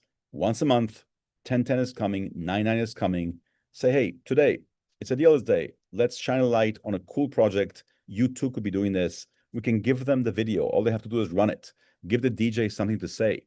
But they can actually do this, and we can invite them to do it. Schools exist everywhere. Schools could and should invite their kids to get involved. Kids, I think I have a 20-year-old. I also have a 5-year-old, and the 5-year-old already asked me if I know what Earth Day is, and I said yes. And she was explaining Earth Day to me, and she wants to sort of do cool stuff for Earth Day. And so, yeah, sorry, it's getting late in the day, so now I can't do this. And that one asked me if I know what Earth Day is, and I had to say yes, I know what Earth Day is. And so they can do a lot with their teachers and also with their parents, especially if workplaces, businesses around the world, we can invite people to say, look, in addition to all the benefits you offer holidays and vacations and this and that, those of you that do, these 12 days a year, let your employees pick 2 or 3 that either they want to go out as a team and do something cool, or they want to go out alone and help in the community, and then simply tell you what they did and go and do something great with their kids or with a local nonprofit during the week. Go and do something nice. And lastly, if you know a mayor, please get us in touch with the mayor. Cities are really important here. Mayors are exactly the right political level that they can get the word out to their city and they can see immediate benefits. The mayor can say, on 10/10, come out and do something good. We'll give micro grants to people if they want to plant something or build something. I'll close the streets, says the mayor, so kids can play outside late. We'll light up a park so we can all have a picnic there at night. I mean, whatever, right? Mayors, I think, are perfect for both, banging the drum on this, inviting people, and then helping stuff happen without actually spending a cent. They just have to announce it. That's all. They can hang a sign off a bridge that says, hey, let's do stuff, and they have access to that bridge. So all of this, if you take each of these actions separately, people, organizations, cities, businesses, each piece of this has been done before, which is why I'm optimistic that it can be done, because it has been done by human beings. Imagine this being done at scale, spreading more deeply and more widely every month, like a puddle, right? A puddle grows, it goes deep, it goes wide. So every month we reach more people, we do more things, we collect more ideas to spread out. And every month more good things happen. And the bigger it gets, the easier it becomes to talk about, right? Because at first you're like, oh, what is that thing you're proposing? Never heard of it. Oh, didn't you see on TV that it's happening in Chicago? We could do it too. Oh, yes, of course we can do it, right? So it's much easier to propose something once it's happening in other places, which is why we're asking you to, have the adventure of starting with us. And then lastly on this, it would be really, really useful. So this is just an illustration someone made for us recently. It's an example of what it could look like, if in a sort of fictitious town, everyone did something on one day, for a garden, for flowers, playing music for seniors, planning for 10/10, painting a mural, doing a party. These things are all possible. There's no reason why we can't get out of the house and make these things happen and then photograph them. Again, it's amazing to me. I kept saying this today a few times. We all have this thing, right? I mean, all of you, I'm going to guess, all of you have a phone. that phone has a camera. That phone has, we can all, that scene that we're seeing right now, all of us could photograph that scene and we could spread it to other people. We're all incredibly powerful with the thing. We're all publishers. And so there's so much that we can do to then just share hope. Someone spoke here today about feeling burnt out.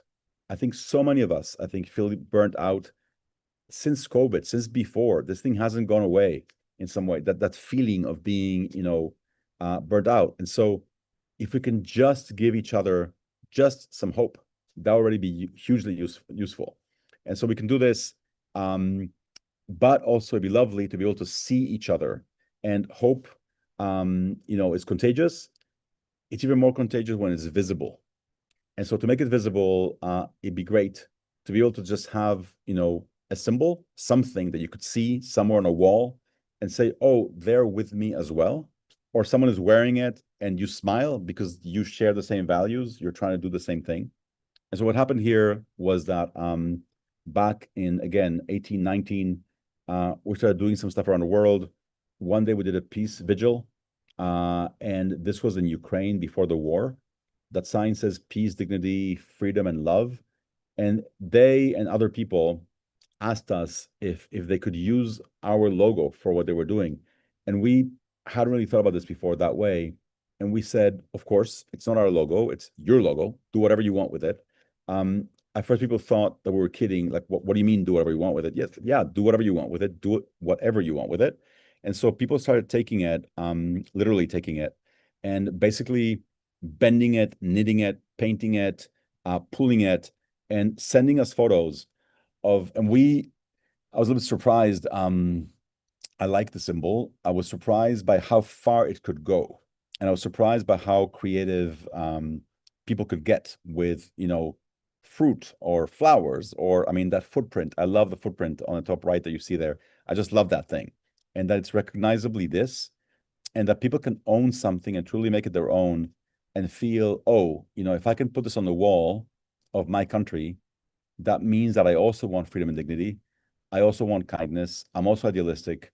And I'm here, and you can see me, and we can see each other, and we can be, encourage each other by actually seeing each other, give each other give each other some courage. So that's the basic idea. Again, very, very simply, within all of our, political and religious and local spectrum, if we can agree on more freedom and more dignity for more people, no violent stuff, no hate that we've always sort of asked for here. One day a month, let's agree to help each other, spark and celebrate more action, more community, more connection, come out of the house, do good things, do community-based things just for their own sake. It doesn't have to always be, oh, let's go, fix something. What we can actually just fix is our own lack of connection, our own loneliness, our own need for being together. We can just go out and take a big bike ride in the middle of the night. We can just go out to see the sunrise together, or to take a walk, or take a hike, or organize there's this guy in New York who for a few months now organizes a plane night every night. Just people come with board games to a building somewhere, and 500 people play board games together. Because why not, right? It's better than watching television alone. It is better than watching television alone. So, and that in itself becomes a thing to do. And so looking for volunteers that would like to not necessarily go and fix something, but just organize a picnic, just organize something cool for everyone to do something together. So if we can imagine this, we can do it.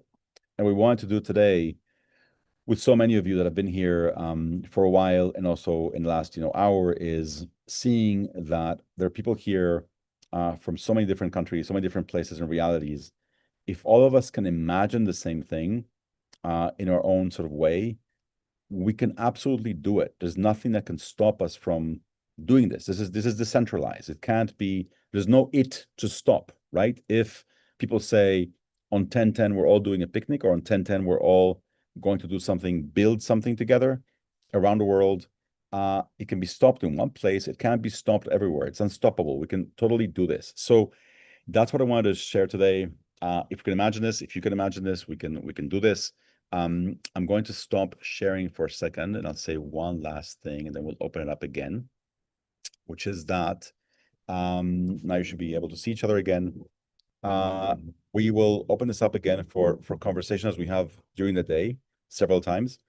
Before that, in terms of moving forward and staying in touch and really now beginning to move this ball forward. It's funny, I spoke earlier about social permission. What I feel now after days that you have given us social permission to do this, we've given each other social permission to actually go and make this happen.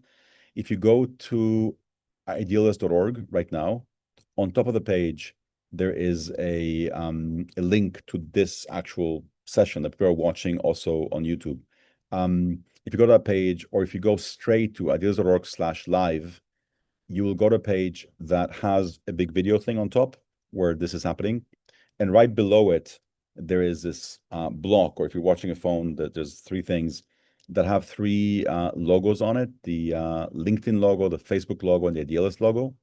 And those three things are for us now to continue working together as we move forward. The LinkedIn and Facebook logo are two groups. They're both called Idealist Days and More on LinkedIn and on Facebook. If you go in there, you can join them now. And my colleague Tim, I think, is still there. He's been approving and sort of interacting with people there all day long. You can join those groups and stay in touch with us. You'll see 5 posts that are waiting right now for you to comment on or reply on each of those 2 groups. One is about introductions. Just say who you are, say hello, say how you feel, interact with people, say more about yourselves and how you're feeling about this whole thing. Second one asks for your ideas about things that you would like to do locally and that you would want to do on a day like this, on a monthly basis or any other day. And also any ideas you may have for the whole network. Let's all do X. It'd be wonderful if people had the option to do a big blood drive or whatever it is that would make sense for a whole network to know about, that you've seen where you are and that you think is really cool and that other people could do as well where they are, because they haven't really thought about this before or may have. Third one is asking for your ideas. If you have ideas that you've seen for how to do fun and interesting outreach, right? We're trying to go out and invite everyone to participate. It's one big party invitation. In your life, in things you've done, have you seen interesting ways of inviting people to do things? Chuck something on the sidewalk, or give someone a card, or slide something under a door, or give someone a flower in the subway, or what are all the cool things you've seen that we can invite each other to participate? And then if you have any questions, there's a place for questions there. And lastly, because we want some element of fun and whimsy to be part of all of this, there's one last post there that asks you, if you like, to take out your phone, and take a photo of what you see out your window right now. What do you see out your window now where you are? Or what did you see when there was still daylight? Or what do you see now? And then just tell us where you are in the world and share your what you see out your window. And you'll see people there right now already with sharing all kinds of things around the world. So those 2 groups are there for you. The Idealist logo one is if you would like to jump in and help us, co-host or coordinate a local group for people where you are, anywhere in the world, that covers, your city, your region, your school, your business, and wants to say, we're going to have a local group to help move this forward and help move this idea of monthly days of celebration action forward. Sign up. It's a small Google form. It'll ask you for a few, data points about yourself, your name, why you'd like to do this. Just fill that out now or later. We'll get back to you and we'll have one of these meetings or more just for people that want to organize local groups to get this whole thing off the ground. So those 3 things are right there. Kathleen just shared it in the chat. Again, I have been going for a while. I will stop now. And if people want to, those who are still with us here right now, if you want to make sort of a comment, a question, an addition, an idea, we're going to hear Amber Rose's voice. Oh my God. Who's going to give her the mic? Okay. I just want to say, you're my people, Ami. I'm so happy to be here today. So thank you for organizing this. And lest I get choked up, I just want to say, I've never met you. I don't know you from Adam, but I hope that's not the case in the future. And I'm just so proud of you. So just for those of you who might have just chimed in, I was in on the 12 o'clock version. I had to go at 1 as life happens, but I was able to chime in again at this hour. And I'm just proud of you for taking that leap of something that at 12 o'clock you were like, I have no idea what I'm doing. This was really vague. Thanks for being here anyway. And I mean, clearly, like, but that's how we work. And I think I'm so excited. I'm excited to change the world together with you. And I just, yeah, I'm kind of emotional, but I'll be in touch and I'll send you an email. But I just wanted to say thanks also to everybody else for being here, because I think that this is what we all need. We are all discouraged right now. The world feels like it's crumbling around us. And I just feel like I don't want to share much about me right now because I think today it's about this, but this is the world I've been living in Haiti for the past decade, and needless to say, the world crumbling around is very evident in that world. So I'm just excited. I'm in the US right now. I'm excited to have internet access to be able to participate in something like this, and excited that you initiated such a great thing. And I know the credit doesn't all go to you, all of your colleagues that help make the technology work. So this is just my kudos. But I will say, have you eaten anything today? I'm a little worried about your well-being at this stage. So drink something and eat something. Amber, I have a secret. After you left at 1 o'clock, we Uh-huh. stopped and we just started when you joined back. No, I'm kidding. No, we've been going for a you while. didn't, because I actually logged in to check in on the live version. I'm not going to let you go. Thank you for all that. And I will take your you as to me instead of all of us. I am going to guess that when you're doing, you spent 10 years in Haiti. It's a long time in Haiti. Yes, I'm not going to let you have the hook. What were you doing there for 10 years? I started an organization to create dignifying jobs. We recycle a form of plastic trash and create products out of that. But the idea is just dignity. So this is In my Port-au-Prince bag. or In Port-au-Prince? Port-au-Prince, yeah. Port-au-Prince. Yeah, so I think I'm going to guess just basically, you know, just randomly, that most of you have never been to Haiti.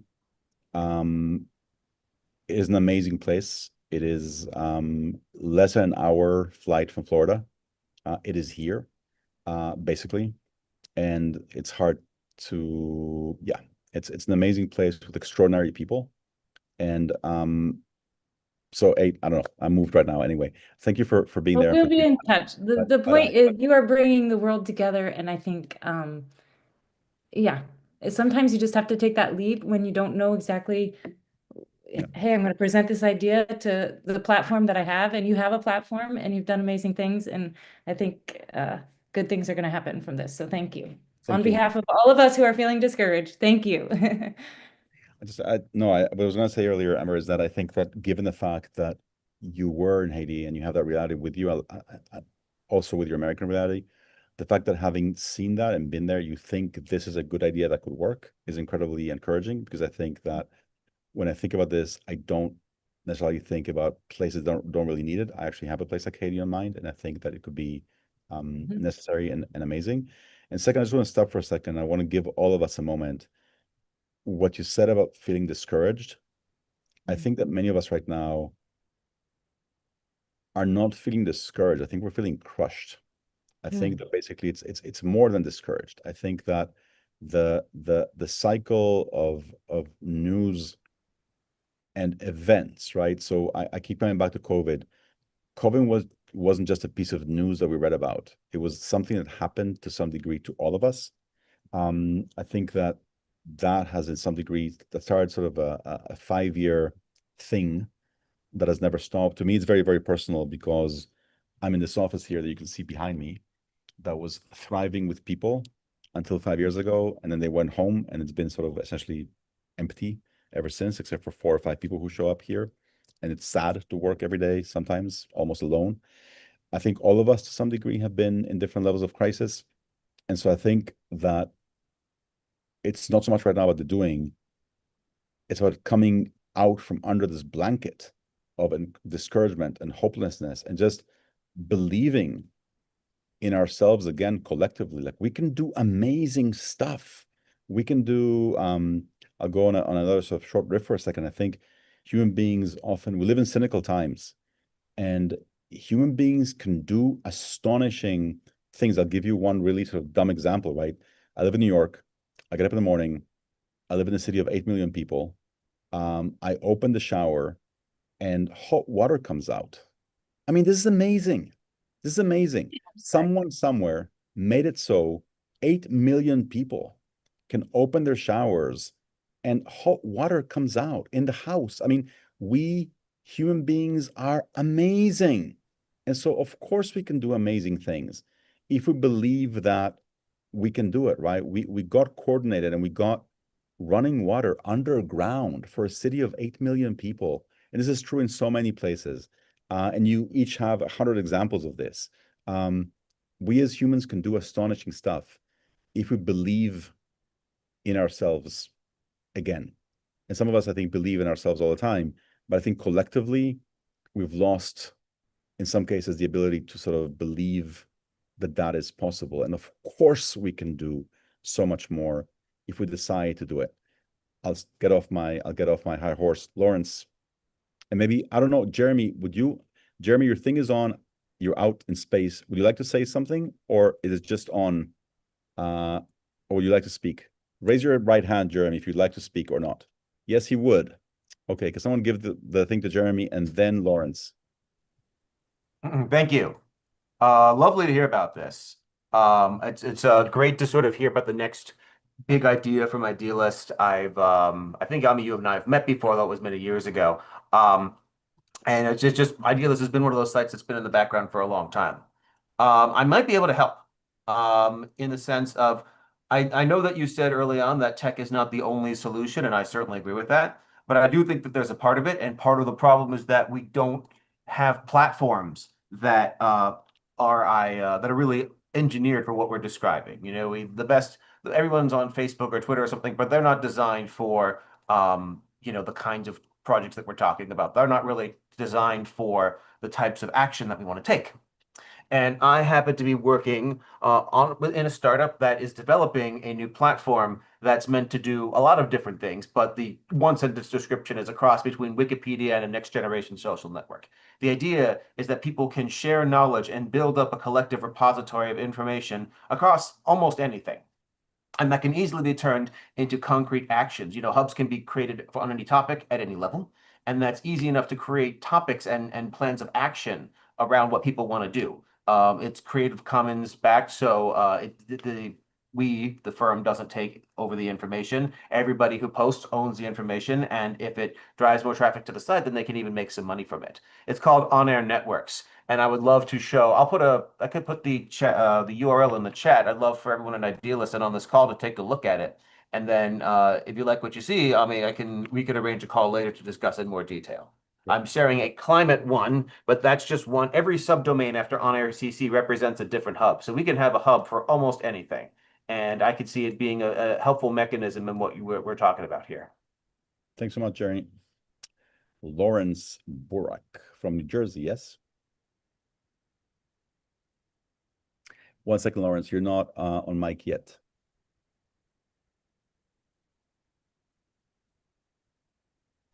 Here we go. I was here at 12, and then I was supposed to come back a while ago, and literally the day, as it happened with Amber, the day kind of got away, and there was just one thing after the next. I'm actually glad this has extended through the 10 p.m. hour. My field of expertise is in cause-related marketing initiatives, originally coming from a broadcast background. And there's quite a bit of good going on right now. I know we've been talking about how the world is kind of falling apart, but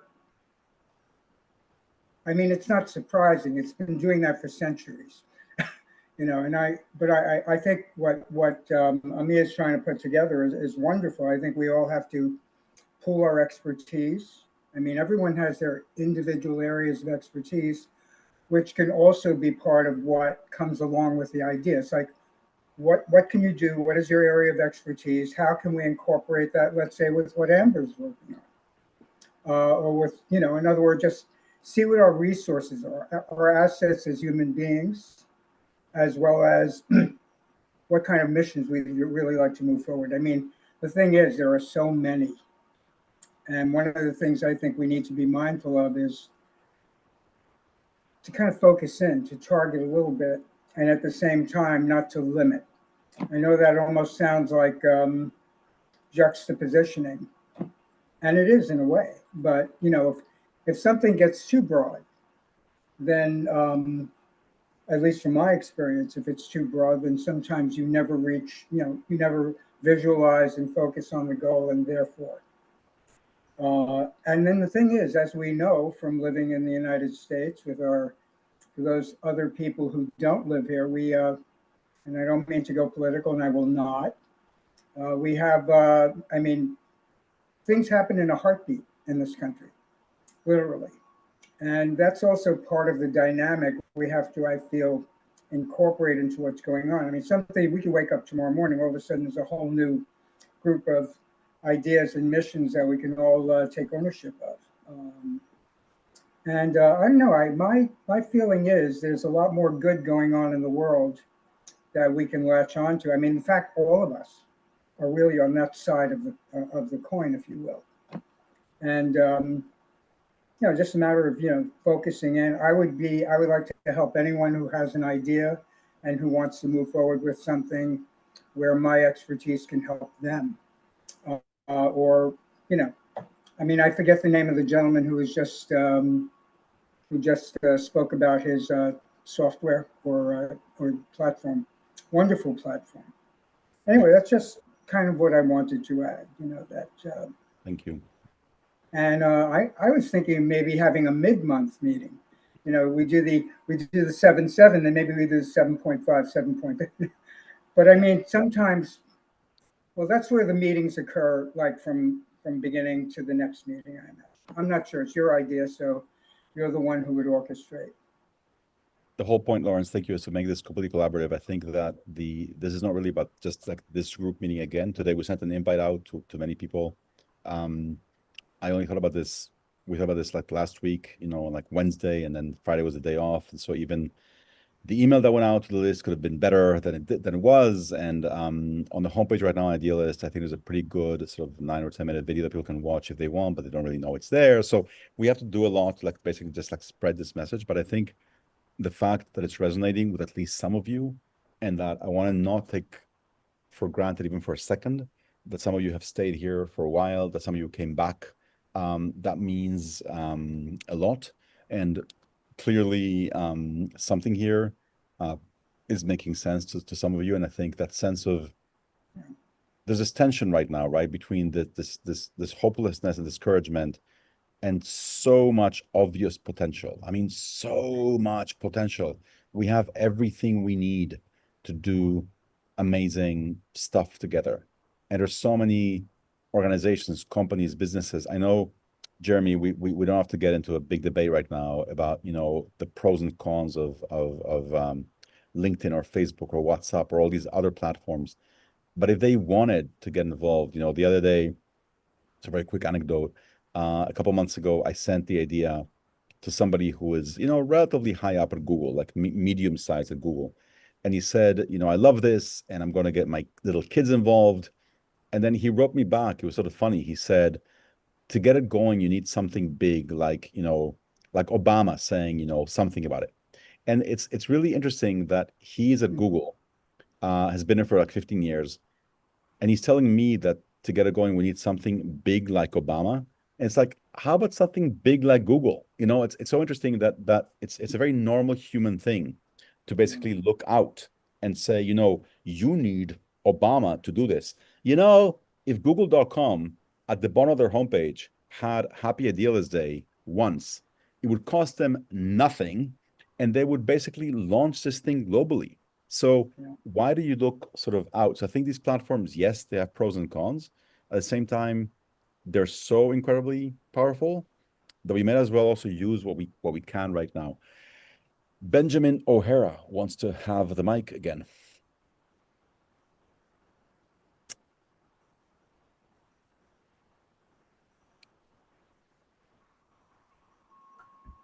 Yes. So you're kind of talking about how do you kick something off like that and how something that's large enough.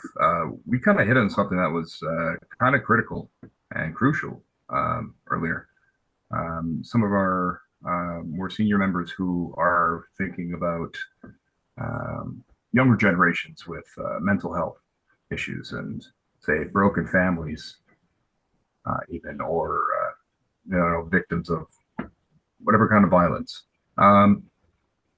These are the kind of people that when you're able to reach out to, they're the kind of people who really want to be part of a change that will help their own environment and also make it better for other people around them. And when you kind of grow up with that kind of stuff, you know that other people are having issues, and you always have it kind of the back of your mind that something needs to be done about it. Yep. No, but I disagree with that. I think that older people who have been around, I think, if you even look around this room right now, I don't know if it's a coincidence or not, that most people here on this call right now, let's just say, are not 17. I think that the people, you've been around, you've seen some stuff, you've seen what's possible, what's not possible. And I think that, yes, I think that concern for the future, but also understanding what is and what is possible. Yes. Terrell, go ahead. Terrell, sorry, I imagine.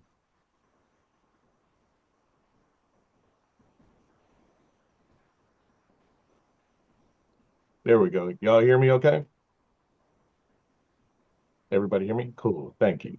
First and foremost, thank you for putting this together. I guess I'm kind of echoing the same sentiment shared a little bit. And also, I'm out of Seattle, Washington, by the way. Part of what I've come to realize about being in this economy, or any economy at this point, like you said, some of us, the majority of us are old enough to say we've lived across a good number of changes that have occurred. I'm an 80s baby, 90s kid, so I've seen a lot, been through a lot. You name it, whether it's talking about broken homes, going from low income to, middle class, whatever is the case. What I've come to realize about this current economy is that it feels like it's being it's almost creating a squeeze into nepotism, right? Having to find people who are in positions of power, right? And that's kind of what has been my personal experience in being in a space of my network is big, it's reasonable, but there aren't enough people in positions of power to help with hiring or put you in front of the people who could assist with employment or navigating into other spaces. And that's something that I feel is very, very needed, So when kind of connecting to your conversation about, quote unquote, needing Obama, like I agree that no, you need, like, there's a guy who worked at Google in a high position that would have been just fine. Right. But I find that there are people in positions of power that recuse themselves, that sit back out of conversations like this, that sit back out of moments like this, and, would rather just kind of be the fly on the wall or, just not participate at all in these kinds of times, and it's like, no, we need more connections to people who are in positions of power to do these things, to bring about effective change, with all of our collaborative efforts, right? So that's kind of what I really wanted to say about all of that. Thank you, Terrell. I know that. Thank you, Terrell. Thanks for that. And then we just lost, I think there was Danjuma wanted to speak. I don't know what happened to the connection, maybe. I don't know. Okay, let's see. So I went a little bit long earlier. And I'm curious, again, if you can imagine this, I think we have the power to do it collectively, certainly, if we get the word out to people. And it's more, let us know what you need. You mentioned earlier, Lawrence, the idea of meeting, maybe twice a month. No, we're gonna start being here every day. I'm not doing this again for 10 hours. Don't, I mean, yeah. Why that- not? maybe we'll see, but not unless it's necessary. But I think that we can definitely be here, daily in different ways for different people, for different things. And I think offering people, right? So I think that, I'm gonna pick Amber, I'm gonna pick on you when I chatted you have contacts in Haiti that you can reach out to. And if you can say, hey, why don't we do a Zoom call for leaders in Haiti or for sort of NGOs or local people that want to get involved, and we can talk about their reality to them. That becomes more specialized and it then becomes also more real. Oh my God, we're just joined by the superstar Angelica from Poland. So Angelica, who I have never met before, saw this Well, whole hello everyone. Angelica saw this thing on Idealist. She saw something I posted on LinkedIn a while back, and she sent me this insane proposal just because she wanted to for how to activate the whole of Poland. And Yeah. Angelica, seriously now, you were hugely important in sort of showing me how someone I've never met, I knew nothing about you. You saw a few words, you read a presentation, you understood the Mm. reality in Poland, and you go back to me with this like amazing proposal just because you wanted to, of how to get every person in Poland involved in this.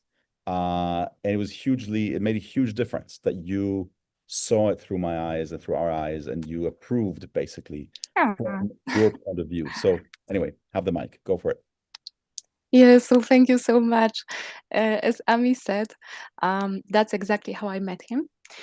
And I am a project manager and a marketing specialist for over like 10 years. And I grew up in a very poor family, So I was a volunteer since I was a child. And that's how it basically started with me. So as I could, I was helping a lot of organizations here in Poland because I'm from Poland. And we made a lot of actions, for animals, for children, for elders. And as time goes by, we learn how to do this not by money, but by the community, So we made a live stream, we made like 72 hours challenges, like dancing together, singing together, everything. It was a huge movement. And right now in Poland, a lot of people are doing this and it's very popular. So yeah, we are doing a lot of stuff like this, creating like events for charity. So I would love to be a part of this. And I've actually, as Ami said, I've got the presentation, what we can do. So if you let me in the future, I would love to show you this presentation, like maybe on the next meeting. And I would love to hear what you will say about it. And that's all.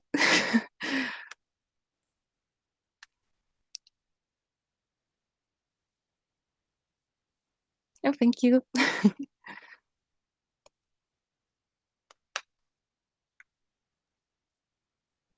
Angelica, how do you say thank you in Polish? Dziękuję. Yeah, so I was here since the beginning, and there was so many people who have a lot of ideas, a lot of like experience. And I think if we connect this, it will be huge. It will be amazing, because I was working like with government, with media, with influencers, because they've got real power, like money, like of course the community, right? Influencers, for example, or media. And if we connect to them, then they will be able to work with us, because most organizations are a little bit afraid at the start, but after time, if they see the purpose and they see that more organizations are joining, it's easier basically. So I think with the group like this, everything is possible, because after so many hours of sitting there and hearing all the stories, you are amazing, really. With you, we can change the world as we want and do something good, because as everyone know, like the world needs us now, especially, right? So it's great to connect with you, and I'm so happy to be here. Thank you so much. So I'm going to just do something a little bit for a second. it's you know it's getting a little bit later, which means I'm more relaxed, which means I'm more myself, which means so she's gonna kill me now. But we were just joined at the bottom of your screen somewhere. You can see someone called Rosario Campos, and she just joined us from Spain. She's on her phone, I think. Rosario, you can raise your hand on Zoom chat, and that way people will see you. So Rosario happens to be my wife, and so I'm just really happy that she's here right now. And she can kill me for this later, but she can't because she's in Spain now. So I can just say whatever I want, and she can't do anything about it because she can't reach me. So it is after midnight, which means that our daughter is sleeping. Which and now, so thank you for being there and for being with her.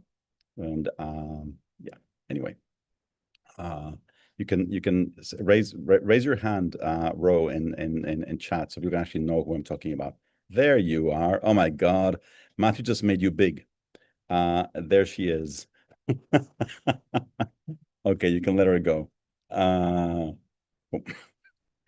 Cool. Anyway, thank you all for giving me permission to just be myself for a second. So let's see. I don't know. Oh, Danjuma or Danjuma. I don't know how you pronounce your name. Danjuma, if you're back, I think either your video is off or you're in the dark. But if you'd like to speak, we'll turn your mic on.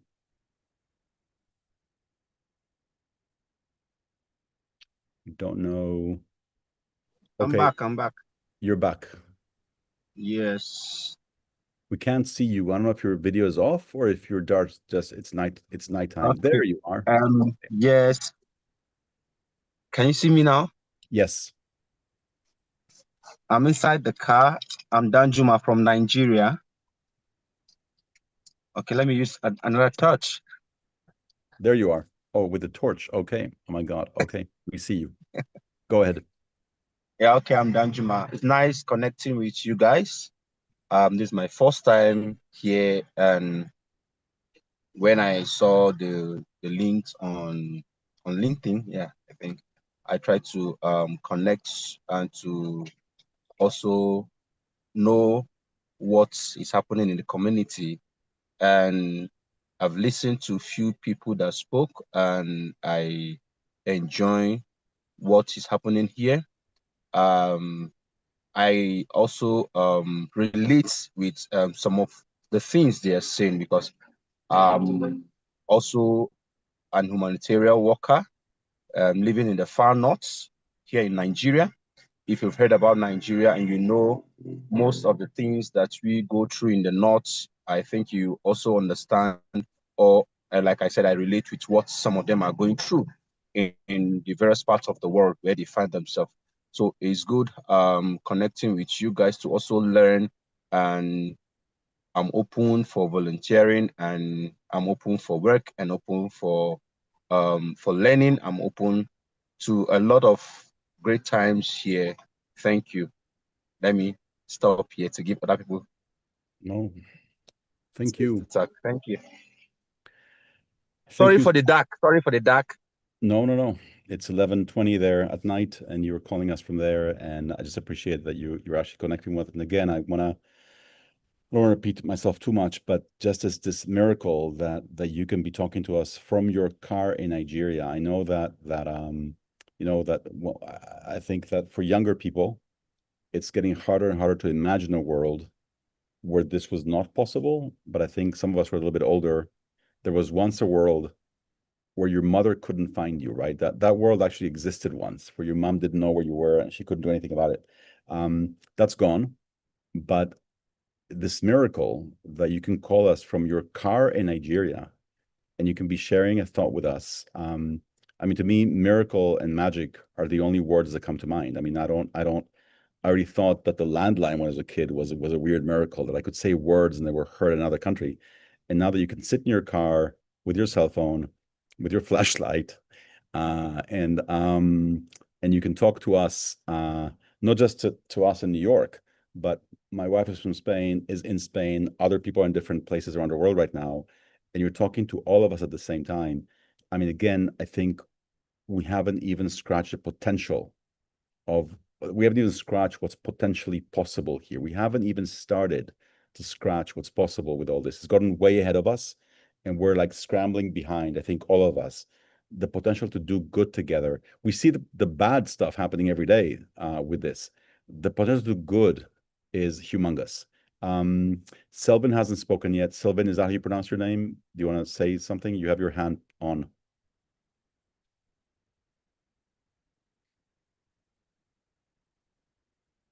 Yes, good afternoon. It's afternoon where I am. Yes, so my name is Selvin Gray. Can you hear me? Okay. Yes, my name is Selvin Gray. I'm from Jamaica. So I have a particular interest in this endeavor, this initiative. To be honest, I think I was actually searching for some global initiatives that had to do with volunteering, especially relating to my background in engineering. And I found Idealist online. I did a sign up a couple months back, and it was actually a pleasure seeing some response, I would say late last week. And I was like, okay, let me try to see what this is about. And it's indeed a pleasure being here. Noticing persons from diverse backgrounds, not only technically or professionally, but also in terms of perspectives. Persons here from Poland, in the US, even in Nigeria. And I think this can really help to impact the world positively, not just by putting our hands together, but even our very minds and our very diverse perspectives. And so I think due to us having a large number, we're not only limited by finances, because our collaboration as a group can really exceed our limitations for finances. So we can really come together. We can really pool our ideas and our different technical abilities. I just heard our friend from Poland, she does project management. And that means you won't have to outsource a lot of these skills, because these skills will already be in-house. If there are any tasks or initiatives that we need to do, a lot of these things can be done from inside. And so it's definitely a pleasure being here. And I like what I'm seeing so far. And I would like us to move forward with any other plans. I don't believe plans always have to be very grandiose.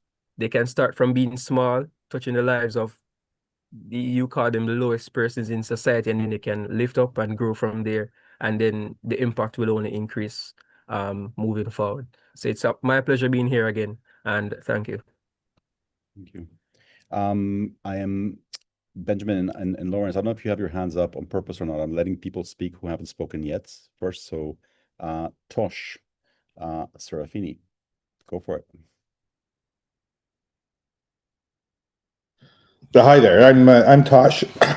I'm with an organization called Landseed. We build communities, like physical communities.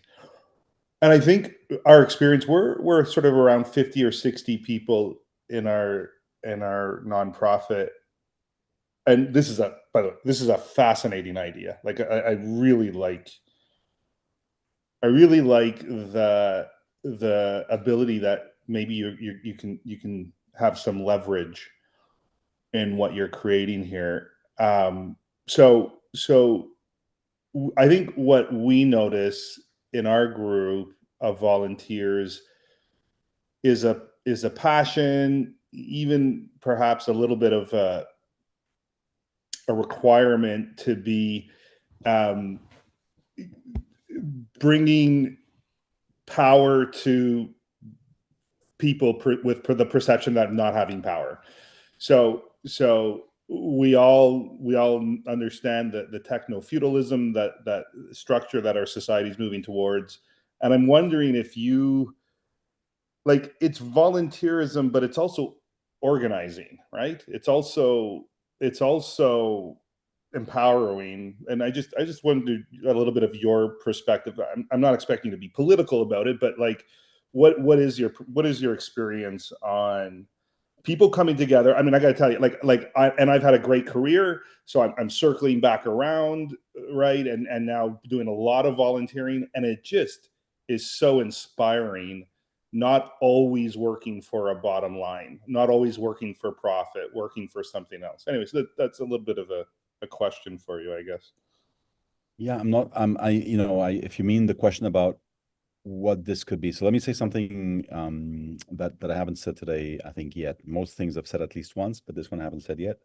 And I think you're opening the door for me to say something a bit bigger.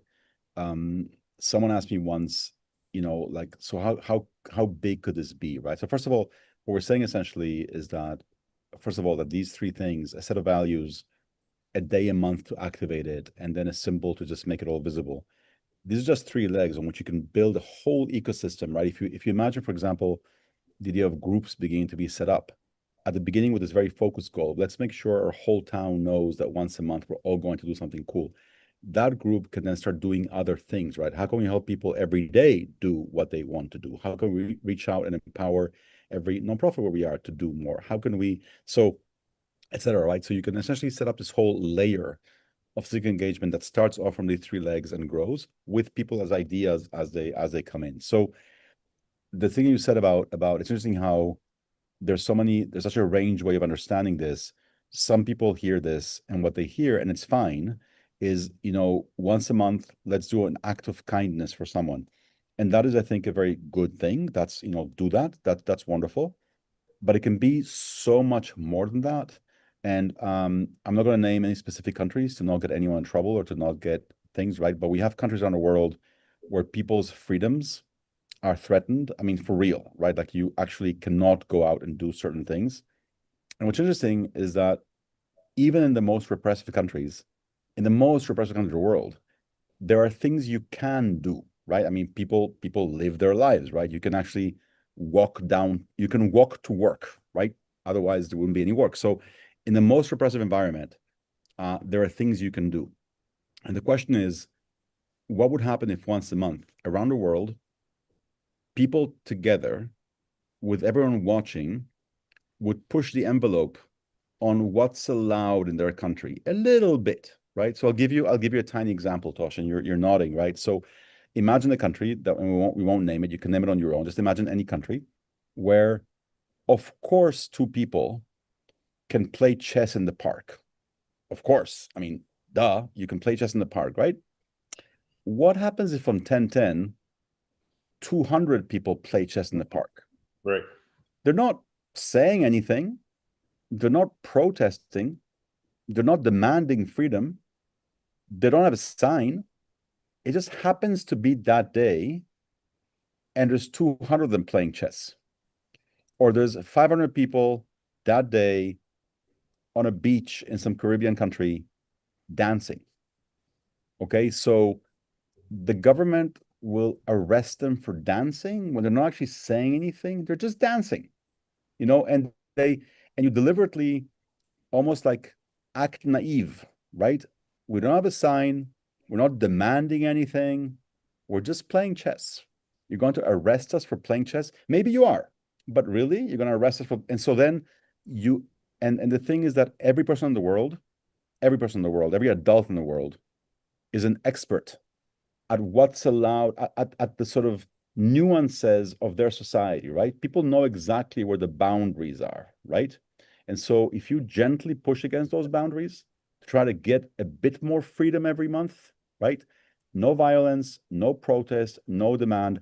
I have this thing in my head where the way that protests very often work is that people, imagine any scene in the world. This is traditional, right? People will go down and they will face the presidential palace and they'll make demands, right? What if instead of facing the palace and making demands, you go to the same place and you just dance in a circle? You just dance, right? So you're saying basically, okay, arrest us for dancing. I mean, really, in front of cameras around the world when everyone is doing this at the same time. So I know I'm getting ahead of myself here. This is much bigger than saying a cookie for a neighbor. But you asked, Tosh, and so I think this could be bigger than that. And there's no reason why the two things can't live together. Right. Two neighbors who want to know each other should know each other. And then if people want to use this as a mechanism for something bigger, unrelated to us, like we're not, you know, but if you want to say basically, our 5 countries are going through similar issues, why aren't we supporting each other simply by picking the same date and therefore getting more media on all of us because it's the same date, right? There's much more that could be done. Amber mentioned earlier in Haiti, I think you all know there's this massive gang issue going on, you know, for months now, literally dangerous to be in the street. Most people would love to be in the street. Most people would love to do something about this. but it's like the extreme of the collective action problem, right? If I come out on my own, they may shoot me. So if we can all do something together, even something simple, then it becomes easier to do. So yes, you have an organizing element, you have a political small p element, and then you have sort of a community building kindness element. I hope that was a good enough answer. I don't know. Excellent. Excellent. Keep it going. That's amazing. Noel Jones from Chicago. Is that how you pronounce your name? Noel or Noel? It's Noelle. Noel. Hi, Ami. Thanks so much for doing this and pulling us all together. I'm always thinking about how many incredibly talented and good-hearted people there are all around the globe who absolutely have the capability to solve all of the world's problems. But we get caught in the typical system for how design works, which is that you have a team of designers who are waiting for some impetus to come from the outside world, from a corporate client or an organization or something that gives the agency or the team an assignment, when we already know so many things that need to be designed, but everyone needs to pay their rent. Everyone's concerned about their careers and can't just, they're afraid that they can't make everything for free.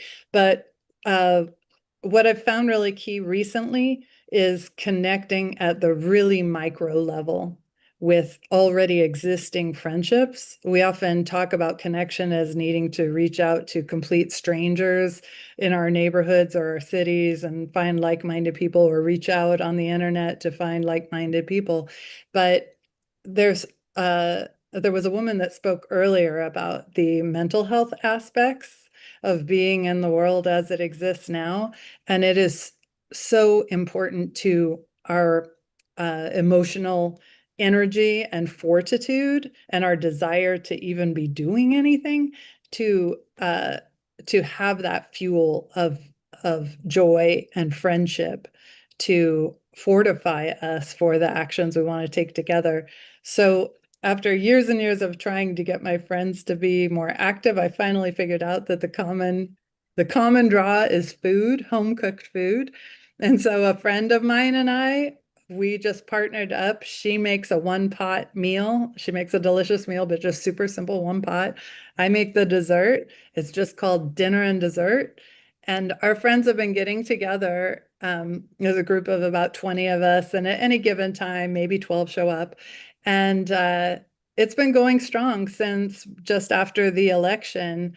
And we've taken so many actions, both like mutual aid actions, political actions, all different kinds of actions, creating things, because we have this thing to look forward to, where we're excited to see our friends, and we get together and vent and crack jokes and play music and dance and share a meal. And eventually we talk about what sort of actions we might want to take, and then we make plans to take them.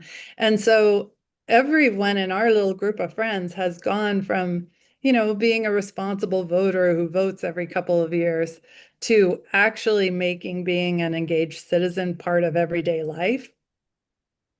And so that has boosted our own personal activism by at least 20 times. And that's a conservative estimate, because when you're taking actions every 2 weeks, instead of voting every couple of years and signing a petition once in a while, it really amplifies activism fast. So we're hoping that this idea will spread in a deregulated way, just spread like wildfire, and everyone start with your own friend group. You don't have to necessarily start something brand new. Start with your own friend group and set a regular organized thing. No clipboards, no name tags, no agendas, no nothing. It's a dinner party. You're getting together with your friends.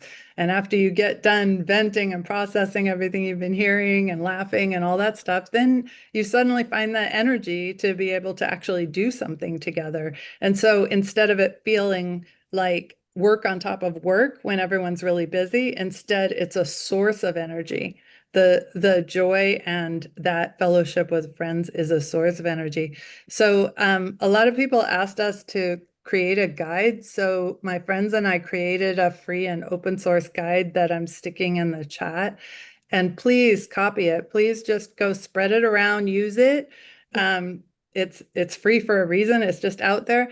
And it may seem like we're reinventing the wheel, but you'd be surprised at how complicated people can make easy things. And we've streamlined it into an easy model that we can reproduce every 2 weeks, and we never feel burned out. We feel excited every time. So we feel like it's sustainable, it's modular, people can just take it and spread it. We have no way of knowing how many people are actually using it. It's just out there, but please get together with friends and then take it from there. And then forums like this are awesome because once you have a core of friends who are actually getting together and making things and doing things, you're able to find other people in your community or around the world who you don't know who can join in on some of those efforts. But I just wanted to say, like, it really helps to fortify yourself first with your already existing friendships and home cooked food.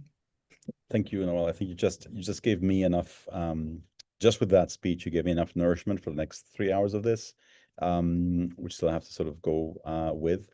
A couple of things. Yes, on food, I think food exists everywhere. Community exists everywhere. I think we're trying to, exactly the kind of ideas that you're basically wanting to share and propose and package. Maybe one of these days, my wife and I have not been to Chicago together yet. Maybe we'll go visit you and join one of your dinners. That'd be fun. There are a couple more things that I want to say to you, but before that, I want to welcome two other friends that just joined us. Masami and Paul are joining us from somewhere. I don't know where they are in their nomadic life these days, either in Japan or somewhere else. But thank you for being here. They were here in our office on 6/6, actually, a month ago. There was an event that we hosted here with them. So thank you for being with us. And maybe you want to say hello later. Noel, on this thing, I'm sorry, I'm losing my train of thought. But yes to food, and yes to sorry, there was something else I wanted to say, but it'll come back later. Who wants to sort of add this business of starting from the people you have? People will ask us, how do I connect with others in Chicago that want to also do this? It's like, no, you have your network already. You have your friends, you have your church, you have your school. Don't go to try. The hardest thing to do is to try to organize a bunch of strangers who don't know each other, don't trust each other. Start from the place where you have trust already and introduce a new idea to the place of trust. But don't try to both create trust from nothing and also introduce, it's just hard. So all of us have so many existing networks, whether it's friends, whether it's mosque or church or synagogue, whether it's school or work. Some of you have used Slack at work, or some of you use, Teams. The idea of just somebody at work just launching a Slack channel called Idealist Days, and here's what we're going to talk about, what we want to do next. I mean, you have access to Slack, just launch it, just do it, right? Listservs that exist already, WhatsApp groups that exist already. We don't have to create, it's more, I'm going to use a bad word, it's more about infiltrating existing groups than launching new groups. The groups exist already. Let's go get inside and propose a new game for them to play. They already exist.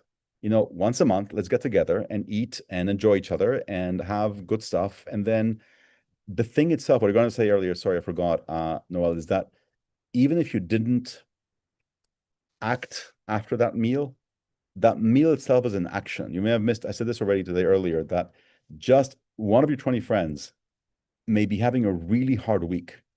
And the fact that you got together and you were there for her or for him is already a huge action, more than maybe some petition or something. You actually made a difference in someone's life. And so just knowing that you will be there for each other is huge. And so more of that will be better. Okay. Anyone wants to speak? I know Lawrence and Wengel, you have your hands up, but I just want to make sure that someone who has not spoken yet maybe wants to speak or not.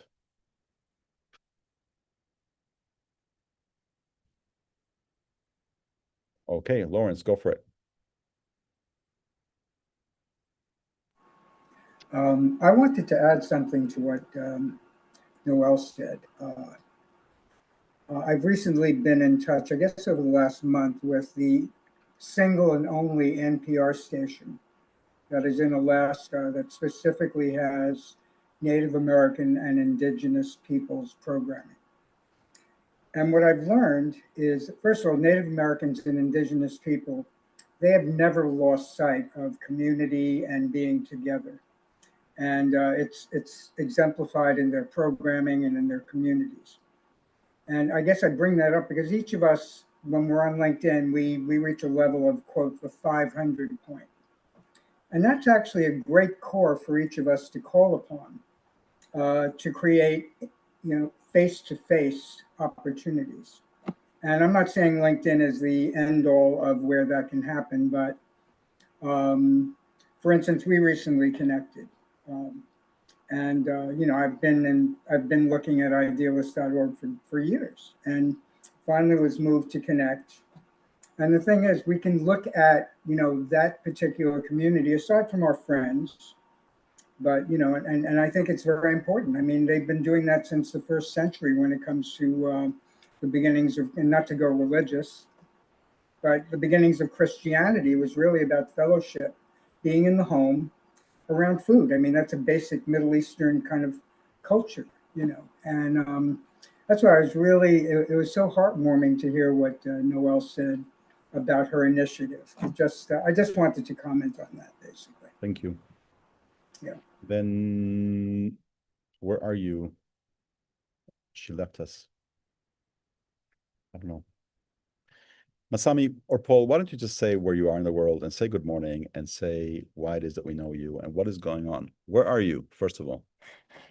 We are actually in London today. So it's actually not good morning, it's actually good evening, but it's almost midnight.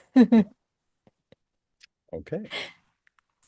Yeah, and it's really great to see you. I mean, you are doing fantastic things, and we can't stay for too long, but we thought it's a great idea, and you keep going for 10 hours, which is very inspiring. So yeah. thank you so much for, yes, well, you are starting.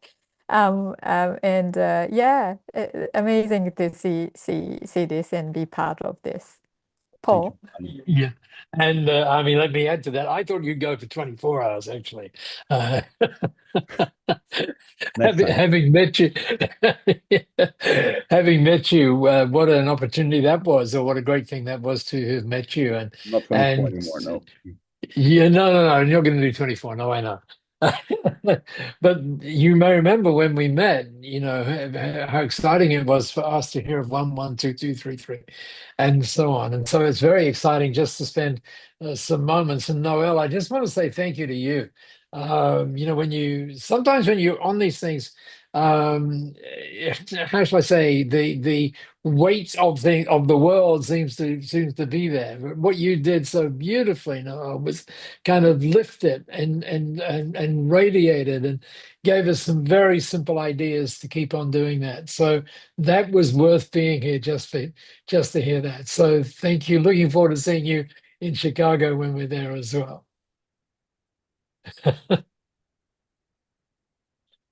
Okay, Bonnie.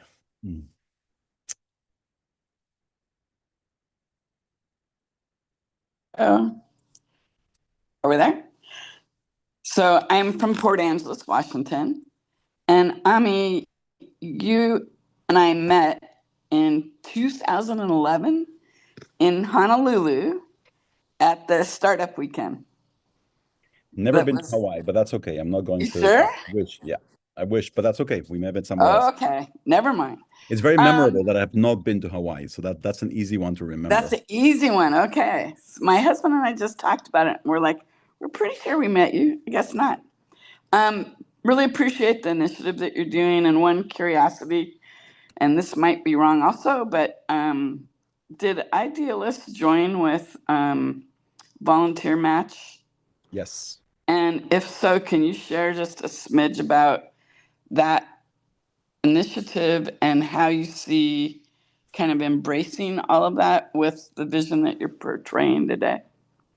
Yeah, thank you. So I didn't want to, thanks for the question, Bonnie. I guess, today, I don't know. I haven't really spent a lot of time talking about Idealist per se, the organization or us. I really wanted to essentially share an idea with all of you, a vision with all of you, and see if it made sense to you. But yes, so for those of you who are a little, and also, we're talking to people literally around the world, and so some things are more relevant, I guess, and other things are more, sound more. So Idealist is a nonprofit. We've been around since 95. As I said, back in 98, another nonprofit was launched in the US called Volunteer Match, and they were in California, we're in New York. They focused on volunteer matching, as their name says, though. So we became better known for jobs and volunteering around the world. They were matching nonprofits with volunteers in the US, and they became known as the biggest org that does that. For a whole bunch of different reasons, they approached us last year and we merged. In January, we became sort of one organization. We now, Volunteer Match and Idealist are one organization, and it'll be one site in September. That's sort of, and so they have another 100,000 nonprofits and another many people who come there to volunteer every day, as opposed to looking for a job. It's a huge opportunity because I think that the people who come to Volunteer Match every day, who we haven't even contacted yet about this idea, they're coming to find a volunteer opportunity. In a sense, this whole idea would make more sense coming from them than from an Idealist. And so there's a huge potential there. We've been behind the scenes integrating both sites into one, so you can find all your people in one place. And yeah, the potential here is huge. One of the things that is so interesting is that, and I was thinking about this, Noel, as you were speaking, is that I didn't sleep enough last night, and I'm going on half a brain now. So it took 6 hours for Noel to speak and for me to have like the really obvious realization that we're getting some awesome video here that we can use to invite other people. This whole thing is being recorded, I think. My colleague Matthew Chavez, who's the video guy here, among many other qualities. He's the handsome guy, he's a video guy, he's many things. He probably already is thinking, so for example, Noel, that incredibly impassioned presentation that you gave earlier, if you're okay with that, we'll share that with other people. We'll say, this is an example of what you could do. And I think there have been many incredible snippets today, because what's interesting is that we live in an attention deficit economy and attention situation. And so, for example, to this call, we sent an email out on Wednesday to part of our list. It went out to about 500,000 people around the world in the US. And just getting people to open an email or to read it or to click on it is hard. And what's frustrating to me is that some of you who are here and who are enjoying this call are here because you happen to open an email, you happen to click on something, you happen to follow some intuition, and you ended up here today. It doesn't mean that other people on that list would not also be enjoying this. They just don't know what's going on. They don't know what they're missing, right? There's a zillion people out there today who literally don't know what they're missing if they were here with us today. Shan Wilson just joined us from from New York. Hi, Shan. So so I think one challenge for all of us is just to literally get the word out. I mean, it's been an incredible pleasure and an honor to be here with you today and to just hear from your perspective, in your accents, from your places, from your cars, how this resonates with you and how there is just so much that we could absolutely do. Now it's almost just a question of getting many more people involved, because it may seem like we're the only people in the world who feel this way. No, we're not. There's zillion people out there who feel this way. They don't simply know we're doing this. And so we just need to tell them. And all of us can tell them together. Again, I wonder, if all of us sort of did what we could to tell other people about this, we would be forward really, really quickly. So anyway, Bonnie, that was the slow sort of question to your thing about Volunteer Match. It's another huge resource. And one reason that we said yes to the merger was because we had this idea in mind, and it makes tremendous sense to do it together with them. I want to take 1 second. I know that you've all, thanked me a few times for being here all day. Matthew, my colleague, Matthew, where are you? Can you raise your hand? Or he just disappeared. I don't know where Matt Chavez is. There he is. He's raising his hand now. He's been with us here all day and also over the weekend. And so just a huge thank you to him. Kathleen, who is volunteering with us and is just doing this because she's getting a cat. Kathleen, is that a false background, or you went back home somehow at some point? I don't know. You're not in the office I've been anymore? hanging out here at home all day. This is my window here that I'm sitting in front of. This is my That's so view. funny. No, I meant to. I thought you were in the office. No, I wasn't actually. I I invented that just you're in the ran with it office all day. before. Oh, funny. So you're okay. I thought you were in the office all day. Okay. Nope. So It just looks like I am. okay, Kathleen, thank you so much for being there so My pleasure. profusely with us. And then we have a colleague in Spain who sort of finally gave up and went to bed a few minutes ago after 6 hours with us. It's midnight there, and so thanking her as well. So anyway, thank you all for being here so far. Anybody else wants to? At 7, we'll start another cycle of this, and so we have a few minutes until then. If you sort of want to say something else, or I'm gonna put Matt, you want to speak? Go for it. Yeah, I just also wanted to shout out the other Matthew, who's also been on the I call don't the know. whole time. I can't see him. He's back and forth somewhere. And Max as well, right? Yeah. Where's Yes, and Max as well, our on wonderful video? staff and support staff for this call. They're so wonderful. Thank you. If nobody wants, Noel, go for it.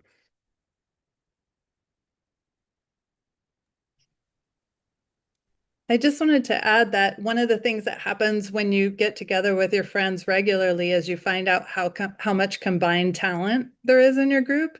Because sometimes you vaguely know what your friends do for a living, but the more you hang out and the more you talk about it, the more you realize that they have skills that you need or that you have skills that can help them. And also the brainstorming that happens just can't happen on your own. There is no replacing the brainstorming of a collaboration with your own brilliant thoughts at home in isolation. And so one of the things that has come out of our group is that, and we're just at the beginning of this, but I want to toss it out there. So everyone out there, if you don't know about it, go Google it, watch some YouTube videos, and find someone techie among your friends to help you get started. But vibe coding is a new thing right now. And this is helping us to reverse the impetus of design, because instead of waiting for someone on the outside to assign us something, a problem to solve or something to design, we already know that there are so many things out there that need to be solved and designed for. And with vibe coding, people who formerly didn't think of themselves as tech savvy can suddenly develop apps that provide tools and services that people actually need. And it's basically like inserting prompts into Chat GPT, only it's a more specialized, there are more specialized platforms out there like Copilot, where, using VS Code, where you can actually work with an AI to design the thing. So instead of needing to know code, you can start out by saying something like, design me an app that's based on OkCupid, but it's for volunteer activism, and it will actually spit something out at you. And then you can say, no, make it pink and green, and it'll do that for you. And you can just keep giving it prompts and say, I want people to be able to message each other within it. I want people to be able to identify their skill sets and what skills they can offer or share. It's really unlimited, and it's a chance for everyone who has always thought that they weren't tech savvy enough to do something like that to realize that we can, and that we can all get together in our little friend groups, especially if you happen to have a programmer in your friend group that can kind of help when you hit a bump. But it's been amazing, and we've already designed multiple apps. They aren't like totally finished yet, but we have like 4 or 5 that are actually visible, and we can look at them and see what's wrong with them and make changes to them.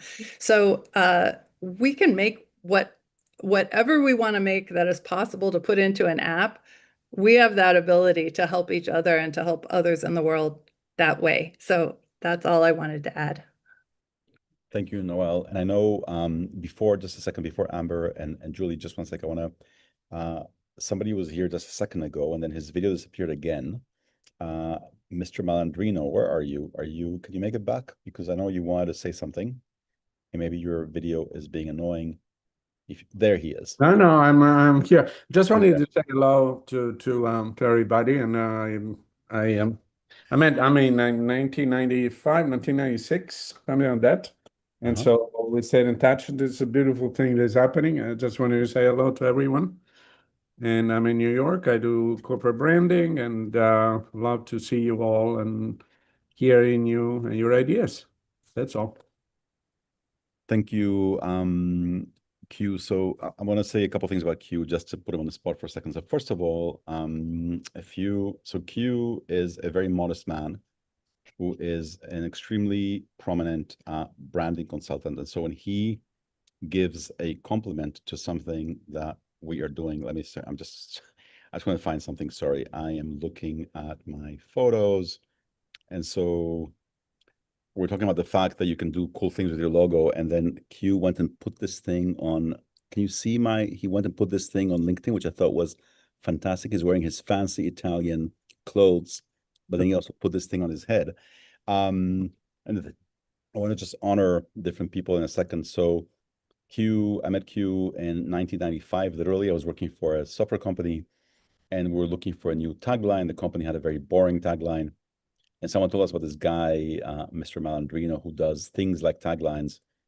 And we went to a restaurant with him, the guy I was working with, and we told him the story of the company we're working with. And he came up with this amazing tagline that was just gorgeous. And he taught me the value of experts. I was naive, I was young. I didn't understand why somebody would pay money for someone to come for a tagline. Like, can't you do your own tagline? And I remember the moment where he sort of revealed that tagline to us. And I remember feeling, oh, we would have never in a million years come up with this on our own. And he did. So Q, thank you for sort of that teaching me the value of expertise. And so, yeah, anyway, so it's great to have you on board. And that's great. It's you're talking about branding. You did a spectacular work with the branding for Idealist because it sounds simple. It sounds like, well, it's a design, it's a little symbol. No, it's the way it's put together. There's a tone and manner on the website. The symbol is highly recognizable. I made some suggestions. If you want to share it another time, maybe, or how you all could put that on your social media and to get that recognition, because to put it simply, the reasons that the silly swoosh for Nike is so recognizable is not because it's particularly great, but it's because you see it a billion times a day. And so that's the same thing here. And that is a symbol that it's not the same thing. Ours is great. No, I'm kidding. Anyway, so yes. No, yeah, I know it's great, it's meaningful, and there's nothing really like it. So it's something that if you see it, you remember. And so if there's a way to get it out there, and Idealist says there's lots of ways to do that. So congratulations for your own branding, because it's terrific. Thank you. I want to just Amber and then Matt. I think you maybe want to do the one word thing again, but yes, Amber, go for it, and then that way I can take also a little break. But Amber, go for it. I'm going to jump in first, and I'm sorry to do that, but I just wanted to talk about using the logo as a tool so that people can find you. Yesterday we had a picnic, and I've already showed this picture, but I'll show it again. Yesterday we had this picnic, and before that we started, I made in like 15 minutes, I got a bunch of paper that was our colors, and I glued one side, which actually ended up being less fast than just stapling the paper really quickly. So I just like stapled it on the other side really fast and then put this onto a painter's pole. And so people could see it essentially from across the park in Central Park. People could find us. Random people were walking up to us and saying, "What are you guys doing? What is this?" And, it's really amazing that you can do that so easily. In just like a few minutes, you can create like a big giant thing out of paper, and people can they can find you. And so it was such a useful tool yesterday. Anyway.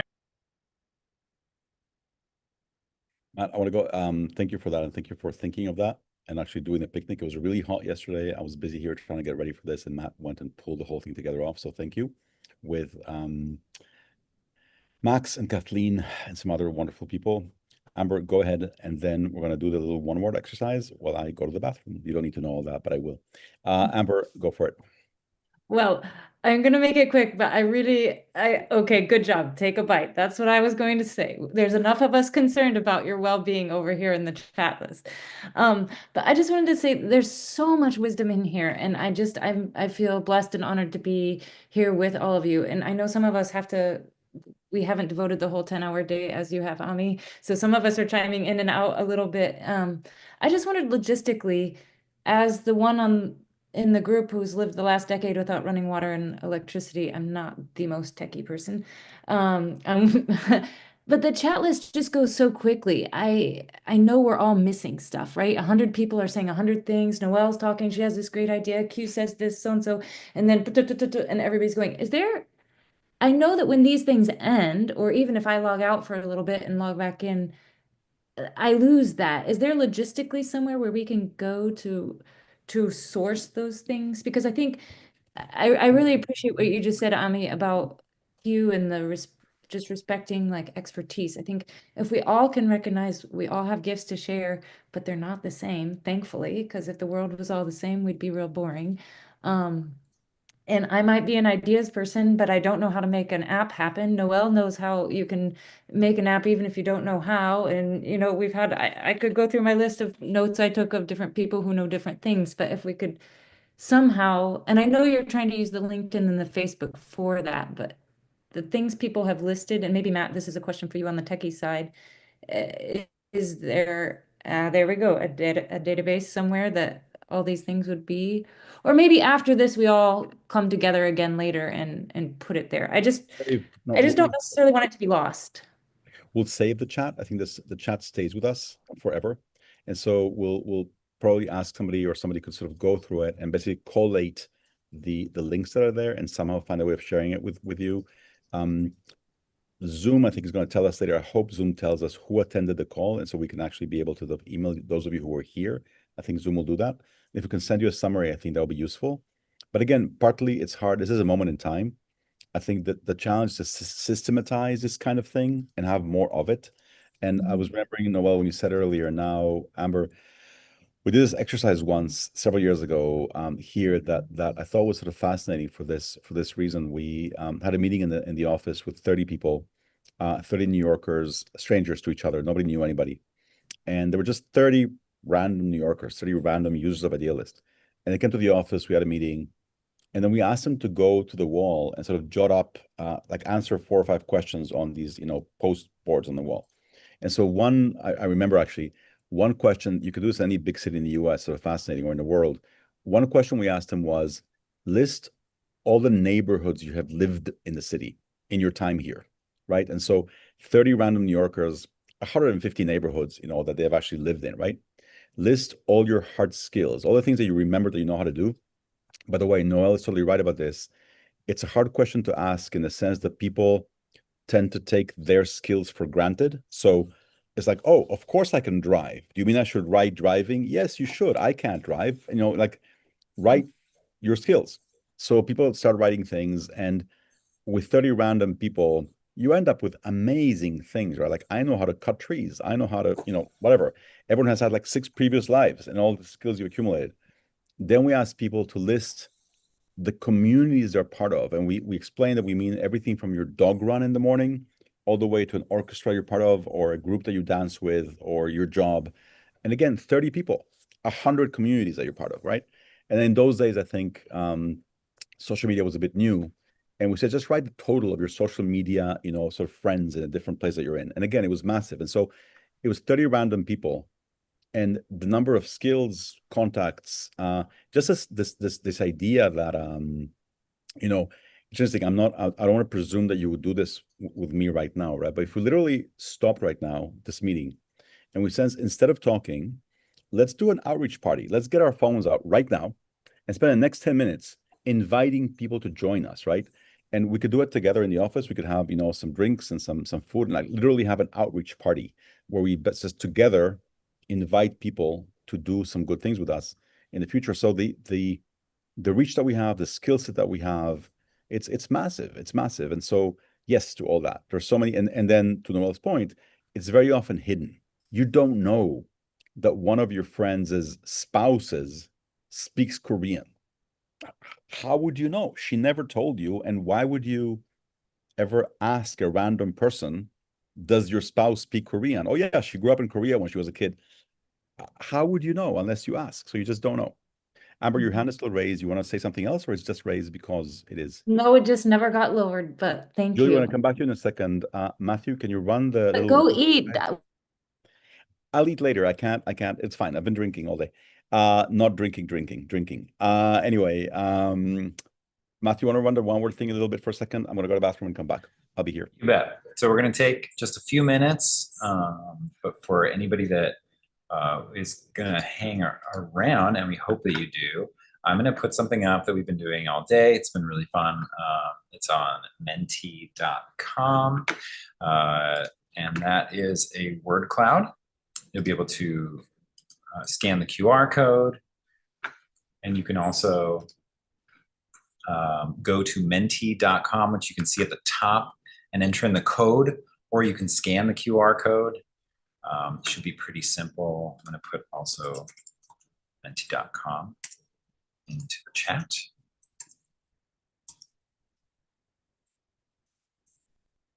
And you will see your words appear magically. Just however you're feeling right now, put it in, and then this is the code. Also, I'm going to take this moment to say that if you have not taken a stretch in a while, now is also a great time to get up, stretch, move your body a little bit. I'm going to do the same thing in a sec. I'm going to turn my camera off and do a little stretch. But I encourage everybody to take a moment of self-care if you have not done it yet today or in the last hour or two since you've been listening. So go ahead and just put in whatever you're feeling into Menti, and we'll be back in a few minutes.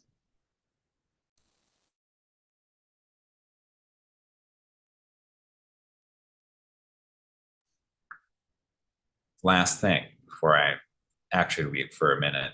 This is also for anyone that's on YouTube or anywhere else you might be watching live. So the QR code works wherever you are.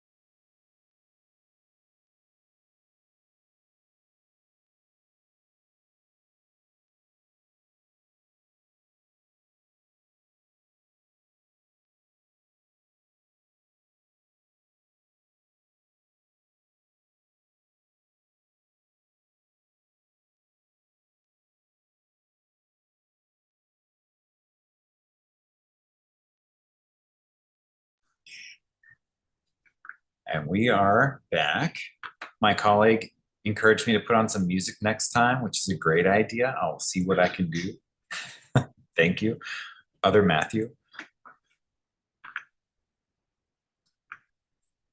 This is so wonderful, each one of these. It's nice to see hopeful and inspired each time. They've been two of the biggest words that we see. And I also just wanted to point out that this time, it's a challenging time. There's so many things that are going on in the world that are really awful and that are not great. And it's so wonderful to be in a community of people that are interested in still being hopeful and still inspiring each other and still working together to do great things. So I just personally want to say thank you for inspiring me. It's so wonderful to be here with all of you.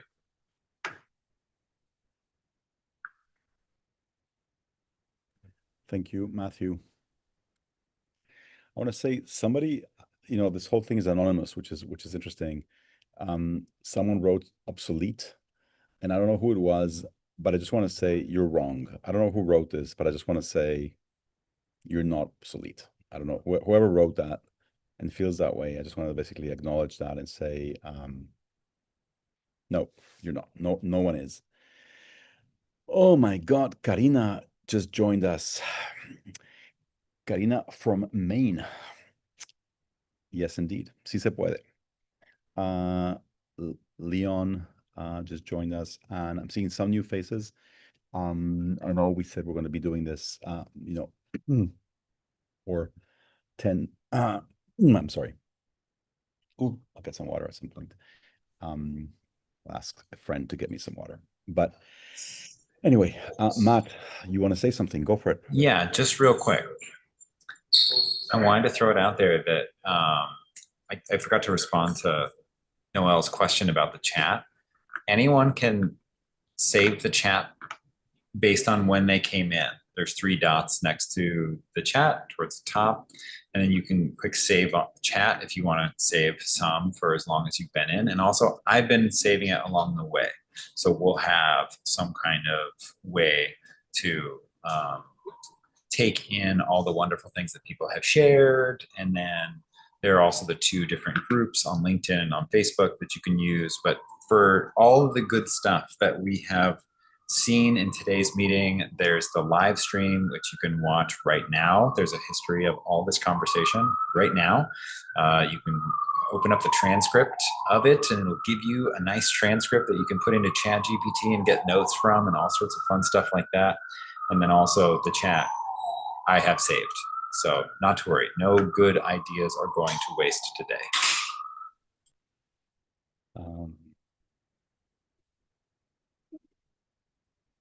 Thank you. I also want to, so for example, I want to tell you that this thing you just saw with the that word cloud that Matthew sort of did, that's a program called Mentimeter. I think teachers use it many places, and you can use it in really beautiful ways to create, graphs and polls and questions and thing. And the thing is that we knew it existed when we used it. So last night we tried it for the first time, and overnight Matthew went and made this thing happen. Next time we do something like this, we can use it much better than that. Oh my God, Sultan, you're back. Are you serious? Get a life, man. No, so Sultan is back with us. Some people are new. I think I haven't seen Anne today, or Hannah, or George. Abai. Amina is back. That is good. But Amina, it's 1:15 in the morning, and oh no, 12:15 in Britain. Are you serious? You're still with us? Okay. Great. So let me see. We have about 85 people here on Zoom. There's a few more people sort of outside. We will soon start again because some of you are new. So I want to sort of share what it is that we're doing here. Before that, let me just take a quick look at the Q&A. I think there's been fewer things on the Q&A and more on the chat, which has been going on all day, as somebody mentioned. Been sort of amazing. I haven't seen what's there, and I would love to sort of take a look later and see what's there. I think it's not being deleted, so hopefully I can. I don't know how does one go back? Oh, that's the Q&A. I think actually the chat is here. and I think it's endless. But I don't know about that. Actually, who knows? Anyway, that's a Q&A. So hello, everyone. We are going to start again in a second. So the next cycle of this, and I'll tell you what it is that we're going to do here. Main chat is here. Yes, this is the one that goes on forever. Oh my God, the whole day is here. No, we're not going to lose this. Abai, is that how you pronounce your name? Abai Victor, you want to say hello? Go for it.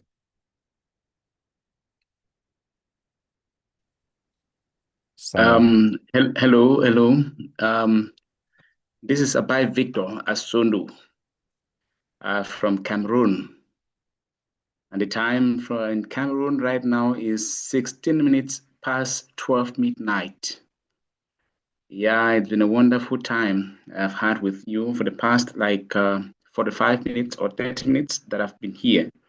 It's not been an easy thing, but I must say I appreciate Idealist platform, which we have been part of for the past 4 years now. I'm the executive president and co-founder of Bridgers Association, which is a non-profit organization based in Cameroon.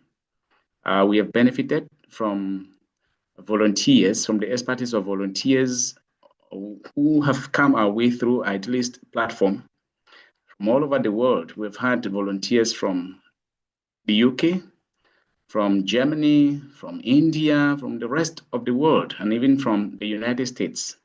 So I want to say it's been a wonderful platform, and we think we can harvest anything from here.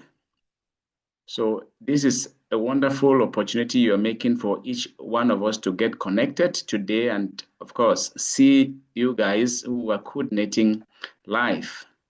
So I actually made it that no matter the time difference, I have to be part of this Zoom meeting to be able to follow up the latest happenings. Okay. So we look forward to having the best from your platform. And I want to also suggest that if it were possible that you can produce something like a certificate so that from your platform directly, we can always award volunteers.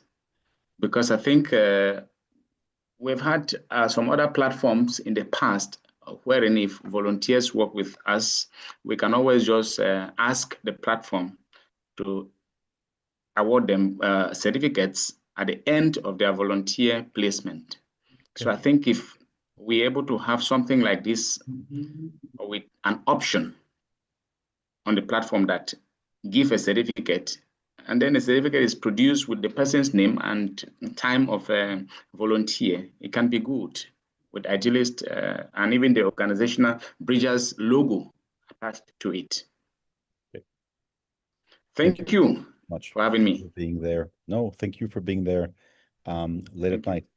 Oh my God, Marine, I finally see you here. So Marine, we connected on Facebook, oh my God, in 2017 maybe. I've been going back and forth and then active on a few things. I've never seen you, I think on video before. Thank you for being here. And same thing with Karina, actually seeing you is wonderful. Thank you all for being here. So I want to, I know that some conversations have been going on here for a while. I also want to honor people that just joined us recently. Martin, you are in Tanzania. Is that true? Is that a casino behind you? Is that a fake thing? What is that? Somebody's going to give you the mic. What are we seeing? Are you like flying to the stars? Are you, what is that thing? Yeah, that's a bridge from a spaceship. It's what? Spaceship bridge. So like Star Trek. Oh, okay. Fake background. Got it. You're not actually. Okay. No. Got it. Okay. But you are in Tanzania. Yes, I'm in Tanzania. That's right. Okay. In Dar es Salaam or somewhere else? Where are you? Where are you there now? In Wanza at Lake Victoria. Not bad. I am here for a year now. I moved to East Africa more than 2 years ago, and before that, I was in China for 15 years. Wow! And when my wife passed away, I took my children and decided I needed a new adventure and came here. Okay, I'm sorry. And yeah. No, I'm sorry. And yeah, my my primary motivation was to learn about Africa, because what you see in the news, even what you see in YouTube or whatever, you either hear about the very bad things or the very good things, but you don't really understand what is Africa really like unless you come here and actually live here and experience the day-to-day. What is normal people doing? What are the challenges of normal people? Not what are the challenges of the extremely poor? We know that, but we don't know what is the normal life. What I want to know is what actually does it take for developing countries to raise their status and to get out of this developing into a developed stage. And obviously, I'm not going to be able to do that, but only by being here, I can learn and understand what is actually necessary. Yeah. And that's my motivation. And Thank you. on the personal level, I'm working with young people to try to give them work experience and help on a small scale with individuals. Thank you for that, Martin. I'm sorry about your wife, and I again, I didn't realize it was a casino or not. I'm glad you're there. One thing I think what you just said right now is true, and it's true about, I think, everyone everywhere. I think that we all see and hear snippets of things about different places, and we also have our own sort of stereotypes. And this is not, I know, Martin, it's not what you meant, but you said Africa, and there are 54 countries in Africa, and each of them is different, and each of them has multiple regions, and each of them has a north, a south, an east, and a west, and multiple languages and multiple situations within them. And so and the same is true. I don't want to guess, Martin, but the same thing is true for Germany or for Austria or Switzerland, or each of these countries is its own world. Most of us, and I say this really humbly, I think most of us don't even understand our own country. To pretend that we understand somewhere else is sort of really actually pretentious, and that's why I think presumptuous. And I think when people ask, what can I do to help in a country that somehow I feel good about, but I don't really know much about, I think sometimes there are really two answers. One is just go there. B, spend as much money as you can locally. Honestly, I mean, that'll be very helpful. Just be there and spend some money on whatever it is that you want to spend money on there, not on some hotel chain. Like, spend actually money there and learn what you can. But second, there's always a group everywhere in the world. There's a local organization just promoting basic human and civil rights, just basic freedoms of speech and law. And these groups exist everywhere. And if you care about a certain country, you almost can't go wrong supporting their local civil rights or human rights group. That's a thing that because then if their citizens have the freedom to figure out what they want to do, then at least they can try to figure it out. As if you don't know what to support the local group that helps people meet and speak and plan as freely and as securely as possible, right? That you can always do without understanding too much. But beyond that, it's very difficult to have an opinion about other places. But anyway, I want to, it is now 7:25, so I'm thinking this probably happened twice more. I want to basically tell you a little bit more, especially for those of you who joined us recently. Hannah, I may have missed you recently. I may have missed you earlier, but you joined us relatively recently, right? So you joined us recently. I think, where is Anna? We had an Anna here somewhere at some point. Maybe we missed her. Don't want to lose people. So there is Anna. Anne, sorry, not Anna. Anna is my daughter. Anne is here. So I want to just respect everyone who's joined us and not presume that people can just sort of jump into a conversation. We've been going for 7.5 hours now, just sharing sort of an idea with people around the world, seeing what they think and figuring out how we can actually make it happen everywhere. It's been hugely encouraging to talk to, at this point, I think hundreds of people here throughout the day, hear your perspective, and hear that it seems that we're making sense to people around the world. Most of you look pretty sane. And so I think that it's great to know that we're sort of making sense to sane seeming people, and that's good. So what I'm going to do in a second is I'm going to share my screen with you and tell you a bit more about what it is that we're trying to do. If you've heard this before already, please feel free to stay, free to come back later. I think some of you have already come in and out a few times. I'll share my screen and go through this methodically, sort of a little bit again, and then we can come back again later. As it gets later around the world, some people are going to bed. It's okay. It's already 1:30 in the morning in parts of Europe and Africa. Here it's a little bit earlier than that, but we'll keep sort of going. I think in India they all went to bed a few hours ago. That is okay. So my name is Ami. As you can see and tell, and I started Idealist a long time ago. It'll be 30 years now, pretty much this summer, that we started very, very early on. It was the same year as eBay and Yahoo and Craigslist. It was the year in which we could actually do a search on the web, not just have a flat page, actually do a search. And so that's when Idealist got started. The basic idea was, how do we connect good people around the world that want to do good together? Some ways of doing that, whether through volunteering or a job or anything else. We had nothing, but we had an idea, so we started and we sort of got going from there.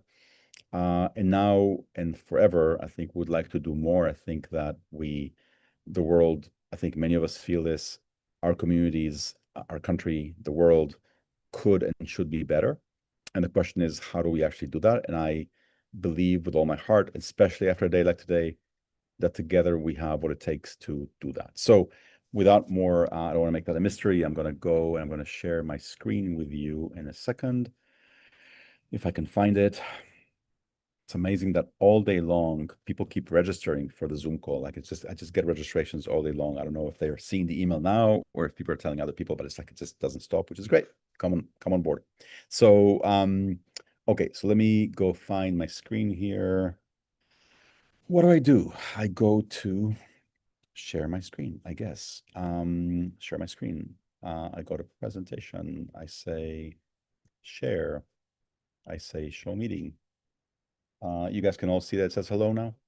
Those of you who are there? Yes, you can. Okay. So, hello. So I have to find a slightly different way of talking about this every time, because otherwise I'm going to repeat myself too much to myself. So I am going to share a presentation with you that it starts with a sort of a description of 3 big challenges that I think we all face around the world. One thing we wanted to do today was to confirm that, in fact, that is true. Hello, Savitri, you just joined us.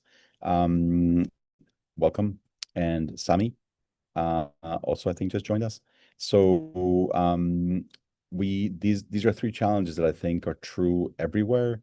It has nothing to do with issues or politics, or they're true in rural areas and urban areas, rich and poor.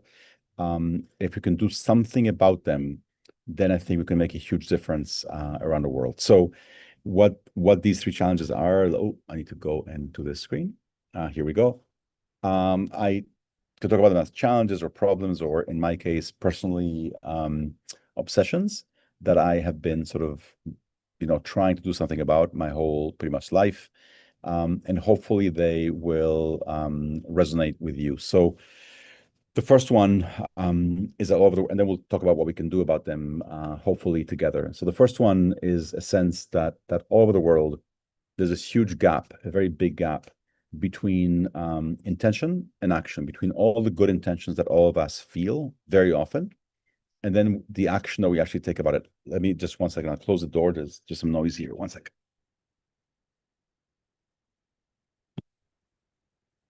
I am back. Thank you. Sorry. So many of us, I think, we read the news. In some cases, we've heard today, we walk down the street. Earlier today, like at 1 or 2 in the afternoon, ET, there was somebody from Kenya who was calling from the dark because there was no light. There was a light out. There was just like electricity run out, and also there were riots there today. And so he could just walk down the street. He doesn't have to read the news. He can walk down the street and see that there are things that he would like to actually change in the world. And there are reasons why we don't take action. And so those reasons are very real.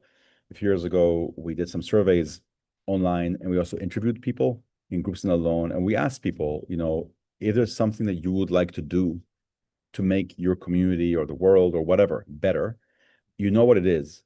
Why don't you do it? It could be a tiny thing. I'm walking down the street, I'm seeing a piece of trash that should be in a trash can, a bottle, and I choose to pick it up or not. Why don't I pick it up, or why do I pick it up?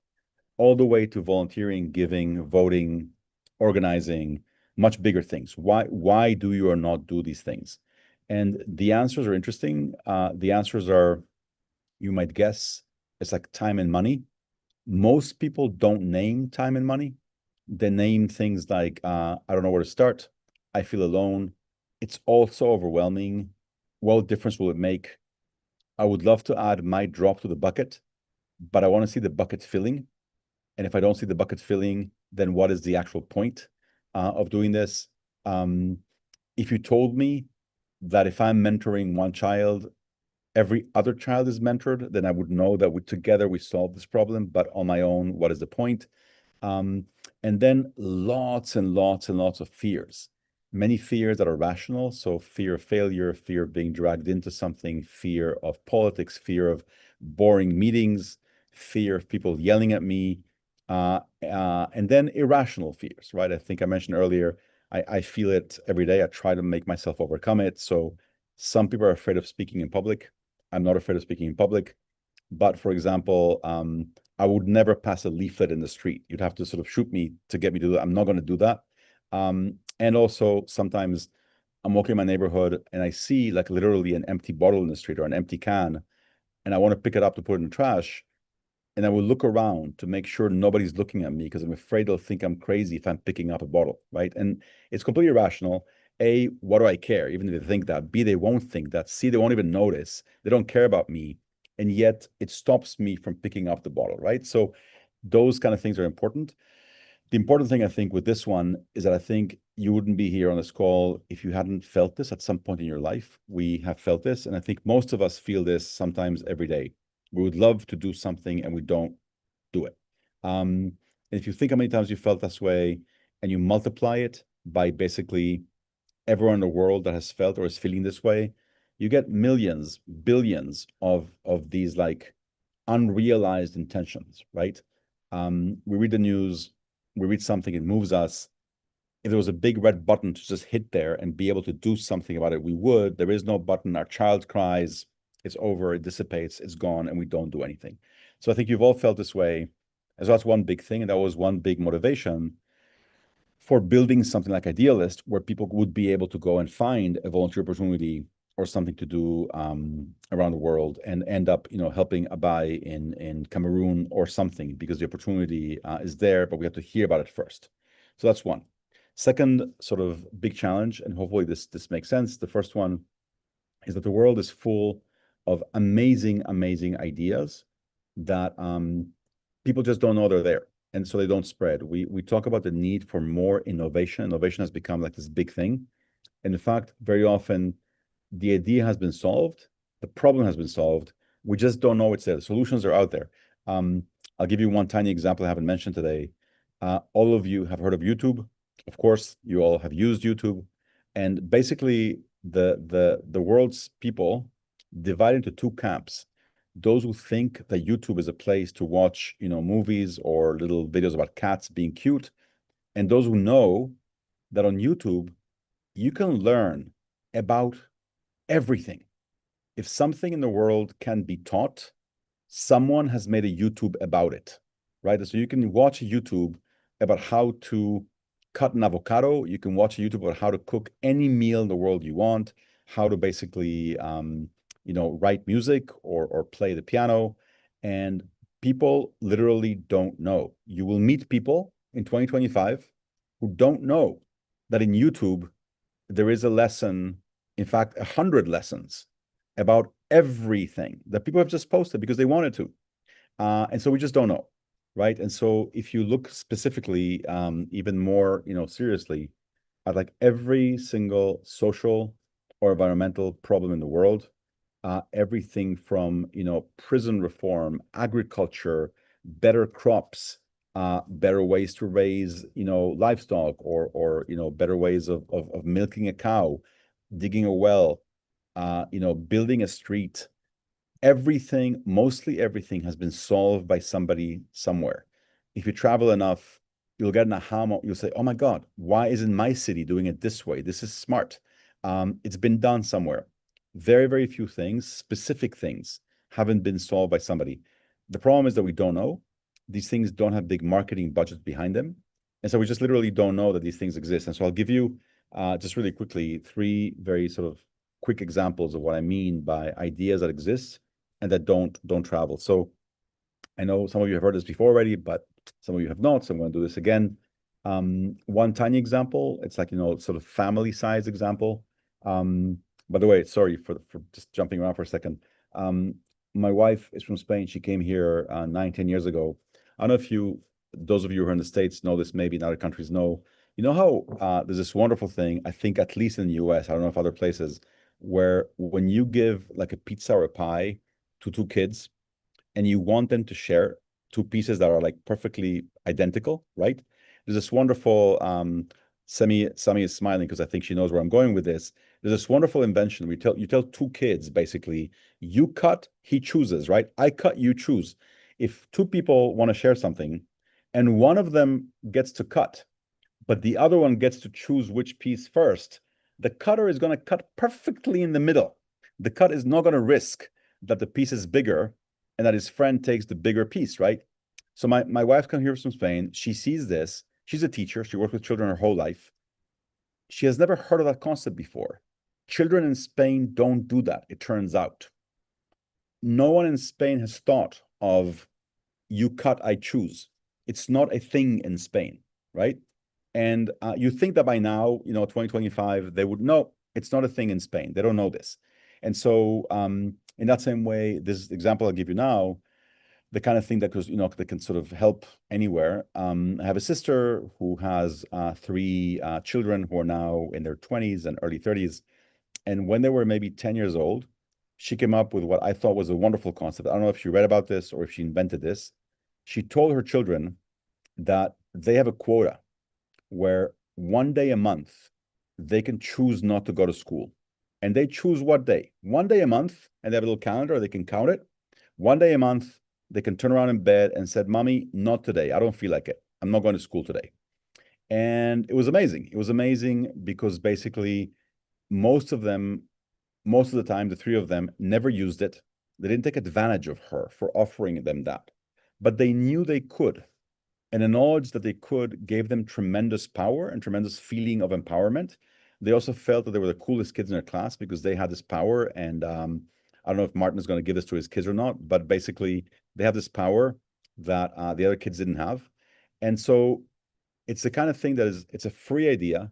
Any parent could use it. Most parents have never heard of it. Maybe it's a terrible idea, but at least let's talk about it, right? You wouldn't know about it if you didn't hear about this. So that's one tiny example.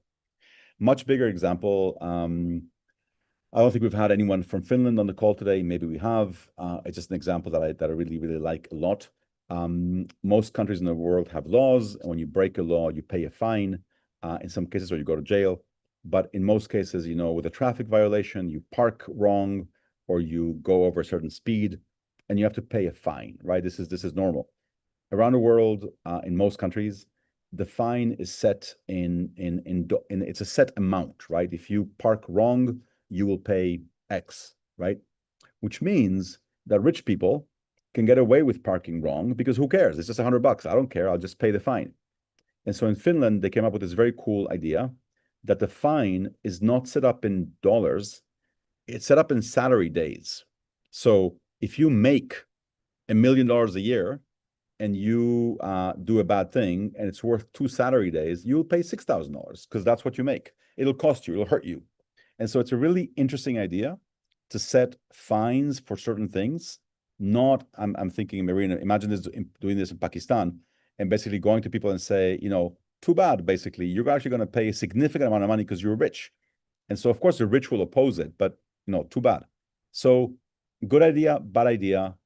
We can't even debate it if we haven't heard of it, right? So that's the kind of thing that I think we could benefit from knowing more things like this.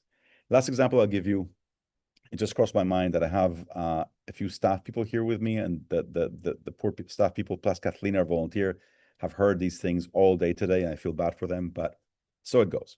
They are memorizing this by now. So this idea, just interesting to me. I like it. This is an old parking lot in New York and Brooklyn. And a few years ago, the city decided over one weekend, they came and they basically converted this into essentially a quote unquote park. I'm saying quote unquote because there's no grass there, it's just green paint.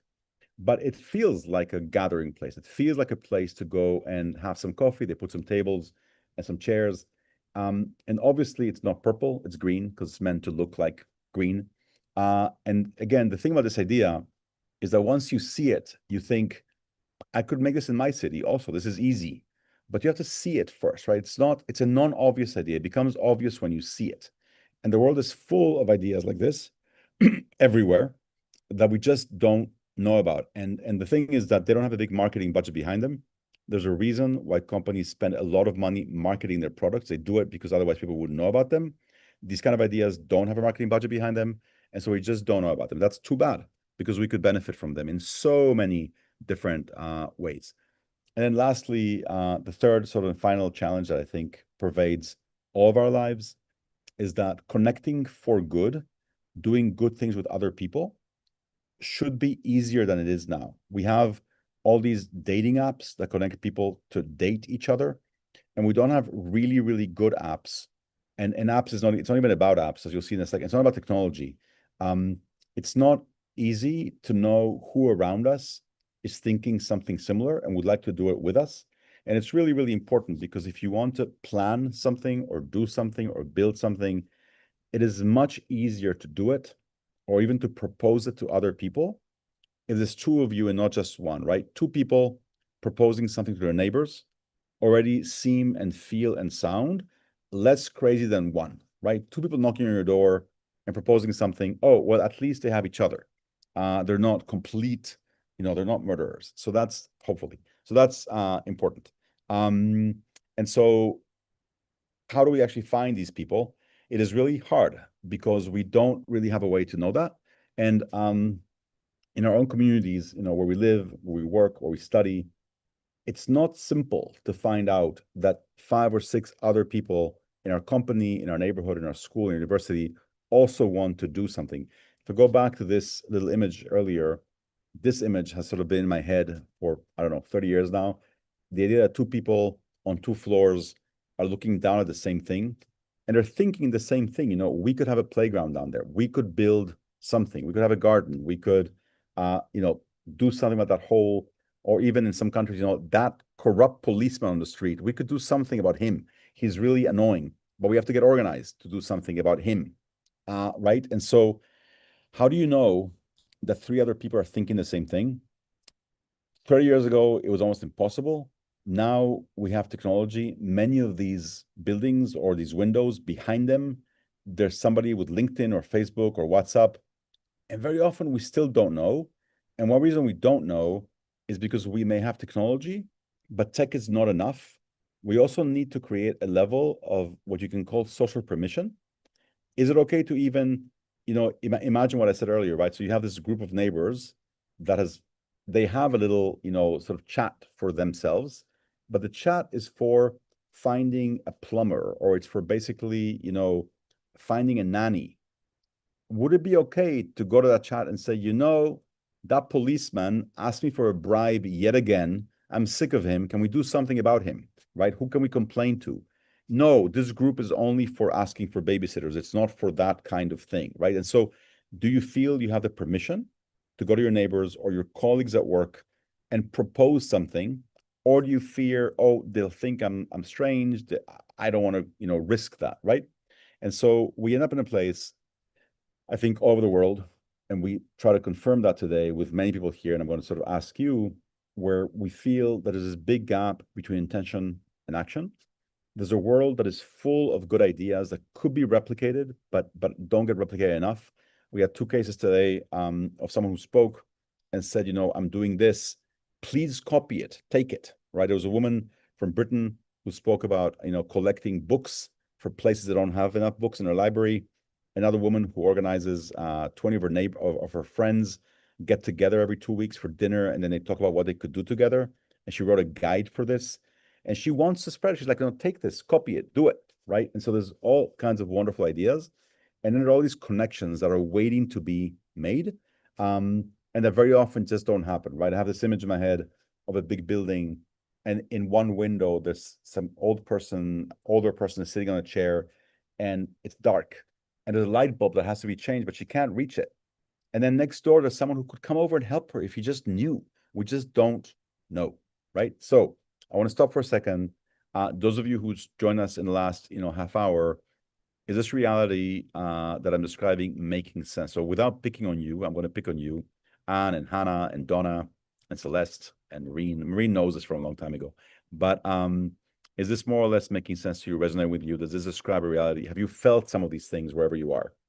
Or you say, actually, I've acted on every intention. I know all my neighbors and I have all the ideas. No, you actually have felt this way before, or this sort of seems to resonate, right? So what do we want to do about this, or how do we do something about this? So this has been sort of with me forever now. And these three things were essentially what pushed me to start Idealist all those years ago. And so without going too much into this, because it's a longer, different story that I tell it somewhere else on the website. In '92, I came to New York with these ideas, and then the web came along, and I thought with a website, one could do something about this. So I started Idealist and started inviting nonprofits to join us and list their ideas, their opportunities, their jobs, their internships, and have tried to match that with people. As that went along, we also wanted to have a nice logo. I think good logos are rare and they're important. And so we went through like 4 different ones until we landed on this one. And I'll tell you in a second why I'm bringing this up. So I am in New York. I am the director of this organization. It's going relatively well. We're growing. We have a staff of 20, 30 people. We're doing good work. And yet every day I can't help it. Ever since I was, I don't know, 7 or 8 years old, I open the newspaper every day, and now, I go to a website and I read the news, and I'm thinking, this is wrong. I'm seeing things around the world that just don't make sense to me. How is it that some people don't have water or don't have food, or like we should be able to do more? I happen to live in New York, which is on the one hand an extraordinarily rich city with lots of poverty. It's one of the richest places in the world with also extreme poverty, extremely rich with terrible schools, terrible roads, sometimes in some places. And clearly it's not for lack of resources. I mean, clearly the city has enough to fix certain holes in the road. That's not the issue. We should be able to do more. The question is why? Like how do we do it? And what it comes down to very often is a question of agreement. When a bunch of people agree on something, whatever it may be, we as humans have amazing abilities to do things if we agree on something, right? The example that I gave earlier today was, Benjamin says, societal priority, yes, absolutely, and agreement, right? So an example that you have, I think, all seen in your lives, at least from a distance, is how every 4 years, another city in the world gets the Olympics, right? So they announce so-and-so in city is going to get the Olympics in 4 years. Suddenly that city, the important people in that city all get together and they decide, oh my God, we have to clean up the airport. We have to make better roads. We have to clean up the river. There was this wonderful picture yesterday in the media, in the newspaper here, of how in Paris now, they have these pools where you can swim in the river. So if you've been to Paris, you've seen photos of Paris in your life, there's this big river there, the Seine. So you can go swimming now. They cleaned up the river. For the first time in 100 years, the river is clean enough that you can go swimming in the river safely. And this happened because Paris got the Olympics and they decided to clean up the river. And they found it within themselves that, in fact, Paris had the money to clean the river if they agreed that it was important. And so it turns out that you can do it, but you have to actually agree. So the question is, what can we agree on? Because then we can release energy and make things happen and clean rivers and do many other things. It's really, really hard. It's really, really hard for many people to agree on many things. If you have a family, sometimes it's hard for a few people to agree on a few things. It's really hard for many people to agree on many things. And there are 8 billion of us in thousands of cultures with thousands of problems, locally and globally. Each problem, each issue has multiple legitimate ways of approaching it. And so agreeing on specifics gets really hard really quickly. And yet this feeling that we should be able to do more. So I kept, this is like a metaphor of a brick wall that I felt that I was hitting my head against, because we should be able to do more somehow. Of course, we should be able to do more. And I felt there had to be a crack somewhere, above, below. There had to be a way of getting around this. And so sometime a couple of years before COVID, we landed on three things that I want to share with you that I think that many people around the world can agree with or on. And if we can agree just on those three things, we can do something, I think, amazing. And today, a lot of what today was about was sharing this with enough people that made us feel that, in fact, this could actually happen together. So three very simple things. One, starting from basically a set of a very broad vision based on some values that many of us share. So about 10 years ago, I don't know exactly, I don't even remember how, we wrote this statement: working with others in a spirit of generosity and mutual respect. I want to help build a world where people can lead free and dignified lives, and asking people if they could see themselves in those words, in addition to whatever else they believe. So I don't care, I'm not, whatever your religion is, whatever your faith is or no faith, wherever you are in politics between conservative and progressive, more markets, more government, wherever you are, can you see yourself in a sentence that says that working with others, not alone, and not necessarily with everyone, just with others, in this kind of spirit, we want to build a world where all people can have more freedom and more dignity. And so what we found was that we went out and we invited people online to join a group based on these values, and translated with them this into maybe 80 languages, I think it was, and found that it works for people over the world, across religions, across much of politics, across culture, and that people, when they came based on this, they were sort of on their best behavior when they joined a group based on these values. So hopefully that makes sense to most of you. Hopefully most of you are not opposed to this. And so one very simple set of values and a vision to start from. We could use other words also: joy, solidarity, community, connection, beauty. But these four words, dignity, freedom, respect, generosity, seem to work for enough people to start from. Hello, Abdul Hakim. Those are some very good, cool glasses.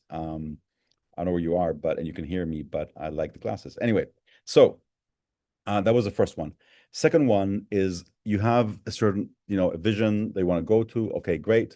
How do we actually move to action, from intention to action, which is really what we're trying to do here.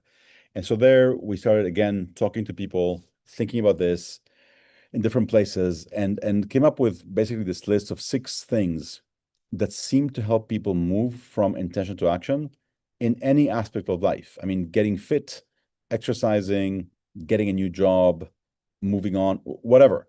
It helps to have something that lights up your imagination. Oh, it would be cool to visit Paris. It'd be cool to run a marathon. It'd be cool to, make that souffle. That souffle sounds good. I want to eat that, right? So you want something that sparks you. You want a goal to focus on. That's very helpful to get you going. Dates, deadlines, milestones also seem to be helpful. Having a story to share with other people, especially either to explain what you're doing or to invite them to join you, is helpful. A friend to do it with and not being alone. And then having an obvious first step to start, right? So you want to do a souffle, go buy some sugar. You want to run a marathon, go get some shoes. There's a first step that you start from, and those things are helpful. So we thought about that for a long time on this sort of, realm of social action, of acting to have a better world around us. And that led us, it's a long story, how and why. We landed on this. So this number that you see here, for those of you who just joined us or haven't seen this before, these 2 numbers, they could be any 2 digits. They're basically a date, right? And depending where you are in the world, that date that you're seeing here is March 7th or July 3rd, right? If it said 5/6, it would be May 6th or June 5th, right? Different countries say the dates or see the dates differently. Now, again, this is just sort of a mechanism. It's a trick, if you like. It's just a way to get a conversation going between people. The only 12 dates where this is not true, the only 12 dates that work around the world are today, 7/7 and 8/8 and 6/6 and 5/5 and 9/9, right? There are 12 dates a year where if you say, Hannah is smiling, people get the smile. Sometimes when I say this, even, without even knowing where this is going, if you say, meet me on 10/10, everyone knows that you mean October 10th. That's just 10/10, as opposed to 10/11 could be October 11th or November 10th. So these dates work.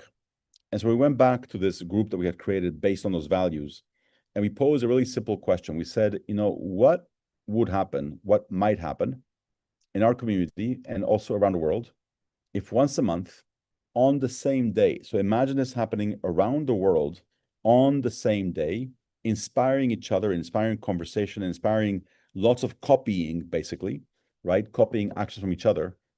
If all of us encourage each other to do one thing for someone or something, or to make our corner of the world a little bit better once a month. So once a month, we would give each other the social permission to actually knock on a neighbor's door and say, hey, you're my new neighbor. I brought you some cookies. Why? Because it's 9/9 and everyone is doing this, right? And so imagine, again, you can share, teach, build, etc. And also really, really importantly, not just take action, but also celebrate or even start from celebrating what is there already. There are lots of amazing people around us doing great work. Just celebrating them and cheering them on and clapping for them would be wonderful. So to just add one more thing to this that's important, it's not about 12 days of volunteering or 12 days of action, although that's welcome too.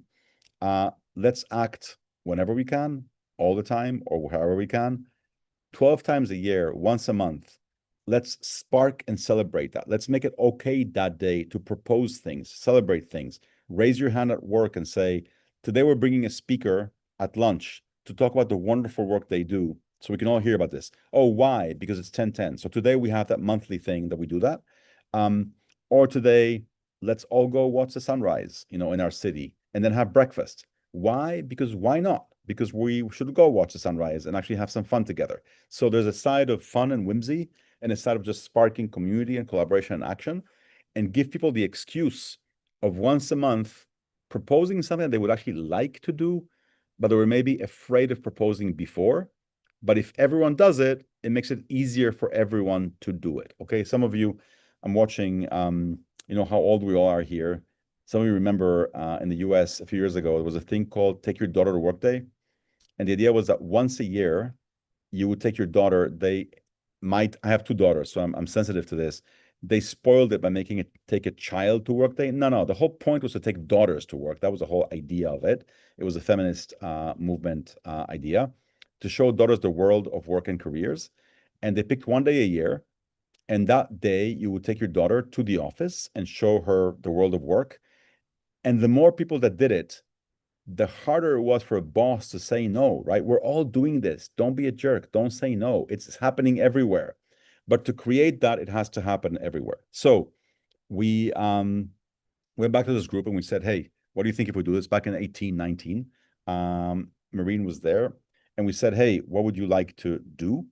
And people came up with all kinds of ideas, everything from let's, build a school, all the way to I'm going to stop drinking that day. Finally, I've been wanting to do this for many years. So from the personal to the sort of social in bigger and bigger ways, and feeling that you were not alone while you were doing this. And so COVID basically stopped us for a while, or for more than a while, because it stopped many things.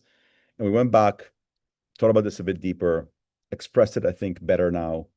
And now what we're trying to basically say is, let's do this, and let's do this at scale around the world. So imagine with me, if you wish, if you can, several levels of this. Imagine people, individuals, having again through social media alone, being told, being hearing about this, having the motivation to do something alone with others, a meal with friends, organize something you want to do, and make it easy for people by giving people a menu of actions that they could just pick from, and a menu of almost of recipes, right? This is how you do this. You too can do this. Here are photos, here are instructions, which one inspires you. And the more people do this, the more of these recipes we can collect. Already today, some wonderful ideas came up that we hadn't heard about before, didn't even think of before. We can collect many more of these, and then the more come in, the more go out, right? Organizations exist everywhere. There are millions of nonprofits, NGOs, all kinds of organizations that can offer and that can basically say, hey, imagine even something as simple as a museum, to say, hey, we're the local museum. one day a month, maybe 3 times a year, not every month, but that we will stay open all night. Why? Because it's fun. Come all night. Come at 3 in the morning and walk through the museum once in a while. Why not? It's fun, right? So everything from a museum staying open all night to any organization hosting an open house and saying, hey, come see what we do. Most nonprofits, most NGOs don't have the money for big marketing campaigns. So if we all together say, that is the day in which you pay attention, you visit an NGO, or you invite a rep to speak at your workplace, or you go visit them and work something with them, that will be useful. The media could help dramatically. Local media, radio stations, TV stations. There are zillions of small radio stations, local TV stations, local media, local websites that if we can entice them together once a month, shine a light on a beautiful local project. This has nothing to do with Idealist. This is saying, let's create sort of a habit, that once a month they shine a light on a person or an organization doing wonderful work because it's that day and everyone is doing it and they should do it too. Schools, for example, could tell their students, hey, once a month we have this experiential learning moment where together we think, or separately, what you could do for a better environment, a better neighborhood, a better community, and we then do it. So I don't know where Levon is walking. Yeah. So we do that around the world, and that could be helpful. So that's the schools. Now, it'd be useful, I think, also for schools if, parents could come into the school and sort of talk to people about what they do at work. Hi, Carol. And what they do and share their passion with their kids to make that happen. And in general, for people to be able to go around the city and do cool things. Imagine if different workplaces would tell, hey, we have another benefit at work. In addition to holidays and vacations, you can take 2 or 3 days a year out of these 12 days that happen around the world and go participate in something cool and local. Go do something with local nonprofit, go volunteer, and report back on what you did. And that day, there'll be things for you to do because everyone will be open to you that day. It's actually surprisingly difficult for companies and businesses to find things for their employees to do sometimes as a service project. It's not easy to deploy 50 or 100 people. And so if on a certain day, nonprofits are ready to receive these people all across the city, it will make it so much easier. And talking about cities, just to close on this, that mayors, I think, all over the world can play a huge role here because mayors are always looking for things to do that don't cost a lot of money and have a big impact.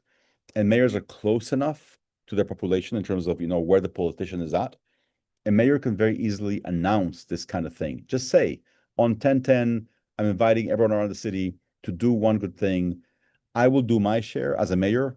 I will close these streets so that kids can play outside on their bicycles, or I'll light up this park so all of you can actually cross it at night and have a great fun in the park at night. I'll have a couple police people there to make it all happen. I'll give some grants. I'll give a prize to the best project in town. Whatever, mayors can do this kind of thing. And if enough do it, then other mayors will do it too. And then you get all this thing going. So if you imagine all of this taken separately, each of these ideas, projects, and all of them have been done before. All we're trying to do is do much more of them. Each of them will be meaningful in their own way. Imagine the cumulative impact of, and just the energy of this happening on the same day around the world. You get up in the morning, you start getting these messages and these photos of all these cool things happening. You start thinking, why are we not doing this? Why is this not happening in our neighborhood? We could do this too. You copy ideas from others. It becomes easier and easier to suggest to a boss, to a mayor, to a principal, because others are doing it too. And suddenly you get this explosion of energy in whatever it is that people want to do. Every reality is different. It could be just a small act of kindness. Go and bring a cookie to a new neighbor and say, hey, neighbor, you're new. I've wanted to say hello for a while. I'm doing it today because today everyone is doing it. It could be a far bigger thing about bigger meetings that have to happen. It could get even bigger than that around, freedom that people are looking for or pushing back against some authoritarian things in some countries. Anyway, it can be a big or as small as people want it to be. And then lastly, so this is just an illustration that someone did for us. It's also on our homepage right now. This was sort of a depiction of what just a day like this could look like, just in one place, in one, invented neighborhood. You have people, gardening and playing music in a senior home and cleaning and planning, giving a flower to a stranger, doing a mural in a school, having a party in the street, getting out of the house and actually being with people and doing things. And then imagine this on that day happening in a million places and how that could inspire the next thing and the next idea. So it's as simple as that. It'd be lovely.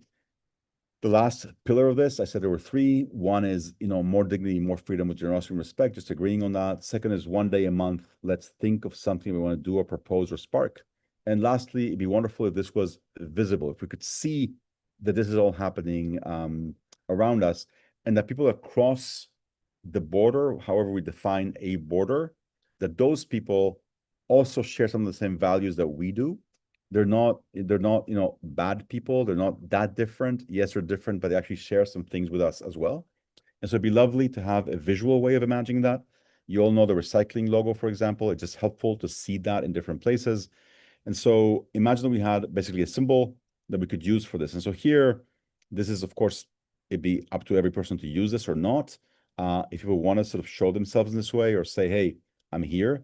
When we started doing this in 1819, actually, Maureen, who I think is still here with us, Maureen, you proposed that in 8818, people could take the logo and do something with it. I don't know if you remember. I remember your post perfectly well of telling people, hey, why can't you just grab something to put on our little Facebook profile? You proposed that. I remember that. And so people said, hey, can we take this this logo that you have, these three little circles, and can we use them for our projects? And we said, of course. And then at first we were surprised and we said, it's not our logo, it's your logo. It's the logo of these values, if you want. Do whatever you want with it. And so at first people are surprised. They're not used to the idea that someone just says, hey, we don't care. Use it, take it. Let us know if you want. We don't really, just use it any way you want. And so people took it. And, sometimes people with things like logos, people have guidelines and things. We just do whatever you want. And so people took it and they started, as you can see, drawing it, painting it, stretching it, knitting it, and then really going to, basically things started coming in that we were just completely blown away. So it's one thing to say, okay, I can make three circles, but making it, where is it? It's somewhere here, making it with grapes. Yeah, I'm looking at grapes, cherries, and melons.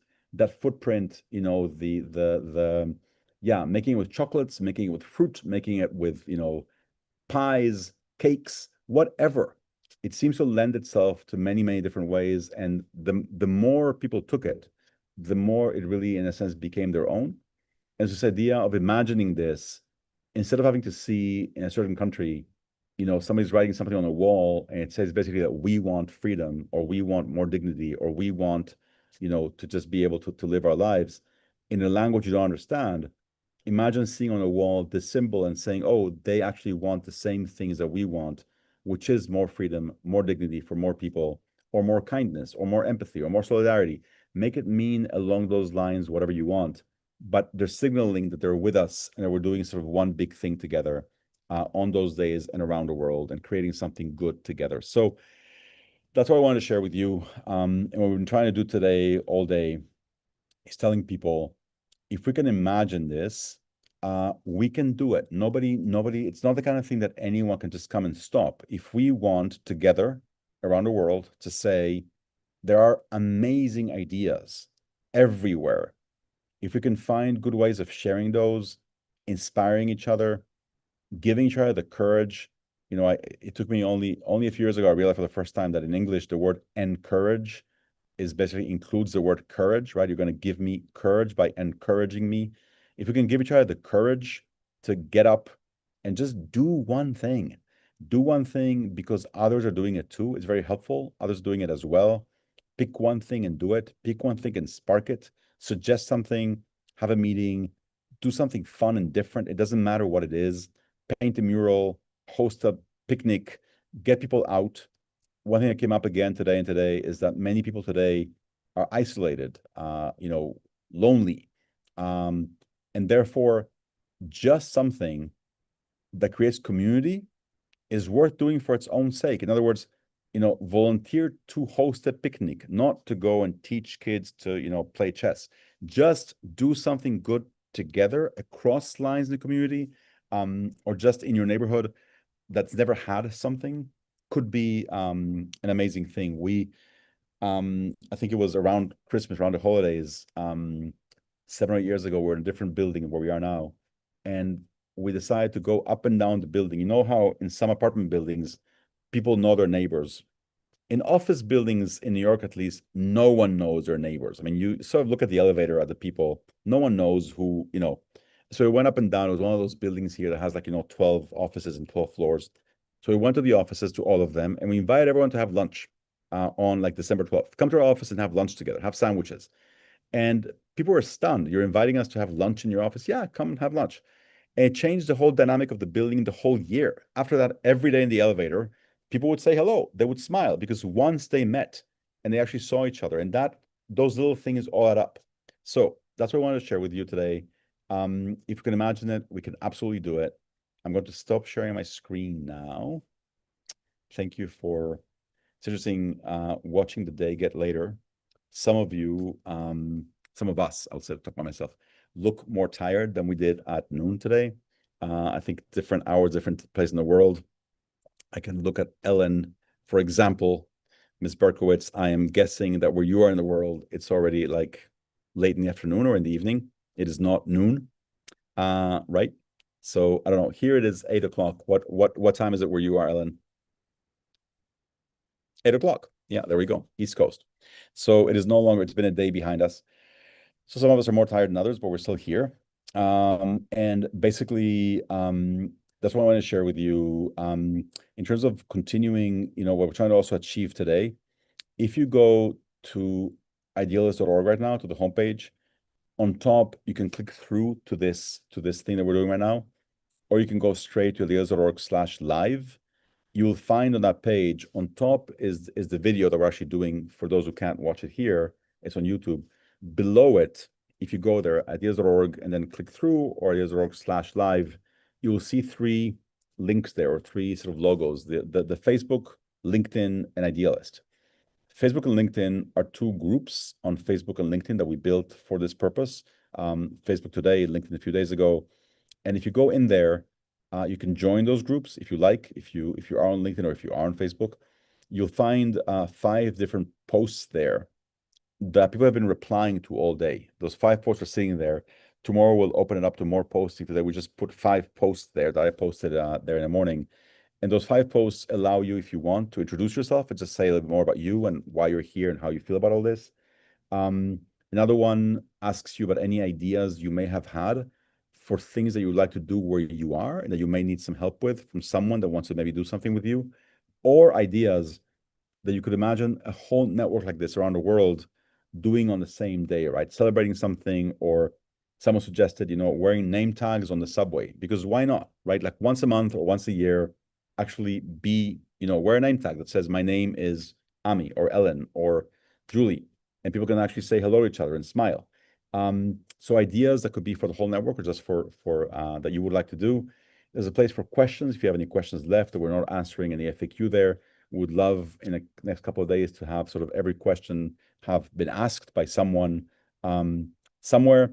And then there's also the one playful one, which is if you feel like it at some point today or next few days, take a photo of what you see out your window, wherever you're in the world, and share it there so that we can actually see what you see out the window. It might be too dark now in some places, but you will see photos there from around the world of people sharing what they see out their window, wherever they are, just to have a sense of where we are in the world. The same posts are in both groups on LinkedIn and Facebook. And then some people have already asked, great, I would love to do this kind of thing where I am. How do I get together with other people? How do I organize this kind of thing in my city, in my town? So the one that has the Idealist logo on it is a short Google form that you can go to.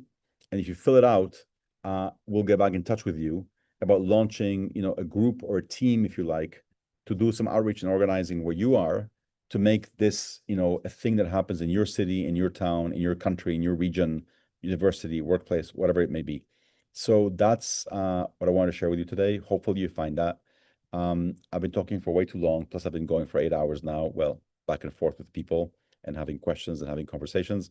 So I'm gonna shut my thing. Oh, Noelle is back. My God. Okay, she didn't have enough of us. She came back.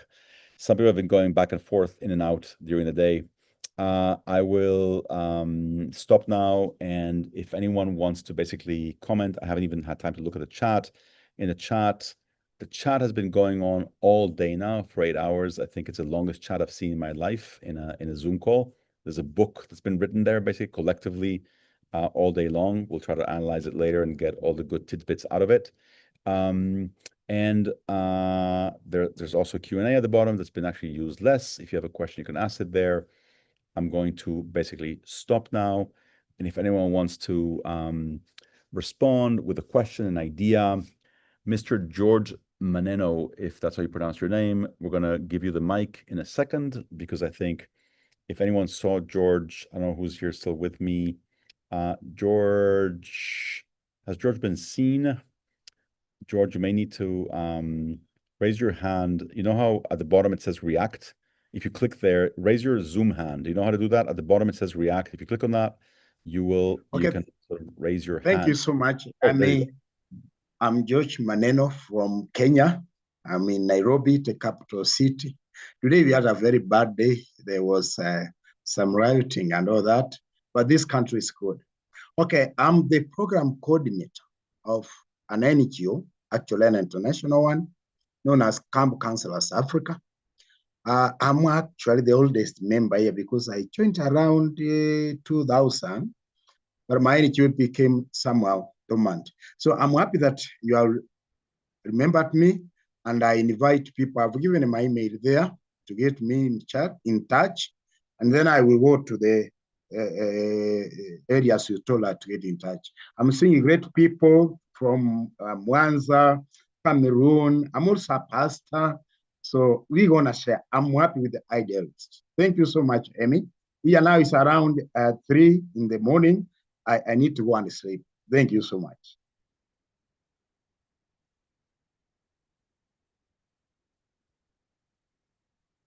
George, thank you so much. I know it is basically 3 a.m. there. I can't believe you stayed with us.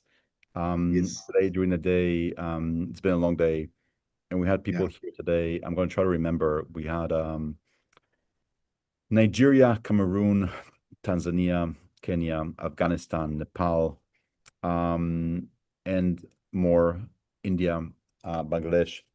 And it's been sort of wonderful to go around the world in this way. You know, time zone wise, we didn't hit everyone, but we tried. And it's been really wonderful to be able to hear people saying, yes, you know, it's a discouraging moment around the world. It's not easy now to sort of lift our heads up. Many of us, I think, are tired after years of all kinds of stuff that we've all gone through. And yet the possibilities are amazing. The potential is amazing.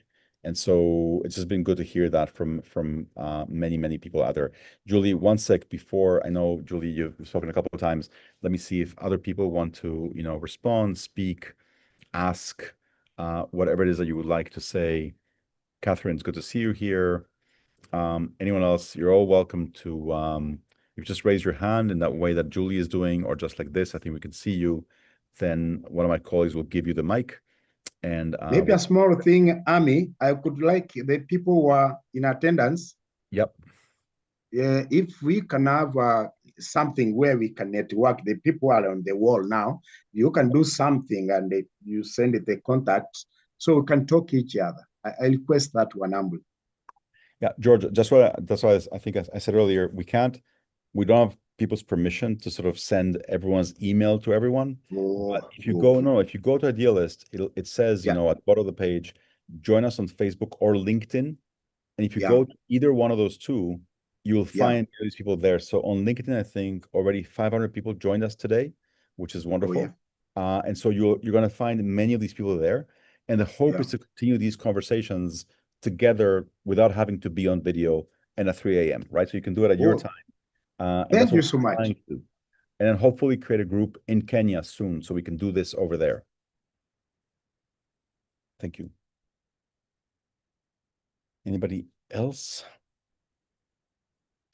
My God, I haven't seen the chat all day. I know I know we still have a way to go, but I want to eat and I want to read the chat. That's what I want, because I haven't seen the chat even for 2 minutes the whole day. And I think there's some good things there happening that some of you have said or done.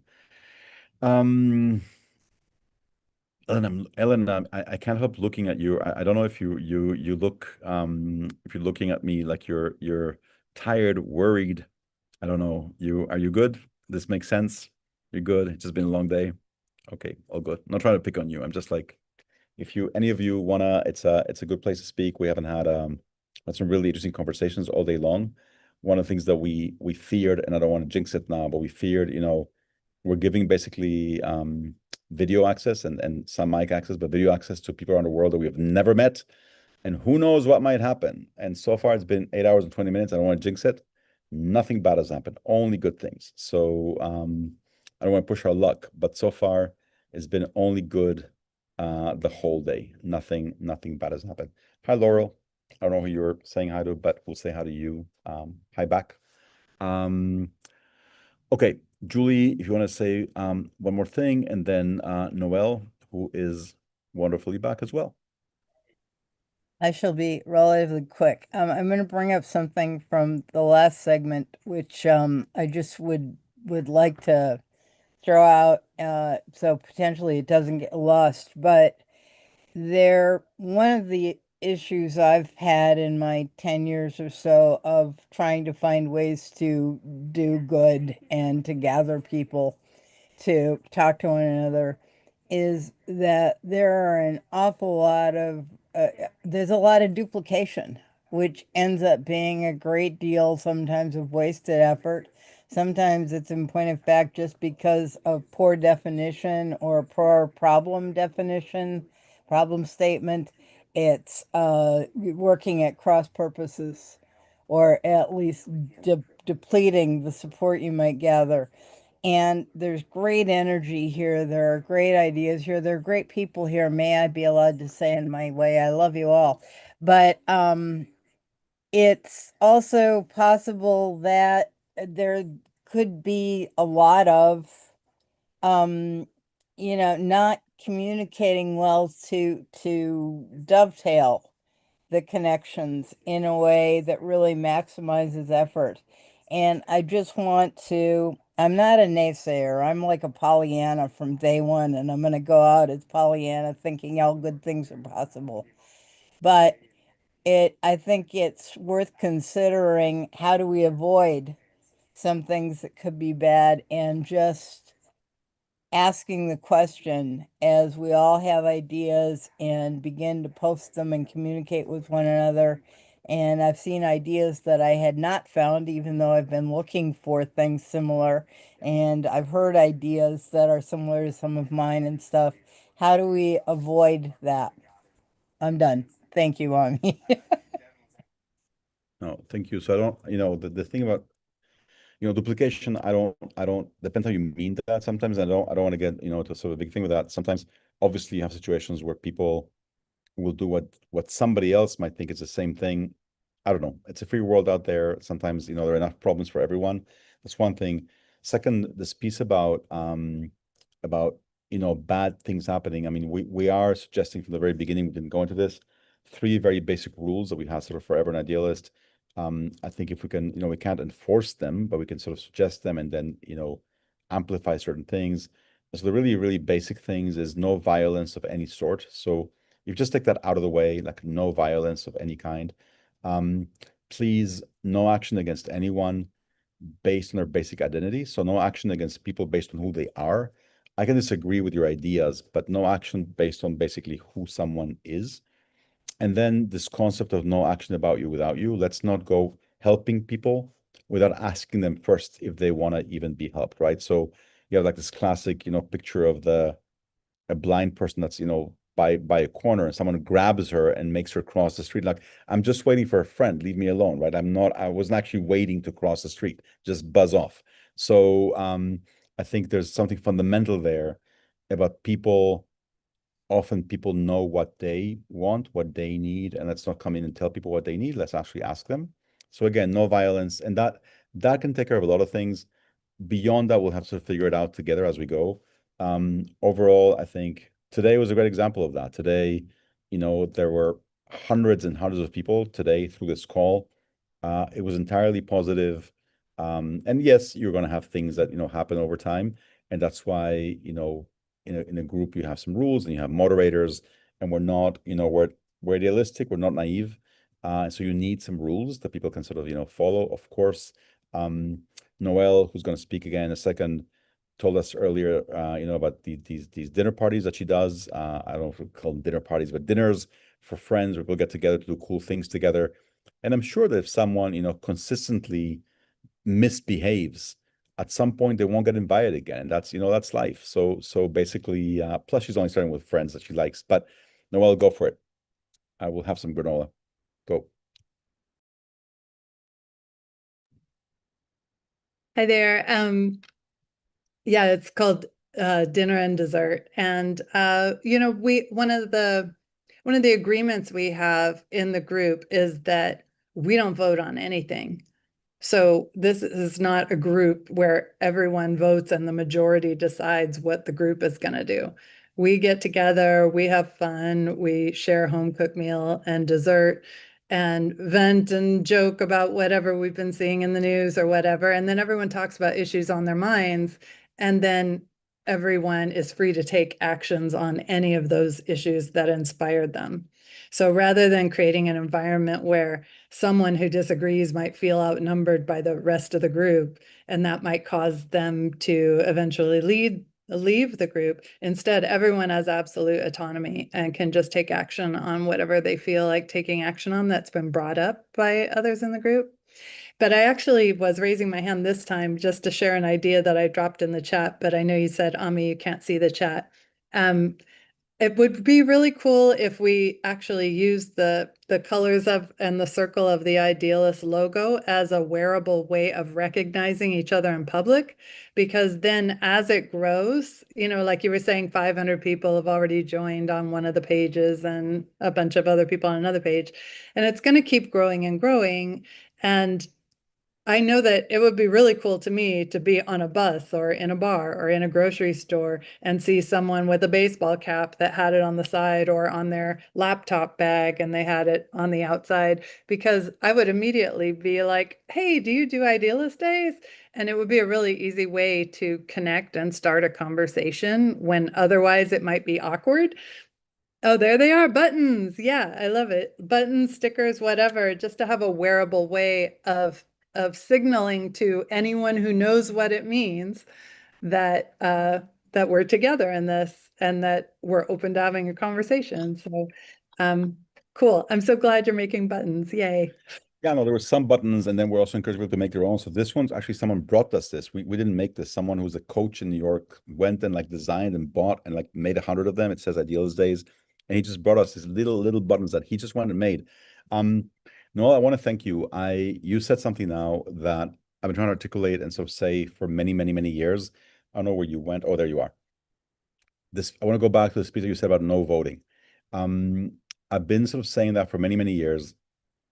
It seems counterintuitive to people, and I want to just go back to what Noel said about this no voting business.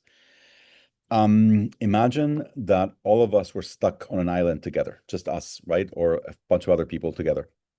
We're on a small island, it was a shipwreck, and we're all, on this island together. What would happen, and I think that's normal, you get this committee of people that would form, and they would get in a circle, and they would have to make certain decisions, right? Like, where are we going to dig the bathroom? Are we going to have a school for the kids? Who's going to be on watching to see if a rescue airplane comes, right? And all those things, in some cases, would have to be voted on, right? The bathroom has to happen somewhere. The watch has to be set up somewhere. So in that situation, I would be happy to be part of that conversation, me personally. I would also do something else, me personally. I would walk over to a tree nearby. I would put up a bulletin board and I would say, who are the two people that want to build a canoe? Who wants to teach somebody else how to play the flute? Who wants to? And so voting, I think, has its place, and priority setting has its place. Very often, it can be an obstacle to action, because if 20 people get together in your group, for example, Noel, if you guys get together and every time you have to vote, on what we will all do together next month. First of all, it's a drag. Just the whole idea of it. Again, sometimes voting is necessary in situations in life. Sometimes it's overemphasized. It's actually not necessary. It's totally fine if 20 people get together and 17 want to do one thing and 3 want to do another, and those 3 do another. And one of the huge obstacles to action in life in general is the idea that we will vote. The minority will feel like a minority, will never do what they want to do. And why? And so, Noel, we're going to do a little talk show together. This is, for this thing that we're doing here, for Idealist Days and for this whole movement, that's like a key pillar. No, the groups, people don't have to pick one thing. Do the thing that you want to do. And self-organize to the thing that you are most passionate about. And it can be 10, 4, 2, 1, 1, and 1. Do the one thing you want to do. It's okay. The voting gets in the way. It causes, again, I want to say once more, don't want to be boring. For some things in life, voting is crucial. There's only one thing we can do. Okay, great. If the 20 of your friends, for some reason, Noel, if all 20 of you decided that all 20 of you want to go for a weekend together somewhere on Thanksgiving, you'd have to vote. You have to decide, where are we going? And if all 20 committed to go to where the majority says, well, then that requires a vote, because we want to end up in one place. That was the a priori decision. We'd love to spend Thanksgiving together somewhere. Well, then there has to be a mechanism to decide. But if we say, let's spend Thanksgiving wherever we want, and make sure that that night we all get on Zoom together, go wherever you want. It doesn't, so right? So different things require, and for this kind of thing, for saying, what would you like to do that day? Saying, what are the 3 big things that we all want to work on in our city? That's not, let people do what they want to do. So anyway, that's a very long way of saying thank you for that, because I think it's so important, and almost no one works that way. And it's just interesting to me that people, the minority won't show up again. Like, why would they? So anyway, so thank you for that. Catherine has been waiting very patiently to speak. She hasn't spoken yet. So Ms. Murphy, your mic.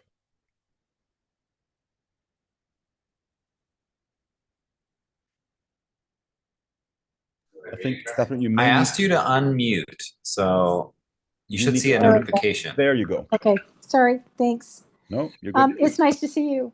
I've been a member here, I think, since the beginning. So and I show up occasionally. So I live in Central Washington and the United States. And when we moved here, my husband and I were lucky enough to live someplace where we have some land on a river. And my husband, the first day he looked at the property, said, we need to build a forest here to create restore the riparian habitat. And we got together with nonprofits, and now I have 6,000 trees here. And it took, my husband unfortunately died 3 years ago, but I'm continuing to do that. And then the land is going to go to the land trust when I die. So I have 2 things to say. One is, he said, because he saw this tree leaning, imagine we could do a forest, which is now the name of this land. It's called Imagine a Forest. And the other thing that happened was, when we reached out and found other people to help, we're now connected to all these other people. And now groups come and they see what restoration and conservation looks like. And I get a chance to have, school kids put their baby salmons in the river. All kinds of really cool things are happening. And part of that is because I've stopped being attached to the outcome. This is what I'm doing, kind of what you were just saying. We did this, and we're sharing that we did this. And somebody else may look at what Imagine a Forest is and go, oh, imagine this other thing. And so I'm attached to creating ripples. I'm not attached to outcomes. And so that's one of the things that's really important to me. And it's something that Idealist has done since I used you as a job search place. And so I wanted to say thank you, and to say that you've inspired me over the years, and that's really good. I think the second thing is that one of the practices that I've done that I've seen on Idealist, and the practices that I use on social media, is that I always post what I'm for. So if you say what you're for rather than what you're against, and I did this as a practice starting about 10 years ago, and sometimes it would take me weeks. Every time I wrote, I hate this, and I couldn't post it. But until I posted what I was for, it made me analyze what values, when I was angry, it made me analyze what values, whatever the thing was violating, and then could take action forward. And so those are just two ideas of what I've done. And thank you for inviting us today. Oh, Catherine. So I'm being very good at not crying right now, because that's what I want to do, given what you said. I'm seeing other people here who I think are feeling similarly. Thank you for everything you said. Let me start from the end. So we had a staff retreat once a long time ago, 2008 or something, and there were like 30 or 40 people in the room. And someone raised his hand and he just looked at the whole room and said, "Are you for or against?" Just like that, as a sort of icebreaker. And people looked at him. Some people understood, most didn't. And they're like, "What do you mean, are we for or against? For or against what?" And he said, no. In general, in life, are you for or against? Are you the kind of person that is for things, or the kind of person that's motivated by being against things, whatever the thing may be? And yes, of course, sometimes we are all against certain things and for other things. But I think overall, it's a fundamental attitude that some people have, being for or against. Am I a for person or more of an against person? That's one thing.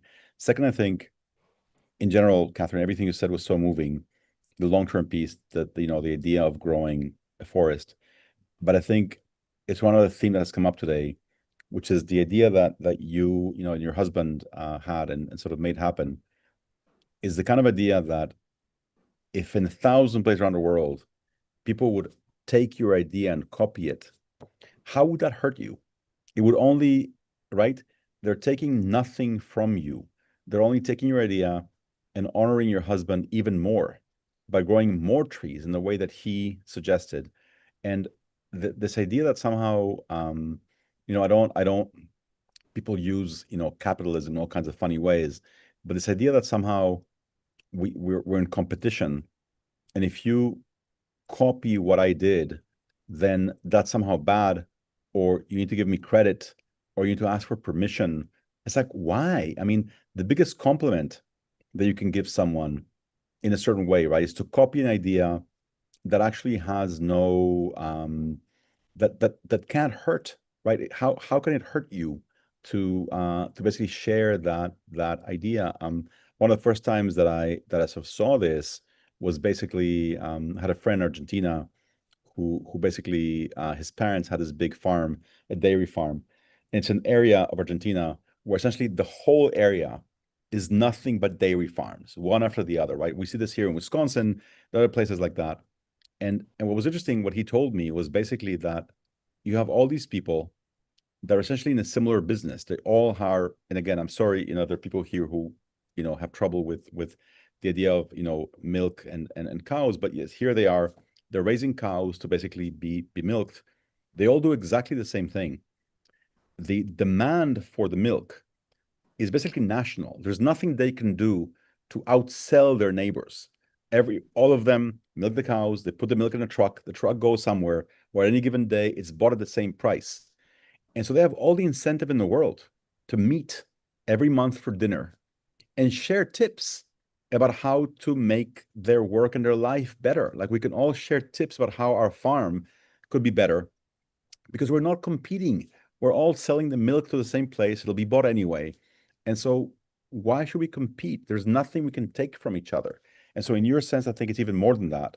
We're basically, what could be more wonderful than other people learning from you, visiting you, taking what you've done, and honoring that by doing the same thing somewhere else. It's beautiful.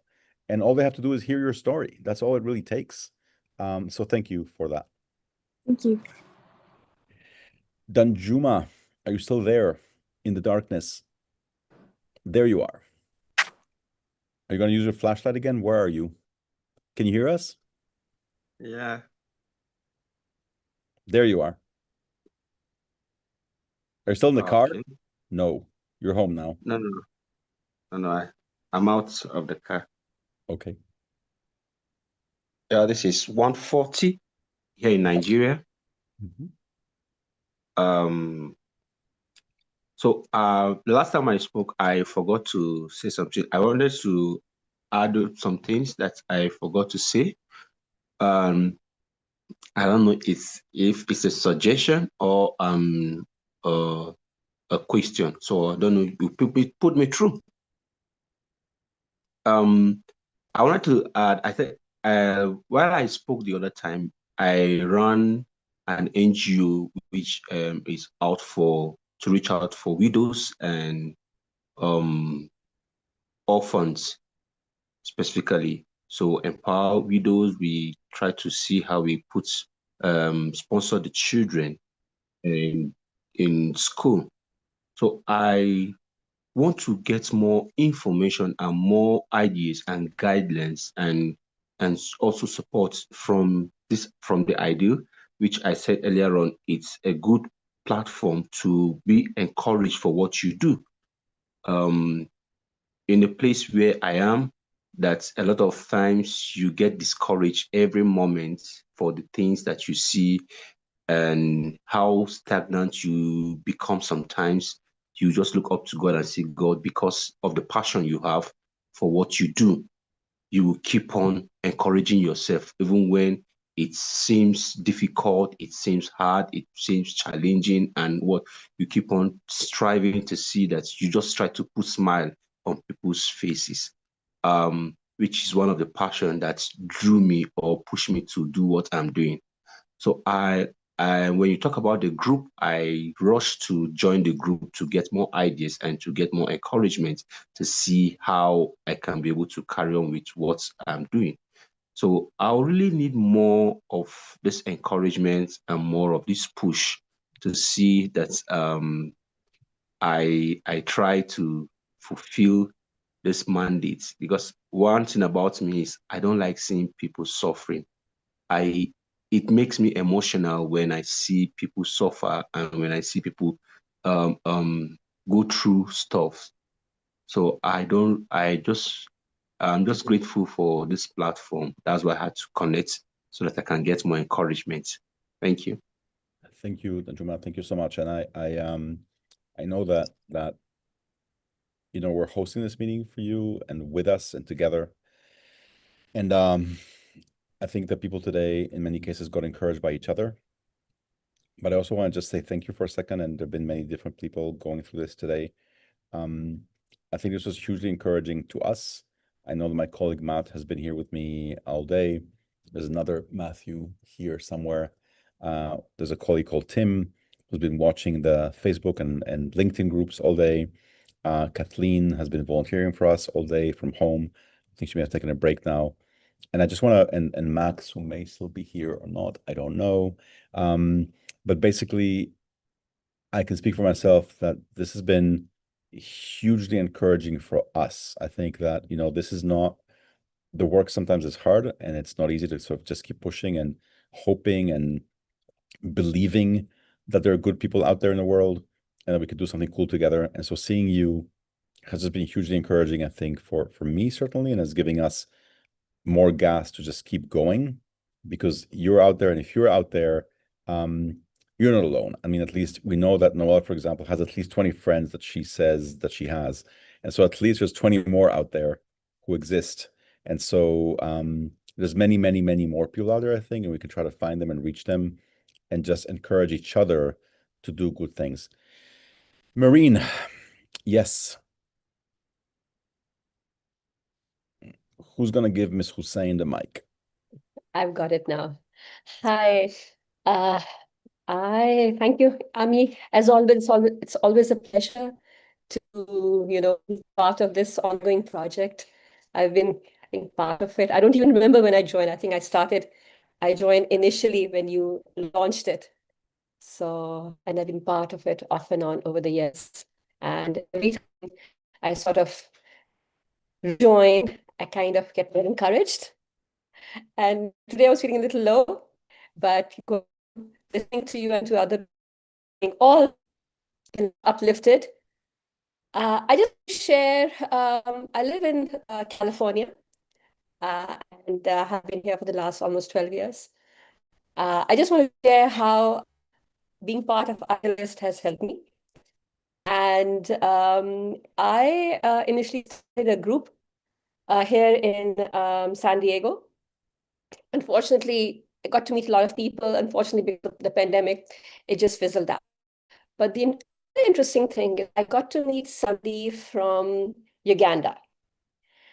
And it's been like 5-6 years ever since I joined Idealist. We have kept up with each other. I know what happens in her family. She knows what I am doing. We share photographs. She's pursuing a career where she's helping, girls, as they grow older and with their careers. She's working on her career. She feeds people.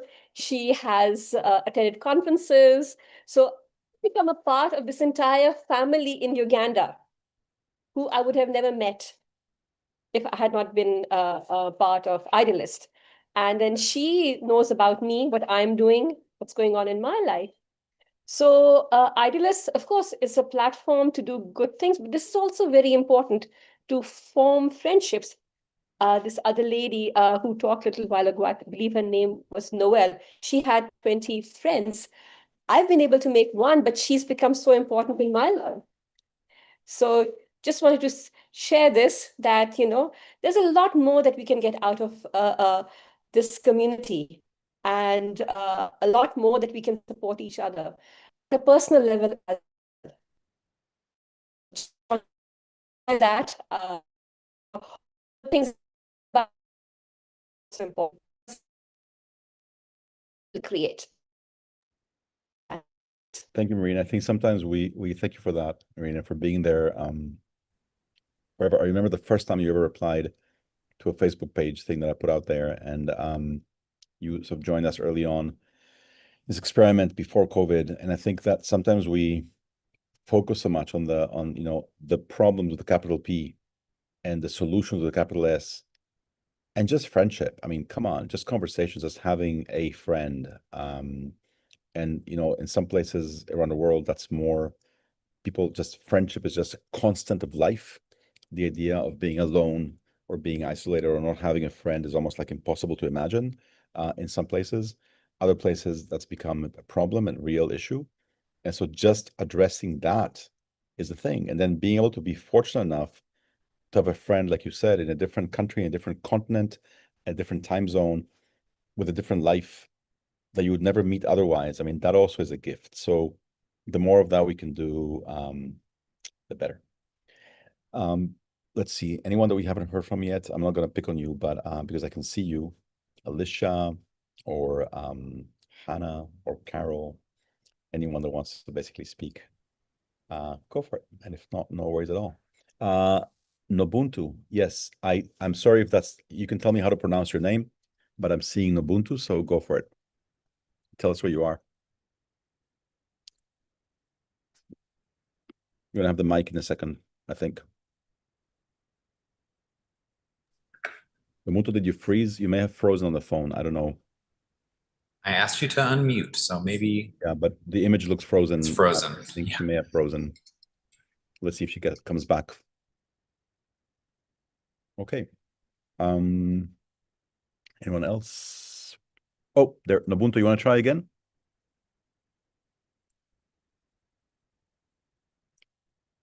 Let's see. Can you unmute? There you go. Now we hear you. Oh, hello to everyone. I hope you can hear me. I'm from South Africa. And I'm new. Okay, I just saw my email and it reminded me that I'm supposed to be part of this meeting. So I jumped onto it, and then just immediately after I was online, I had something that touched me. Oh, okay. I don't know where to start, but I'll try. I am running a center. I work with children living with different disabilities. They're between the age of 5 to 18. The reason I'm also taking the teenagers, it's because there are no centers. So I've been currently working in one place, in one town, but there's a large number of children who are also most of them, they are victims of gender-based violence. Okay, so one thing that I've just noticed just now, some people have shared some things that I kind of saw myself in what they are talking about. I've been a confused soul, or I am a confused soul, just because of where I'm coming from. I was born and bred in rural areas. I grew up in a rural area. A township lifestyle is something that came into my life when I was 18 years old. And unfortunately, at that time, I also ended up becoming a victim of GBV. And I thank God that I survived. So, like, I'd never had a coach on what to do, on which career to take, because I was raised by my grandmother. But then when I joined my church that had different race, which is something I loved because it was a new thing for me and it was a big thing for me to be part of this church family that has a different kind of people, comparing from where I'm coming from in the village now. But still, I couldn't be so open about who I was and where I'm coming from and what I know and what I want to be. I never knew who I would like to be. But then I grew love for people who are living with disability. Then kind of didn't know what I want to study. First thing, I went and studied HR. I dropped out after a year. Then I tried again. I did nursing. I only did first year. I dropped out. Third time, I studied IT. I did 1 year. I passed. I dropped out. I never knew that it will affect me so bad that I even lost my confidence. Part of me, like I would feel like maybe I don't have to be anything in life. I can only just do what makes me feel happy because that is the only thing I have passion of helping, especially those who are coming from poor backgrounds. So like now I did a lot of courses with some of the universities around South Africa and also in the States, in the United States, online. But now, like, yo, this hurts me. I'm currently studying cybersecurity. I don't want to lie, and it's the second time I'm saying this to people who are listening. I'm so confused. It hurts me. Like I don't have a coach. It's a new thing. Cybersecurity is a new thing. I know a lot about the children and also inclusive education. I also did literacy facilitating. Like there's a lot on the other side. I try to help for women because I've got a history. I'm also a victim or a survivor of GBV. So I have been kind of dragging and dropping things and trying, and it's like, yo, I'm not happy. I am happy, but I'm not happy with the fact that I'm trying to go forward. I don't know how. Like now, I feel like I'm a stupid person. I'm doing this cybersecurity thing, but then I love it, and it's not about the fact that I love it. The other thing is that what do you even think you're gonna do? What is it that you want to achieve? Like all those questions that are all in my head. I'm always saying in myself, within myself, I would write like even online research, but then I don't feel like I get the answer that touches my heart, something that will give me a clarity of where I should really be or who I should really be. Yo, okay, thank you. I don't want to take your time. No, it's okay. I know it's very late there right now. Where are you in South Africa? You're muted. Can you unmute yourself? Oh, sorry. No, just Sorry. where. I'm in East London. I'm in East London, but then I'm based in Adelaide. It's a small farm town. Okay. There's still lots of farmers, so there are some that are really trying to help, especially with the center that I'm running. And also because the pastor from my church does have a brother that is in Canada. He's a pastor. So Great. when they came to visit in South Africa with the other groups from the church, yes, Mr. Sparrow did try. They didn't try. Let me say they are trying to help me like with the kids and stuff, and also with whatever that I want to study. They do try. Then they accept up until the time for COVID. Then things kind of change a little bit. But I wouldn't lie and say I'm not getting any help. I'll be lying. It may not be what I expected, but so far, I'll say there is something that helps me to kind of like move forward, especially with the kids. But then personally, I'm doing a lot of things in one time, and I only need help with finding myself and being happy with everything or whatever that I want to do. Because honestly, I'm into technology, but I don't have much knowledge. I'm being honest with all my heart. I don't want to lie. Yes, I think I'm done. Thank you, Sorry, Nobito. guys, I'm nervous. No, it's okay. Like I said, we're one of the things we're doing now. I think I said it already. I don't know anymore. It's 9 o'clock, and I don't know what I've said and haven't said. But I hope I told you that there's a group that you can join, both on LinkedIn and on Facebook, to try to have more ongoing conversations like this. And I think already people in the chat replied to you. Never give up. And I think even I see somebody else from South Africa responding to you. If you go to the chat, and there are other people there responding to you right now. And so, yes, I think that, we don't all have the resources to help each other, but at least we can endlessly encourage each other. That's the least we can do for each other. So that I think we can absolutely do. So Matt just joined, Matthew, my colleague who's been here all day with me. Thank you, Matt. Have you eaten? Yeah, I hope so. So he just shared those groups again with all of you. I think we have an hour to go. I know that we said, on the email that we were going to doing this, every hour for today. So we're going to sort of one more time, soonish. It's almost 9 o'clock. If someone else wants to speak now, if not, I'm going to let my colleague Matthew run a little exercise that he's doing during the day, where we use a little tool to see how people are basically feeling right now. And it's a very simple question. You'll see he'll explain it. If I asked you, if we were together and I asked you, hey, describe in one word how you're feeling right now, what would you? I say, oh my God, Amber is back. I'm being stalked. Amber, I chatted you earlier. Chat me back. Come on, I chatted you earlier. So let's see.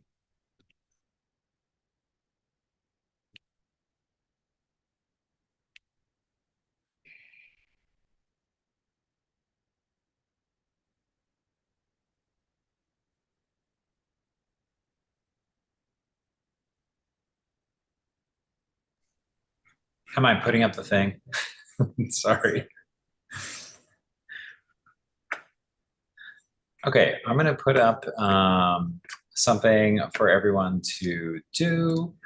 Give me just a moment, but before I do that, I actually wanted to talk about something that Noelle was talking about on getting stickers or pins or things like that.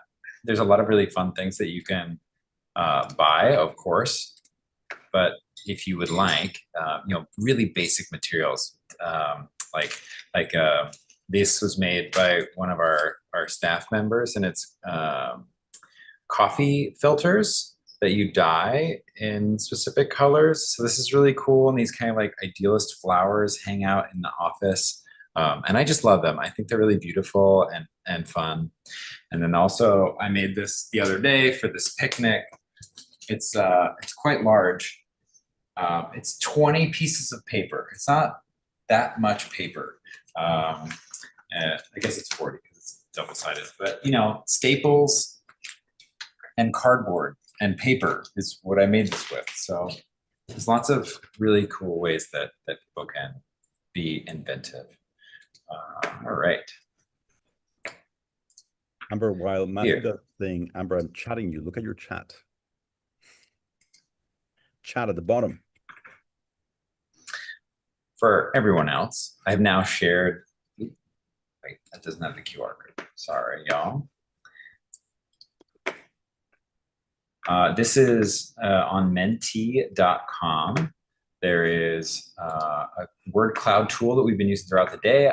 I assume some of you, at least some of you, have seen this already. And you can scan the QR code in the lower left, or you can go to menti.com and then use the code. It's 24648393. And you can vote or not vote. You can add a word. Sorry, I'm 9 hours into this. You can vote on what word you want to use. There's 3 options, and you can put anything that you're feeling, and it will populate here. You can scan the QR code, go to menti.com, and then use the number, and then anyone, anywhere should start populating. I am surprised that it's not populating yet, is it? Let's see. Ah, there we go. Cool.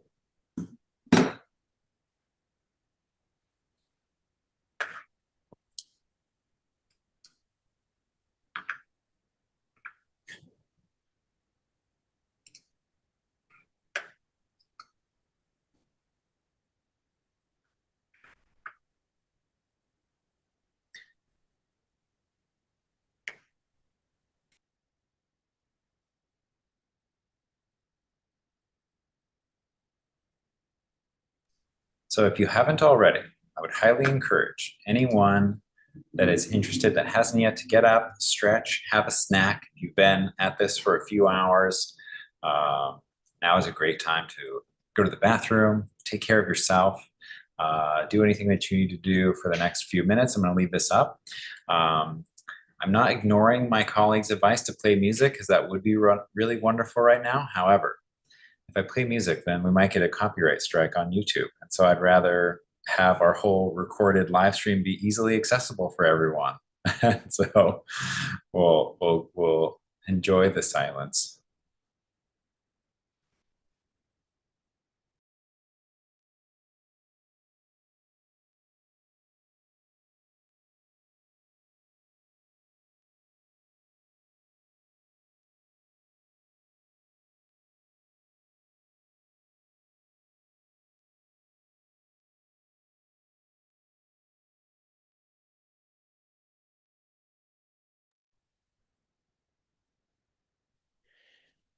Matthew, I wonder if there's a way you did this how many times today? I don't know, several times. Be pretty cool if there was a way of collecting all these into one. I don't know if they do that. That'd be amazing, actually. I don't know about that, but I can make a graphic of all of them together. Oh, and that will actually give us a nice collage, actually, of how they look together.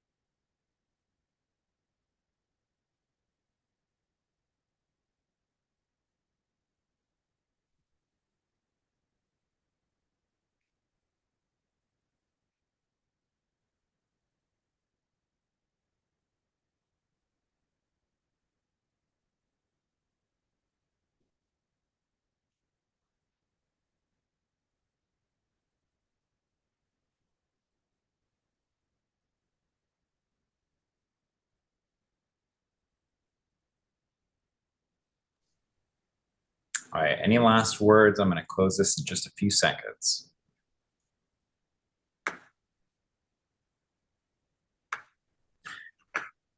All right, this is the last one of the day, and I will make a collage of all of them, and I'll have that ready to go in 10 minutes, if anyone asks me for it.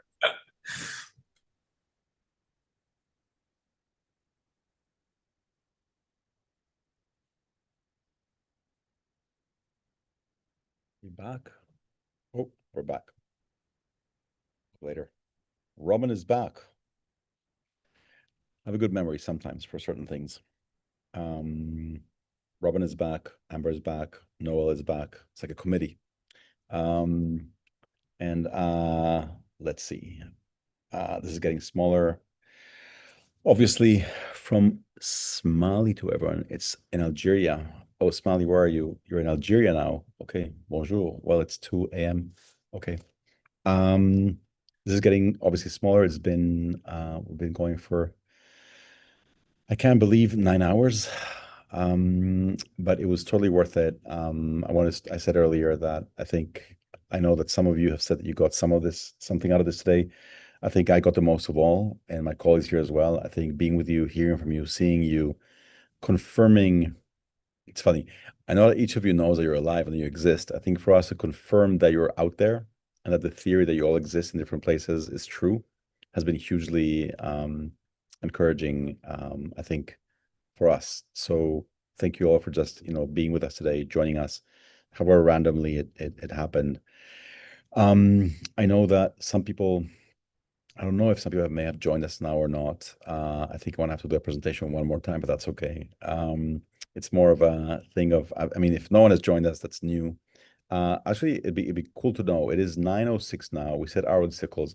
I'm curious, is any way to sort of raise your hand?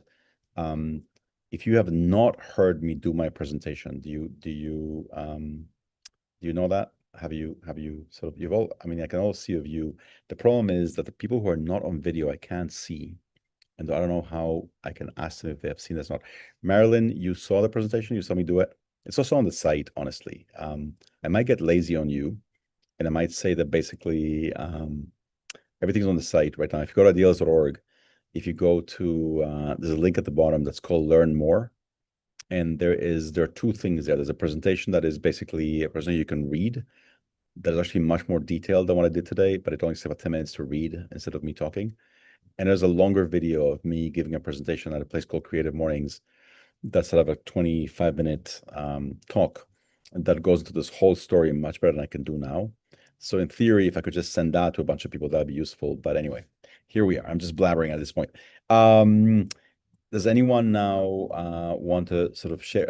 Matt Chavez is up again. Yes, Matt, what can you So tell I us? just wanted to let anybody know, if you would like to watch any part of today's stream, you can click the link that I just put in the chat right now, and you can watch from now and into the past. You can watch 8 other orientations on.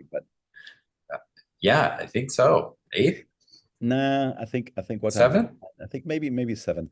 I think I would. It's really really interesting to and I mean this in the best way, to sort of do an edited version that cuts out all the presentations except one, and just leaves all the Q&A with people, because I think there's probably maybe a total of maybe like 3 or 4 hours of presentation of me saying the same thing again in some variants. I think there was one that was maybe better than the others, but in the end, I think what really matters is the back and forth. And I don't know, Matthew, if that's a challenge. I don't know how the hell you would edit an 8-hour video from YouTube, but I think there's something just like pretty cool about chopping off and making a best of today. I think, Matthew, take the day tomorrow. Do a best of. I can do it.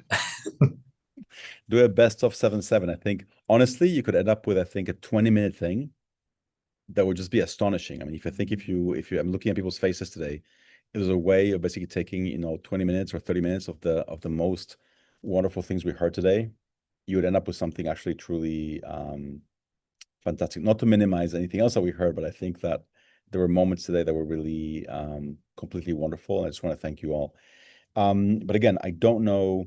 I'm looking at the faces I see here, and I recognize all these faces. You've all been with us at least once, and I'm not trying to get away from doing it again, but I don't know if who's new and who isn't. It's hard to know. Let's see. You can use the chat for that. I don't know who hasn't been here yet. Let me go to the big chat. Marine, sorry, I'm trying to page down the chat. The chat is like a very long book.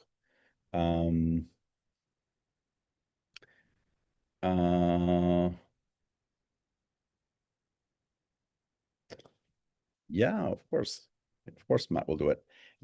Sorry, I'm assuming my husband because tomorrow we're doing a day of healing here and I'm prepping. Cool.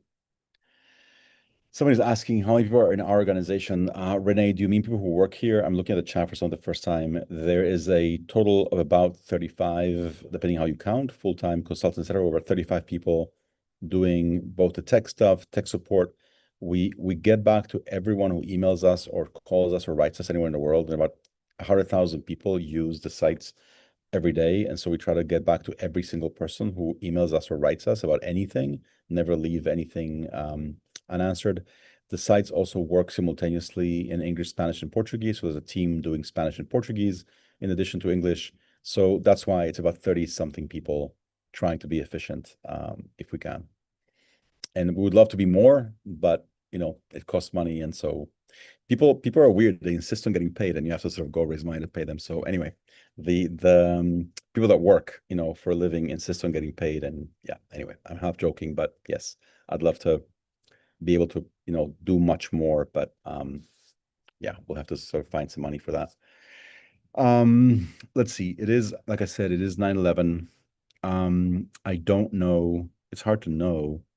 Emily, are you just joining us now? Emily Van Dyke? You can raise your hand. Emily, yes, I'm picking on you. Are you just joining us now for the first time? Yes. So I'm going to be a good boy. I'm going to do this again one more time in a moment. But before that, does anyone else want to say hello, goodbye, good night, or just stay with us? At 10, we could just be happy for a bit. That'd be good. Maybe we have alcohol in the office, I think. We're going to get a drink. Yeah. Robin, go ahead. Robin and Seema, please. Hello, can you hear me? Yeah. CCC. Okay. Okay. Yeah, this is amazing. I was here from the beginning for the first couple of hours and just watching. I would have stayed all day if I could, but I kind of checked in throughout the day to make sure you were still here and I came back just because I wanted to check in again. But I also, and I don't know if this was covered when I was gone, but I had an idea about because I've been thinking about doing these monthly gatherings in my little community and to bring people together and share different ideas that they have to help other people and all of that. And I thought if this was something that was going to be done on like a particular day with everyone on the same day, I thought it would be kind of cool to have maybe a Zoom call that the different groups can kind of take part in. I know it would be hard though with the time zones being different and all of that, but I just thought it would be great to have when we have these little groups together that maybe we can have a Zoom call to kind of share what we've discovered from each other and any ideas that could be shared worldwide and kind of work on it or so I don't know if that was mentioned before or not. It was just something I thought of earlier as a way to share what we learn in our little tiny communities Yeah, Robin, two things. First of all, I think, well, two things. One, nothing is tiny. I think we can all, sort of do a lot. Second, you notice probably that my colleague Matt over there, Matt Chavez, is much younger than me, so he can do 24 hours. We're gonna volunteer him to do 24 hours. I am not gonna do 24 hours, or maybe yes, but he can. It's one thing to talk like we have for a long time. I think that there are two things I think that come to mind, Robin, what you said. One we've talked about here, and I think would be really beautiful to do, and the other one we could talk about as well.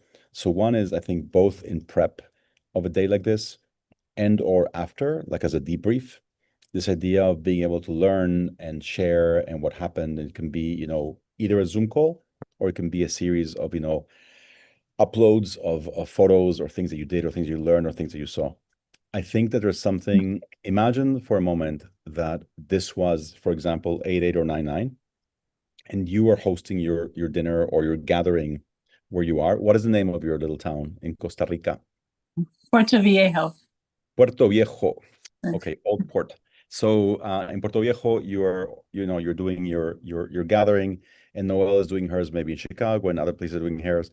And imagine if during the day you could pop into a thing like this, even to just see. So you literally have, people at a table are having dinner, and they could just say hi, right? And other people. So this idea of just popping in and out during a day, and being able to see for a moment, even just for a moment, just saying, hey, here we are in Puerto Viejo, Costa Rica.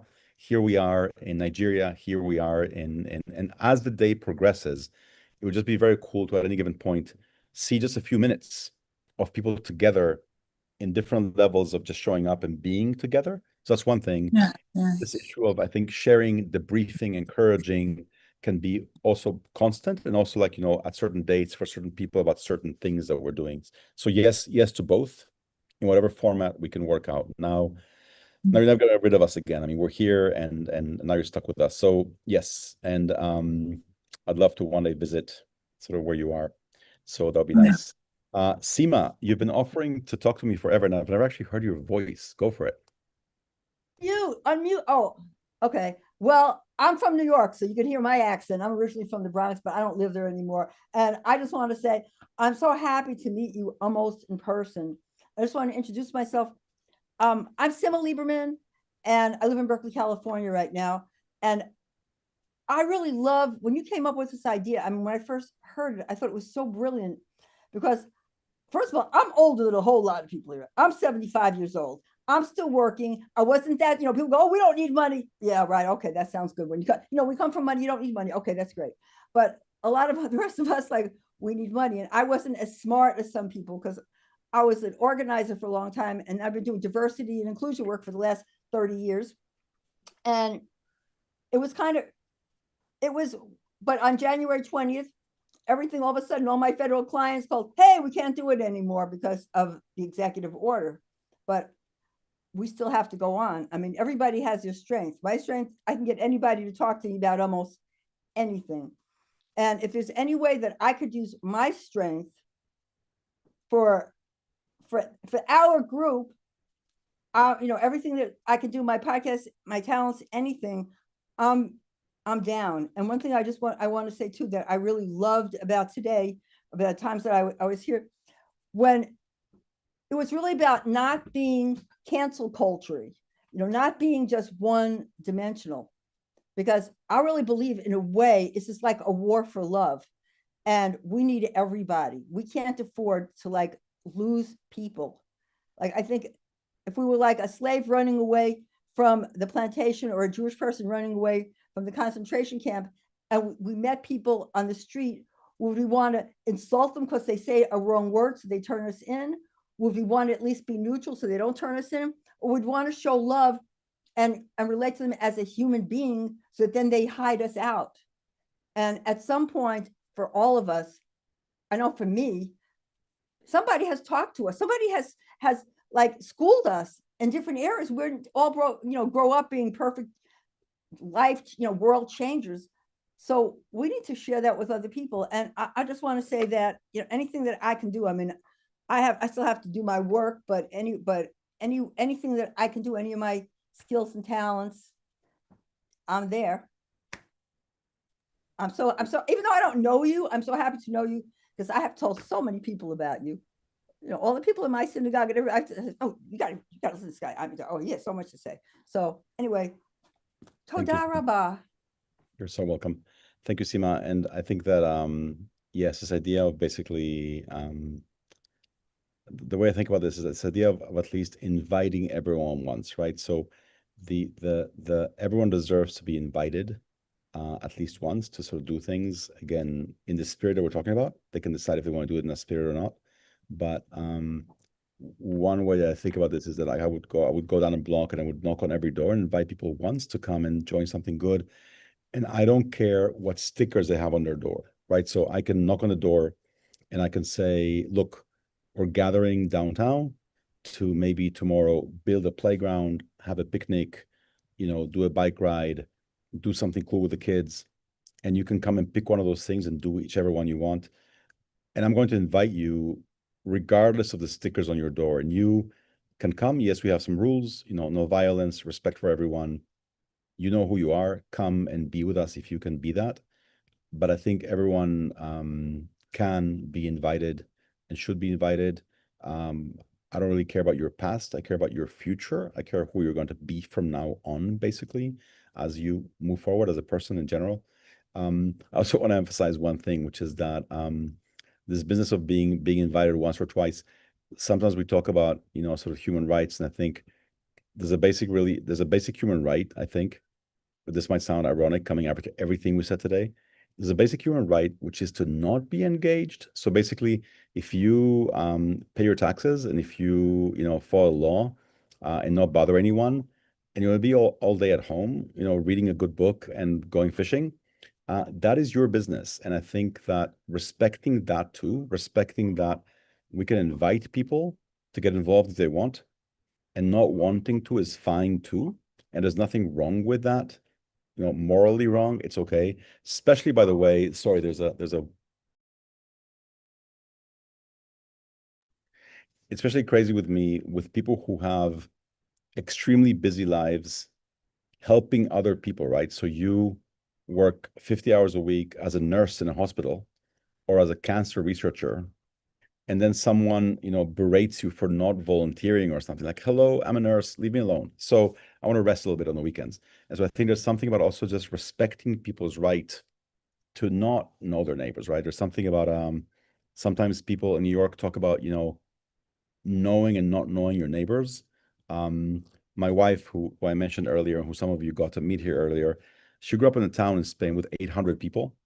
And people do not want to know their neighbors in some case. When you grow up in a place like that, you actually want to go live in a place sometimes where no one knows you, and that's what you actually want. So it depends. And I think respecting that, and if people want to get together, that's great.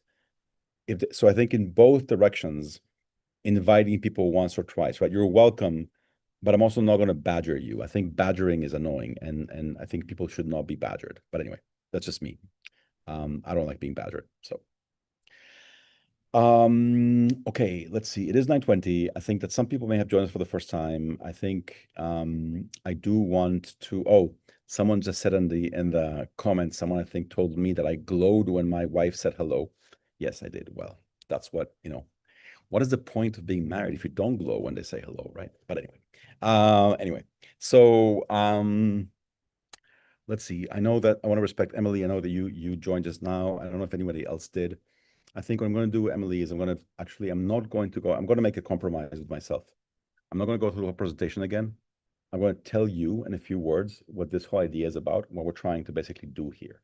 So the way that I would say this, and the way that I say this sort of very briefly to somebody, is that I think that I believe that all over the world, we could be doing much more than we are now. There could be much more good in the world than there is now. Many more problems could be solved. There could be much more generosity. There could be much more kindness. There could be much more action, for lack of a better word, and much more community. And the question is, how do you unlock that, essentially? How do you unlock that energy? And so the very simple idea that we're proposing, I said, there's on the site, there's this 10-minute presentation that you can read. There's a 20-minute presentation you can listen to. The very simple way of saying this is that, Emily, you may have heard this already before, and I'm talking just to you because I can see you there. Maybe I'll play some video, people who I can't see on video right now who also haven't heard this before. So everyone, how it's in some parts of the world, if you pick a very simple, just a date of the month, like let's say 3/7, which is the one that we picked here. In some countries, that's March 7th. In the US, that's March 7th. In other countries, in Europe, for example, most of Europe, that's July 3rd.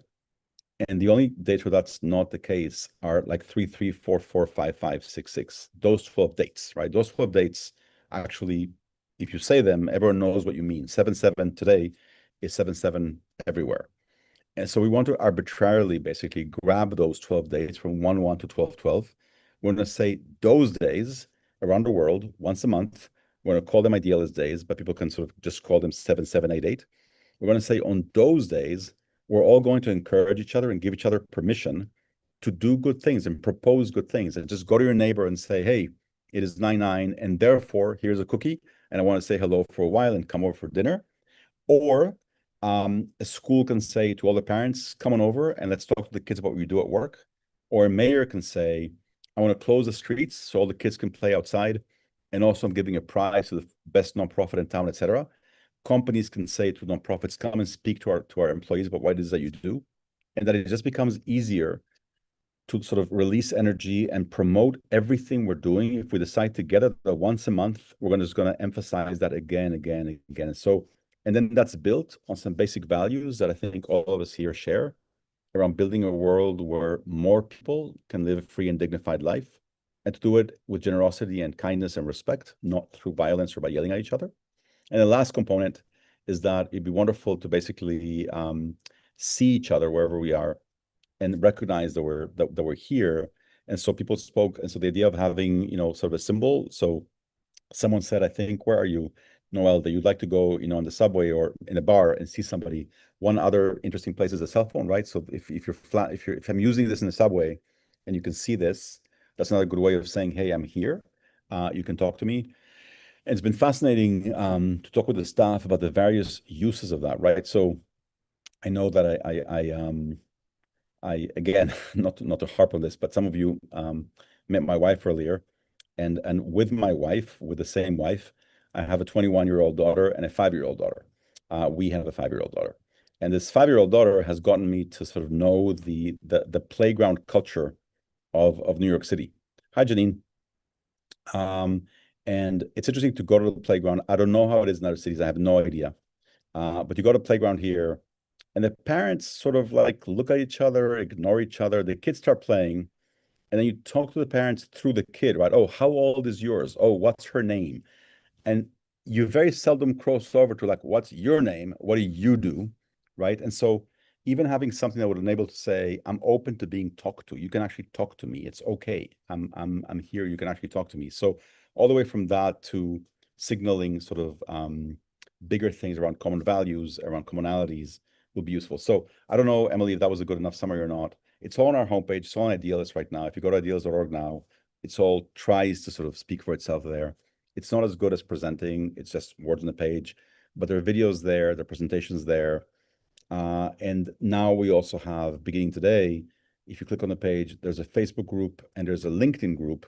500 people joined the LinkedIn group today, and they're talking to each other about how to actually make this happen. I think it's just a beginning. I think these platforms could and should allow us to reach many more people soon. Oh, there is Tim. Tim, who just joined and was waving to us.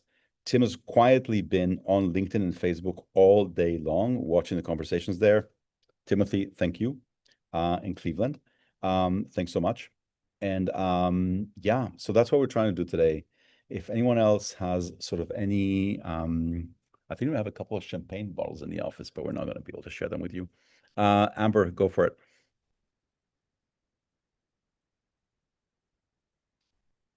Someone will unmute you. Yeah, I think Matt's on it. I just was going to share, you've said this a couple times, the idea of that being like a logo where people might recognize. There was a really neat campaign just this last week with the LGBTQ community. It was a video, and I don't know, kind of went viral, but it was very touching. And I feel like the concept is beautiful, where it was like, I mean, we're at a weird stage with that. And I mean, and I don't cast any judgment about how people think and perceive and act in their decisions about that. But the idea was, if you have a rainbow bracelet or a rainbow button or a rainbow thing on your backpack or something like that, that it's not as an ally, it shows somebody else that you're that safe person. So it was a video montage of like a really nervous guy who was gay going into an interview and feeling like he wasn't going to be accepted. And then the guy who comes to open the door for him for the interview had like a lanyard that was rainbow. And it just made him like, and then they just show like the like his shoulders came down and he felt safe to be himself. So like I think like the concept, okay, that's a whole one people group population that we're not specifically discussing in this conversation, but to say like, oh, you're one of those people with the orange, yellow, and blue, or the yellow, blue, and green circle. I want to talk to you about my 8 days. So like the concept of how, and I don't know, I think like that campaign might be a neat thing to inspire you and your team as you try to like promote it. Like if you find, I don't know what it was called or who did it, but it was a very neat, a very well done. Like I said, maybe 4 or 5 different examples, somebody getting on the train and clearly feeling anxious about where they could or shouldn't sit and who's going to make fun of them or who's going to say something. And then they see somebody with like a rainbow bracelet and then they feel safe there. So just like kind of the safe place of like, hey, I'm a world changer. I want to make this planet we're living on better. And I see you do too. I mean, I think you're onto something really great, and kudos for that cool idea. Thank you so much, Amber. I think that, yes, I mean, the way I see it right now is almost like it's a triangle with sort of 3 mutually reinforcing parts, and they all matter. One is this idea of once a month, let's spark and celebrate action and community, both in equal measure. 2, this set of values, more freedom, more dignity, and generosity and respect. That's like the second sort of corner of it. And the third is this like symbol, without making too much of it, that basically it shows that we're here and it shows that we support these values. And it's a very easy thing to do, right? Action is hard. Putting something on your window, putting something in your car, putting something on your t-shirt is easy. And it can be so empowering for other people. On this piece about, the three examples that I think all of us have seen, and I'm careful to use them because I don't want to make anyone feel that we're comparing this or stealing something, or is the recycling logo is easy to quote because it's inoffensive and everyone is familiar with that and with the fact of that. The example I think that you have in your mind, that many people have in their mind, of course, is the rainbow flag and what has that meant for people. And I'll come back to that in a second, and what kind of like moving place I saw that. And the last one, which is again, without getting into any sort of controversy here, it was really affirming to me in terms of this idea. When the war in Ukraine broke out, people around the world took the Ukrainian flag, which also happens to be beautiful, right? It's these very beautiful yellow, and there is Renee with her safe. There you go, exactly. And so these very sort of beautiful yellow and blue things.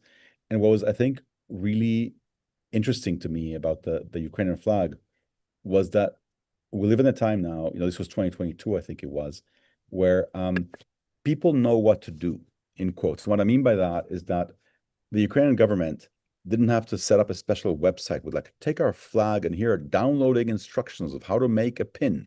People know these days how to take a symbol and just run with it, make a flag, make a thing. We've all become sophisticated, little designers. Like we know how to do things. And so that is in some way very encouraging. I tell you about the rainbow flag. One thing that was truly moving to me and that showed the power of how one place can influence another. So I mentioned earlier that my wife is from a very tiny little town in the south of Spain, very conservative area, in the middle of sort of it's the emptiest area of Europe. So you can travel for an hour and not see a house or a car. And it's this tiny little town, white walls, blue skies, not a tree, nothing. And in June, the municipality of the town of 800 people is covered with this huge rainbow banner.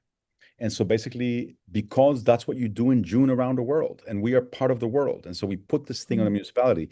And if there happens to be a kid in town who happens to be gay, that kid will feel safe and will feel empowered because the mayor is putting this massive banner on the town hall. So again, some people may think different things about that around the world, but the point is that the only point I'm trying to make is that these symbols can be very, very powerful, and they can be very visual, and they can be extremely supportive for people. Yeah. Anyway. And I think that what that campaign that I was saying it did for me as somebody who hasn't really been active in that segment of the world, but would consider myself an ally, it gave me a voice to recognize like, okay, sometimes it's like, should I have a rainbow thing because I'm not a part of that? Is that offensive? Is that, you question what your role is. And I think what it did for me, that campaign helped me feel like, oh yeah, it also empowers you. So like that concept of saying like, if you do sit on the train and I see that the back of your phone has the Idealist emblem, I'll be like, oh, there's other people changing the world. Like, look, I wonder what fun thing he's planning for 8/8, like, and you start to get that in your head and it spins into more people being empowered, I think. So good job. Thank you. Sylvan from Jamaica.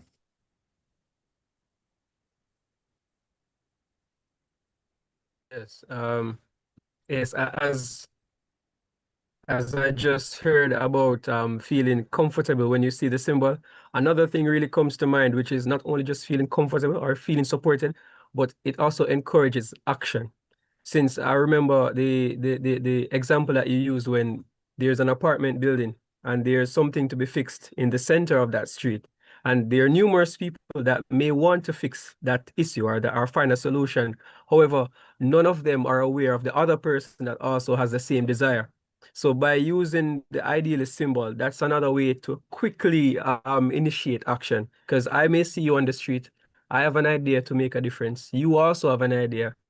By having that commonality, we can then work together to create something new instead of starting from scratch and trying to find a person.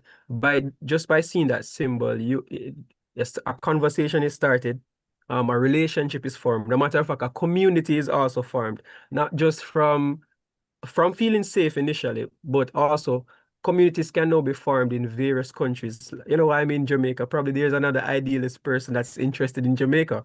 You know, we're here, we're having different peoples from Nigeria, you know, Kenya and so forth, and South Africa, and all around the world. And it's just interesting that when these symbols are placed in our society and we use them for positive means, we can then be connected, and not just connected with an idea, but are then now stimulated towards action. So that's another serious and a real benefit for the symbol, the symbolism that to be used. Thank you, Slaven. You made me smile when you spoke earlier because you're wearing the perfect white yellow against your blue wall, and you only need Seema's green wall, and we're all set. But like, you made me laugh earlier because your blue is like the perfect blue with a perfect yellow, and I can't help but notice these things now. And there's Seema's green, so we're all set. Noel, yes.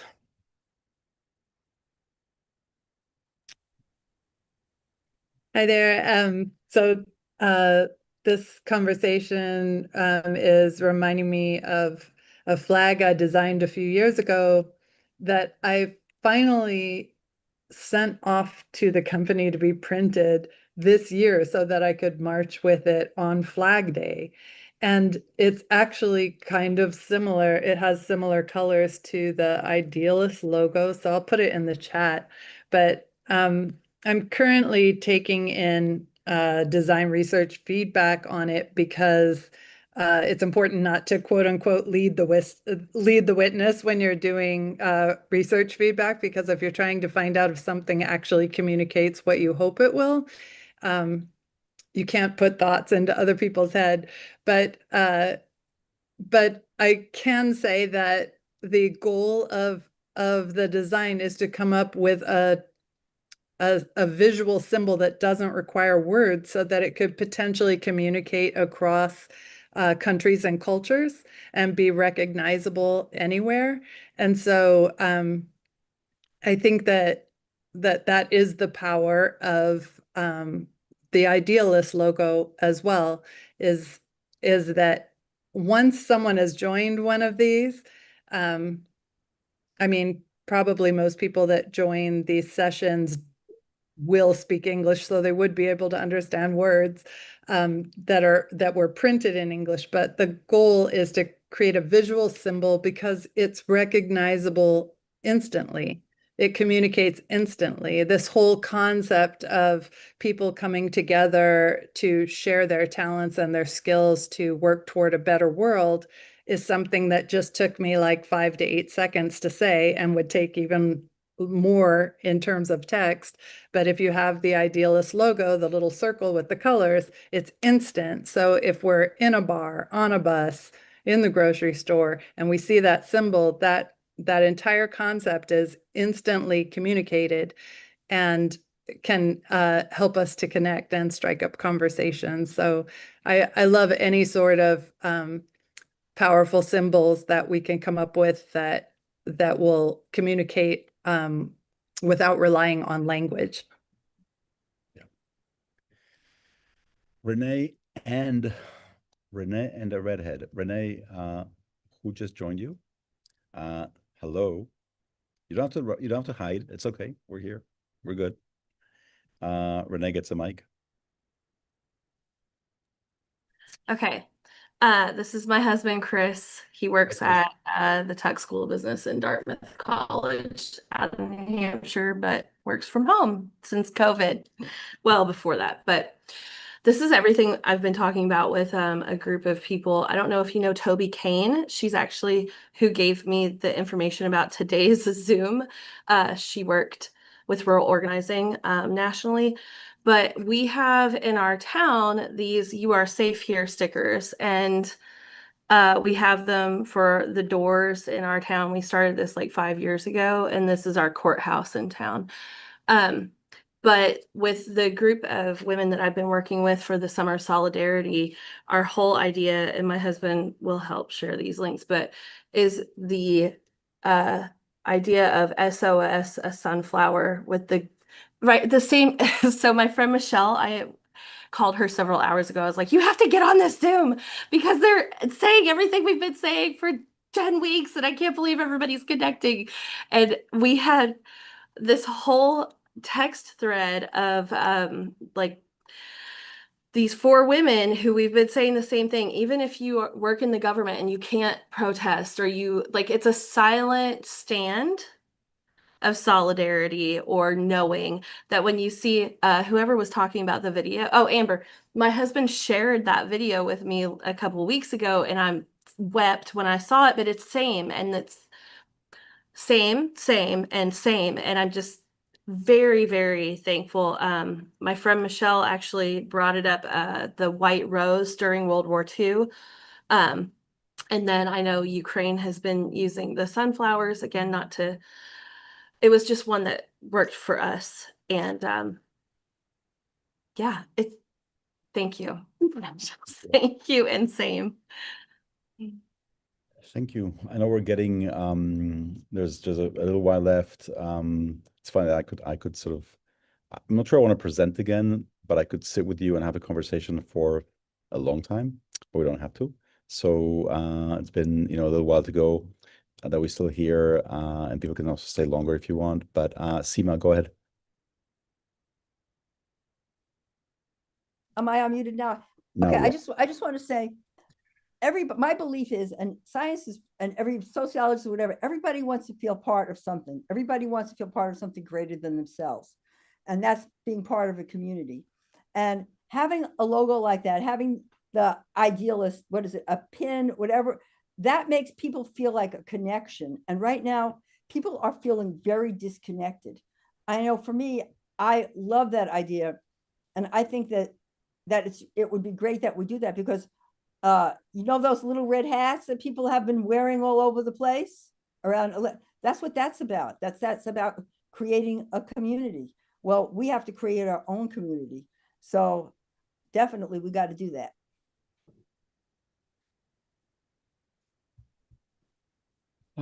Let's see. John has his hand raised. John, go ahead. Hello again. I had a great time in this meeting, and I've been tuned in for a few hours, but since I've been here, a few people spoke up, and I want to shout them out and then explain why I was drawn to them. But Amber Hyman was with Peace Cycle. She was speaking about recycling plastics in Haiti. A gentleman named Jeremy Pesner came up with his own software for Wikipedia style pages and information. He was representing On Air Networks.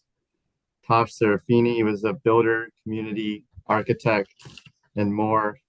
Several other people came up. Hugh Melandrino with the brand ambassadorship and development. Selvin Gray just came up. And the point is, like, we all think our issues and priorities are the most important in the world. And our problems are the first that need to be solved. But what I saw in places like in the film industry is every segment of society gets represented. There's doctors, builders, painters, artists, modelers, designers, directors, photographers.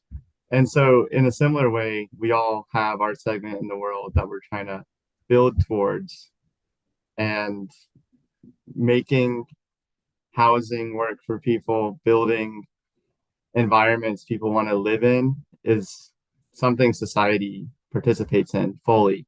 And with the right community building and everything, I really think this team could do that.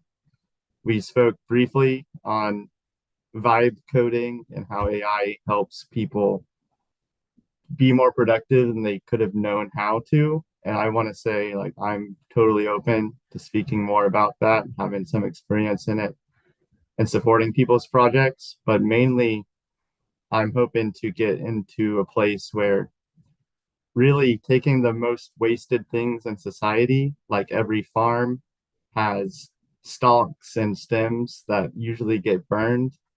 We have plastic waste. We have huge industrial byproducts from fishing too. And the volume of this waste product is enough to build houses for people with the right technology that is sturdy and strong. And so that's the direction I'm coming from these conversations in, and I hope to be here soon to talk more about it. John, I'm sorry, John, you just made me smile because I took what you said as both in the like in a real sense and as a metaphor. I think there's something about, yes, we can build things from, fishing waste and farm waste and stuff, but also we can do so much more with just everything we have, right? I think that's the thing that I think that together we have so much. I mean, just on this call, just the 20 of us, the 20 of you that I can see, there are more people here who I can't see who have their video shut off. But just together, just the 20 of you, doesn't people have gone here through today? If, I can't make it happen, but if everyone who was here today could spend a day together somewhere in one day, tomorrow, if everyone who went through this call today could spend the day tomorrow with some food and our phones and some, whatever, we would finish the day with an amazing creation. And it's just annoying that we're, together and separate at the same time, distant, and yet we're not. This technology is in its own way amazing. At the same time, we can also get together down the block. So we'll do much more. I know that Matt just raised his hand a moment ago. I don't know, Matt, if you want to do like one closing thing before we end, or where we're at mentally, or where you're at. Matt, you're mute. I wanted to show that I did the work. Oh my God, you're a nut. And I put this image together of our words of the day. Oh my God, look at you. Wait, leave it for a second. So inspired and hopeful are amazing, right? All of us are looking. Wait, so how many did you do? 5? You did 5. You did 5. So hopeful would be huge, right? Inspired would be huge. The middle one has no hopeful. It's all hopeless. What's up with that? But no, this is amazing. I wonder if somebody could hack a way to hook them all up. But no, this is wonderful, Matt. Thank you. Wait, Jose Pichardo just showed up. Jose, are you gonna fly a drone for us tonight or not? Jose is raising his hand. Jose is a licensed drone operator from New York City. Are you going to fly a drone out your window and come to say hello here? I would if I wouldn't go to jail. Nah, they won't see it. It's dark. I did join early. I just wanted to make sure that I said my piece. Ami, you is a wonderful human being. Everybody you work with, Matt. I mean, I just want people to know that if he's touched me, because I'm a civil rights human rights documentarian. I'm telling you, this guy is the real deal, and the Idealist is the real deal. And I wish I could be up there more. But I just wanted to jump on and just say thank you. I love you. I love everybody that works for you. And I promise you, this is it's starting to I want to say multiply in the biggest words, as you can see what you did here. So I just want to make sure that I said my piece, and I will be in. I'll try to see you more often. I got hurdles that I got to get over, but I promise you guys. Thank you guys. Thank you all. I know that it's I don't want to rush anyone. It is 9:48. I can't believe we actually made it through 10 hours. I doubt I'll do this again like this, not in the same way. I think 10-hour conversations would be wonderful. I'm being completely honest. I think presenting again is sort of annoying. I think telling people around the world, go watch this 10-minute video. We have a couple of videos on the side that they could watch presenting this whole thing. Telling a whole bunch of people, go watch this video. It's shorter than me presenting, and then come talk about it. And we can spend hours planning, talking, having different sort of segments where we actually make things happen. But it's sort of a waste in a sense to have me present again and again when people can just watch it. I mean, like, what is the point? Plus, they can read something. But I think what we're doing right now, that I could do for hours. That is wonderful. So we have a moment. If people want to go around, go ahead, Matt. I love a group picture. So if we could do that really quickly, that would be so awesome. And then I see Amber, you have your hand raised. We'll do the picture first if you don't mind. Look at all. I love all these exhibitions. If everyone can turn their camera on. Yeah, Matt, please. I love you said group photo, and all these people who had been hiding from us showed up just for the photo. We should say photo earlier on. Like, you think that people turn their video off because they don't want to be seen. You said photo and everyone jumped up. Like, what is up with you people? Anyway, Michelle, it's good to see you. You exist. All these other people. This is great. Okay, again, if you want to use a reaction, there's a reaction at the bottom and it gives you some options. Also, sometimes if you like put peace signs up or like this, or if you do hearts, your camera or your computer will pick up different stuff. So yeah, I'm going to count us down from 5. And yeah, so in 5, 4, 3, 2, 1.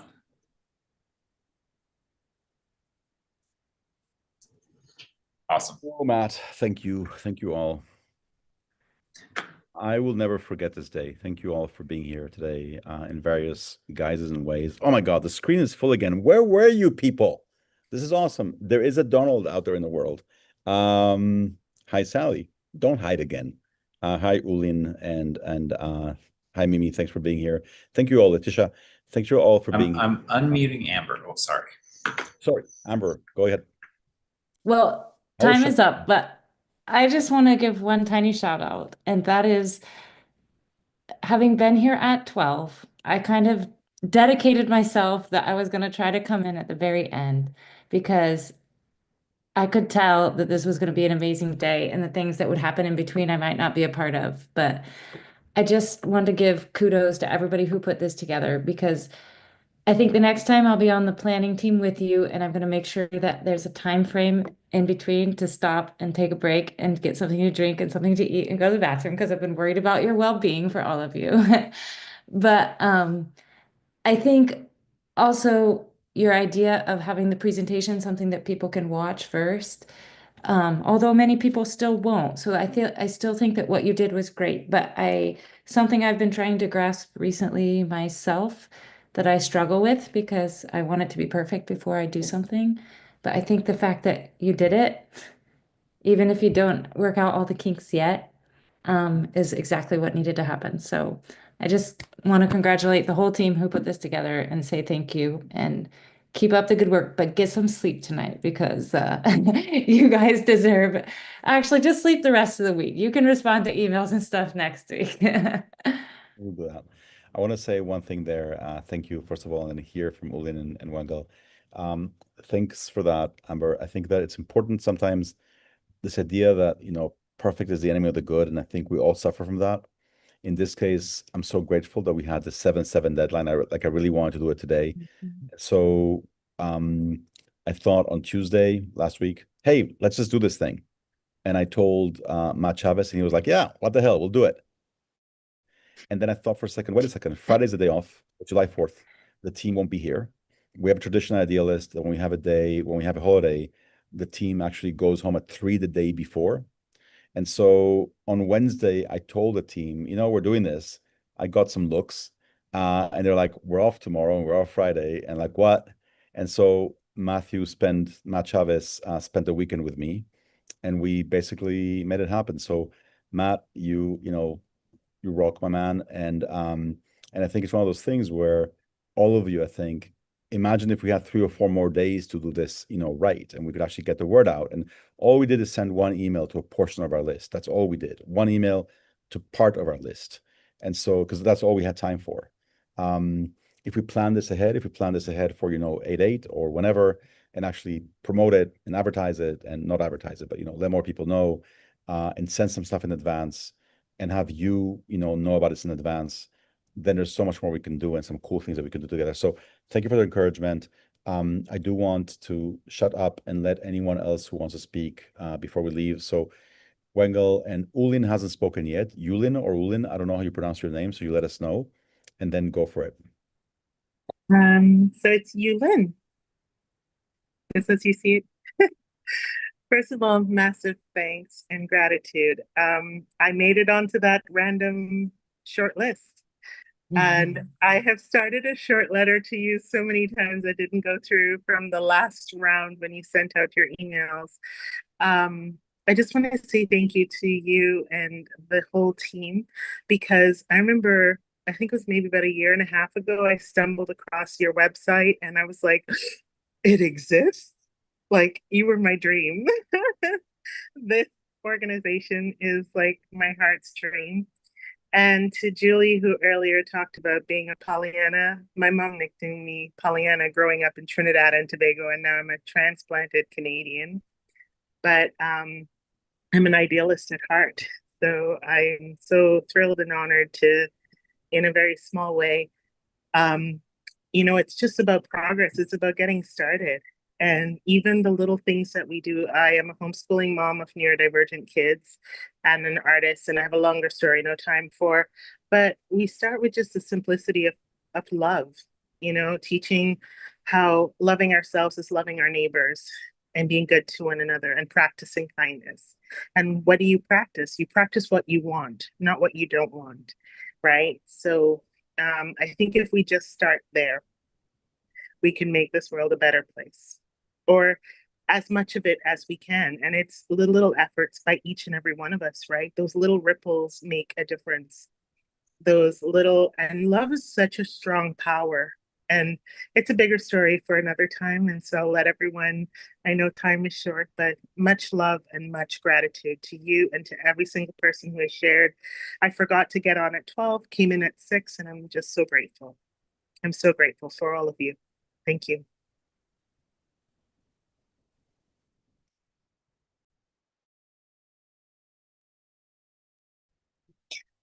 I'll speak really quickly. I just wanted to apologize for having to leave earlier, when I was going to speak earlier, but it just reminded me of a group chat that someone started in LA when we were talking about something else, for like Ethiopian Eritrean people that like to hike. And whenever I met a new Ethiopian Eritrean, I just added them, and it was a really wonderful building of community that was just like completely effortless.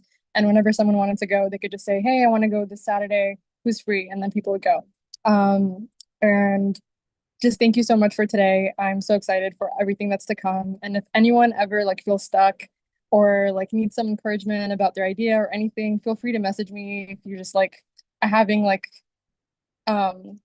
if you're hitting a wall or just like need a little encouragement, I absolutely love all of you, and just feel free to message me, no questions asked. And thank you so much, Ami and the whole team. This is incredible. Thank you. So to say goodbye, Matt just told me that he sort of unmuted all of you.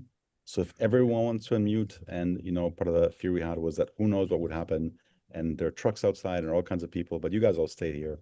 So you can all unmute and we can all blabber and say thank you together. I had yesterday when Matthew and I were just chatting here, and I was a little bit tired. I said, Matthew, April 1st, maybe, April 1st, Fool's Day. Imagine we did this thing that we did today, and you invite 300 people, none of whom know each other. And when they all come in, you turn on all the videos, you unmute all of them, and you leave, and you just watch what happens. And who knows what happens. Anyway, so basically, who knows? But here we are. That's You're evil. unmuted. Now I can hear all of you laughing together. It's a wonderful sound. So I don't know, guys. Thank you so much. Thank I you. want to do some cool things together. Thank you You're all. welcome. Thank you. Good, good. Thank Thanks you. for being here. Good night, everyone. Good night, everybody. Good morning to some people. That is lovely. Blessings to Thank all. you. Thank you very much for Thank allowing me Oh, to be here. hours. Hope you guys 10 have Good luck.